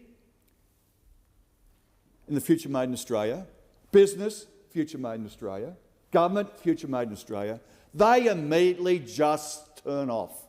They switch off. We'll go to Fitzroy Crossing and see how it works, because it does work. A social contract and social infrastructure can be built. Have the guts to support it and be fair income. Senator Cox. Thank you, Acting Deputy President. The Greens won't be supporting this motion today about practical solutions. In fact, it reads exactly like the Coalition's election platform. There are 3 points that I want to make with the limited time that I have here today. One of those is very, very clear. You can't police your way out of this situation that's happening in Central Australia. This is hundreds of years of trauma based on colonisation, displacement, the eradication of culture and the segregation of people. It's also known as the White Australia policy, and God forbid that we are going back to that time. And some people actually believe in this country that this happened a really, really long time ago. When I speak to people, that's what they say. But next week is actually the national apology to Stolen Generations people, which every year there's a breakfast here in this place. And there's no surprise, because I've spoken about it many times in this chamber. I am the following generation of children. My mother was in a mission taken from her family. And this has happened to many mobs across our country. This is the cycle of dysfunction that was created for us. The second is that the rates of family and domestic violence throughout the Northern Territory are unacceptable. They are absolutely unacceptable. And that's what Senator Shoebridge and I heard when we were in the Missing and Murdered First Nations Women and Children's inquiry. And there needs to be significant investment, but in primary prevention and in early intervention, not punitive approaches that criminalise people and continue to paint black people in this country as something that is absolutely inadequate or cannot do for themselves. There is a mountain of evidence about the system's failure that we do not provide the basic human needs: food, water, shelter and safety in our communities. And these need to be approached by every level of government to make sure that we are actually coming together and actually finding common ground to fix that, instead of these inflammatory comments about what's happening in our communities. Senator Cox. Senator O'Sullivan. Thank you very much, Acting Deputy President. I thank Senator Nampijinpa-Price for bringing this important urgency motion before the Senate today. And I For those following along at home, I thought it's important to read and so people understand what it is we're actually debating here, so that we're central to the core and the issue of what we're actually discussing here. And the motion that Senator Nampijinpa-Price has brought here reads that the Albanese government's failure to address Central Australia's crime and community safety crisis and their failure to partner with the Northern Territory Government to deliver practical solutions. Now, it's writ large that this is patently true, that this is not happening under the Albanese government. There's not the cooperation that is necessary with the Territory Government to get the results on the ground that are absolutely necessary. In Senator Nampijinpa-Price's contribution, she remarked on the fact that the data around youth offending is getting worse. It's getting worse. It's not getting better. The number of young people in detention on an average night nationally is 2.7 in 10,000, but in the NT, that number is 22.2 in 10,000. Family domestic violence continues to rise, with increases of more than 20% across the Territory and more than 150% across some regions across the Territory. 1 in 5 children in the NT have a child protection notification, compared to 1 in 20 nationally. Now, if that figure there doesn't frighten the living daylights out of you and spur you on to greater action, then I don't know what will, because our children are our most vulnerable citizens. And this is occurring right here in our country. This is a truly terrible situation that is happening right now. And we've seen decisions by this government that are often, more often than not, simply driven by an ideological obsession, because their unwillingness to provide the practical solutions that we know works in these communities. And the need to listen to people on the ground, rather than some ivory tower coming from some academic position, often in communities and indeed different states and different parts of the country.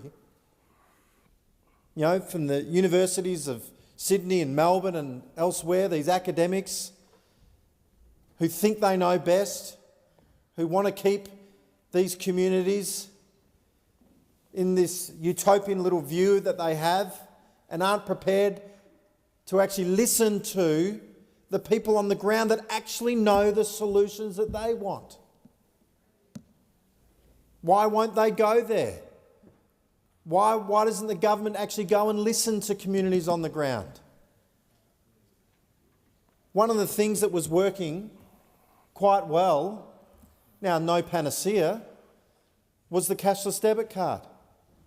And we were in the stages of, when we were in government, of replacing the basics card that was brought in by the Labor government, a very clunky and old technology that was quite restrictive and limited the ability for people to have some more autonomy over their lives.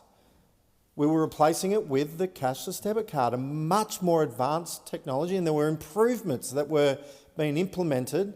One of the very first pieces of legislation that this government brought in, without listening to anyone on the ground, without consulting anyone in the communities. We saw that through the inquiry process and through estimates, that there was no consultation. They ripped it away. They ripped it away. They ripped away the cashless debit card across the Northern Territory and, of course, across the 4 trial sites where it was occurring.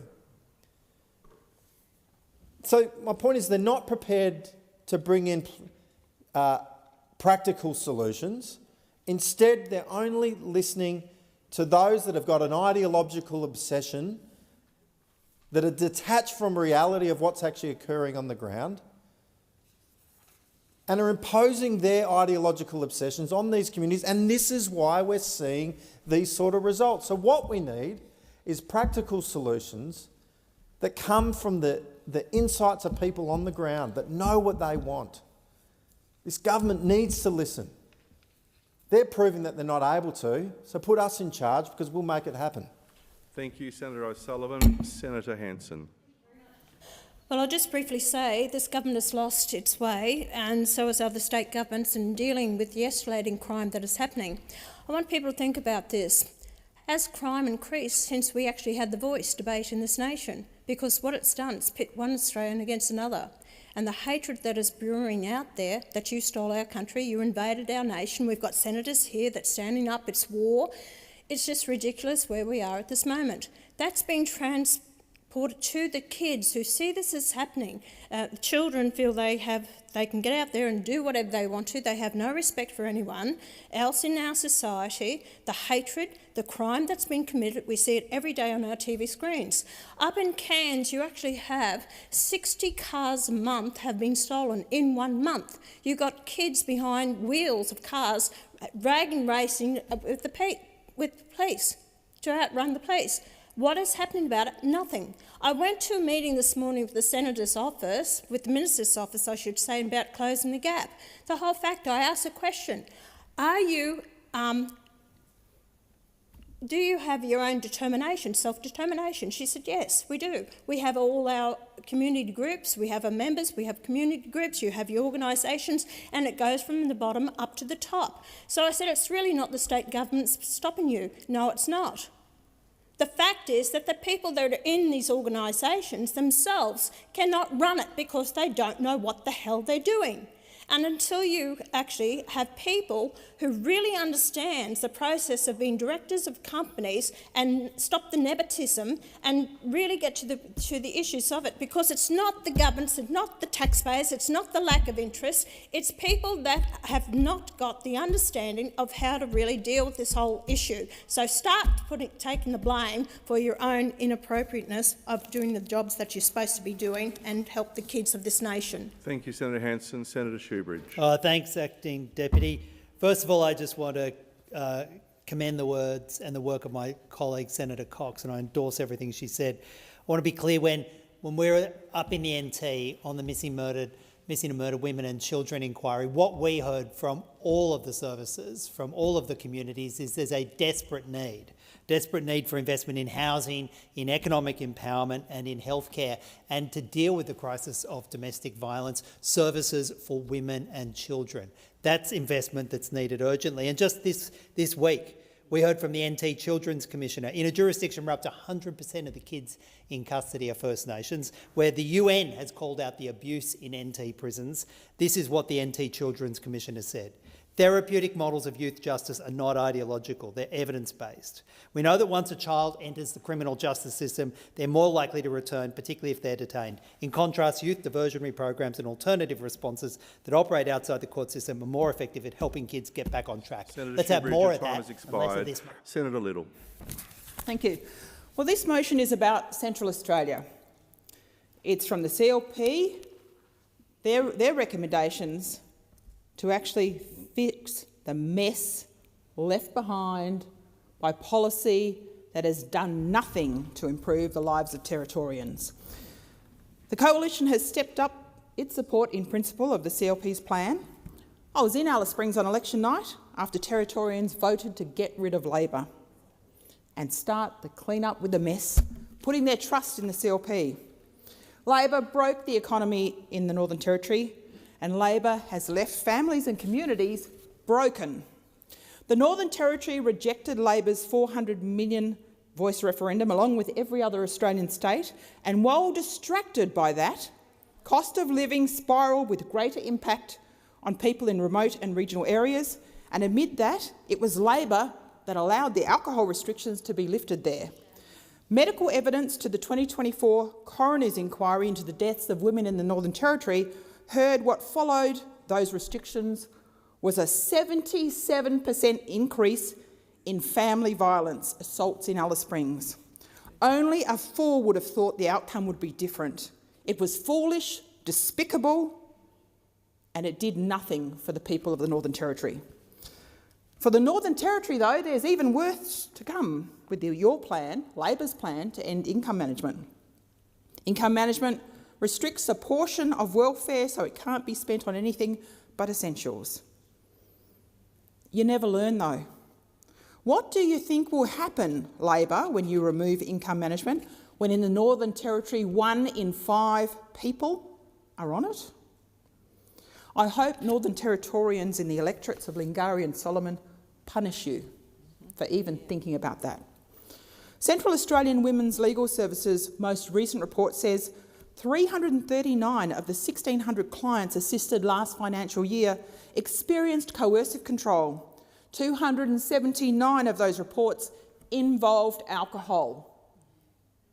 Familiar words, spoken all the time when you talk about this dysfunction. Just look what happened in the Northern Territory when you increased access to alcohol and gambling. It was the same when you did it when you removed the CDC in the communities that wanted it, in Ceduna, Kalgoorlie and the East Kimberley. You said yes to more violence in those areas and to more social distress. What you fail to recognise is this isn't just about Aboriginal families. This is about all of the people that live there, everyone. In Central Australia, we're not talking about a huge number of children. We're talking about around 40. You know why I know that? Because I was actually talking to people in Alice Springs about that last week. A bit of honesty from the locals. 40 children at any one time. Sometimes it's up to 80, but only 40.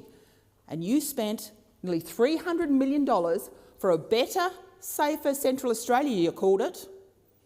And yet, that's not what you've actually delivered. But you did spend $130,000 on a temporary ice skating rink in Alice Springs in one of those summers, for no effect for the children who actually needed it. You also fund a bus service that runs until 4 a.m. in the morning, not just in Alice Springs, in Katherine too. I dare you to let your children out on the streets until 4 a.m. in the morning.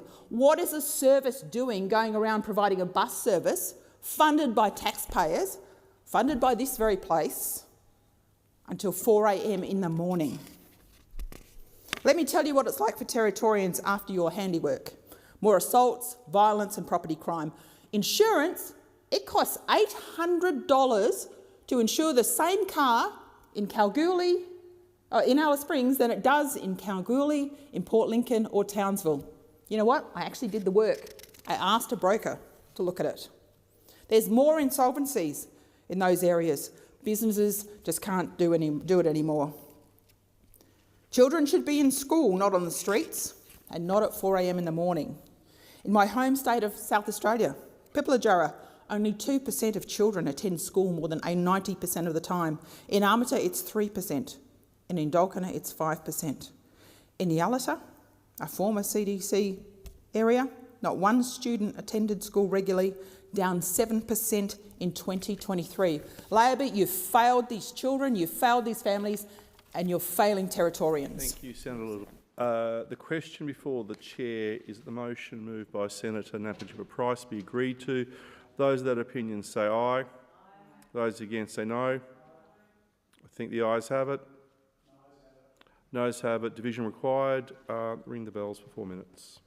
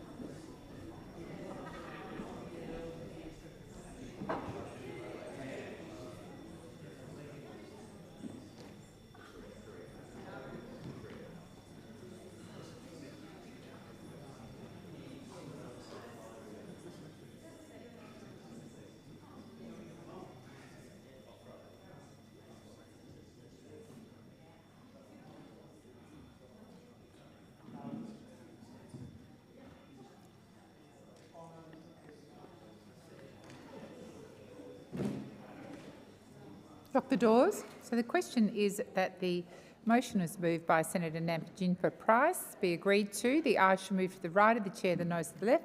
I appoint Senator Kovacic as teller for the ayes and Senator Ciccone as teller for the noes.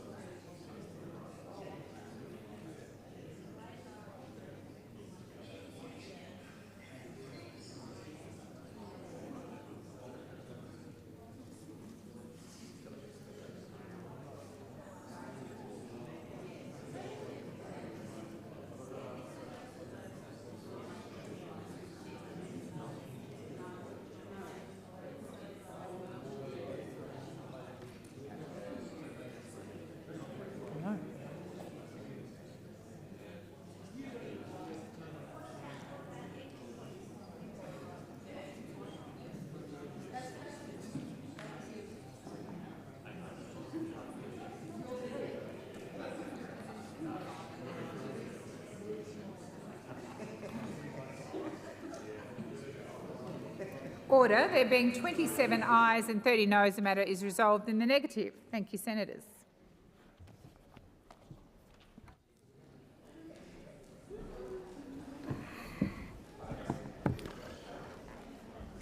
In the nicest possible way, if senators could leave the chamber in a quiet manner, that would be great, please.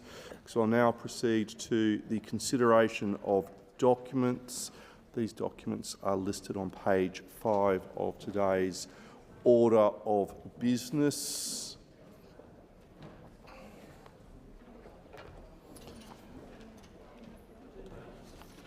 And if no one wishes, so I'm at item 15, Senator O'Neill. Are you okay? Sorry, Senator O'Neill has called. For debate on item 16. Page 5 and it does go over the page as well. No, Senator O'Neill, the documents are just two. There's only 2 of them. Oh, only the documents, not reports. So yes. Thank you. So thank you. So if no one wishes to consider the documents, being the 2 that are listed on page 5, sorry, Senator Shoebridge. Just take note of document 2, the Treaty, NOAA Australia Treaty, and seek leave to continue my remarks. And there being no objection, leave is approved. Senator O'Neill, I will now move to item number 16, which is the table and consideration of committee reports and government responses. But before I come to you, I will deal with the whips. So, Senator Ciccone. Thank you very much, Acting Deputy President. On behalf of the Chair of the Education and Employment Legislation Committee, Senator Sheldon, I present additional information received by the committee on its inquiries as listed at today's order of business. Okay, I might call you Senator Kovacic. On behalf of Senator Dean Smith, Chair of the Standing Committee for the Scrutiny of Bills, I present Scrutiny Digest 1 of 2025 of the Standing Committee for the Scrutiny of Bills, together with ministerial correspondence, and I move that the Senate take note of the report and seek leave to continue remarks. There being no objection, leave is approved. And now I will come to you, Senator O'Neill. Very much. The report to which I wish to speak is report number 12. It was presented out of sitting, Acting Deputy President. It's on page 6. No, because it was presented out of sitting already. That's the scrutiny. I was hoping, Senator O'Neill, not that I'm managing too much, the Standing Committee for the Scrutiny of Delegated Legislation.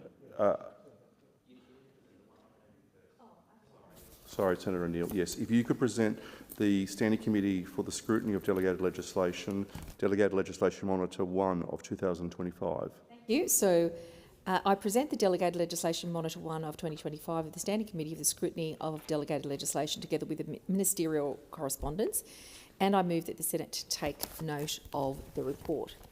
I rise to speak to the tabling of the monitor that I have just described, which reports on the committee's consideration of 274 legislative instruments registered between 29 October and 15 December 2024.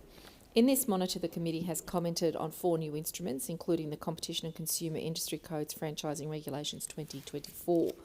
The instrument remakes its 2014 predecessor and prescribes an industry code which includes changes to implement the government's response to the independent review of the Franchising Code of Conduct.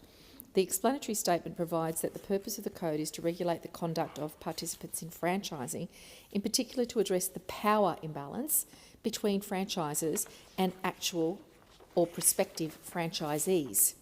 The committee has resolved to draw its concerns relating to this instrument to the Chamber's attention under Standing Order 23(4). As the instrument prescribes a mandatory industry code to regulate the conduct of franchising participants, the committee considers that this instrument provides for significant matters that are more appropriate for parliamentary enactment under Scrutiny Principle J. The committee notes the instrument's explanatory statement explains the prescribing these matters in delegated legislation is enabled by the Competition and Consumer Act 2010 and that the instrument replicates the previous code. The instrument also sets out civil penalty provisions for contravening the code. The provisions concern matters that are significant in nature, including a prohibition on entering into a franchise agreement that includes a restraint of trade clause. Most of the provisions impose 600 penalty units, while others are set out civil penalties of $500,000 for persons who are not a body corporate, or pecuniary penalties that may be higher than $10 million. While the explanatory statement justifies the appropriateness of these high penalties, the committee remains concerned as a matter of principle about the significant amount of these penalties. The penalties far exceed the committee's expectations for maximum penalty amounts in delegated legislation, which are 50 penalty units for individuals and 250 penalty units for corporations. Excuse me, Senator O'Neill. I would ask senators in the chamber while a senator is speaking to please listen, otherwise you take your conversations outside. Senator O'Neill, you have the call. Thank you very much, Acting Deputy President. The committee is therefore drawing the inclusion of significant elements of a regulatory scheme and significant civil penalties in this instrument to the Senate's attention. The committee has also commented on the Fair Work Digital Labour Platform Deactivation Code Instrument 2024 and the Fair Work Road Transport Industry Termination Code Instrument 2024 in this monitor. The Fair Work Act of 2009 includes a framework for dealing with the unfair deactivation or unfair termination of regulated workers and requires the Minister for Employment and Workplace Relations to make these codes. This includes providing that a person has been unfairly deactivated or terminated if the Fair Work Commission is satisfied that the deactivation or termination was inconsistent with the relevant code. The committee has commented on these instruments as they prescribe significant elements of the unfair deactivation and termination framework as opposed to matters merely of detail. This includes by setting out the entire process that digital labour platform operators and regulated road transport businesses must follow when deactivating or terminating a worker. The codes are integral to the Fair Work Commission's determination of whether an unfair deactivation or termination occurred, and the measures in the codes may have a significant impact on the rights and interests of affected workers, operators and businesses. The committee therefore considers these measures to be more appropriate for primary legislation so that they are subject to a higher level of parliamentary oversight. In light of this, the committee has resolved to draw the inclusion of significant matters of regulatory scheme in these two instruments to the Senate's attention under Standing Order 23(4). In this monitor, the committee is seeking the Minister for Resources advice in relation to the Offshore Petroleum and Greenhouse Gas Storage Safety Regulations 2024. The purpose of this instrument is to ensure that offshore petroleum and greenhouse gas storage activities are undertaken in a way that reduces health and safety risks for persons at or near such facilities. The committee has raised several scrutiny concerns with this instrument, including whether independent Independent merits review is available for discretionary decisions made under the instrument which have the capacity to impact on individuals' rights or obligations. Neither the instrument nor the explanatory statement clarifies whether such decisions made by the relevant authority, NOPSEMA, under the instrument are subject to merits review, and if not, what characteristics of these decisions justify excluding merits review. The committee expects that the exclusion of merits review should be justified by referring to the criteria set out in the Administrative Review Council's guidance document, entitled "What Decisions Should be Subject to Merits Review." The committee is also seeking the Minister's advice about a no invalidity clause in the instrument. The provision states that a failure by NOPSEMA to give a facility operator written notice of its decision whether to accept or reject a submitted revised safety case within 30 days of receipt does not invalidate its decision.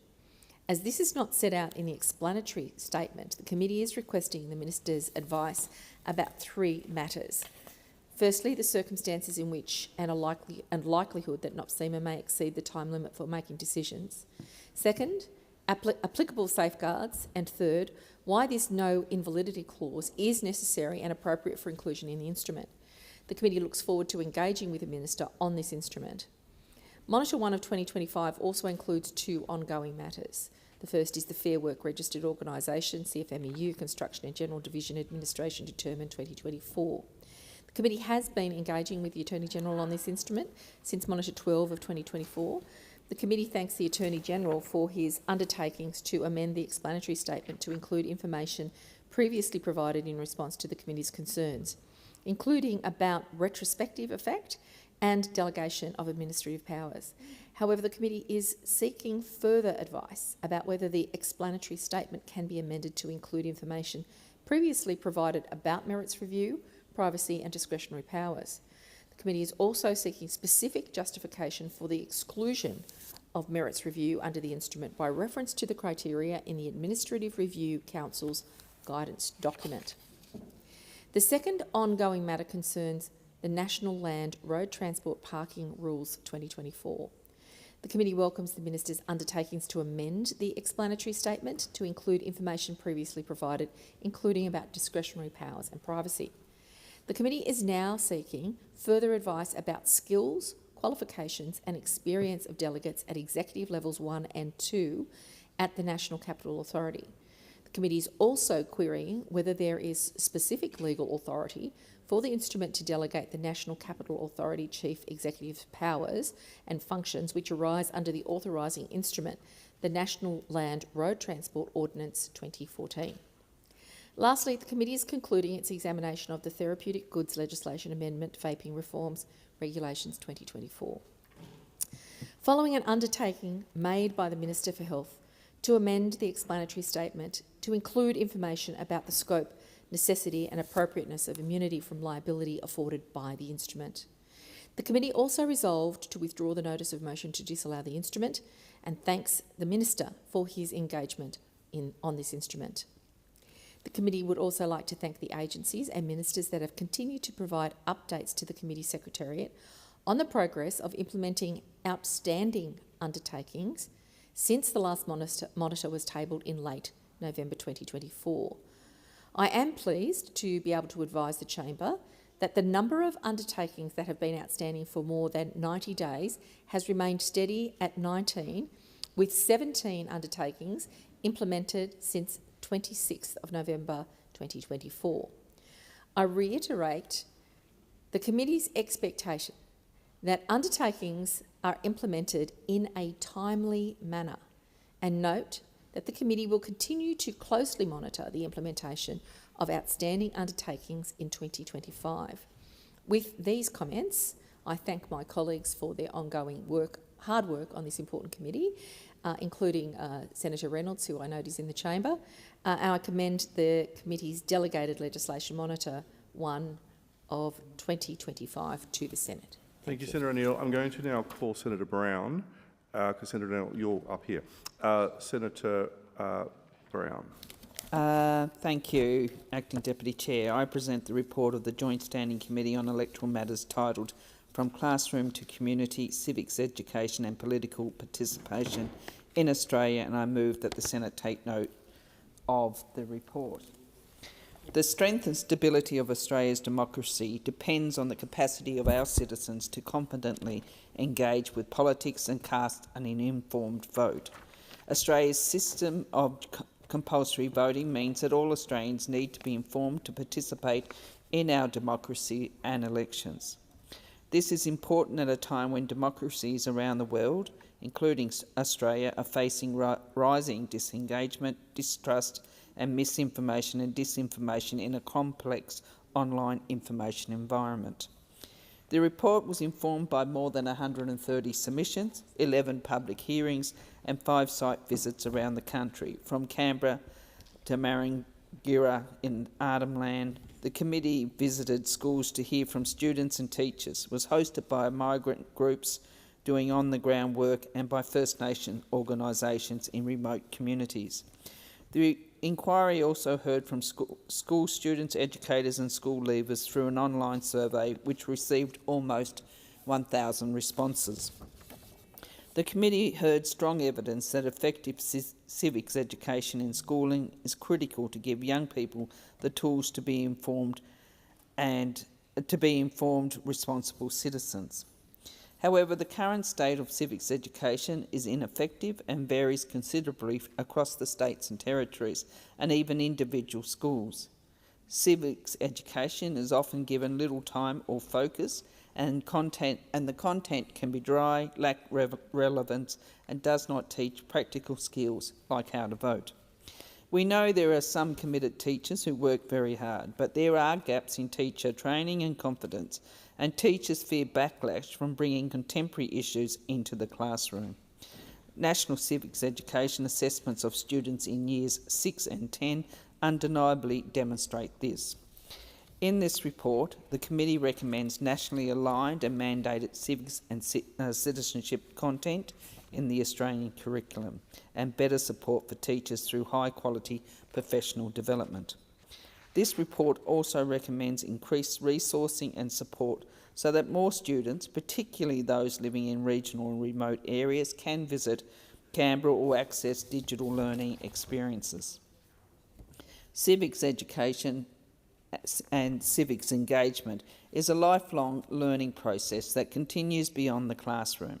However, some Australians report never having received any form of civics education. This can result in feelings of alienation and distrust in political processes and institutions. Some groups have also faced challenges that impact their access to education and equal participation, including people from culturally and linguistically diverse communities, those living in regional, rural and remote areas, and young people. We recommend that the Australian Government work closely with trusted grassroots community organisations to provide meaningful and culturally appropriate voter education opportunities and materials. Support is also needed for polling stations in regional and remote communities. The committee also makes recommendations to ensure that diverse youth are given more meaningful opportunities to build their understanding of civics issues and have their say on formal policies and processes. Misinformation and disinformation on social media thrive in electoral events. This inquiry also heard that without strong media literacy skills, many Australians are left vulnerable to false narratives that can distort their understanding of democratic issues. The committee makes recommendations aimed at enhancing media literacy skills for not only our young people but adults and other vulnerable populations. In the report, there is a one-page dissenting report authored by the Honourable Senator James McGrath, which suggests that targeting civics education towards specific communities creates division, targeting our differences rather than what unites us. But our differences are what unites us. Australia is strong because we can celebrate what sets us apart with respect. The committee recommendations show that these initiatives are about removing barriers, ensuring accessibility and strengthening democracy for all Australians. Instead of excluding any group, the recommendations ensure that everyone, regardless of background, has the tools and knowledge to fully participate in Australian democracy. On behalf of the committee, I extend my thanks to all those who contributed their time and expertise to this inquiry, and a special thanks to the JSCAM team and the inquiry team led by Miriam Berger. Thank you. I move to continue my remarks. Thank you, Senator Brown. I believe we're going to Senator O'Neill. Thank you very much, Acting Deputy President. And I rise to speak to a report tabled out of session from the Corporations and Financial Services Joint Statutory Committee, Financial Abuse and Insidious Form of Domestic Violence, which was tabled in December. Acting Deputy President and members of the Senate, I want to indicate to you that the scale of this is off the charts. It's affected 1.6 million Australian women alone, and that's not to say that there aren't men who experience, but predominantly is it being experienced by women, this insidious form of control, but also that the cost is $5.7 billion per annum. So this is no small thing. It's an insidious interpersonal form of control. It's very dangerous. It's growing in its frequency, and it robs, and it certainly attempts to strip victims of their independence and their security, and too often their hope. It's certainly not as visible as a bruise from physical domestic violence. It's not as loud, and it doesn't involve always a raised voice or a raised hand, but it is powerfully impactful and devastating, and its impact can be very, very long-lasting. And we took evidence about decadal experiences of financial abuse. Financial abuse can take many, many forms. It could be a partner draining a shared bank account, withholding child support, coercing a victim into debt, or manipulating superannuation to leave someone with nothing. And for too long, financial abuse has remained hidden in the shadows of our national conversation about domestic and family violence. And given Australians' absolute sense of outrage at physical domestic violence, this is a matter that I think is ripe now for Australians to consider and discuss, and for us as a parliament to work along with the financial services sector, the banks, government agencies, and indeed the legal profession to address the incredible challenges that face us as a nation. This report of the Parliamentary Joint Committee, which I'm very pleased to chair, has been tabled with over 60 recommendations which seek to deal with this insidious issue. Our inquiry exposed a large number of concerns about the systemic failure that allows perpetrators to manipulate financial systems unchecked. This is the report. I want to acknowledge the members of the committee who unanimously adopted the terms of the report, the terms of reference for this report. As I said, I'm privileged to share this report, and also the Deputy Chair, the Honourable Alex Hawke MP, also another New South Wales member, did a great job in helping us manage the extraordinary experience of evidence that we received. It was truly one of the most harrowing periods of evidence that I've received, and I know you've referred to reports that you've tabled about violence against women, and this is of that kind. An outrage to ordinary, decent Australians, but something that's being done and proliferating. I want to congratulate the members, Andrew Bragg, Mr Georgianis, Mr Howarth, who accepted the terms of reference, and Dr Molino, also Senator Pocock, but for the incredible work that was done by Senator Louise Pratt in bringing this forward, also Senator Paul Scar, who attended so many of the hearings, and our thought leader on this, who really drew it to the attention of the committee, was my colleague from the other place, the member for Swan, Ms Zanetta Mascarenhas. Wonderful secretariat led by Ivan Powell. Sean Turner was the committee secretary for a period of time, Mr John Bell, Morgan Jacobs, Rachel Benzie, Sanal Kiradina and Julia Bowman-Crockett, who did the most remarkable job in pulling this evidence together. Now, this is such a big report, there's no way that we are going to cover it off. And at the end, I'm going to seek leave to continue because I will continue to come back and speak to what's going on in here. But today, I want to commence because people in this place, operating out of what we would perhaps describe as a normal moral code, are actually shocked, Acting Deputy President, by the nature of some people's behaviours with regard to their intimate partner. So there was a report that was delivered for the previous government under the Department of Prime Minister and Cabinet in 2020. It was entitled Preventing the Financial Abuse of Women, Literature and Desktop Review. And I will acknowledge that it was done by a group of thought providers and researchers from KPMG.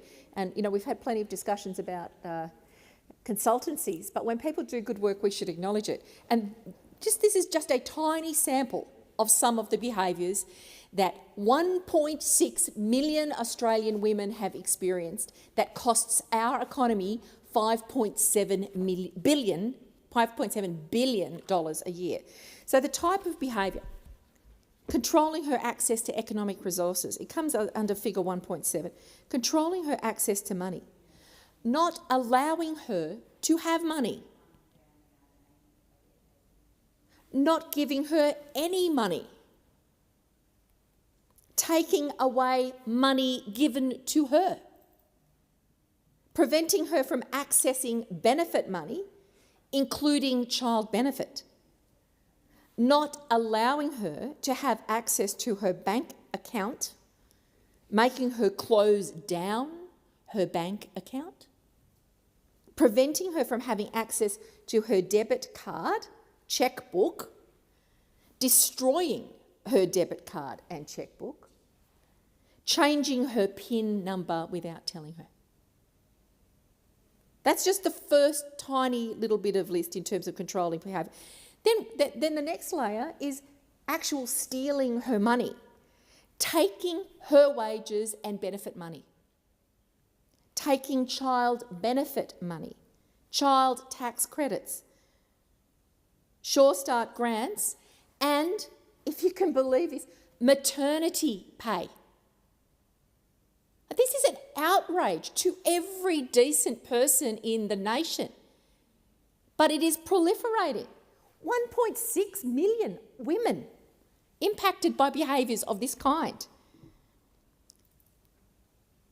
Spending money from the joint account, taking money from her purse, taking money left on the side, taking birthday money, selling on vouchers, taking her savings and the children's savings, borrowing money from her and never paying it back, intimidating her into giving him money, ripping up her money. Let's just stop for a second to imagine that interaction in a household in Australia tonight, where, having worked and earned money, a woman takes home cash that is literally chopped up or ripped up in front of her. The physical offence of that and the working out of that in terms of an impact on her capacity to look after herself and her children. Pawning her possessions, selling the children's possessions, and, of course, gambling with her money. Now, I've only got 1 minute and 44 seconds left. That was one chart that is embedded in the report. I've got nowhere near any of the recommendations that touch on recommendations for banks and financial service providers, for financial product advisors, for superannuation entities, for the government and government agencies, and indeed for the legal profession. This is an ecosystem that is enabling people like that to inflict insidious and profoundly harmful damage on our fellow citizens. And it's got to stop. It has to be named, it has to be called out, and we need a dedicated and coordinated response to manage to create conditions where this sort of behaviour is acknowledged as intolerable, that it is not rewarded, and it is absolutely punished. In reality, economic coercion is the primary reason victims remain trapped in unsafe relationships. And it is exactly the sorts of behaviours that I've just described by people who perpetrate their power over another that leads to incredible suffering over extended periods and damages the health and well-being of an entire generation of children who are caught up in it. I seek leave to continue my remarks if there are no other comments, and I will be coming back to speak about this report every opportunity I have. Thank you very much. Leave granted. Leave is granted. Senator Scarr. Thank you, Acting Deputy President. Just quickly on the same report, if I can just provide my compliments to Senator O'Neill. Don't leave whilst I'm paying you a compliment, Senator O'Neill. I think Senator O'Neill provided outstanding leadership to this inquiry, and consistently throughout this term has also provided outstanding leadership of the Joint Standing Committee on Corporations Law and Financial Services.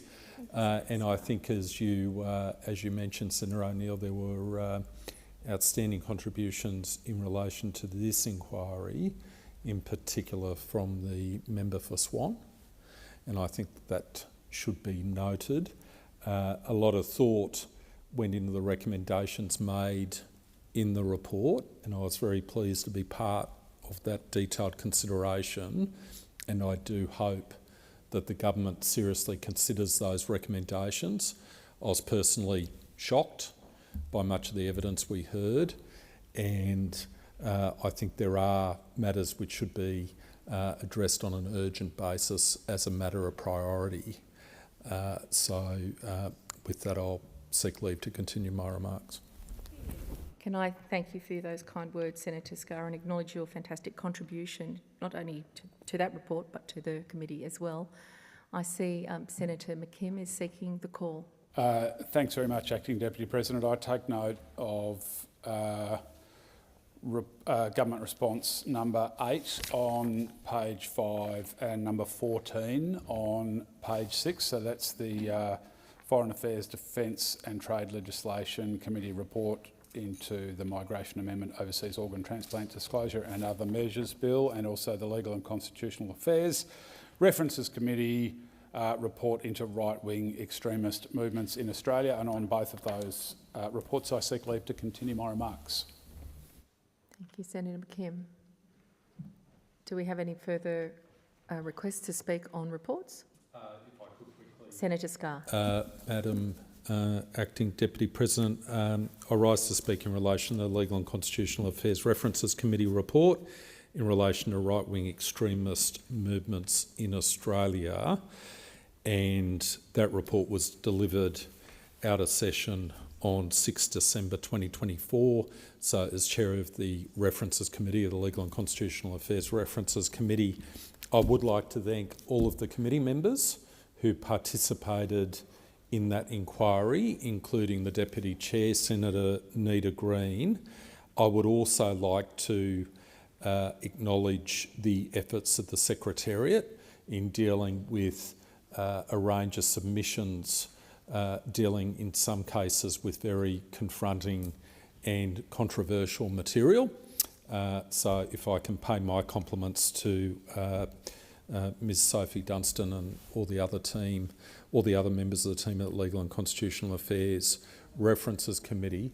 I'll have something further to say in relation to the report perhaps next week, but at this point in time, the main message I would like to note is we have a situation in this country where, in particular, there's a cohort of vulnerable young people who are being lured down the rabbit hole of violent extremism, especially via the internet and social media, including through online gaming platforms and other mechanisms, vehicles, which invidious members of extremist groups use to capture the minds of young people. This is a serious issue. ASIO and the AFP are certainly aware of the issue, but the age of the people who are being captured by this vile ideology is of deep concern, and I think we as lawmakers and various agencies at both the Commonwealth and state level need to cooperate with each other and make sure that we are applying best practice in terms of de-radicalisation, and even before we get to that stage, to apply whatever strategies we can apply to promote understanding and divert young people from these noxious ideologies. And I'll have some further remarks on that comment on the report and seek leave to continue my remarks. Thank you, Senator Scarr. Are there any further contributions on committee reports and government responses? Thank you, Senators. I will move on to ministerial statements. Are there any ministerial statements? I call the Minister. Thanks, Acting Deputy President. I table documents relating to the order for the production of documents concerning the Tax Laws Amendment incentivising food donations to charitable organisations Bill 2024. Thanks.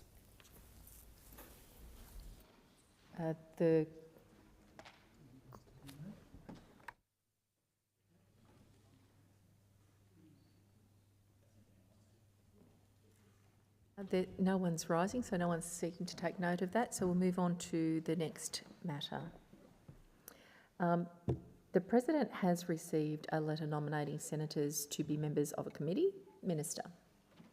I seek leave to move a motion to appoint senators to a committee. Is leave granted? There being no objection, leave is granted. Minister. I move that senators be appointed to the Select Committee on Measuring Outcomes for First Nations Communities, as set out in the document available in the chamber and listed on the dynamic red. Thank you. Clerk, do we have any messages from the House? I call the clerk. Business of the Senate, notice of motion number 2, standing in the name of Senator David Pocock, reference to the Environment and Communication References Committee. Senator Pocock. Thank you, Acting Deputy President. I'm here today to seek the Senate's support for an inquiry into the influence the gambling industry and those that profit from them have over government decision-making. This morning, Senator Grogan emphasised how complicated this reform is, how uniquely complex it is, and why a go-slow approach is best. Well, I went back to Hansard to look at how long it's taken to develop other complex bills, complex pieces of legislation. According to the Department of Home Affairs, it took just 8 days to have the Migration Amendment Bill drafted. Just 8 days to draft the bill that allowed the government to pay other countries to take people from Australia. It seems where there is the political will to do so, legislation can be developed quickly to meet any need.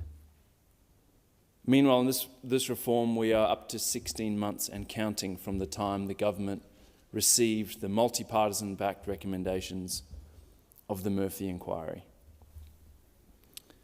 I argue that this is not this nebulous concept of complexity. There is something else behind the government's decision to shelve this reform, and that is the influence of the gambling lobby, the big sporting codes and the corporate media working to ensure that they can continue normalising this product among children, so that the revenue can continue to flow to those industries for generations to come.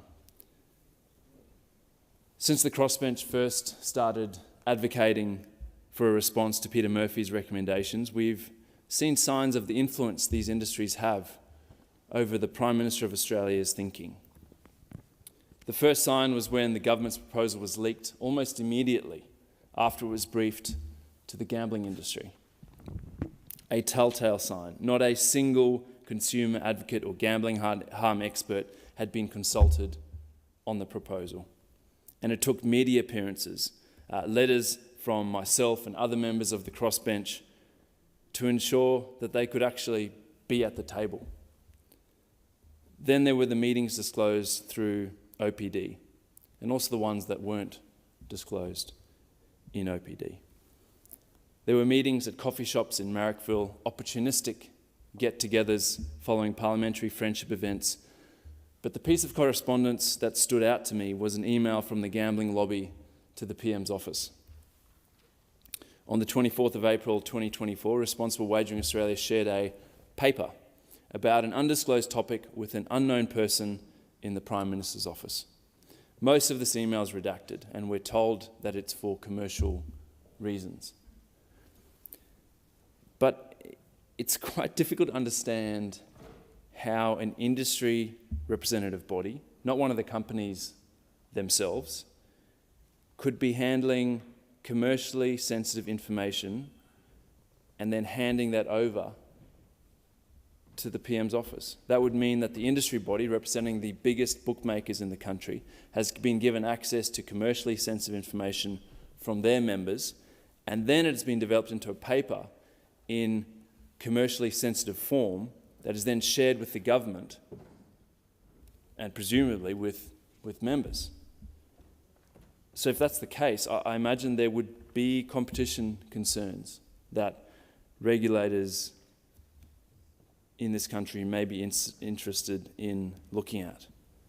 What's worse is that since that time we've discovered that meetings went undisclosed by the PMO, which I find incredibly disappointing when the Senate agrees to an order for the production of documents and information is withheld, and then someone FOIs them and gets the full suite of documents. The Australian Financial Review reported earlier this year that the PM went on a round-robin meetings with Channel 10, Channel 7, Peter V'landys, Cricket Australia, the AFL and Channel 9. And for anyone interested, the NRL got a bit more time than the others. They got 20 minutes with the Prime Minister. And none of these meetings were disclosed in response to not my OPD, but an OPD that the Senate demanded,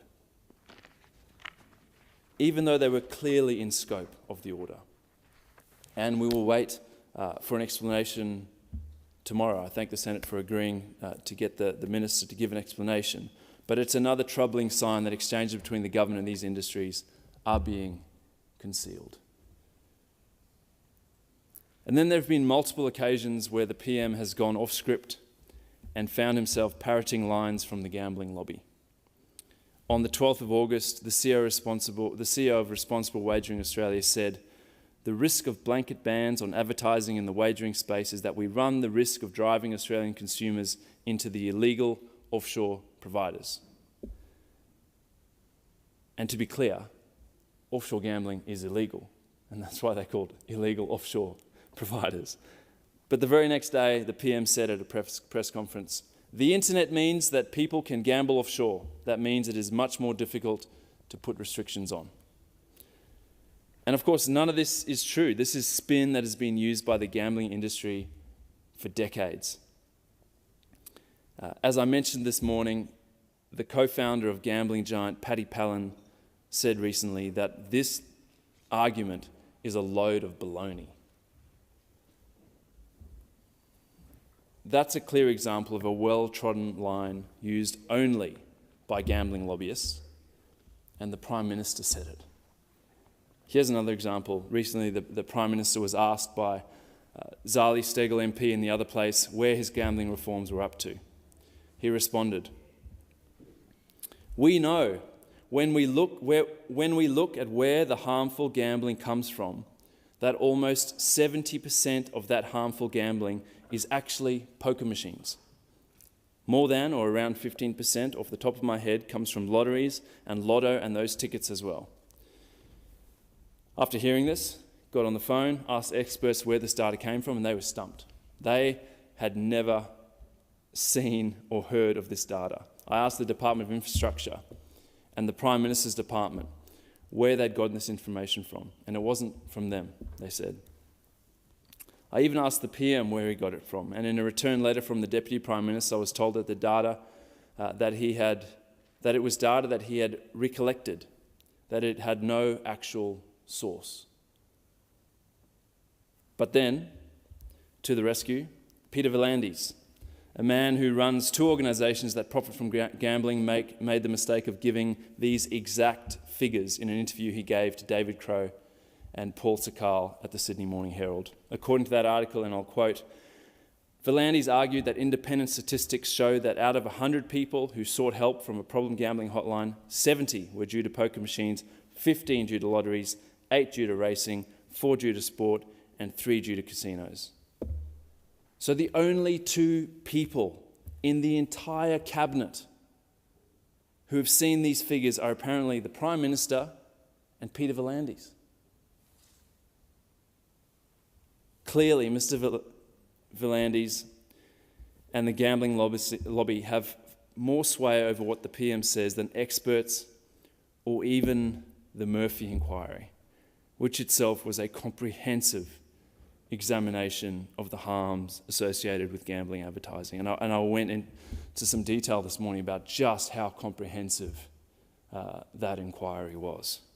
It was the very best of our parliament. Having watched some of the hearings, having read some of the evidence, that is what our parliament can achieve. And as I said this morning, Peter Murphy achieved something that many of us potentially not achieve in our time in this place, is to get a committee report on a controversial topic that has unanimous backing of the parliament. And this is exactly why this needs to be examined, because I'm certain this is the tip of the iceberg, and that behind these glimpses sits yet more unseen influence that is delayed and now stopped, tragically stopped in this parliament, a critical public health reform to a public health issue that Australians have been asking for. It's terrifying and deeply troubling that two lobbies could have so much sway over the Prime Minister's thinking, so much more sway than the Parliament, more sway than public health experts, more sway than members of the Australian community, more sway than parents who are having to explain to their 12-year-old what a multi is. What I'm proposing is not a long inquiry, but I do think this is an important one. It'll allow us to scrutinise the timeline of events. It'll allow us to find these documents that have been withheld from this Senate. And it will allow us to call and hear from those at the centre of why this reform has been shelved. A reform that had so much work put into it. The roadmap was there. And after 18 months, it's been kicked beyond the next election.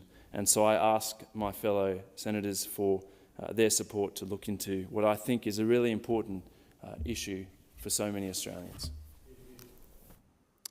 Does any other senator wish to speak to this motion? If not, the question is that the motion moved by Senator Pocock be agreed.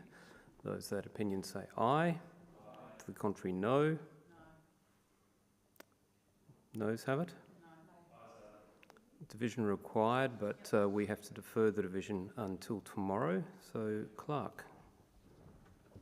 Business of a Senate Notice of Motion number 3, standing in the name of Senator Roberts, relating to a reference to the Economics References Committee. Right, Senator Roberts is not present, so we will move on to Senate government business. Clerk. Government business, order of the day number 1, Future Made in Australia Production Tax Credits and Other Measures Bill 2024, resumption of second reading debate. Senator Pratt. I stand in continuation on this important piece of legislation, the Production Tax Credits Bill. We see in the opposition their obsession with saying no. And in this case, it's saying no to investment and more jobs in Western Australia. Let's be clear.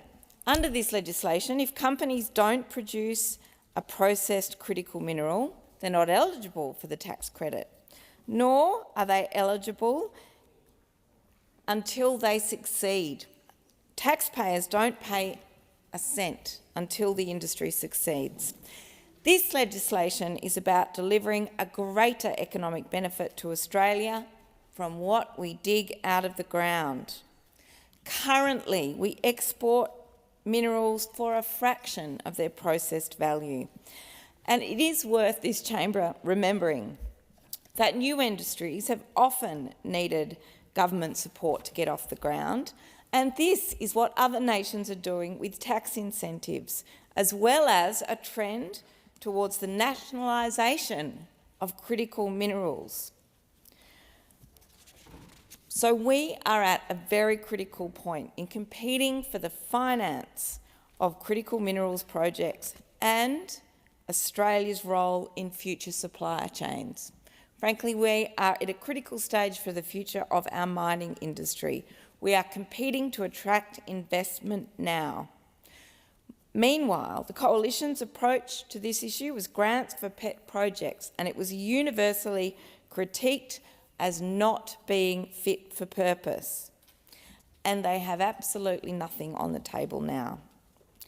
They have no interest in tackling Australia's dig and ship culture that has seen Australia fail to add value to our own resources during previous mining booms. The Coalition's Western Australian senators and MPs are turning their backs on their communities.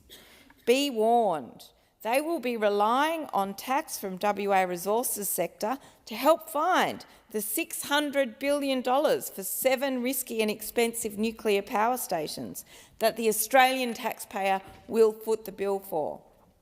And this includes an uncosted nuclear power station for the town of Collie. But what Collie wants is support from this legislation to get projects off the ground, projects that will get off the ground with the passing of this bill. Hard-working people have for decades worked in Collie, in the coal mines and power stations that have been the engine of our great state. However, as solar panels on our homes drive cheaper energy production, it's been known for some time that the ageing power station is set to close by the end of this decade. Meanwhile, we have the member for Canning wanting to address issues by arguing for a nuclear fantasy and Collie coal exports in a continuation of their dig and ship mentality. It's also worth remembering that Collie coal exports are also a fantasy, as the last ship of coal exported from WA, from Collie, caught fire because it's not stable enough for export. The Coalition are simply not working with communities. They aren't working with industry. Instead, they simply want to impose their own irrational agenda. But in contrast, look to the work of the Collie Just Transition Group, made up of WA government, industry, businesses, unions and community organisations. They have come together to build a just transition plan for Collie. They've put forward an agenda that sees the maximisation of opportunities for affected workers, a plan that diversifies the local economy, brings millions of dollars of new investment into the region, and it's a plan that includes projects that will get off the ground with the support of this legislation.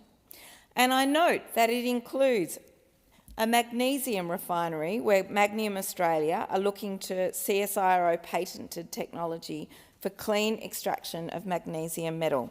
It also includes International Graphite's Mine to Market battery graphite materials project. The people of Collie want a say on their future, as well as real investment that brings money and jobs into their town, not a taxpayer-funded nuclear power plant or a coal-fuelled fantasy that ships both pollution and their jobs offshore. The people of Collie already know that critical minerals are literally critical to their future. The benefit this production tax credit will bring to Collie is just one local example of Labor's plan to grow our WA economy, an economy that helps workers earn more with skilled jobs in industries with a future, like critical minerals. There are communities right around WA that will benefit from this production tax credit. There are projects in Perth, there are about 12 in Forest, 20 or so in Durack, from the Northern Territory, South Australia border of WA to Esperance, the Southwest and the Kimberley. Communities ignored by the Leader of the Opposition, Mr Dutton, ignored by the member for O'Connor, ignored by the Forest candidate Ben Small, who's a former Liberal senator in this place. They should all know better. It's clear also that the view of the Leader of the WA Liberals, Libby Mettam, doesn't matter either. When she said, "We will support this measure," well, she doesn't have a vote. Those opposite do. Shane Love, Leader of the Nationals and Leader of the Opposition, has also been ignored when he said, "It is essential not just for Western Australia and not just for Australia, but for the Western world." And what about Mia Davies, the Nationals candidate for the federal seat of Bullwinkle, who said downstream initiatives are welcome? Well, I'm sorry to say, Mia Davies, under a Dutton coalition government that you aspire to be part of, such initiatives are not welcome, nor are the coalition listening to Australian business. Their position on this bill does not reflect calls from the CEO of Australian Strategic Minerals, Rowena Smith, Rob Scott, Managing Director of Wesfarmers. You're ignoring the Chamber of Minerals and Energy, where Rebecca Tompkinson said this is smart, targeted use of the tax system to solve big problems, leverage our competitive advantages and enhance Australia's prosperity. Or Warren Pearce, CEO of AMEC, when he said this bill needs to pass Parliament. Investors are looking for reasons to choose Australia over other countries right now. The window for opportunity is narrow, and the coalition doesn't care that our investment and jobs will go elsewhere.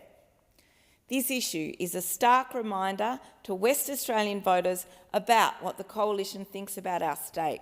You are ignoring the real issues and instead focusing on ship the sheep. You don't actually want to keep the sheep. Senator This would Pratt, mean keeping Senator them on Pratt, shore. Order. I remind you to address your remarks through the chair. You have the call.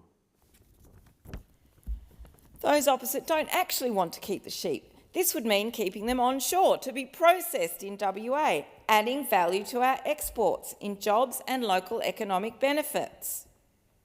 Meanwhile, they also want to waste the opportunity to add value to our natural resources, dig Senator and Pratt, ship. Order. I just remind you, imputations of motive are out of order. You have the call. The coalition takes Western Australia for granted, just like they have taken Western Australia's mining revenues that underpin our national economy and tax revenue for granted. How will they pay for their $600 billion worth of nuclear power plants? But in contrast to the coalition's dig and ship mentality, the Albanese government is committed to investing in climate action, working with other nations to address current supply chain insecurity for critical minerals, invest in skilled jobs and regional communities, as well as getting a bigger and better economic return on what we mine. I'm proud to support this bill and to stand up for a future made in Australia. Senator Van. Thank you, Mr Acting Deputy President. I rise in support of the Future Made in Australia Production Tax Credit Bill.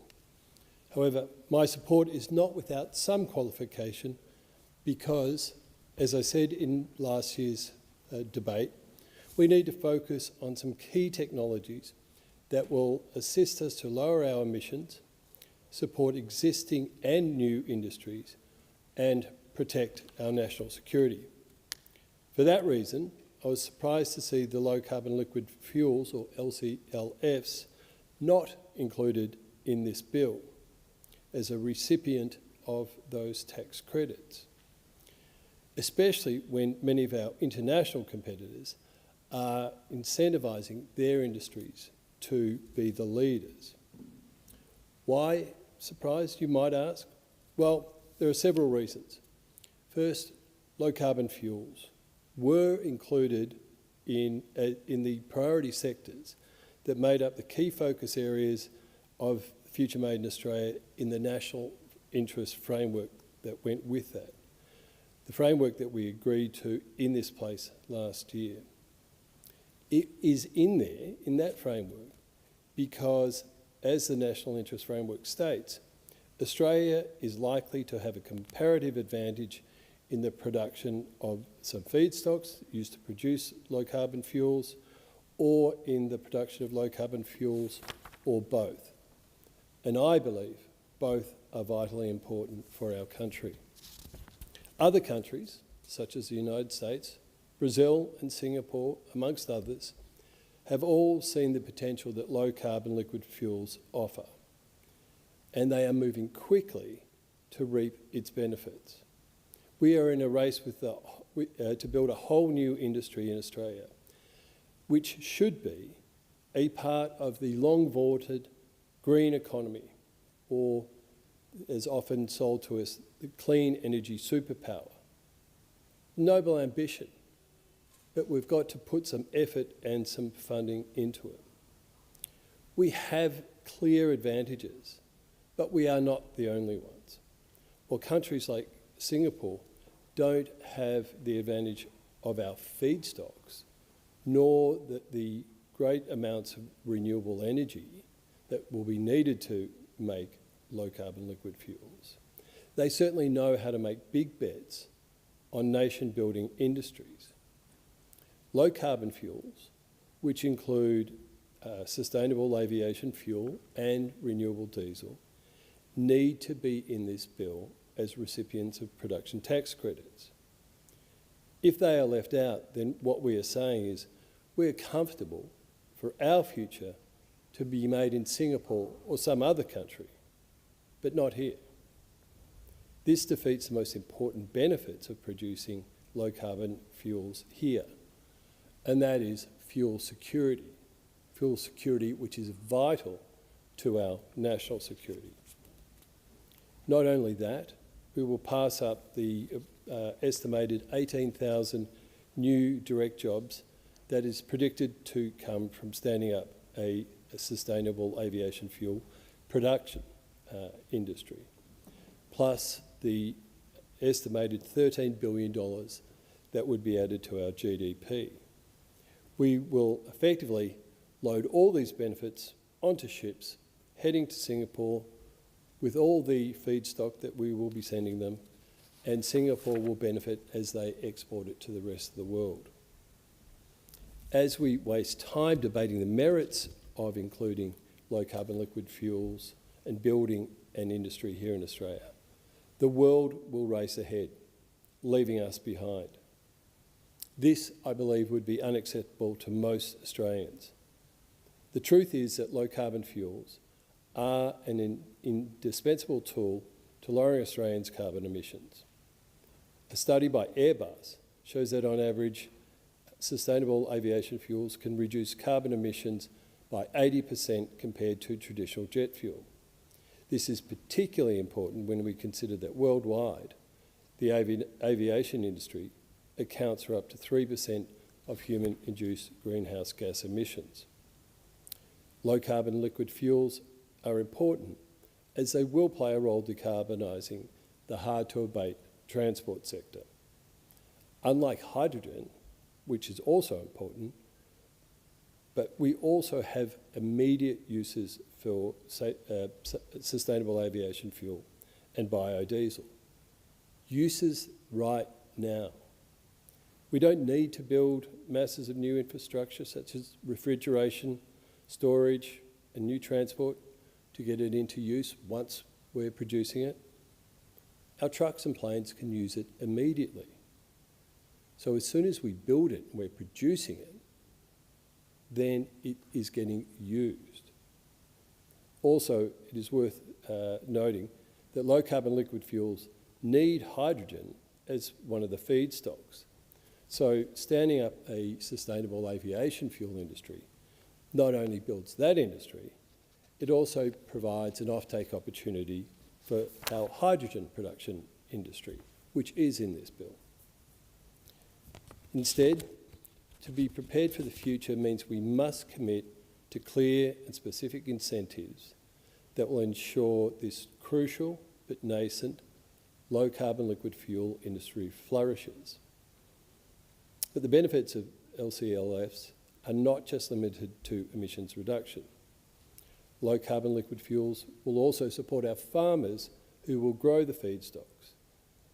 It will enable us to develop a strong supply chain and help us build a sovereign fuel capacity. With the prospect of an interregional war drawing ever closer, and traditional allies such as the United States potentially, and I stress potentially, turning inwards, now is the time more than ever to set the stage for a strong and independent Australia that produces its own fuels and can stand on its own two legs. That won't happen without a sovereign fuel manufacturing capacity.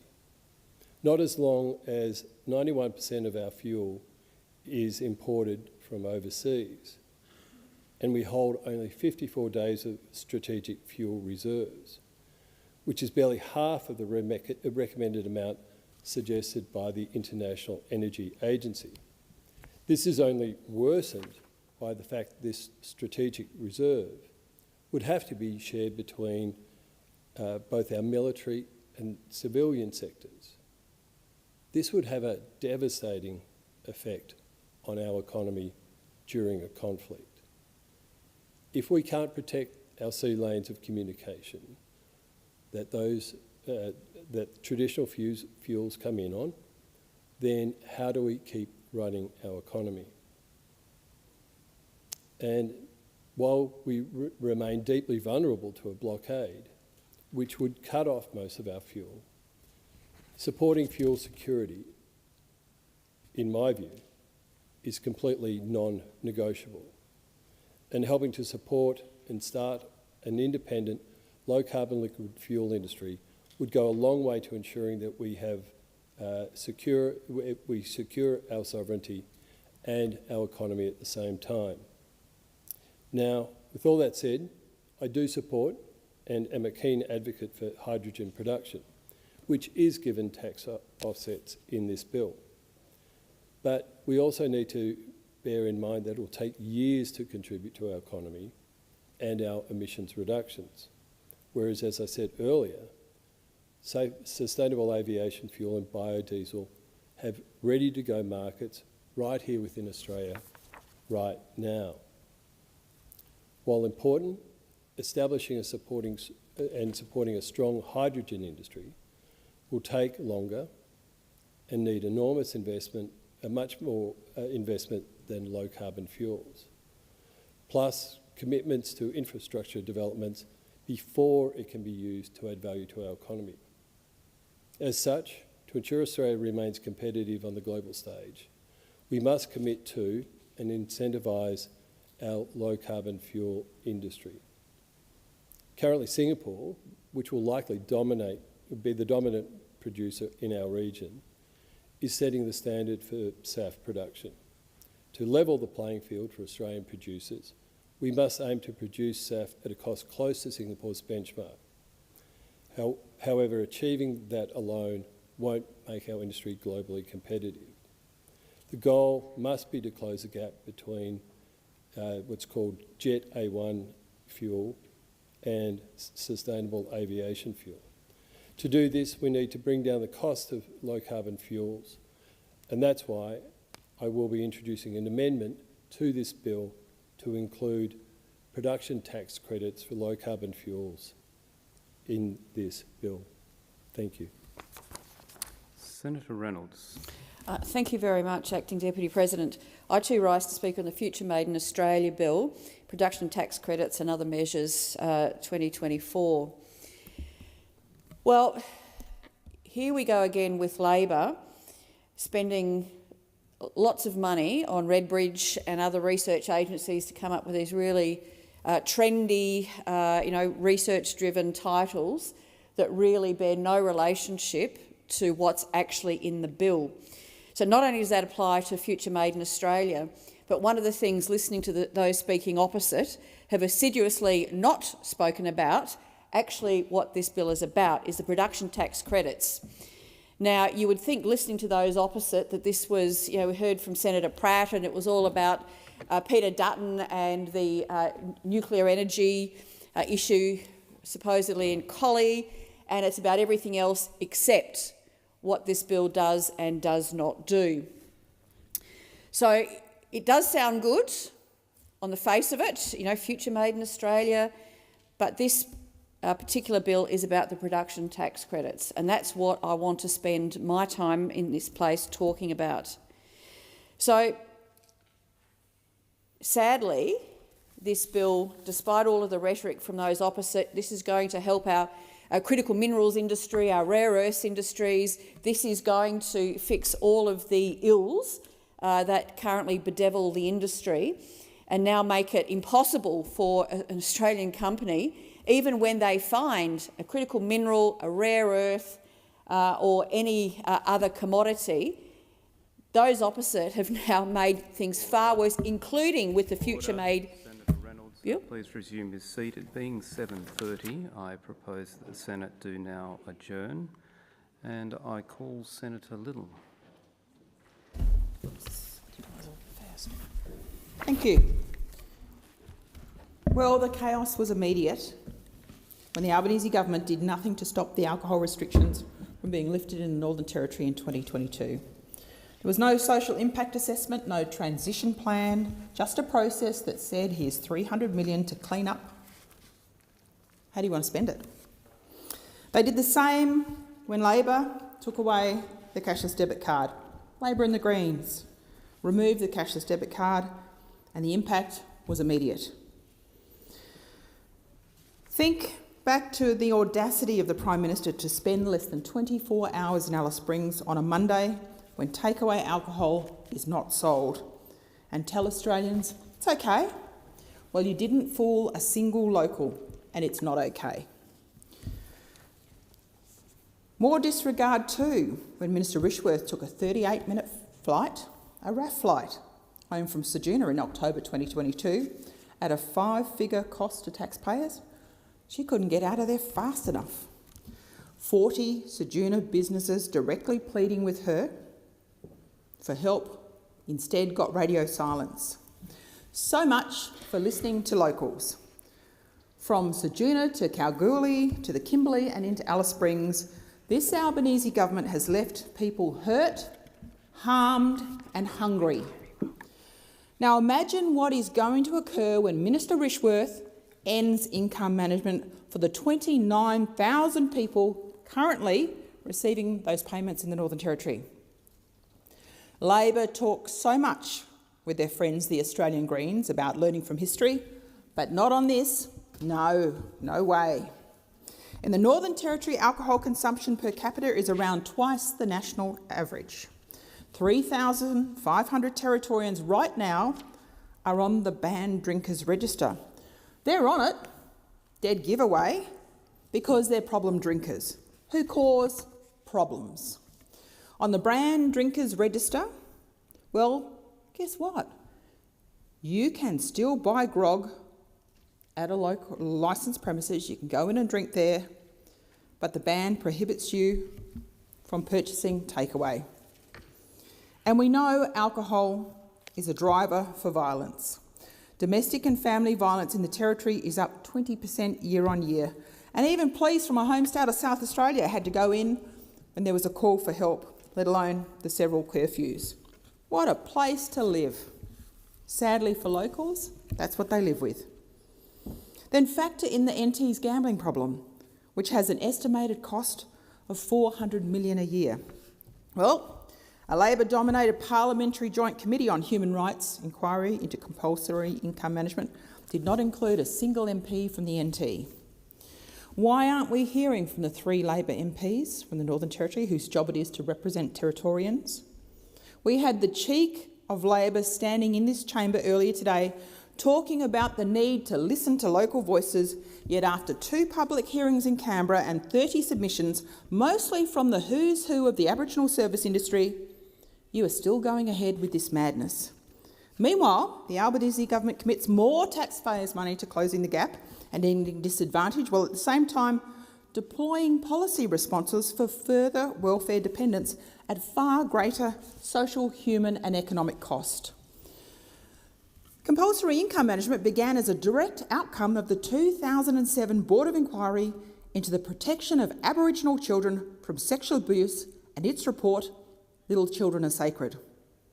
It had 2 primary aims: to stem the flow of cash expended on substance abuse and gambling and ensure funds provided for welfare protected the welfare of children because the money was spent on essential items.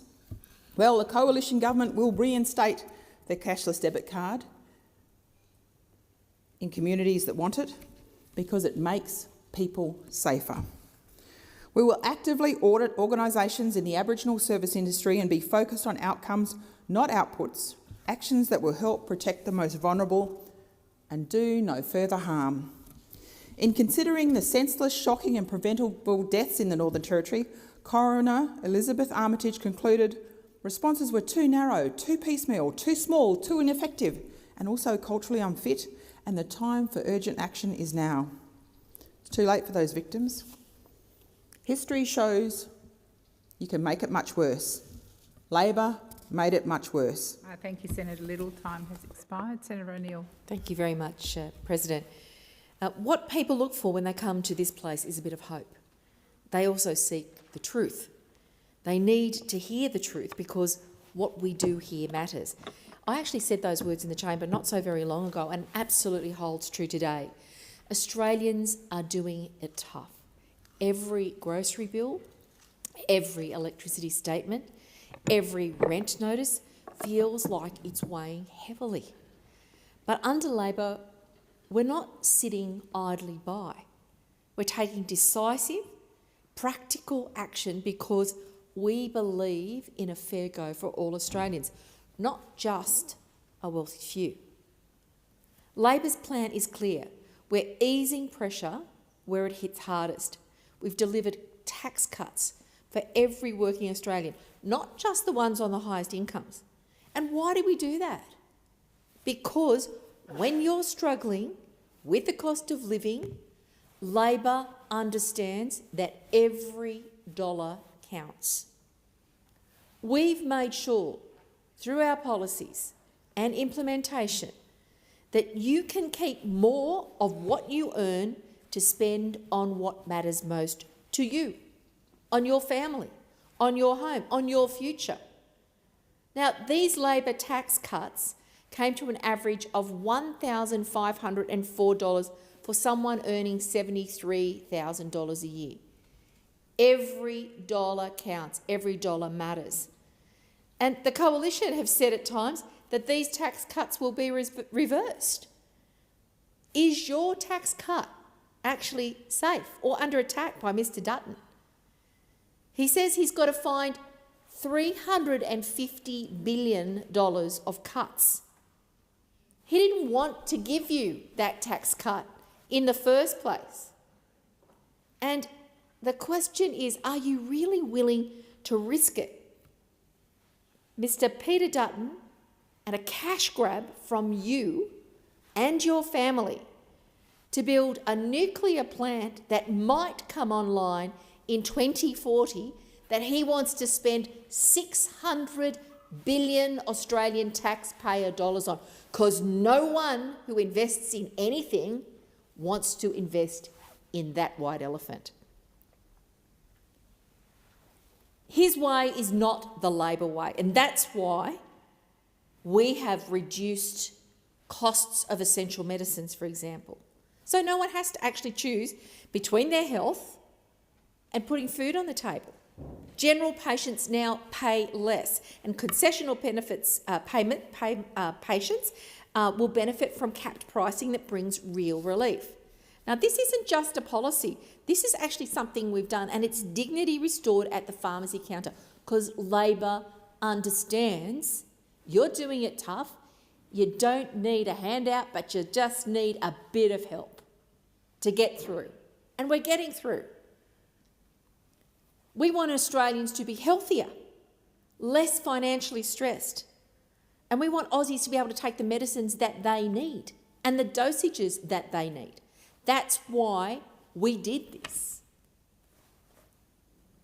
Labor's energy bill relief is also another thing that's reaching millions of Australians. $300 for every household. Think of every roof you fly over, every business. $325 for small businesses. This is immediate and tangible support, showing that we absolutely understand and are doing something about the stress that happens for Australians when power bills arrived. And for students burdened with HECS help debt, we've slashed indexation, cutting debts by up to 20%. Real money back in the pockets of young Australians investing in their futures. Now, when the Liberals talk about budget repair and cutting public servants, they mean cutting the very services that make life livable for ordinary Australians. I'm not sure Peter Dutton knows what a public servant does. But let me tell you, public servants under Labor ensure that veterans' support claims are processed. He wants to take 1,000 of those workers out. A public servant disperses emergency grants of up to $900 to those who've lost homes and livelihoods during natural disasters, like the one in North Queensland right now. They're public servants. Peter Dutton wants to cut 36,000 of them. That will hurt you. Yes, these things are on Mr Dutton's secret shopping block. Each way you slice and dice it, you're in for the cut with Dutton. Thank you, Don't Senator risk him at the... O'Neill, and I remind you to refer to others in the other place by their correct title. Senator Steele-John. President, I speak today for the increasing number of Australians who have to endure relentless heat waves, impacting not only their safety and well-being, but also the capacity of our hospital systems to meet an ever-increasing demand.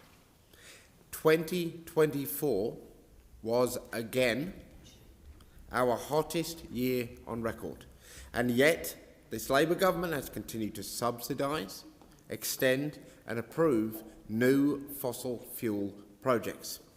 Not only does the burning of fossil fuels impact our water and food resources, air pollution from these industries kills more people than smoking. For many people, it is increasingly making their living conditions unlivable. Over summer, Perth has struggled through 25 days over 35 degrees, with back-to-back heat waves breaking records yet again. In WA, we are seeing temperatures of over 45, cooking large areas of our state. The poor folks of Geraldton hit a whopping 49.3 degrees Celsius for a second year in a row. It may be difficult to imagine from the cool corridors of Parliament, but many Australians without access to aircon in their homes or in their workplaces experience these summer temperatures as incredibly stressful times. For those experiencing poverty or homelessness, these conditions can be downright dangerous. Older Australians, disabled people, those with chronic health conditions are also at risk of exacerbated health challenges. Climate hazards like heat waves and bushfires are putting further pressure on our emergency departments and our hospitals.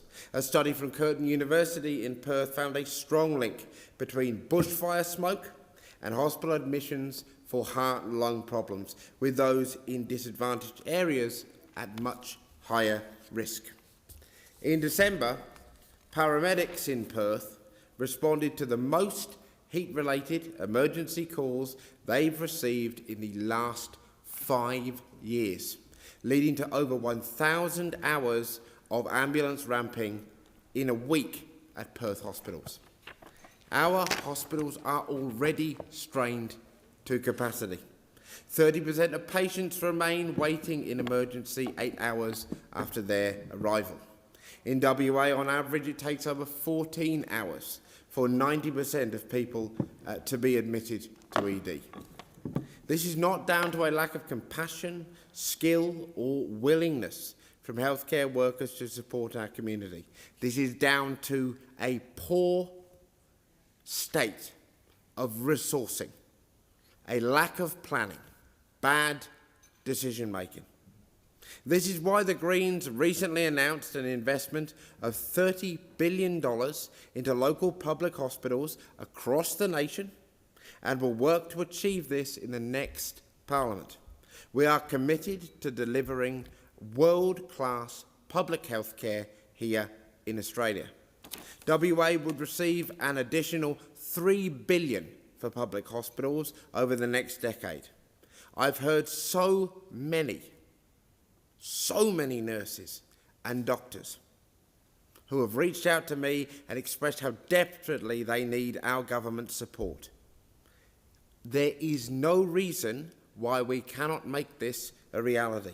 It is time for the major parties to stop passing the buck between the state and territory and federal governments and invest the money needed to ensure everyone can access the best possible health care at our public hospitals.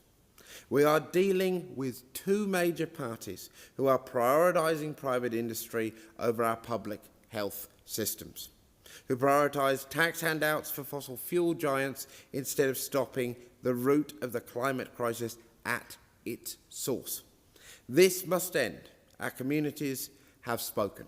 There must be no more coal and gas, no more underfunding of our public hospitals. It is not revolutionary to say that Australians deserve a government that prioritises their well-being. Thank you, Senator Steele-John. Senator Lambie. Thank you, Madam President. Right now, small business in this country has been absolutely smashed. Tasmania has seen a massive increase in small business going under. 64 closed their doors in the first half of 24-25. That's up 481% from 2 years ago. Nationally, business failure rose 50%, with insolvency appointments expected to hit 16,000 this year. The government says it cares, but when it comes down to it, I don't think they care less when it comes to small business. Look at how they are stalling on a promise, just a promise, that they made to Senator Pocock and I to review the definition of small business. Seriously, we're fighting over that still. Small businesses being smothered by red tape and unfair dismissal laws are one of the worst offenders. Recent data from the Fair Work Commission provides compelling evidence of the scale of the issue. In the 22-23 financial year, the Fair Work Commission processed more than 34,000 applications related to workplace disputes. Among those were over 13,000 unfair dismissal claims and over 5,000 general protections claims involving dismissal. According to data from the Australian Small Business and Family Enterprise Ombudsman, an unfair dismissal case typically costs a business over $10,000, with legal costs varying significantly from $5,000 to $20,000. And even if the small business wins the unfair dismissal case, this is the clincher, they still will have to cover most of the time their own legal costs. How is that fair?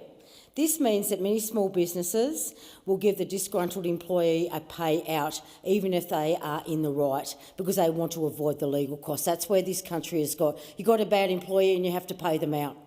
That's where we're at. That's a situation where you have left small business and people like my office in. I have even heard of a case where a worker was busted for doing illegal drugs at work. The employee put in an unfair dismissal claim and the small business ended up settling to avoid legal costs. That is damning, absolutely damning of this government. I got my own taste of the unfair dismissal system recently. I had a member of staff who worked hard for the first 3 months. Then we took them off probation and what do you know? That person starts showing up late for work 22 times in a matter of weeks. Senator Lambie, could I just caution you, I'm not sure you should be talking about a staff person who could be identified. I appreciate the privilege in this place, but these matters should be... With all due respect, Madam President, we have gone over that with the legal side, and there are things we've been told not to say, and we've worked through that. Well, with respect, Senator Lambie, I think the staff member could be easily identified, but I have asked you not to name to continue with that story, but if you choose to, so be it. I will be. The worker became dismissive to co-workers, occasionally left the office without providing any reasons for absences, and failed to take on constructive feedback to align with reasonable workplace expectations, despite multiple warnings and a performance review. When my office manager had a review with this staff member, she pointed out these late times and also asked why the staff member was painting their nails at the desk. The staff member replied that they had finished their allocated tasks, and as far as they were concerned, any time saved was their own downtime. Oh, goodness me. My office manager did the right thing, and by the way, she's about 34 weeks pregnant. She's been going through this, so you can imagine the turmoil it's had on her life over the past 3 or 4 months. She was informed by the Parliamentary Workplace Support Service, PWSS, of the next steps, which she followed every direction. The staff member resigned, sent us a nice little email, and then 3 weeks later put in an unfair dismissal claim. And then we found out that PWSS had handled the case to Spark, Helmore and Lawyers, the law firm that loves running legal cases against diggers in defence of the DVA. I am shocked that PWSS is even using this law firm with the reputation that is behind them. My office's case is pretty cut and dry, and because I am a senator, these costs will not have to be covered by me. But if I was a small business, it would have cost me thousands. Most businesses in Australia are small businesses, and 98% of them have a turnover less than $2 million. They are struggling to keep their heads above water, having to pay out thousands of dollars in potentially vexatious, unfair dismissal claims is an unfair burden, not just to my office, but to small business. If the government really cares about small business, they need to get this sorted out. The unfair dismissal laws are broken, and they clearly have gone way too far. The government needs to fix these laws and keep its promises and help Australian businesses stay in the game. It has gone so far that I am getting legal advice on the damage that it has done in my office with your Fair Work laws. Okay, that's where I'm at right now. So I hope the Attorney-General's listening to this, because if small business doesn't want to take you on, I will, because the damage, the psychological damage that has gone into my office in the last 3 to 6 months has been overbearing, absolutely overbearing. So you think about that. Thank you, Senator Lambie. The Senate stands adjourned and we'll meet again tomorrow at 9 a.m. Good night, Senators.